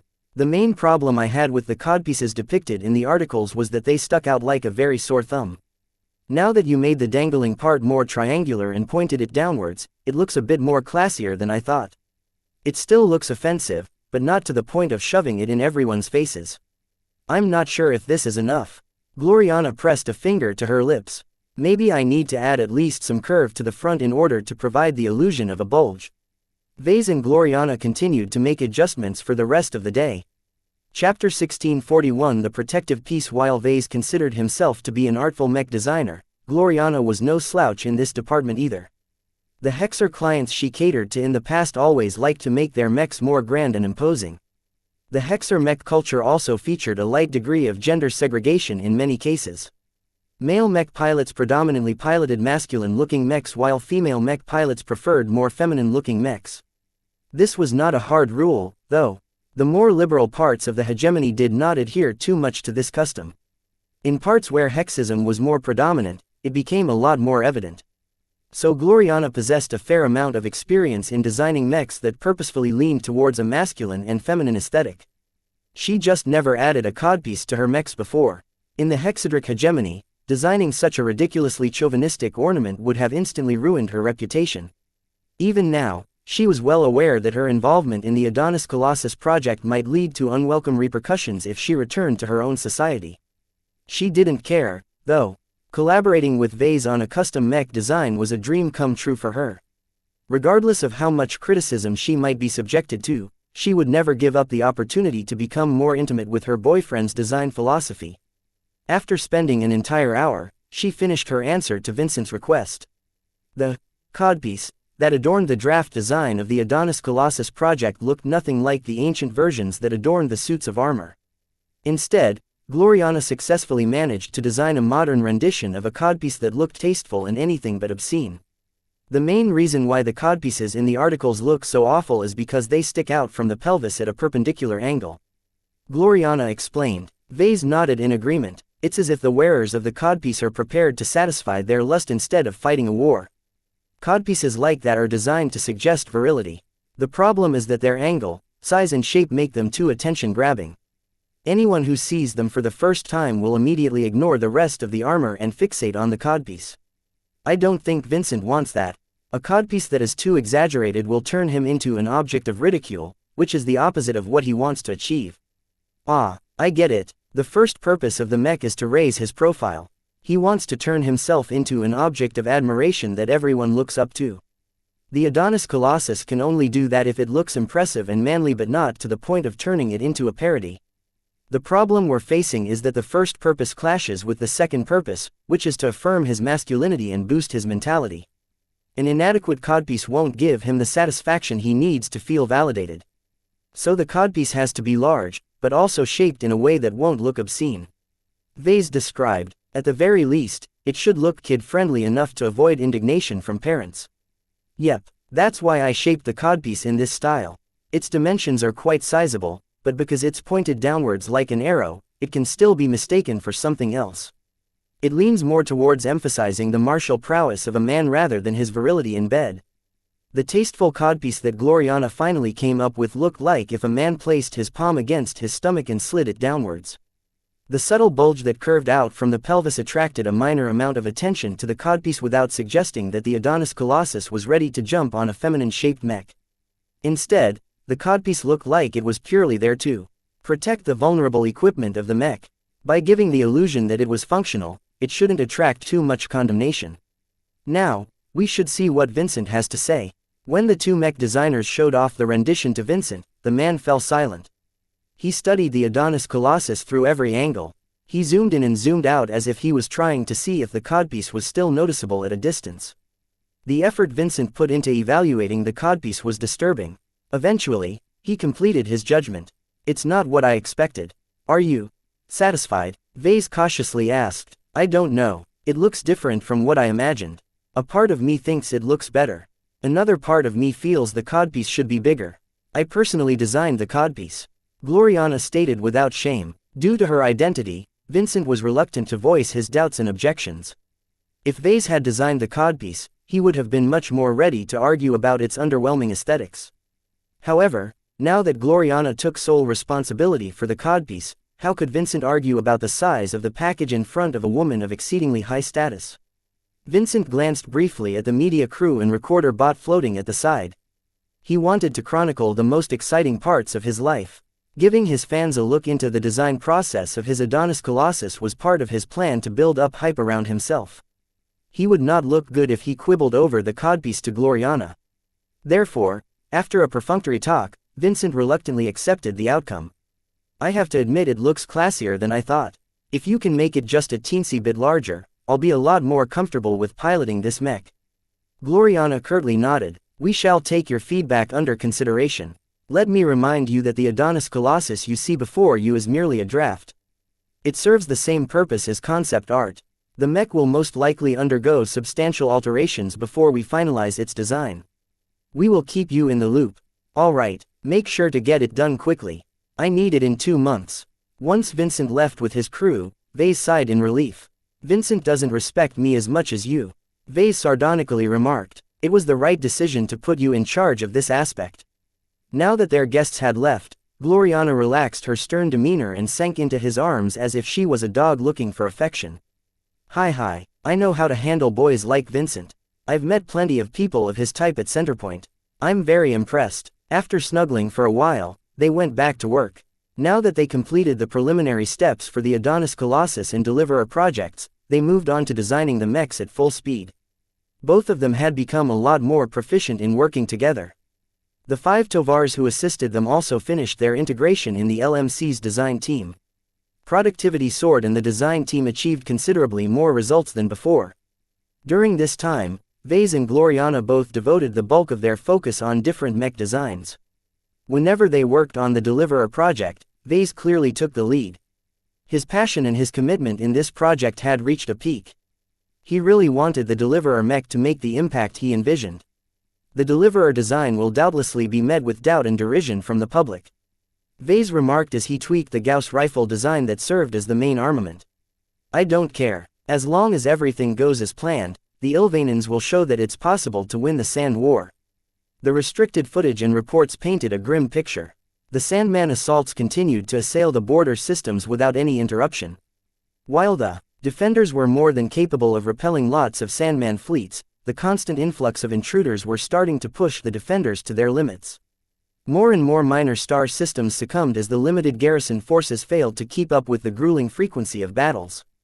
As more and more minor star systems fell into the hands of the Sandmen, the major star systems came under increasing pressure as they became more and more isolated. With the Sandmen entering the fortified star systems from different directions, the reserves that ordinarily relieved the main force had to be put to use in repelling the flanking Sandman fleets. Casualties mounted as the defensive forces had no choice but to fight several back-to-back battles with hardly any rest in between. Starfighter pilots died by droves. Mech pilots started to make mistakes as fatigue dulled their performance. Entire debris fields filled with dead sand and valuable wreckage floated away untouched as there weren't enough assets in place to salvage the valuables. The Bright Republic continued to spend money like water, causing this month's inflation to exceed 27%. Even if the government stopped publishing direct war reports to the public, many civilians figured out that the rate of inflation was a decent indicator of how well their home state fared. If the government was so desperate to print more money, then the Bright Republic was evidently in a worse state than before. The bad news did not solely linger in the Bright Republic. Worrying signs also emanated from its neighbors. The Visions, who were compelled to defend an elongated front, had already suffered several major defeats. While the increasing influx of desolate soldiers and prideful soldiers managed to bolster the Vision defense forces, they arrived awfully late. As for the Ilvanans, their morale and fighting spirit remained high with the enthusiastic adoption of the holy soldiers. However, the Ilvane Protectorate's lack of wartime experience started to tell. The protectors of the faith were too rigid and bound by their rules to adapt their Mech doctrine and fighting methods. The Protectorate's war-related infrastructure was not robust enough and couldn't handle a massive increase in the production of supplies and machines. Its civilian industry took many more months than necessary to transition to a wartime footing. All of these factors weakened the Ilvane Protectorate's depth. This meant that as long as the Sandmen broke through the front, the Ilvanans would not be strong enough to stem the tide. "What are you worried about, Vase?" Gloriana asked when she saw that he paused in his work. "I'm worried whether the third line of defense can hold." The second line of defense crumbled quickly. It's already admirable that the Bright Republic and the other states in the vicinity have held out so long. You're worried because you believe your deliverer design can turn the tide, right? He smiled at her. Her remark hit straight at his heavy heart. "You know me too well. Perhaps it's arrogant for me to say so, but I truly believe the deliverer design can save the beleaguered states. While my deliverers are not very useful against the monolith or other massive configuration, it will at least offer a lot of relief against the increasingly more prevalent swarm configuration." For some reason, the stalling of the Sandmen at the third line of defense had caused the Sandmen to accelerate their adaptation. There were more and more signs that the Sandman admirals actively sought each other out and exchanged their best practices. "I believe in you, Vase. I'm sure you'll be able to make the skeptics shut up once your deliverers single-handedly save the lives of trillions of people at risk of being engulfed by the Sandmen. I can't think of anything more noble than what you are attempting to do. Even if the deliverer falls short of your expectations, it's still worthwhile to make the attempt." He sighed. "I'm really lucky to have an understanding girlfriend like you. It means a lot that you believe in my work. That's what I'm for." She grinned and pecked his cheek. "I hope you extend the same courtesy to me. Don't slack off when we're working on the Adonis Colossus project. I'm doing the best I can. You haven't even prepared its proto-god yet. That's because I haven't made up my mind so far. I don't know whether I should reuse an existing design spirit or create a new one." "Don't be lazy. If your existing proto-gods aren't good enough, then come up with something new. Don't let your opinion against our client affect your professionalism. The Adonis Colossus deserves better." As much as Vase wanted to disagree with Gloriana, he knew she was right. Chapter 1642 Sydney Superior System. While Vase and Gloriana vigorously worked to design their next two mechs, the situation at the front became a lot more desperate. The Sydney Superior System had long served as a local bulwark for the Mech Corps. In case hostilities ever broke out against the Coman Federation, the star system would have been a prime strategic location to block any Coman assaults. Sadly, the Coman Federation no longer existed. Instead, a more terrible opponent emerged in their place. Ever since the Sand War came to the Bright Republic, the Sydney Superior System endured continued incursions. Due to its rich mineral resources, bright sun and other factors, both the Bright Republic and the Sandmen prized this star system. Having endured hundreds of attacks within the span of a few months, both sides bled heavily. The Starfighter Corps continually supplied new starfighters and starfighter pilots to Sydney Superior, only for them to get crushed within 5 to 10 battles. The Mech Corps, already stretched thin due to the necessity of defending the entire front, had no more mech pilots to send. The best the military could do was to keep shipping supplies and replacement mechs. As for the Sandmen, they continued to dispatch more and more Sandmen as if they would never run out. The Sandman admirals arriving at Sydney Superior no longer stuck with the most primitive configuration. Those that continued to adopt the basic configuration had all succumbed to the humans by now. The only Sandman admirals that remained were those who had been taught by a more intelligent Sandman leader or learned their lessons the hard way. The defenders of Sydney Superior could have coped against the basic configuration. Even if the Sandmen tried to overwhelm the defenders with basic Sandman fleets, their incredibly poor effectiveness in battle was simply too easy to exploit. However, the good times didn't last. Now that the Sandman admirals had all evolved, they became much harder to deal with. The monolith configuration and the swarm configuration both became a terror for the defenders. As waves of swarms and monoliths continued to pressure the defensive forces from all sides, the attrition mounted to a dangerous degree. Starfighters fell too rapidly as the first-generation starfighters were simply too fragile to last against the advanced configurations of Sandman fleets. The nascent starfighter corps that hadn't existed for more than a year became increasingly hard-pressed to replenish the losses along the entire front. The Sydney Superior system was not the only star system in crisis. Many other strategic locations cried out for reinforcements. As a result, the amount of starfighters and accompanying pilots sent to reinforce Sydney Superior only replaced half of the losses suffered by its defenders. "We can't keep up with this rate of attrition. What is headquarters doing? We're drowning in Sandmen. How many fleets do the Sandmen have left? It's like their numbers are endless." The tide of Sandmen sweeping into the Sydney Superior system finally overwhelmed the defensive forces. Every defensive fleet had to pull back and contract their defensive perimeters time and time again. From fighting off the invading Sandmen in the outer system, the ships, mechs and starfighters had to retreat continuously until they were forced to hold their ground in orbit of the only inhabited planet. With Sydney Superior V pressing against their backs, mech regiments and starfighter regiments could retreat no further without exposing more than 400 million Briters to the Sandmen. Sydney Superior V used to be home to more than 500 million citizens. Since the start of the Sand War, the Bright Republic managed to evacuate over 100 million people. Yet it was not enough. With transportation capacity in very short supply, it was impossible to relocate so many people at once. Right now, several huge swarms and monoliths commanded by over 40 separate Sandman admirals approached Sydney Superior V from different directions.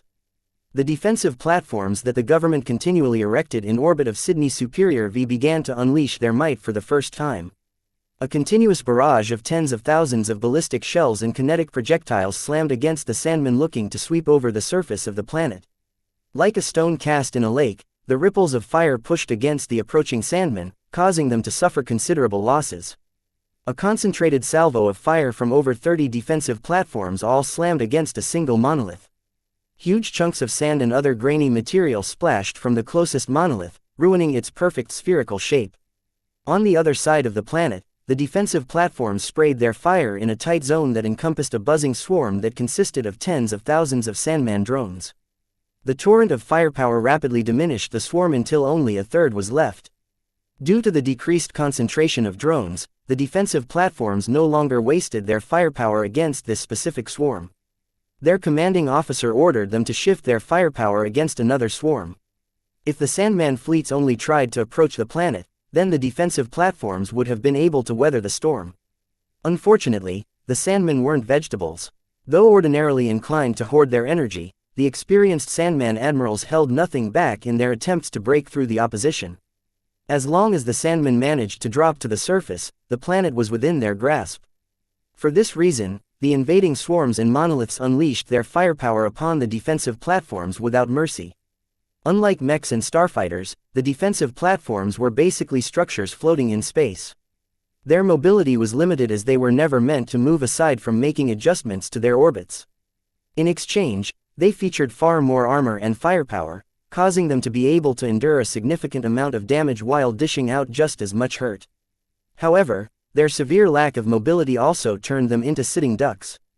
The swarms and monoliths unleashed entire swaths of light lasers. While their firepower wasn't very coordinated, the sheer volume of lasers impacting the defensive platforms heated their surfaces until they glowed like red suns. The heat and energy impacting the defensive platforms rapidly degraded the layers of armor protecting the internals and crew manning the guns. In desperation, the defensive platforms rotated along their axis, trying to present as much untouched armor against the Sandmen as possible to preserve their battle effectiveness. Too much. It's too much. Hold back the Sandmen as much as possible. Fight until your machines don't last. The mechs and starfighters that had repelled the incoming Sandmen for several weeks tried to reinforce the defensive platforms as best as possible. Scarred starfighters and shabby mechs reinforced the defensive platforms as best as they could manage. These mobile units used to lead the defense of Sydney Superior. However, after fighting off constant battles, the Mech and Starfighter regiments were only a shadow of their former selves. The losses suffered by the Starfighter Corps were horrendous. Only 20% of their peak strength in the star system was left. In addition, many of the starfighters were fighting with limited ammunition and energy reserves. They had to slow down their rate of fire and limit their deployments because they couldn't last as long as before. Due to all of the Sandman fleets that had flooded Sydney Superior, it had become too dangerous to supply the defenders from the outside. Fight. Fight with all your heart. Fight until you don't have nothing else left. Defensive platforms exploded or disintegrated into chunks with each second that passed. Starfighters turned into lifeless shells as several lasers burned through their systems. Dawnbreakers endured an unimaginable amount of fire before finally succumbing due to the rapid wear and tear their damaged frames endured. Throughout all of the fighting, the stripes of humanity these machines used to show off with pride now turned into a final gesture of the determination of the defenders. A starfighter wing that fought above the equator of Sydney Superior V came under focused fire by a remnant of a swarm. The small and vulnerable spacecraft exploded one by one as the swarm cleverly boxed the juking starfighters with an array of lasers. Just as the sixth starfighter was on the verge of collapsing, a shining volley of projectiles slammed into 20 Sandman drones at once, taking them out without fail. It's the glittering comet. We've been saved. Thank you, Venerable Larkinson. The glittering comet, the custom mech of Ganso Larkinson, flew past the starfighters without transmitting anything in return. He needed to put out too many fires. Tears streaked from Ganso's face as he knew that the starfighter pilots wouldn't survive for long. Even if he gave them a reprieve, more Sandmen would take the place of those he took out a moment ago. The glittering comet continually fired its rifle as Ganso resonated with the weapon.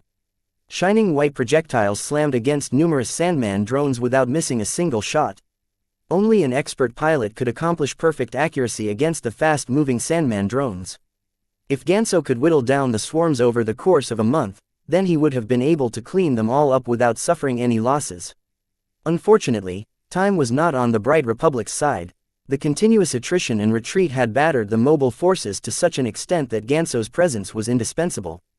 There was so much despair among the Mech and Starfighter pilots that the glows of the desolate soldiers weren't enough to keep them in the fight. The men and women risking their lives to repel the Sandmen needed the inspiration that only expert pilots could provide. Several more expert pilots like Ganso flew around and emboldened the hearts of every combatant, risking it all to defend Sydney Superior V. Unfortunately, nothing they could do would save the planet and its inhabitants from the Sandmen. The best they could hope for was to evacuate the remaining children to preserve the legacy of the people of Sydney Superior V. Several shabby cargo haulers converted into improvised rescue ships formed into a convoy protected by a large proportion of surviving mechs and starfighters. Advance. Breakthrough. We still have a chance of saving some lives. The final rescue fleet advanced and attempted to bulldoze its way through numerous swarms, lattices, monoliths, starfishes and other weird shapes. The nearest defensive platforms in the vicinity all lent their firepower towards this breakout attempt. For a moment, the Sandmen in this section of battle were being pushed back. However, the Sandmen did not continue to batter against the defensive platforms in an attempt to make landfall on Sydney Superior V as everyone thought. For some reason, the Sandmen in the vicinity stopped trying to advance towards the planet and all started to attack the breakout fleet. No, Ganso Larkinson immediately flew his mech towards the breakout fleet. The rescue ships carried hundreds of thousands of lives. His glittering comet shone even brighter as his rifle slammed against a monolith, single-handedly causing it to shudder and lose integrity. It wasn't enough. The rescue ships were too sluggish. Featuring very little armor to speak, please like and follow the Cultivation Audiobooks channel of the Sandmen easily managed to pour their fire past the scattered mechs and starfighters. One vessel's massive cargo bay broke apart, causing an uncountable amount of human bodies to float out into space. Even if the vac-suits worn by the children preserved their lives for a moment, the cold emptiness of space would eventually claim their lives. There weren't any ships left to rescue the lost. No, Ganso screamed as his glittering comet emptied out its ammunition stores. His intervention wasn't enough to change the outcome. The exhausted mechs and starfighters hadn't been in a good shape to begin with, and could never take out the Sandmen fast enough to save the rescue ships. Dozens of ships foundered, exploded or simply fell silent as the lasers raked over their entire hulls. The breakout attempt had failed. Sydney Superior V had fallen for good. Chapter 1643 Insubordination. The fall of Sydney Superior struck every Brighter's heart. A catastrophe of this scale could not be hidden from anyone. Now that a critical star system had fallen into the hands of the Sandmen, the star systems in the interior of the Bright Republic became exposed. The Sandmen managed to crack open a hole in the wall, causing numerous battle-hardened fleets to attack the star systems that had never faced as much pressure as before. The overstretched Starfighter Corps tried its best to supplement the nearby garrisons, but they simply weren't fast enough. At one star system in the vicinity of Sydney Superior, a small force of desolate soldiers fought desperately against an approaching swarm of Sandman drones. Due to severe logistical constraints, the starfighter groups that should have reinforced the Trivian system had not arrived as expected. Only less than 100 starfighters remained to cover the 200 or so mechs that consisted of the main force. Even so, the mech and starfighter pilots did not shirk their duty. The Novabreakers piloted by the 4th Augon Chevaliers of the 7th Bentheim Division courageously fought in the vanguard. Ordinarily, the starfighters should have flown in front to attract enemy laser fire, but there were simply too few left. The defenders of Trivian simply couldn't afford to lose more starfighters and deprive themselves of additional guns. Every machine mattered, no matter if it was an expensive premium mech or an ultra-cheap starfighter. Propping up the morale of the stressed and exhausted pilots, the gold-coated desolate soldiers tried their best to cover each and every part of the formation with their encouraging glows. The duty embodied by these iconic machines barely managed to keep everyone in line. This was especially remarkable when most of the mechs belonged to mercenary corps or other private outfits. With the stripes of humanity trailing raggedly through space, the undisciplined formation of mechs and starfighters tried their best to defeat the swarm. The problem was that few pilots saw the point of doing so. Why should they fight over a rural star system whose tiny population at the only terraformed planet had already been evacuated? As the swarm of Sandman drones continued to advance regardless of the opposition they faced, a volley of fast-firing laser beams randomly struck one of the desolate soldiers. "Harvey," Melkor Larkinson shouted, "eject. Your machine is a goner." "It's too late, Commander." The voice of a middle-aged mech pilot sounded over the communication channel. "The damned Sandmen managed to penetrate the armor and damage the cockpit of my mech." Melkor cursed and requested assistance from a nearby mercenary corps he managed to befriend. "Just pull out the cockpit and bring it away if you can. Maybe it can still fly away under its own force. We'll do our best, but we can't divert too much attention to your man." "Sorry." Over the course of the Sand War, many outfits assigned to defend the less important star systems learned how to cooperate with each other. The only way to survive longer than a month was to ensure that they managed to cultivate allies among the disparate outfits they fought alongside. Melkor had learned many lessons during his deployment at the front. This was already the 4th star system that he and his detachment of avatars had been assigned to defend. The other 3 star systems fell when the Sandmen proved too much to stop. "Hold formation," the commanding officer yelled over the comm. "We have to hold as long as possible to buy time for our reinforcements to arrive. We can't give up Trivian too soon." The battle against the swarm continued apace as Melkor shot his Sandbreaker rifle at a steady cadence. His marksmanship, which he used to be proud of, proved to be highly inadequate against the agile Sandman drones. At this distance, he merely managed to hit 30% of his shots, which was respectable compared to mercenaries but inadequate compared to elites. He regretted spending too much time on administration and not enough time on polishing his own piloting skills. Ever since he finished his Larkinson training and graduated from the Mech Academy, he reduced his training intensity to shape the avatars into an elite mech force. "Goddamn," he cursed as his visor blocked his frustrated eyes. "I'm wasting too many rounds." He tried his best to cover for the disabled avatar mech piloted by Harvey, one of his older subordinates. Harvey was like a rock within the avatars. Aside from the Larkinsons, his veterancy status was vital in stabilizing the ranks of his unit. Melkor couldn't afford to lose him at this juncture. The avatars already suffered several tragic losses. Unfortunately, the pair of mercenary mechs that flew to the rescue to the drifting avatar mech came under fire themselves. When their own lives were under threat, the mercenaries completely forgot about their earlier orders and did their best to merge back into formation so that they would not attract as much attention from the Sandmen. Melkor cursed again. He couldn't fault the mercenary pilots for seeking safety in numbers. The problem was that Harvey's mech, having lost all propulsion, was drifting further and further away from rescue. He desperately asked for help from other mercenary corps but received a unanimous denial. Every other outfit had their hands full protecting their own comrades. Melkor deeply wanted to dispatch his own avatars to rescue Harvey, but his latest superior already gave strict instructions that their desolate soldiers should maintain position in the formation. Even if the outfits already brought enough desolate soldiers to cover the entire formation several times over, the commander from the Augan Chevaliers wanted the glows to overlap as optimally as possible to keep everyone spirited. As the window of opportunity was running out, Melkor had to decide whether he should disobey the orders of his superior on the faint chance of saving one of his precious avatars. In the end, before he came to a decision, one of his subordinates already left formation and flew to the drifting mech. "Silent William, what are you doing?" No answer came from the comm. William never spoke. However, that was no excuse for remaining silent.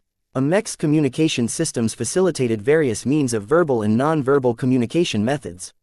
A simple mental command was enough to compose a short message or transmit a predetermined code.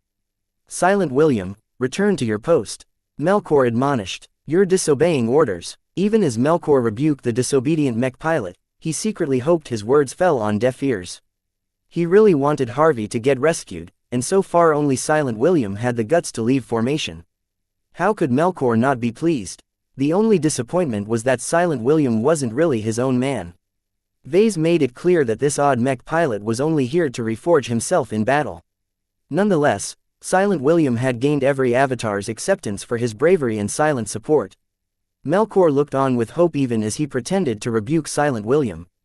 The foreign mech pilot, who showed no signs of acknowledging the instructions from Melkor and the commander of the Augan Chevaliers, finally reached Harvey's mech before it had drifted too far away.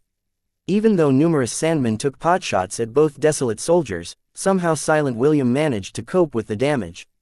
His desolate soldier spun around at various angles in order to spread out the laser fire over the entire frame. Once his mech reached the disabled mech, the former first stopped the latter's spin. Then, Silent William's mech temporarily put aside its sandbreaker rifle in order to sink its hands into the damaged rear of Harvey's mech. Since time was short, Silent William couldn't afford to be delicate. The hands of his own mech started to incur damage as he put them under a considerable amount of stress. The hands of a melee mech weren't designed to exert so much force. Fortunately, the desolate soldiers weren't very tough to begin with, and its rear armor happened to be the thinnest. It did not take much effort to pry off the flight system and armor panels that should have blasted away in order to make room for the cockpit's ejection.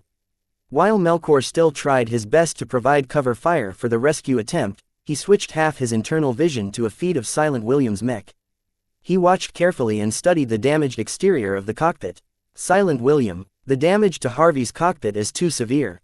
You'll have to pry it out of the torso of the mech and carry it back to the Greenfeather.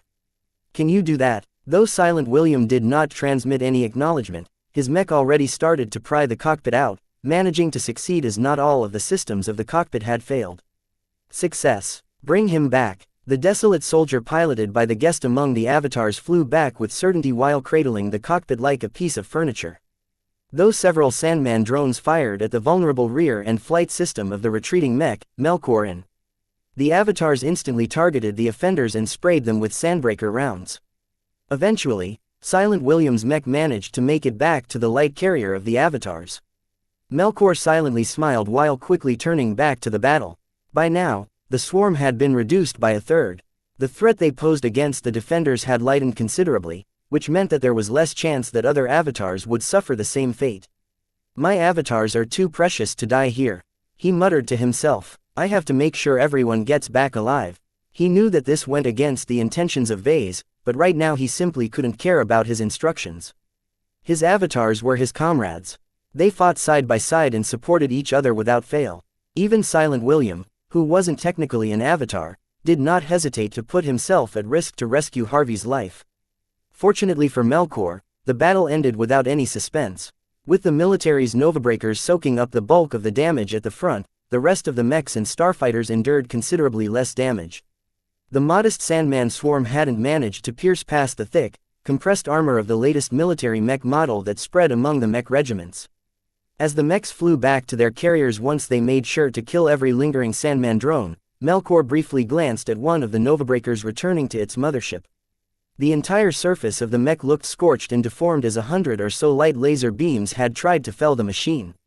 Though it appeared that the Novabreaker suffered moderate internal damage, clearly that wasn't enough to cripple the tough and durable mech. For a moment, Melkor felt jealous. Why weren't the avatars allowed to pilot a Dawnbreaker or better mech? Why did the avatars lose several comrades over the course of their deployment at the front due to the lack of defenses of the desolate soldier model? It's because Vase is in charge. He answered his own questions with a sigh. As long as he calls the shots, he is in control of our lives. With a heavy heart, Melkor's desolate soldier returned to the Greenfeather's hangar bay. Once he emerged from his mech, he lowered himself to the deck and walked towards a small procession of happy mech pilots. Hooray for Silent William, thank you for saving my butt. Harvey thanked the silent foreigner. I owe you one. Once Melkor arrived, the avatars shut up and turned to their commanding officer. Silent William, he began, you disobeyed orders. William Urbesh met Melkor's shielded gaze without any hesitation or remorse. In fact, he didn't communicate any message at all. Melkor held out his hand. For what it's worth, I support you. Silent William shoved aside Harvey and moved past Melkor without accepting the offered handshake. The foreigner from a different star sector left the hangar bay, leaving the rest of the avatars perplexed. He's a weirdo. At least he's our weirdo. Though Silent William never socialized with others, none of the Melkor took offense at his antisocial behavior. That was because his battlefield performance was enough to win the avatars over. As Melkor lowered his arm and watched Silent William leave, he frowned for a moment. Why is he so strange? Chapter 1644 Dealmaker. While the Sand War intensified throughout the third line of defense, not everyone concerned themselves with the suffering taking place. For some people, the latest developments opened up many opportunities ordinarily inaccessible to them. In particular, the lawless pirates and exiles of the frontier found it incredibly easy to sneak into civilized space amidst the chaos. Already, plenty of sons and daughters of the frontier managed to blend in with the waves of refugees. While it was easy for pirates to be mistaken as refugees, it was not as easy to assume a brand new identity, especially one that was more notable than the norm. A specialist in identity falsification had to intervene in order to form a false identity with as few loopholes as possible. Calabash happened to be someone who possessed the skill, knowledge and connections required to forge a reasonably foolproof identity. She calmly stood and waited for her client to arrive at a grassy plain on an empty planet in the Reinald Republic. Standing behind her was an entire company of mechs. Over half of them wielded swords, while the rest wielded various ranged weapons. The messy collection of mechs consisted of many different models, as if the mech company had been entirely pieced together at random. However, the mechs exuded a certain kind of strength from the way they positioned themselves and readied themselves for action. The Sword Maidens had undergone many trials and tribulations since their establishment.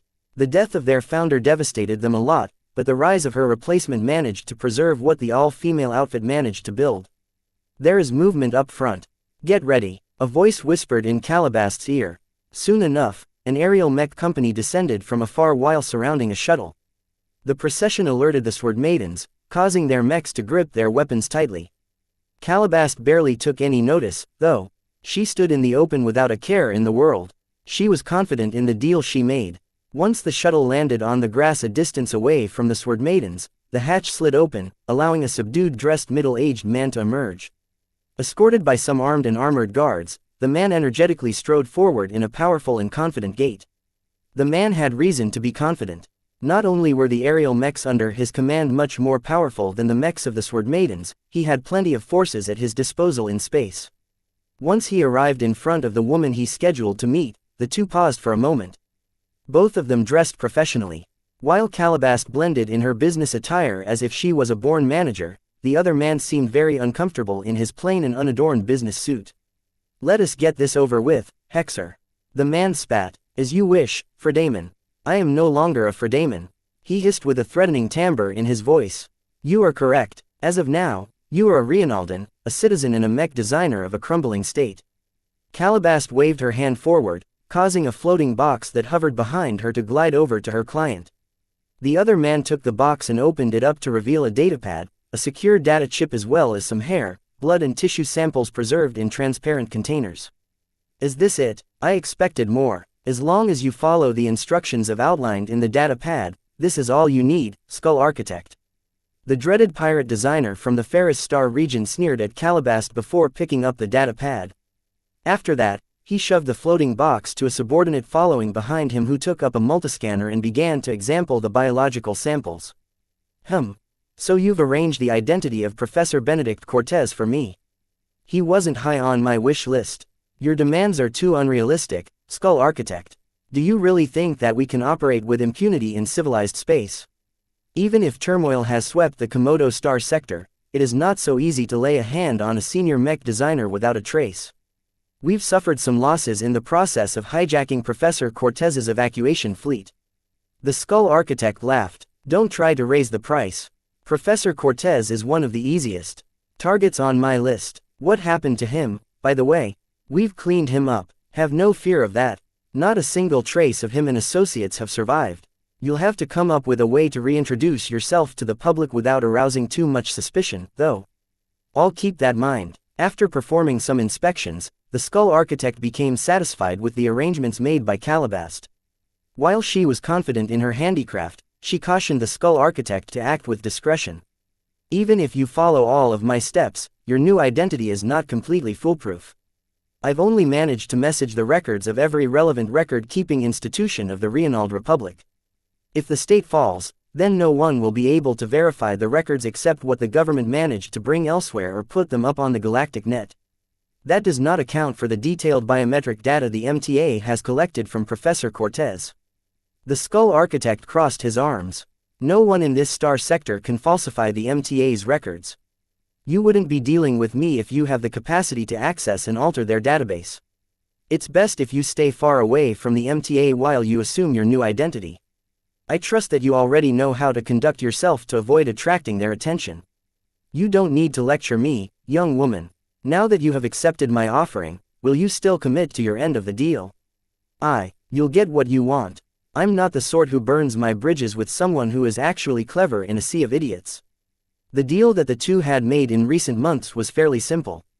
In exchange for arranging a new identity for the Skull Architect, he promised several concessions. First, he promised to design and build an expert mech for any expert pilot that Calabast managed to acquire. She made this demand in case Commander Dice managed to advance to expert pilot. She needed this concession because it was very difficult to obtain an expert mech through regular channels. After all, expert pilots didn't pop out from nowhere. Second, the Skull Architect promised to wipe away the debt that Vase owed him. Though the pirate designer found it to be a shame to lose his handle on Vase, it was not an equitable arrangement in the first place. To the fugitive senior mech designer, it didn't matter too much. Even without the debt, he was still confident he could find a way to associate with Vase Larkinson in some other way, especially now that the promising young journeyman had risen to prominence. To Calabast, arranging a nearly foolproof identity to the Skull Architect in exchange for these concessions was more than worth the effort. Not only did she gain a benefit for herself and her partner, she also established a friendly relation with a powerful senior. After a brief chat, the Skull Architect and his entourage briskly turned around and boarded the shuttle. Once his procession rose in the air and flew back to space, the meeting had come to an end. Some time later, Calabast and the Sword Maidens deployed on the surface returned to space as well. When the woman entered the stateroom of her personal ship, Commander Dice already awaited her arrival. I'm impressed by how you've handled the Skull Architect. The meeting went smoother than I thought, the leader of the Sword Maidens remarked as she laid on the bed. The Skull Architect isn't as fearsome as you think as long as you give him a reason to respect you. His reputation in the frontier is not that relevant anymore now that the Sandmen have overrun the old order there. He needs me more than we need him. If not for his potential usefulness to Vase, I wouldn't have bothered to offer my services to him. Obtaining the favor of a genuine senior might come in handy one day. I'm not so sure whether it's wise to play with fire. Myra once told me that she had to be very careful when she studied under him. He has a habit of blowing up on people. I'm pretty certain that some of it is an act. Calabast confidently stated. While the Skull Architect is anything but a balanced individual, he needed to project strength while he was in the frontier. Now that he has reintegrated into civilized space, he ought to be rational enough to moderate his behavior. The spy strode forward and sat down on the side of her bed.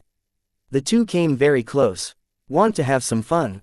Dice suggested. No thanks. Why not? We're lovers, right? Calabast slapped her supposed girlfriend's rear. There's no need to keep up the act. Who says our relationship is an act? The commander's eyes twinkled. We only agreed to go along this charade to assuage Gloriana's fears, Dice. If you want to earn my attention, then find some way to become an expert pilot. How is it so easy for me to make this step? Dice helplessly shook her head. Plenty of expert candidates have reached the limits of what they are capable of in this realm without finding any way to get past their bottleneck. My weird bond with the exo-beast I've encountered at Eon Corona 7 doesn't help matters either. Find a way to resolve this issue. The sooner you advance to expert pilot, the more we can do by borrowing your strength. Commander Dice rose from the bed and faced Calabast with a concerned expression. You're moving very quickly, you know that. Why are you in such a hurry to build up your strength and make so many deals with people? Everything is changing, Dice. The Sand War and the Komodo War have smashed the existing order in the frontier and the Komodo Star sector. The invasion of the Red Ocean is changing all of human space. Many gaps have opened up that we can take advantage of. The premise is that we have what it takes to secure our gains. You've been investing an awful lot in paving the way for that brat from the Bright Republic. I don't see why you even bother with him. Isn't he just a journeyman? Calabast smirked. He's not just a regular journeyman. Trust me on this. We have to take very good care of him as he's our ticket to the top. Couldn't you have just built a relationship with the Skull Architect instead? After all, he's already a seasoned senior. I don't have control over the Skull Architect. Didn't you just say that associating him is like playing with fire? I know my boundaries with him. It's not a good idea to get too close to him, especially when he has shown he is willing to cross a lot of lines to get what he wants. Is Vase any better? You'll see why it's worth it to partner up with him sooner than later. Calabast confidently stated. She never felt as confident in fulfilling her future ambitions before she encountered Vase. Though she knew that his actual identity was anything but simple, she dared to insert herself in his life because the opportunity was too precious. This star sector was too small for someone of her ambition. Even if she was born a Hexer, and a member of the powerful Vraken matriarchal dynasty at that, she never held any pride over her origin. A Hexer like Calabast might enjoy a lot of status in the Komodo Star sector, but that was like a rat lording it over a cage. Her true goal lay elsewhere. Chapter 1645 Clouds over Cloudy Curtain. The tragedy that took place at the Sydney Superior system stunned everyone in the Bright Republic. After the Sandmen managed to break through the defenses of Sydney Superior V, the planet became flooded with animated sand. While the citizens on the ground tried to fend off the Sandmen with their newly erected defenses, their firepower was simply too insufficient to resist the tides of sand that swept over entire cities. Over 400 million people died in the following week. Without reinforcements from elsewhere, the stranded citizens were unable to prevent the Sandmen from engulfing each and every populated settlement on the surface of the once great planet. The fall of Sydney Superior had far-reaching effects. No matter how much the Bright Republic attempted to plug the gap, it did not change the fact that the Sandmen gained a much more solid route to the interior of the Bright Republic, including Bentime. The mood in the Bentime system had grown much more severe as the entire port system shifted into an even greater state of war readiness. Martial law had come into effect and even more production facilities ceased producing consumer goods in favor of producing critical supplies. Many people who had the ability to leave Bentime had already done so recently. Hardly anyone thought it was a good idea to settle there when it was highly likely that it would come under heavy assault by the Sandmen. Kedis was not an average visitor. Unlike most people, she did not fear the threat of the Sandmen. Having lived in constant danger in the frontier for most of her life, the danger looming over Bentime was like a walk in the park for a sword maiden. Besides, if the situation at Bentime really deteriorated, she was confident that Vase would find a way to pull her out. She wasn't blind to how powerful her latest mentor had become. His support gave her the capital to face the challenges at Bentime head-on. As she emerged from the spaceport at Durham with a floating luggage coffer hovering behind her, she looked around for her new host. Kedis, over here. A woman with a strong military-esque bearing strode forward and embraced Kedis in a tight hug. "Oaf, you're stronger than I thought," the newcomer noted with surprise. "Did Vase lie to me or something? You're built like a warrior." "I'm just a mech designer," Kedis replied coyly. "Can you bring me to my new home? I'm a bit uncomfortable standing here in public." "Sure, follow me. I've already prepared your new digs. You'll love it. As long as you don't mind living among the blood claws, I'm sure we'll be getting along well." That's great. By the way, are you sure you want to stick with us? We're about to be deployed in space in order to meet our obligations to defend this star system from the planet. There's going to be a lot of fighting in the future. This isn't the first time I've participated in a war, Rayla. I've learned a lot from Vase. One of the reasons he sent me here was to gain more practical experience with working with mechs. I need this to push my comprehension of mechs to the next level. I see. I'll take care of you as much as I can. I owe it to Vase to see you through this war. By the way, how is he doing back on Cloudy Curtain? While Rayla Larkinson welcomed kiddies with open arms at bedtime, a heavy shadow cast over Cloudy Curtain. Since Cloudy Curtain was right next door to bedtime, there was a small but very possible chance that some of the Sandman fleets might wander into the rustic star system. The cloudy weather depressed the locals even more as they tried their best to resume their lives. Fortunately, the locals did not have any reasons to panic. Their home planet was already home to two powerful forces. Along with Vase and his organizations, the Cloud Whalers weren't weak either despite having lost a lot of mechs and men in their failed attempt to wrestle away some turf on bedtime. The recent settlement of billions of refugees and the building spree that followed from that also raised Cloudy Curtain's importance. Various other powers hired a decent number of mercenaries to protect their investment. The Mech Corps also stationed some forces in the star system to coordinate the defense effort. Cloudy Curtain was anything but defenseless. Commander Magdalena Larkinson of the Living Sentinels greeted Vase as he arrived at a training facility. A lot of Sentinels along with a couple of avatars were exercising their bodies or training their skills. While it wasn't entirely necessary for mech pilots to train their bodies, it undeniably helped for various reasons. Subjecting mech pilots to simulated combat and live practice sessions all the time would eventually lead to disjointment and other detrimental outcomes. Are the Living Sentinels ready to defend what we've built here? Vase asked. As I've already mentioned, sir, just because my Sentinels aren't eager to deploy to the front doesn't mean they'll run when the war has reached their homes. I've surveyed each and every Sentinel in my employ and already filtered out those who are unwilling to do their part when they are truly needed. How many people have you fired? Not as much as you think. Many of the Sentinels have already embraced their new lives here. Don't forget that many Larkinsons are a part of the Sentinels. The prosperity you've provided to the family is a key reason why they are determined to protect its source. Vase smiled. I'm gratified to hear that. How are the avatars who have stayed behind fared in Commander Melkor's absence? They're doing well. Melkor has mostly left behind the younger avatars and the recent recruits. While we haven't been able to facilitate their training as much as we want, they're all highly motivated to prepare themselves for the tough battles ahead. Both of them directed their attention to a small sparring ring where a couple of young avatars in training outfits jumped at each other under the watchful eyes of older avatars. Vase expected more from the avatars. They knew that, so they readily embraced their higher intensity training regime. It's almost about time for Melkor and the detachment of avatars and sentinels to rotate back from the front. He remarked, do you think the second detachment of avatars and sentinels are ready to confront the Sandmen? We'll be fighting the Sandmen regardless of whether we are deployed to the front or remain at home here.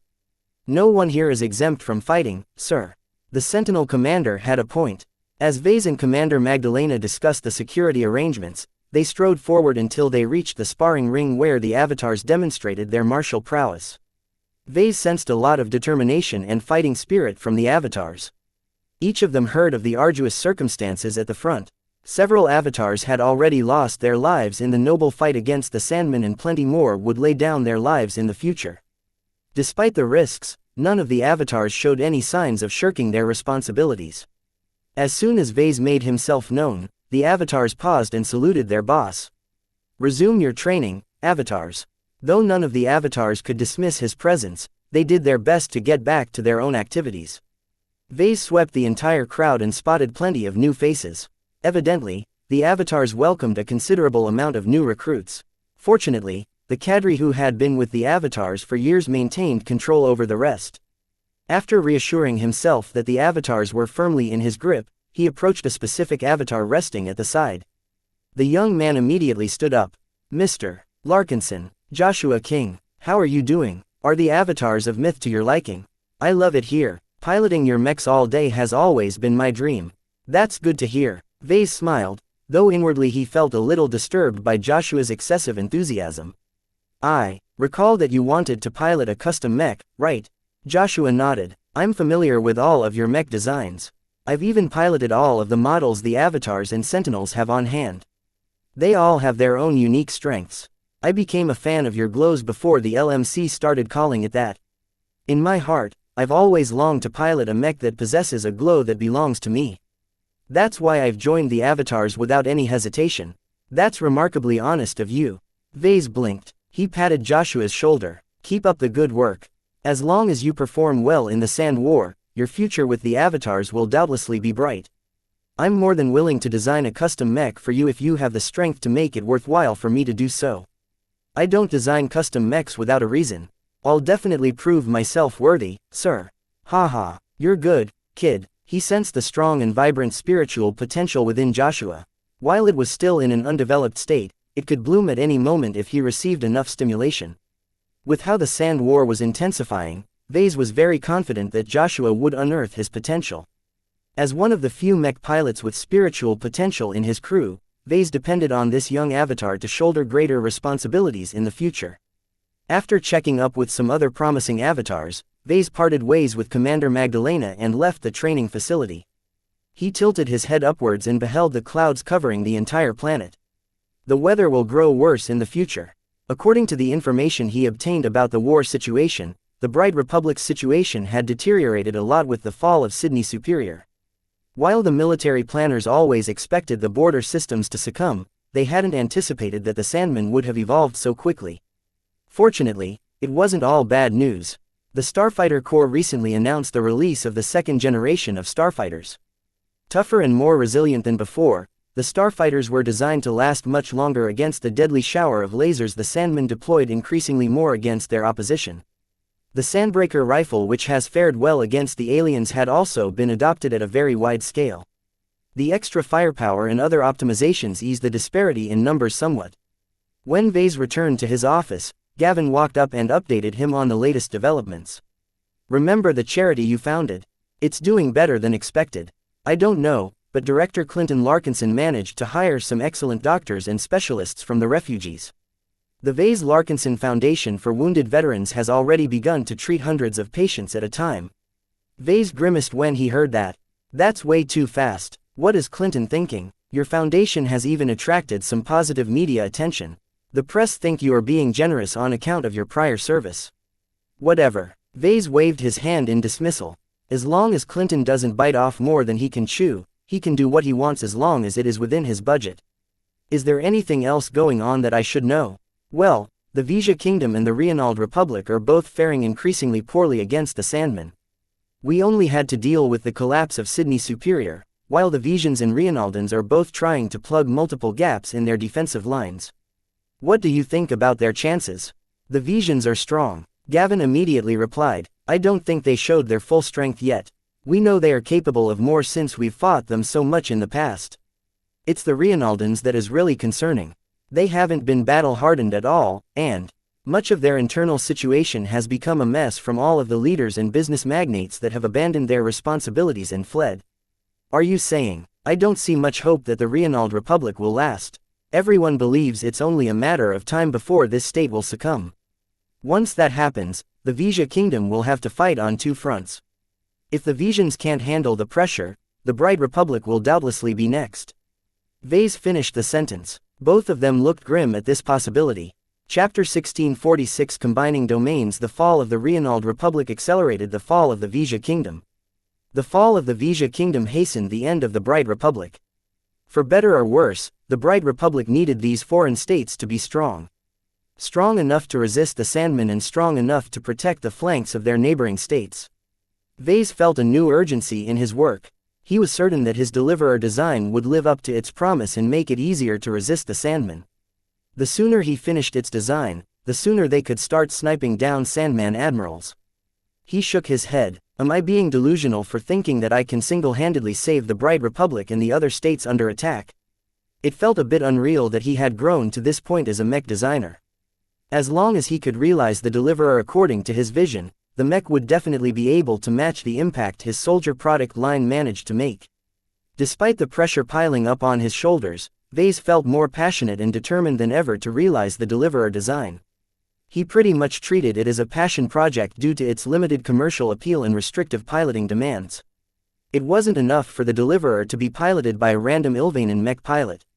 The mech's powerful Gauss rifle was difficult to handle in untrained hands. Only a highly trained specialist in ranged mechs would be able to lay down accurate fire in the direction its design spirit pointed out. After all, how could a deliverer ever hit a Sandman Admiral if its mech pilot possessed shaky aim? Time began to pass as Vase immersed himself in his work. Together with Gloriana and his design team, the Deliverer and Adonis Colossus projects progressed briskly. Despite their lack of manpower, the sheer ability displayed Vase and Gloriana prevented many problems. Their mutual understanding of each other's design style had deepened as well, causing the friction between them to be substantially reduced. While they worked together, Vase and Gloriana made sure to continue to work on their synergy. Right now, they experimented with all three types of synergy they managed to identify. While they hadn't been able to make much progress at all in improving their synergy, each design session paved the way for a future breakthrough. What fascinated Gloriana the most was her attempt to apply conceptual perfection on the Adonis Colossus design. I think a custom mech like the Adonis Colossus is the perfect testing platform for conceptual perfection.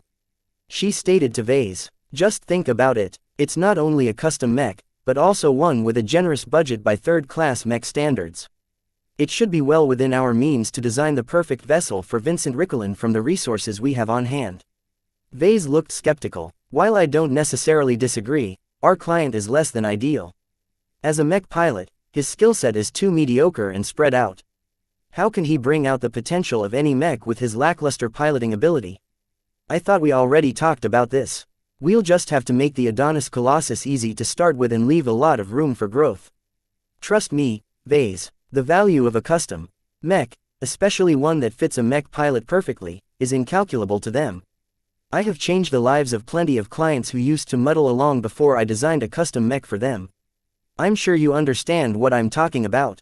It was similar to someone purchasing a luxurious new gadget. Because they invested so much money on it, they unconsciously felt compelled to get their money's worth. However, there was still a difference between wanting something and being able to achieve it. Vincent's inconsistent piloting ability heavily constrained their design choices for the Adonis Colossus design. If only we had a better mech pilot as a client.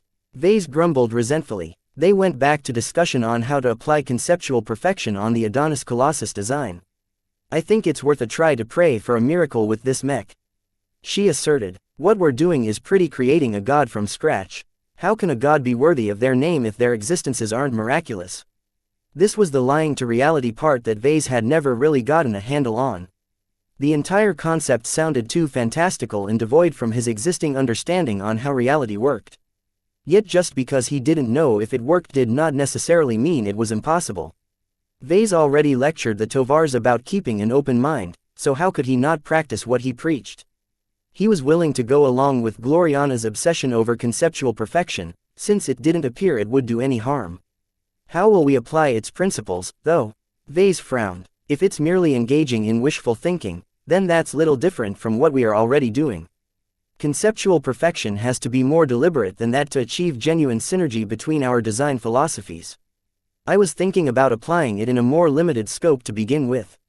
Even I don't feel confident in our ability to make our Adonis Colossus perfect just because we wish it so. I think it's best to start perfecting a narrow aspect of the mech in order to achieve a real gain. Vase paused and turned to his girlfriend with some astonishment. Are you serious? I thought you were never satisfied with anything except the best. Silly Vase. She patted his head as if he was a child. I know my limits, especially since I started working with you. The road to perfection can't be traversed with a single step. I realize that it's better to focus on making smaller gains. That is remarkably insightful of you. How are you planning to put your idea to use?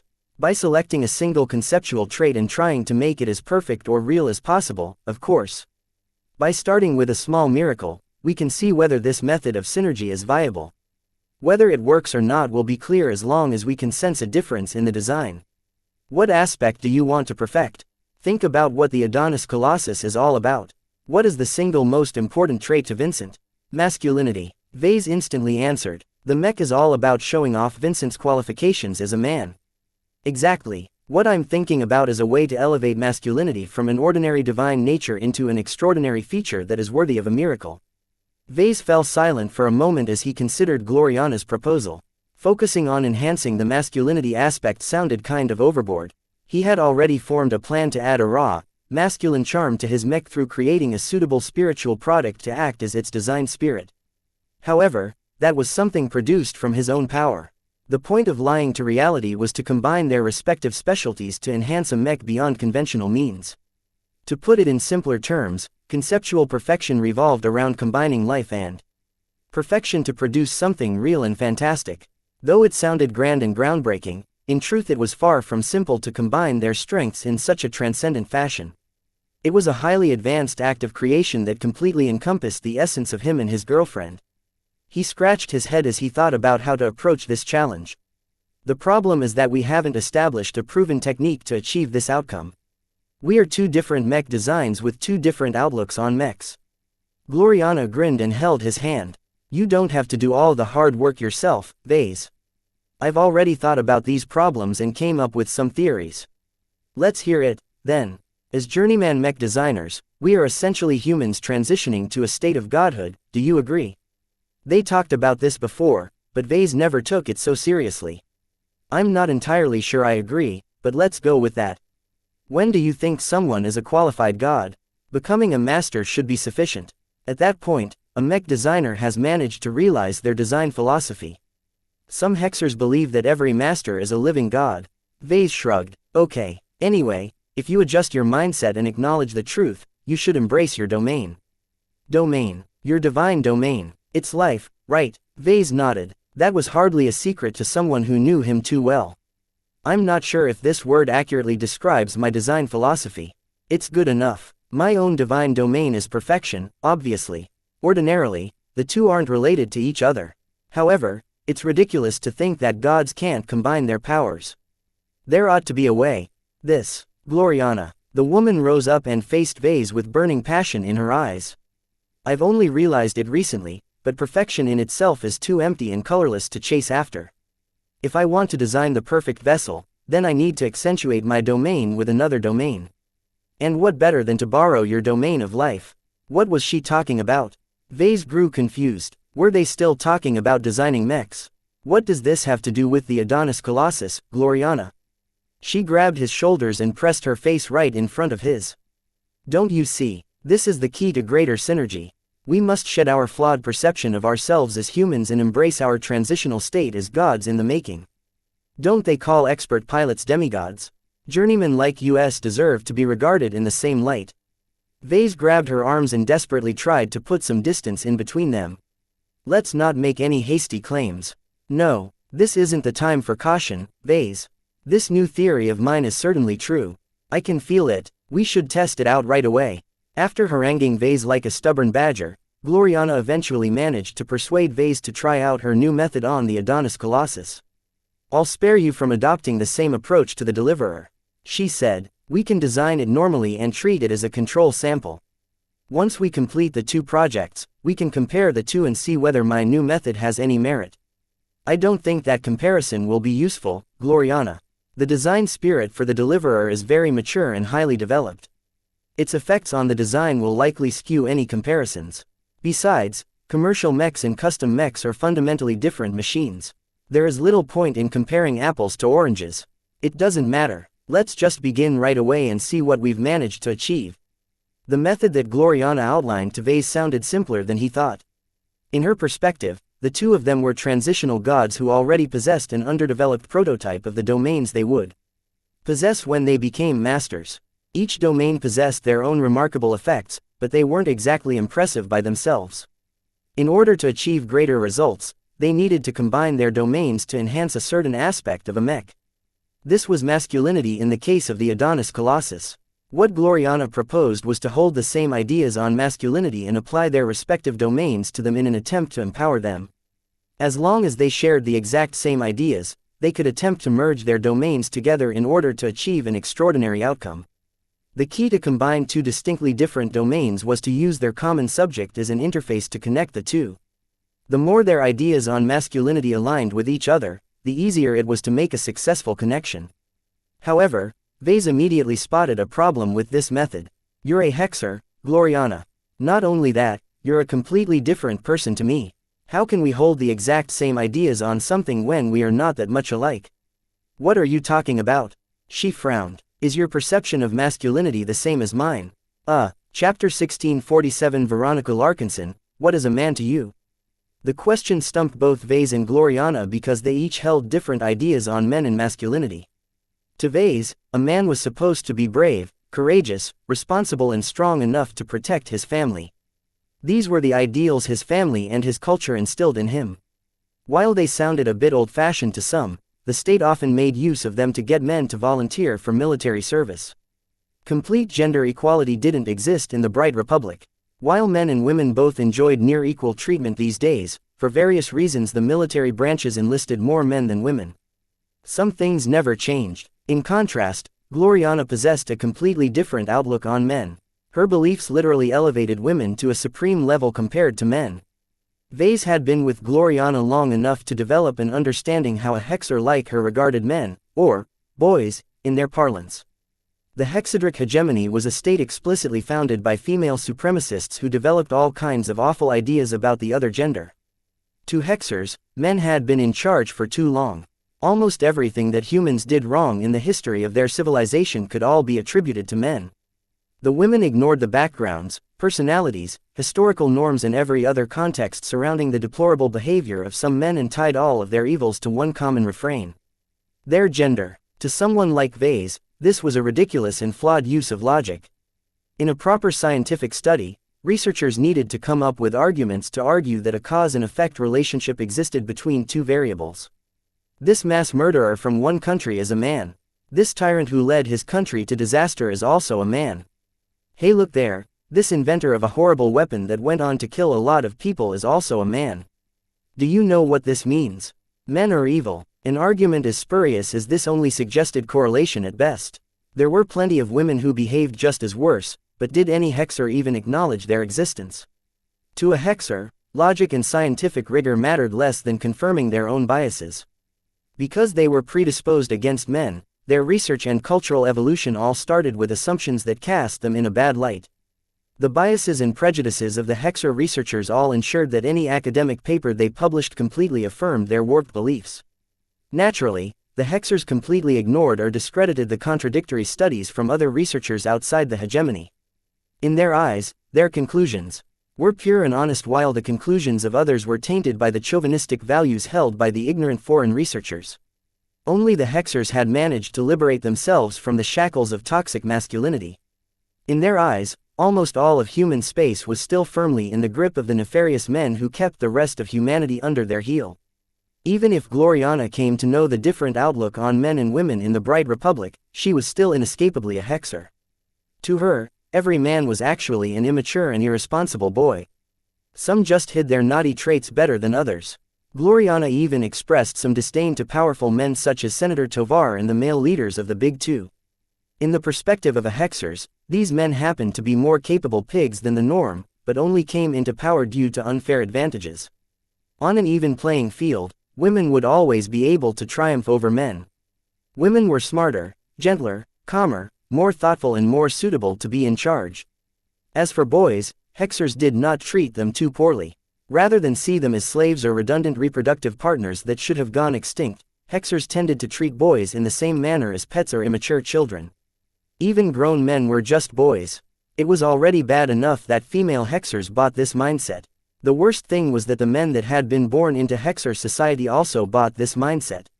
While there was a large variety of how men turned out, most of them carried over a profound sense of inferiority and subservience to women. Gloriana grew up in this strange, matriarchal culture for almost 30 years. Only recently did she spend some years abroad at Centerpoint and Cloudy Curtain. This was not enough to shake her view on men that had solidified in her mind during her childhood. Tell me the truth. Vase faced Gloriana seriously. Do you have anything good to say about masculinity? To her credit, Gloriana's time abroad had exposed her to the fact that not every person bought into hexer beliefs. Both of them were aware that they possessed vastly different opinions on men and women. It should have been a huge problem in their love lives. It was a problem so severe that it risked shattering their relationship. Neither Vase nor Gloriana wanted this outcome to happen, so they just ignored the contradiction and pretended it didn't exist. As long as the two focused on their similarities rather than their differences, everything was okay. Whenever a confrontation occurred, both of them simply agreed to disagree and drop the topic. In their beliefs, this was a solution adopted by science-minded people after applying logic and probability analysis. Arguing about their differences would almost certainly lead to bad outcomes. However, Vase knew that they couldn't avoid their differences forever. At some point, they had to address the elephant in the room. If they didn't, the elephant would eventually crush everything. However, Gloriana cared a lot about their relationship. She valued it so much that she would never think of risking it by forcing a confrontation. She was very risk-averse in this regard. Ordinarily, Vase was inclined to avoid detrimental outcomes, but his reckless streak happened to come into play at this moment. He guessed that as long as they avoided reconciling their views on men, the Adonis Colossus would never be a success. The central theme of this mech was masculinity. Vincent Rickelin cared so much about masculinity that his custom mech had to affirming his male qualifications. Naturally, as the designers who accepted this commission, Vase and Gloriana had to implement a version of masculinity that aligned with Vincent's belief in their work. While Vase considered the ideal man in his own way based on his father, he was confident that his own views overlapped considerably with Vincent's views. The problem here was Gloriana. A hexer was probably the worst mech designer to be put in charge of the Adonis Colossus project. Seeing that Gloriana wanted to avoid the topic, Vase kept pressing her regardless of the consequences. "Am I a man or a boy to you?" Both," she sheepishly answered. "What do you think about Vincent?" "He's a boy, obviously." "What makes him different?" "His self-esteem relies entirely on his perception of himself as a man. Take that away, and you have nothing. You're different, Vase. Regardless of whether you are a man or a woman, you are still a fantastic mech designer. I would have fallen in love with you regardless." Vase briefly imagined himself as a woman and shuddered. The reason he shuddered was not because he disliked living as a woman. Now that Vase thought about it, it would have been better if he was born as Veronica or something. It made no difference to his mech design career.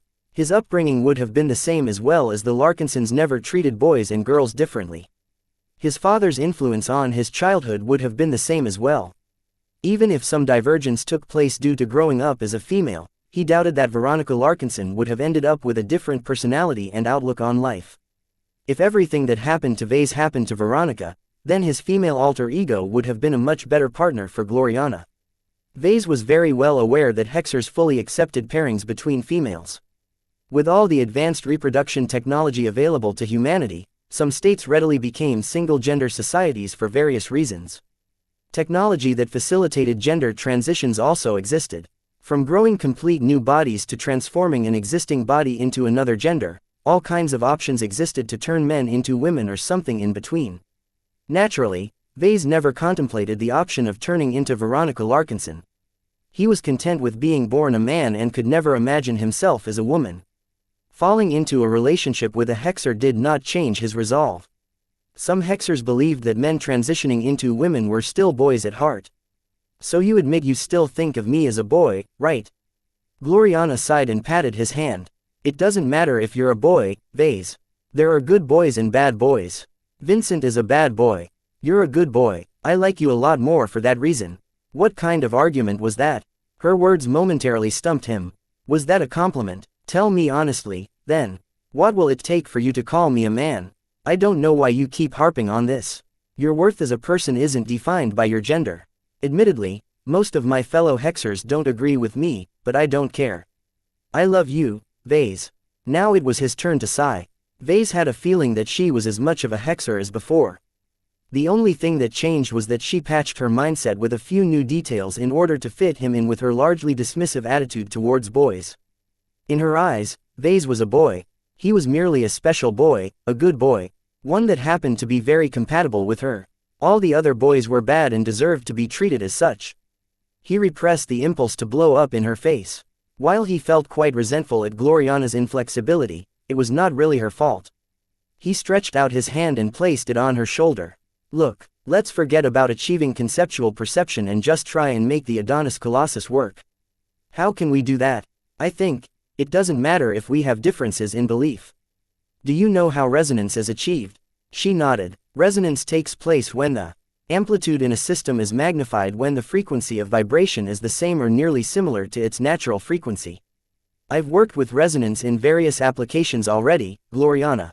One of the lessons I've learned is that the same or nearly similar is the key here. We don't have to hold the exact same opinions to resonate with each other. As long as there is enough common ground, the differences we hold might even result in a richer degree of resonance than if we simply copy each other's views entirely. Her eyes lit up as she realized his point. You're right, I was so hung up about matching domains that I overlooked this point. Let's just try it and see whether it will work out on the Adonis Colossus. If the results are less than ideal, then it's no big deal. We will still be able to deliver a technically sound product to our client. Trial and error is often a necessity to achieve something difficult. His solution might not be the one he hoped for, but it was one that successfully brought them together. The contradiction still remained, but they began to see it as an asset if employed correctly. Gloriana immediately ran with his idea and extrapolated it further. Maybe we don't have to adopt a single view on masculinity.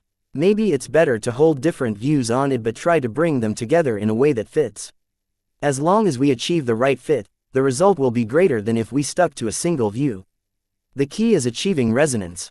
Chapter 1648 Boy Toy. Whenever Vase and Gloriana worked on the Adonis Colossus project, they no longer avoided discussing their views on men, boys and masculinity. Neither of them expected to change each other's views. Vase considered himself a man. Period. Even if he knew that this assertion essentially fell on deaf ears to Gloriana, he tolerated her views anyway.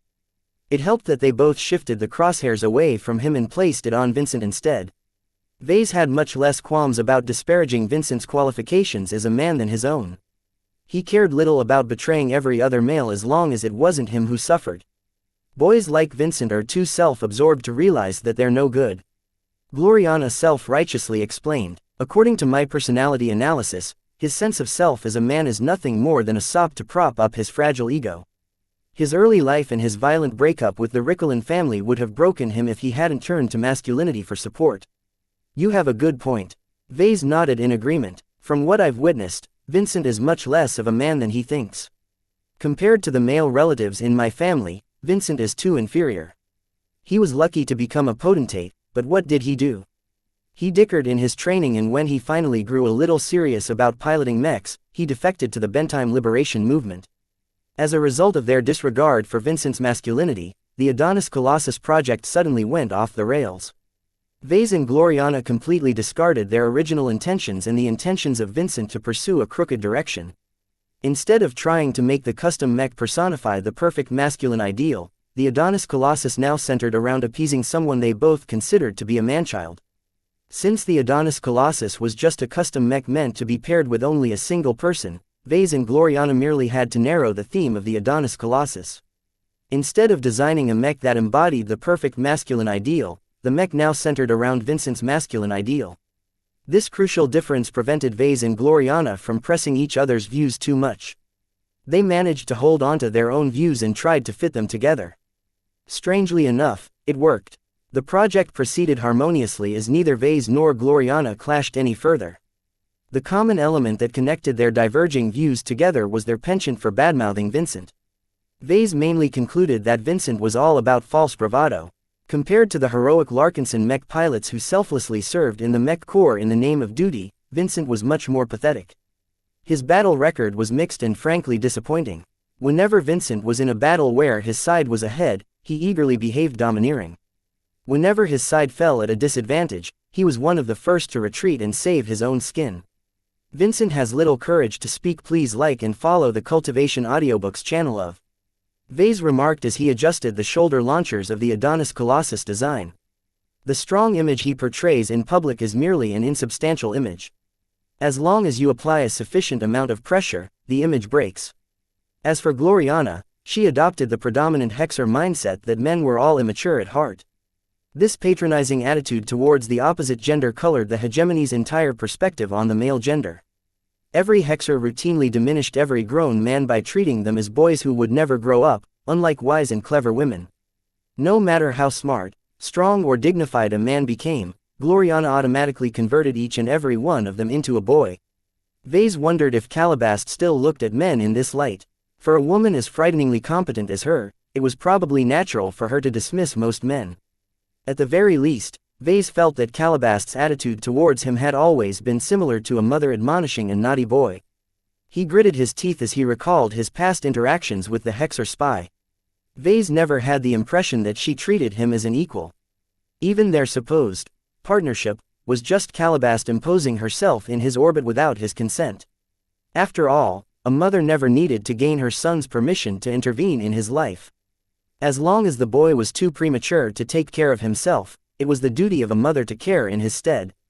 That was the essence of Hexer views on the male gender. If boys were left to fend for themselves, then all kinds of awful outcomes would ensue. Boys becoming in charge of a state would doubtlessly become tyrants who exploited their subjects and pursued destructive conquests. Never mind that the Komodo War broke out when the Hexadric hegemony struck the first blow by commencing Operation K. While Vase still felt offended in some ways, as long as Gloriana directed her views elsewhere, he could tolerate them. He felt no obligation to defend other men from Hexers as long as it didn't affect his interests. Traitor of men, whether he was Vase or Veronica Larkinson, his gender never played a major role in his self-esteem. In other words, Vase regarded himself as a mech designer rather than a man. Sticking to this principle made it a lot easier for him to brush aside Gloriana's views on his gender. How would you treat me if I was born as Veronica Larkinson instead of Vase Larkinson? He curiously asked her one day. Where did that come from? She looked at him oddly for a moment. I would love you all the same. Is Veronica the best name you could come up with if you were born a woman? Even Gloriana valued him as a mech designer rather than a man or a boy.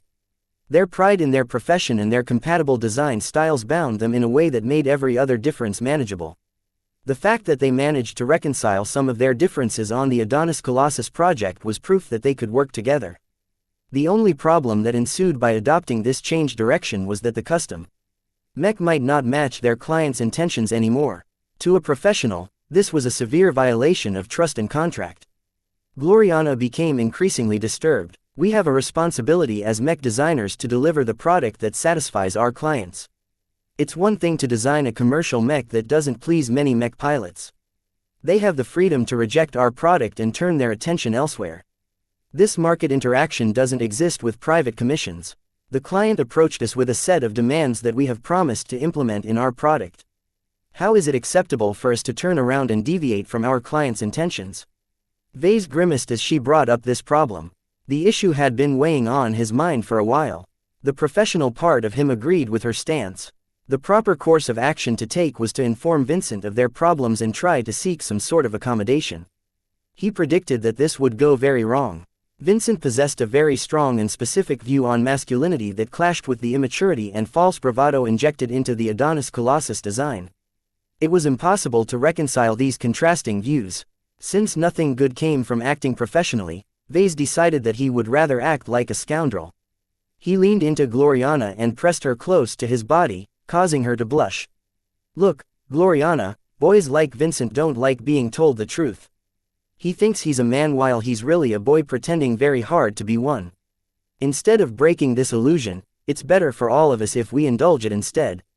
The ultimate goal of the Adonis Colossus is to make Vincent Ricklin happy and to enhance his performance on the battlefield. I don't know, Vase. It sounds a lot like lying and misdirection. Didn't we swear an oath to the MTA to be transparent and honest towards our customers and clients? Vase awkwardly chuckled. I don't believe any successful mech designer managed to abide by those oaths. Sometimes, we need to be more adaptable. Isn't that what your design philosophy is all about? This is a case where a different solution from the norm happens to be the more appropriate one.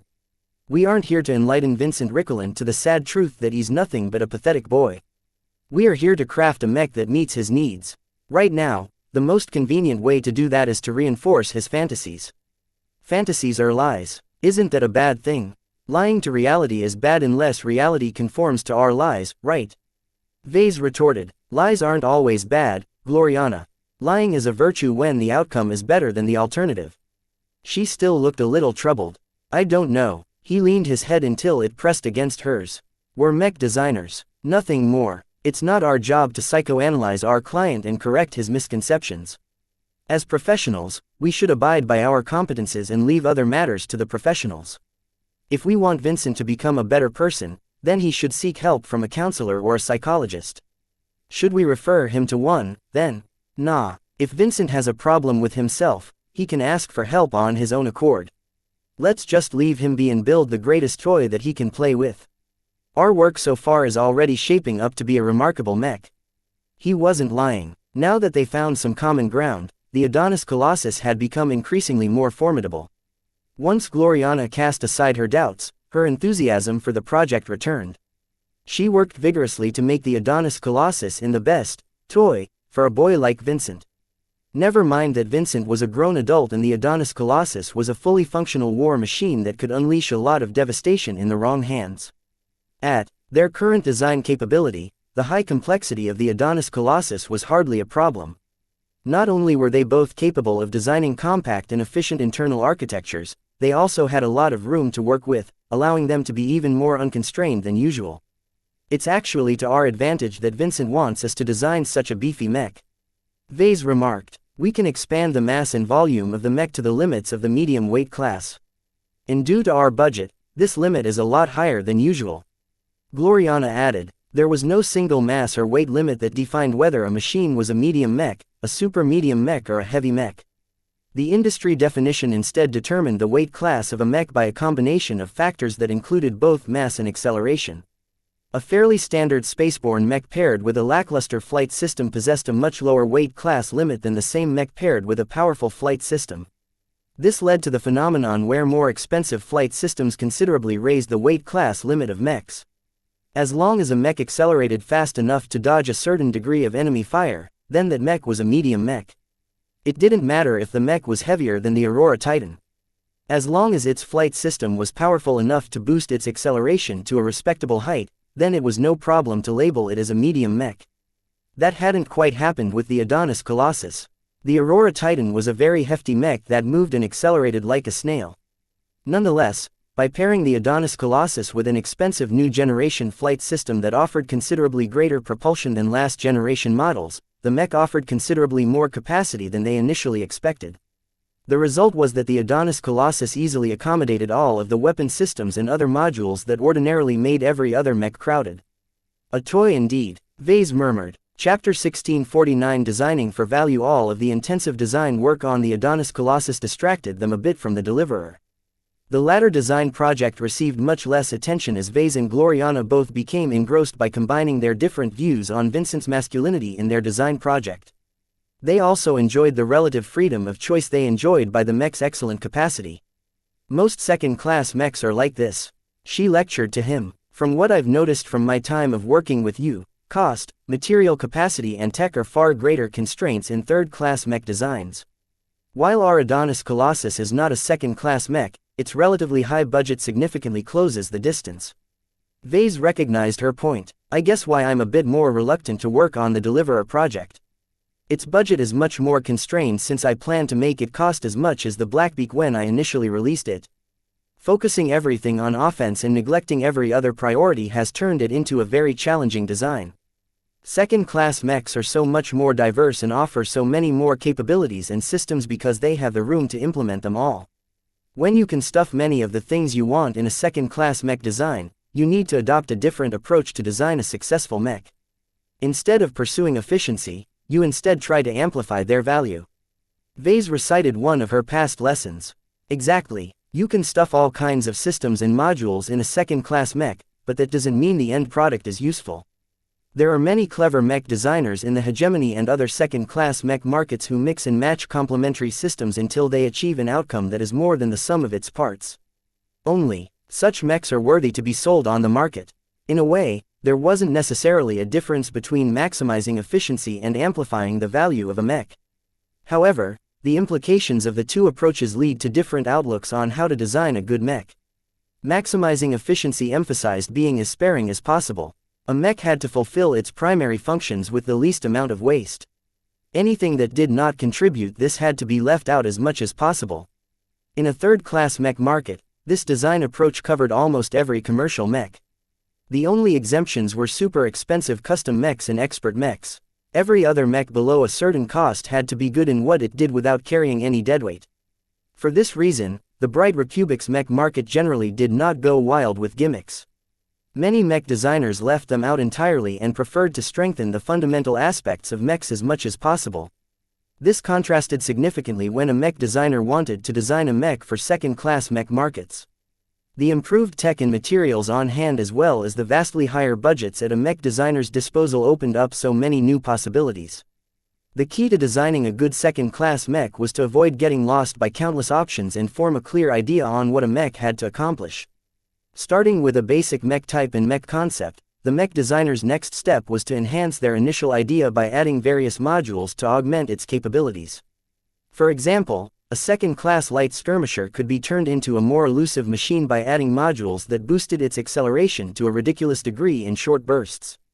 Another mech designer might want to turn the light skirmisher into a more rounded mech by adding a small shoulder-mounted retractable gun barrel onto its shoulder. This allowed the mech to handle threats from afar and up close. Designing for value is an approach that emphasizes synergy, coordination and coherence. Gloriana explained, "We happen to have a lot of new generation component designs at our fingertips due to your association with the government. We should take full advantage of the broad catalog to see how we can enhance the performance of the Adonis Colossus in a targeted and deliberate manner." In other words, they should make use of the spare capacity to add a couple of fitting gimmicks to their mech design. Vase studied their current so far. Right now, they already integrated the shoulder-mounted missile launcher and wrist-mounted nail drivers into the structure of the mech. Neither of the two systems demanded too much accommodation and were pretty much self-contained.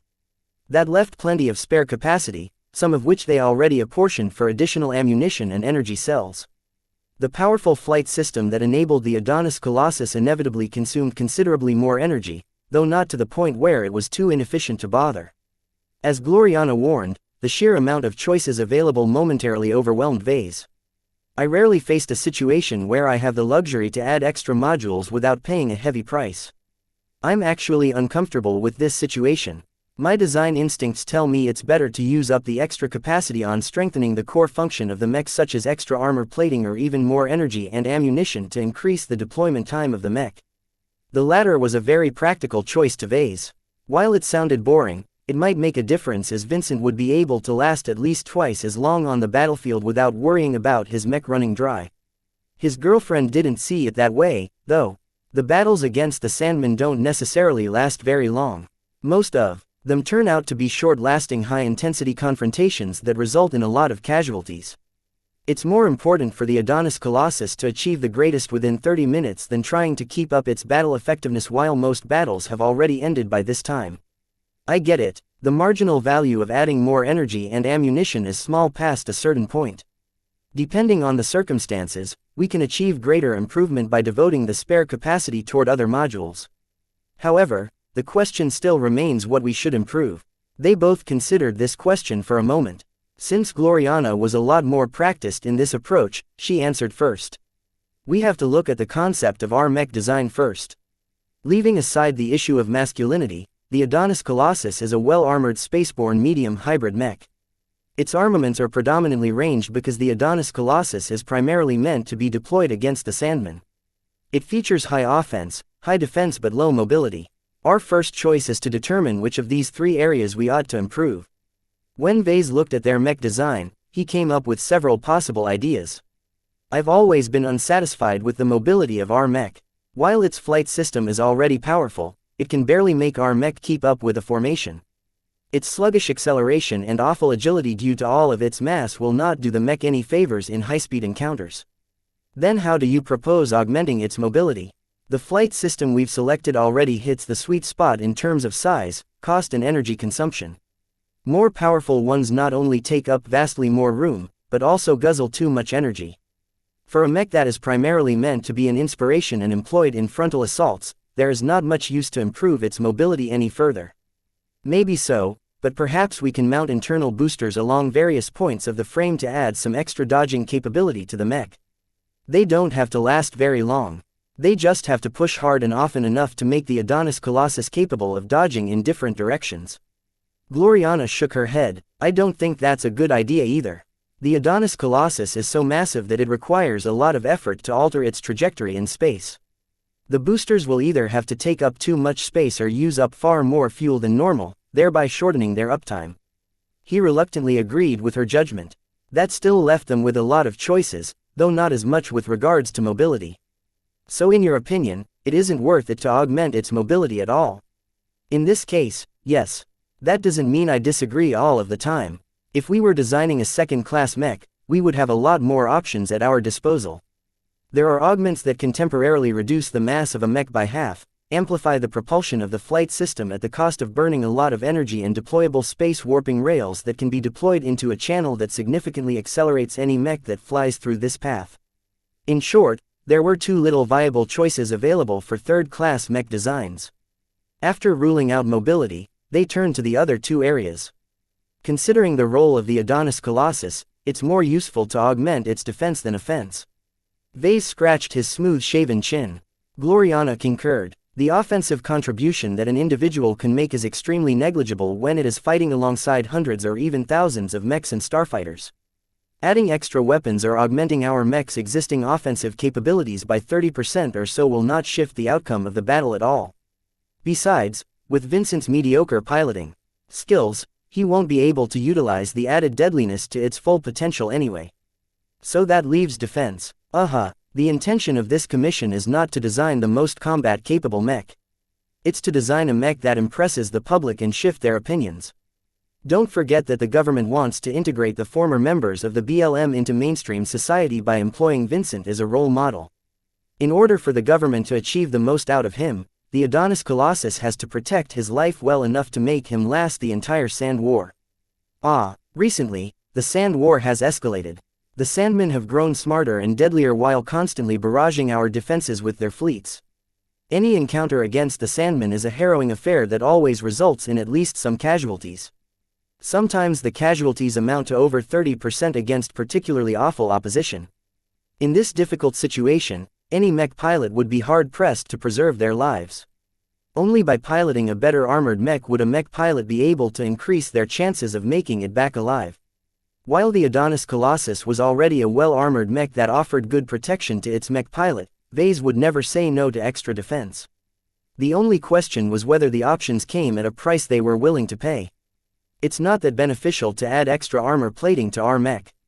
Gloriana concluded. The armor system is quite substantial and it will weigh down our mech far too much if we fill up the extra capacity with armor plating. We'll have to find a way to augment our mech's defense without increasing its weight. It's too bad that polarization is not a viable option here. We'd have to design a mech as large and massive as the Aurora Titan, and that's not good. The Adonis Colossus has to retain at least some mobility. They had to resort to another defensive module that did not weigh the mech down that much. Vase came up with a suggestion. What about active ECM? It's possible, but not very efficient. However, the effectiveness of active ECM directly corresponds to how easy it is to detect a mech by itself. The Adonis Colossus is a big example of a medium mech and it's too difficult for any ECM system to hide or reduce its signature. This was why stealth and active ECM systems were mainly utilized in lighter mechs. While those mechs offered less capacity than larger mechs, it was a lot easier to hide their signatures. Since active ECM was not a very good option here, what other defensive system could they employ to increase Vincent's odds for survival? Chapter 1650 Empty here, meow. You're so cute. Lucky. Lainey Larkinson grinned and embraced the cat. Vase is so lucky to have you. Do you think he'll buy me a mechanical cat like you for my birthday one day? Meow. While the Sand War intensified, the Cloud Estate had become host to less Larkinsons than before. Many Larkinsons, whether retired or in the prime of their years, re-enlisted in the Mech Corps or volunteered in some other way. Even without the family explicitly exhorting them to do something, the Larkinsons embodied duty. All of the desolate soldiers fielded at the Cloud Estate and the Mech Nursery were pretty much redundant for the members of the family. Their heritage and expectations of their fellow relatives was enough to move them into action. The absence of so many Larkinsons made the Cloud Estate a lot less crowded. Nonetheless, the liveliness remained largely the same. Plenty of spouses of those serving in the Mech Corps remained behind. While they merely married into the Larkinson family, they already started to embody some of their virtues. Old, disabled or tired veterans counted among those who remained behind as well. They had already sacrificed too much and wouldn't be able to help much in the war anyway. Many of them preferred to pass on their wisdom and experience to the next generation of mech pilots at the Larkinson Basic Mech Academy. Their competence in teaching mech cadets had already won plenty of praise from their pupils. Naturally, the bulk of the Larkinsons left behind consisted of the youngest generation of Larkinsons. Many young Larkinson potentates moved to Cloudy Curtain in order to attend the Larkinson Basic Academy. Not only would they be able to receive the same level of focused, individual tutelage from all of the Larkinson veterans at the Cloud Estate, they also received excellent instruction at their family's own mech academy. The teaching conditions at Cloudy Curtain had become so good that most Larkinson potentates preferred to stay at the Cloud Estate rather than the old Larkinson compound at Rittersburg. Even though the capital planet of the Bright Republic was one of the most pleasant places to live on, attending an academy run by experienced Larkinson veterans beat many of the other prestigious mech academies at Rittersburg. This was why children such as Lainey Larkinson, who recently discovered that she was a potentate, resided at the Cloud Estate. In her opinion, Cloudy Curtain was a much better planet than Rittersburg. The Larkinsons and the LMC pretty much dominated Freslin. No one dared to despise the Larkinsons in this local area. In contrast, Rittersburg hosted many other powerful families and influences.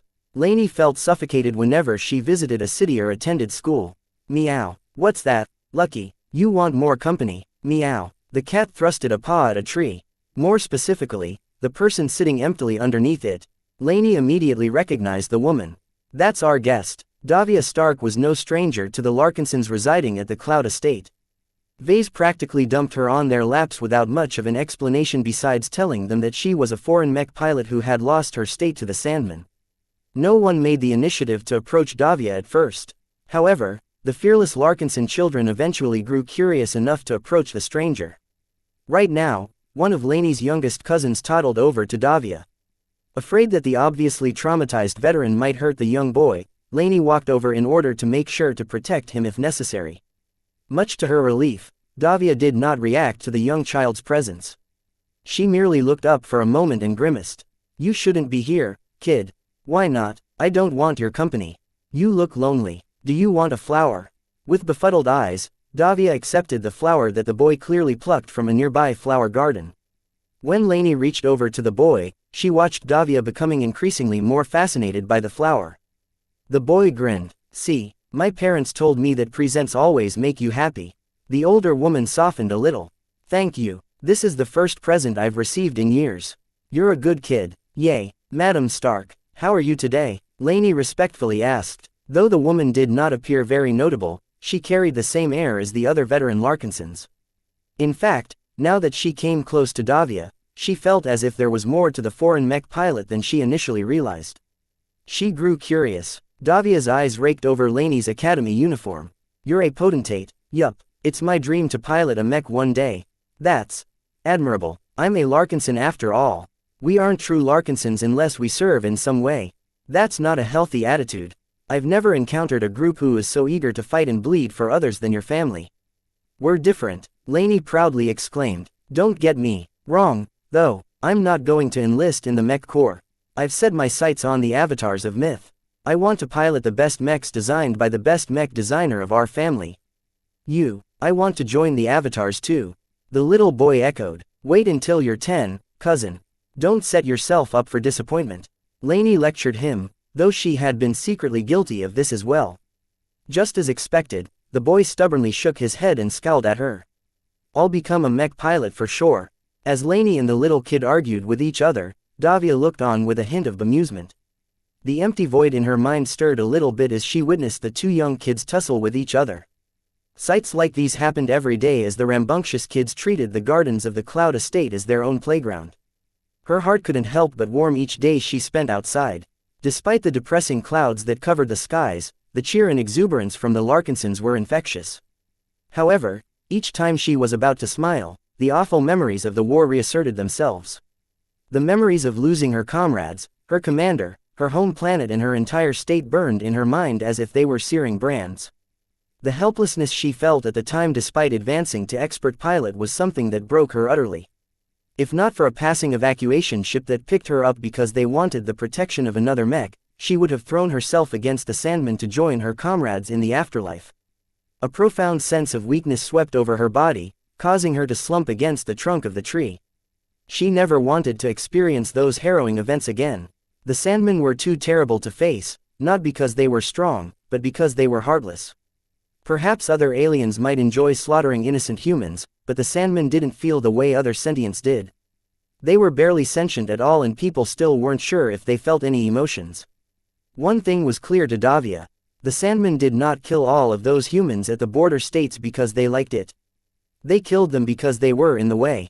Nothing more. Her resentment against the Sandmen had reached a peak because of this. While most humans such as the Hexers and Fredamen were preoccupied with fighting against their own kind, too few were left to deal with the true threat. The dormant soldier within her wanted to come alive, but the crushing sense of loss and despair quickly squashed this impulse. She was too broken to fight anymore. While his rescuer mistakenly thought that she was an expert pilot, Davia knew better.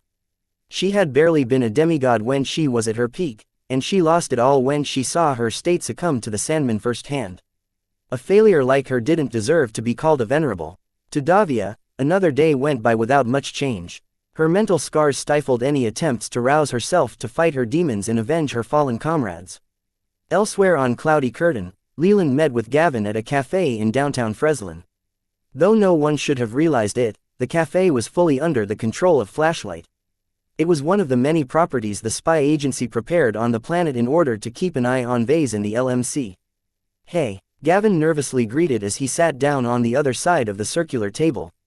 "Is it all right to meet like this? You told us we're being tracked. It's exactly because Ves's resident security experts are scrutinizing us that we have to meet. Do you really think you survived the recent firing spree because Vase is ignorant of your hidden duties? What? We've analyzed your employer's behavior extensively. We can conclude with 90% certainty that Vase is definitely aware of your associations with our organization. Why didn't Vase fire me, then? He terminated Mr. Altern's employment without remorse. That's because he likes your company." Leland smiled. "You're not like the other workers, who are just names on a list to him.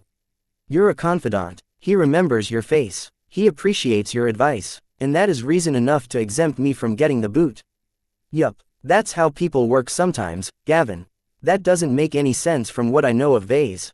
He's ruthless. I'm sure he's willing to stab his own mother in the back to get ahead." The Flashlight agent chuckled. "People are inherently contradictory, and those who are exceptional are even more so. Mech designers, especially those who have advanced far in their careers, are all abnormal. It comes with the profession. Normal mech designers never have what it takes to get very far. Those who want to become journeymen must balance between genius and madness." That sounds just like Vase. This is also why he's so successful. His design philosophy has received much attention from many factions and groups these days. Many of them are rather irritated that Vase indiscriminately fired all of their spies and moles within the LMC. They wouldn't have been able to find much, anyway. Everyone knows the true secrets of the company are locked within Ves's mind. They know that, but they still hoped that their agents would have picked up some clues. "So what now, Leland? My cover is blown. My time with Vase has become increasingly more awkward. Lately, he's been consumed by his latest projects. I don't have much work to do now that Raymond Billingsley Larkinson has taken the helm of the company." "Oh, just because you're being put aside for a while doesn't mean your role has ended. Vase will travel once more, and hopefully you will be able to accompany him as his dutiful assistant. Tell me, has he told you anything about participating in the invasion of the Red Ocean?" "Not really, but from what I've observed, he's definitely thinking about it," Gavin answered after a moment. "The Red Ocean is the perfect destination for his grand expedition. I think he's a lot more excited to mix in an entirely new dwarf galaxy rather than touring the settled star sectors of the Milky Way." "That's what we think as well. The question is whether he has the qualifications to pass through a Beander gate.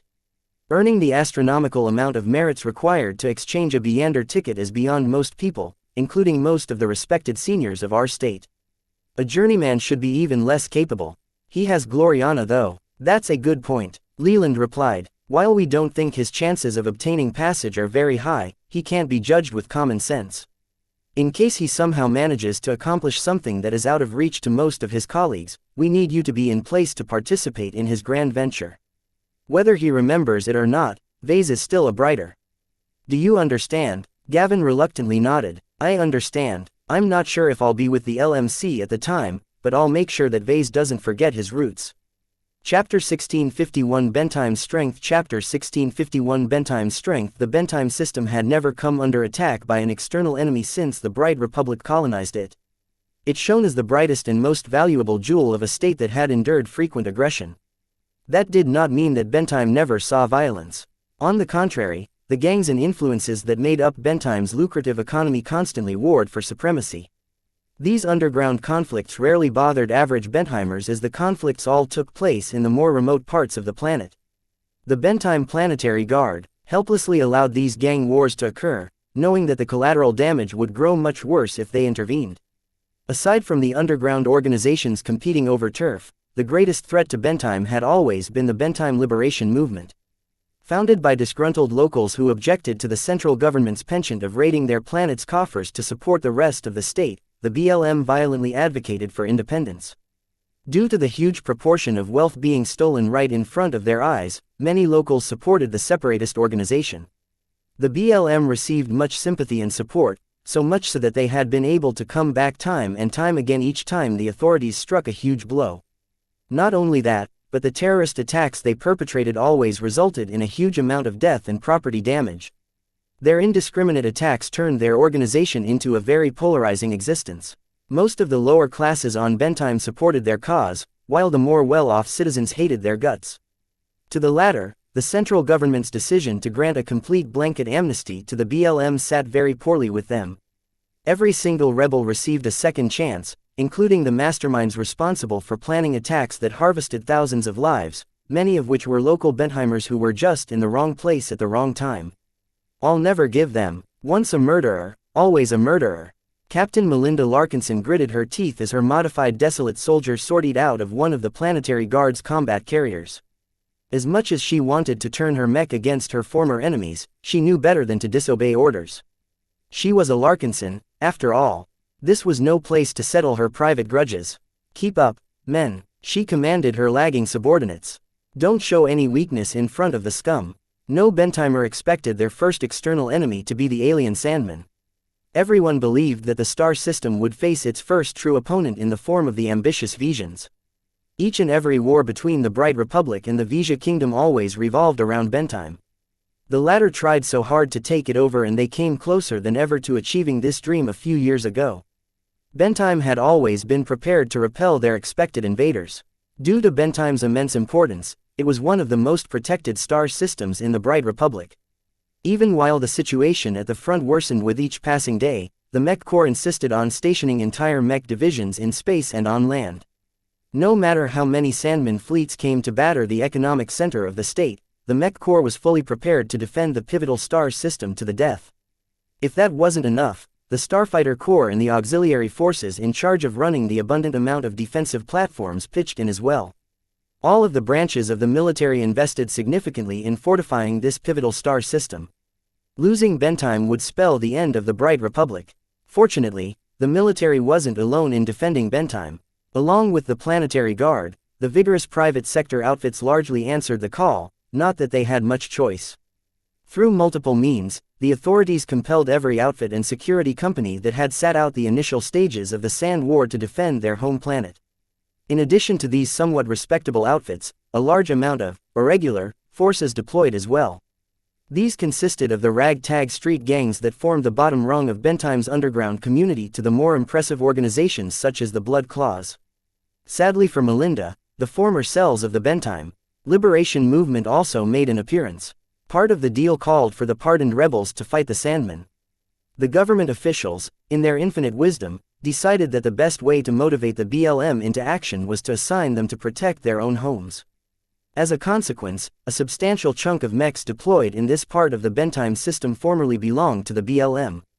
Many of the mechs looked just as shabby and disorganized than before. Melinda's eyes itches as she beheld the familiar coatings and markings on their exterior. If it was in the past, she would have engaged the BLM mechs without any hesitation. Now, she was under strict orders to avoid any aggressive moves against the rebels. They were allies, now. For better or worse, they had to lay down their swords against each other. Time passed as entire screens of mechs and starfighters deployed to meet the incoming enemy. The Mech Corps smartly positioned the mech forces of the Bentime Liberation Movement far away from the Planetary Guard. With plenty of private outfits in between, no friction should have taken place. Her mech received a private comm call. Though it was not really proper for her to accept it, this was an exceptional situation. Melinda, a projection of Rayla's face emerged. Rayla, you're a part of this battle as well. I would never miss out on this party. The Blood Captain grinned. This will be a battle for the history books. I'm not so sure about that. The combined Sandman fleet we're about to engage isn't enough to penetrate Bentime. Details. Don't die on me, Melinda. I like you too much to see you gone. You too. Good luck and good hunting. They kept their conversation short as this was no time to chat. Exchanging a few words was enough to warm Melinda's heart and steel herself for the battle to come. No Sandman will ravage Bentime on my watch, she muttered. The tragedy of Sydney Superior will not happen again. Every mech pilot about to fight the Sandman vividly recalled the news of Sydney Superior's fall. The fall of a major planet of the Bright Republic had set off a wave of fear, followed by a wave of indignation. Everyone became angry. The Sandmen could not be allowed to massacre Brighters with impunity. The enemy is nearing into effective engagement range. Follow the plan and stay in formation. The first Sandman fleet that managed to arrive in the Bentime system appeared very formidable. These days, many Sandman admirals no longer traveled with their own fleets but combined their forces with other admirals to increase their chances of survival. The fleet right now consisted of the dreaded swarm configuration, and a giant one at that. A cloud of over 1 million individual drones, each of which were strong enough to match a starfighter, approached Bentime as if there was nothing in its way to threaten its advance. The defenders were eager to prove the Sandmen wrong. The Mech Corps deployed an entire Mech division this time. The 3rd Bentime Division received the honor of being the first to welcome the Sandmen to Bentime. An overwhelming amount of auxiliary forces, private outfits and irregular units made up the rest. The coordination between these disparate groups of mechs was very chaotic, and it was impossible to expect anything better. The final and most crucial element that made up their lineup was tens of thousands of starfighters. Since Bentime was the heart of the Bright Republic's industry, it was the first to welcome the second generation of starfighters. All of the locally stationed starfighter regiments received the first batches of second-generation starfighters, which offered substantially thicker frontal armor in exchange for reduced mobility. Right now, none of the starfighters making up the vanguard of their lineup moved out of place. Each and every starfighter pilot stationed at Bentime enjoyed much more training than their counterparts stationed at the front. While this meant that the starfighter pilots also lacked a lot of practical experience, the higher-ups gladly accepted this trade-off. More training meant more discipline. This would be crucially important in the days to come, as the Sandmen would likely come and test their defenses frequently. They've come. The long-ranged mechs fired first. Hundreds of specialist mechs from the 3rd Bentime Division fired all manner of railguns, Gauss rifles and kinetic rifles at the approaching swarm.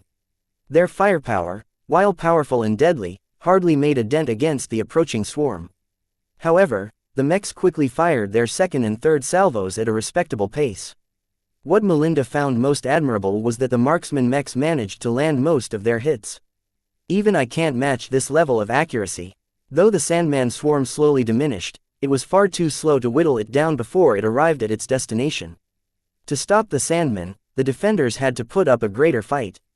Watch out, heat signatures are spiking. The swarm is about to fire. The skies ran red as the Sandmen released countless lasers against their opponents. Though most lasers missed due to the imperfect targeting methods of the Sandmen, many of them managed to score some blows against starfighters and mechs. Some starfighters outright blasted apart as even their improved frontal armor couldn't resist the tide of 30 simultaneous laser hits. During the initial rounds of fighting, the formation of mechs and starfighters had already been flying backwards. They just moderated their relative velocity in order to allow the Sandman swarm to creep up towards them. The most effective range to engage the Sandmen was at medium range. As the Sandmen constantly closed, the formation sped up until they would be able to maintain medium range against the closing Sandmen. Once they moved faster, the fateful order had come. Activate your particle generators and fire at will. Let the Sandman dread the sight of our stripes of humanity. Almost every mech and starfighter fired at the approaching swarm, taking out tens of thousands of Sandman drones in the first salvo. Simultaneously, the machines each released stripes of different colors. The most discerning observers would be able to identify the allegiance of the units releasing the stripes by their color and numbers. For example, as Melinda glanced to the side, she saw that the detachment of hundreds of Blood Claw mechs were still going strong. With so many Blood Claw mechs proudly firing their Sandbreaker rifles at the Sandman, Rayla should have been alright. Melinda shook her head and focused back on her actual tasks. She could not allow herself to become distracted. Bentime will never fall. Sandman drones fell in droves as various rounds violently slammed against them. Though the quantity of Sandman drones was prodigious, the Sandman admirals paid a very heavy price. Only a glancing hit saved the drones from succumbing immediately. Melinda noted that she had only taken 4 Sandman drones with her shots so far. Not enough. I can do better. Though she had been trained in marksmanship, her skill with a rifle wasn't exceptional. The Planetary Guard didn't emphasize lethal weapons either, which made it difficult for her to keep up her practice. Nonetheless, she was still a Larkinson. It was her duty to protect the innocent. Even if she never imagined that she would participate in a war like this, she never intended to shirk her duty.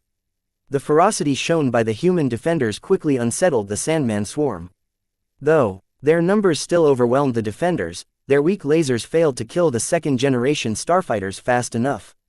Whereas before they used to fall in droves, now their rate of casualties had become much more manageable, especially as the heavily damaged craft pulled back in time. The first battle between the Sandmen and defenders of Bentime ended without any suspense. Bentime was too strong.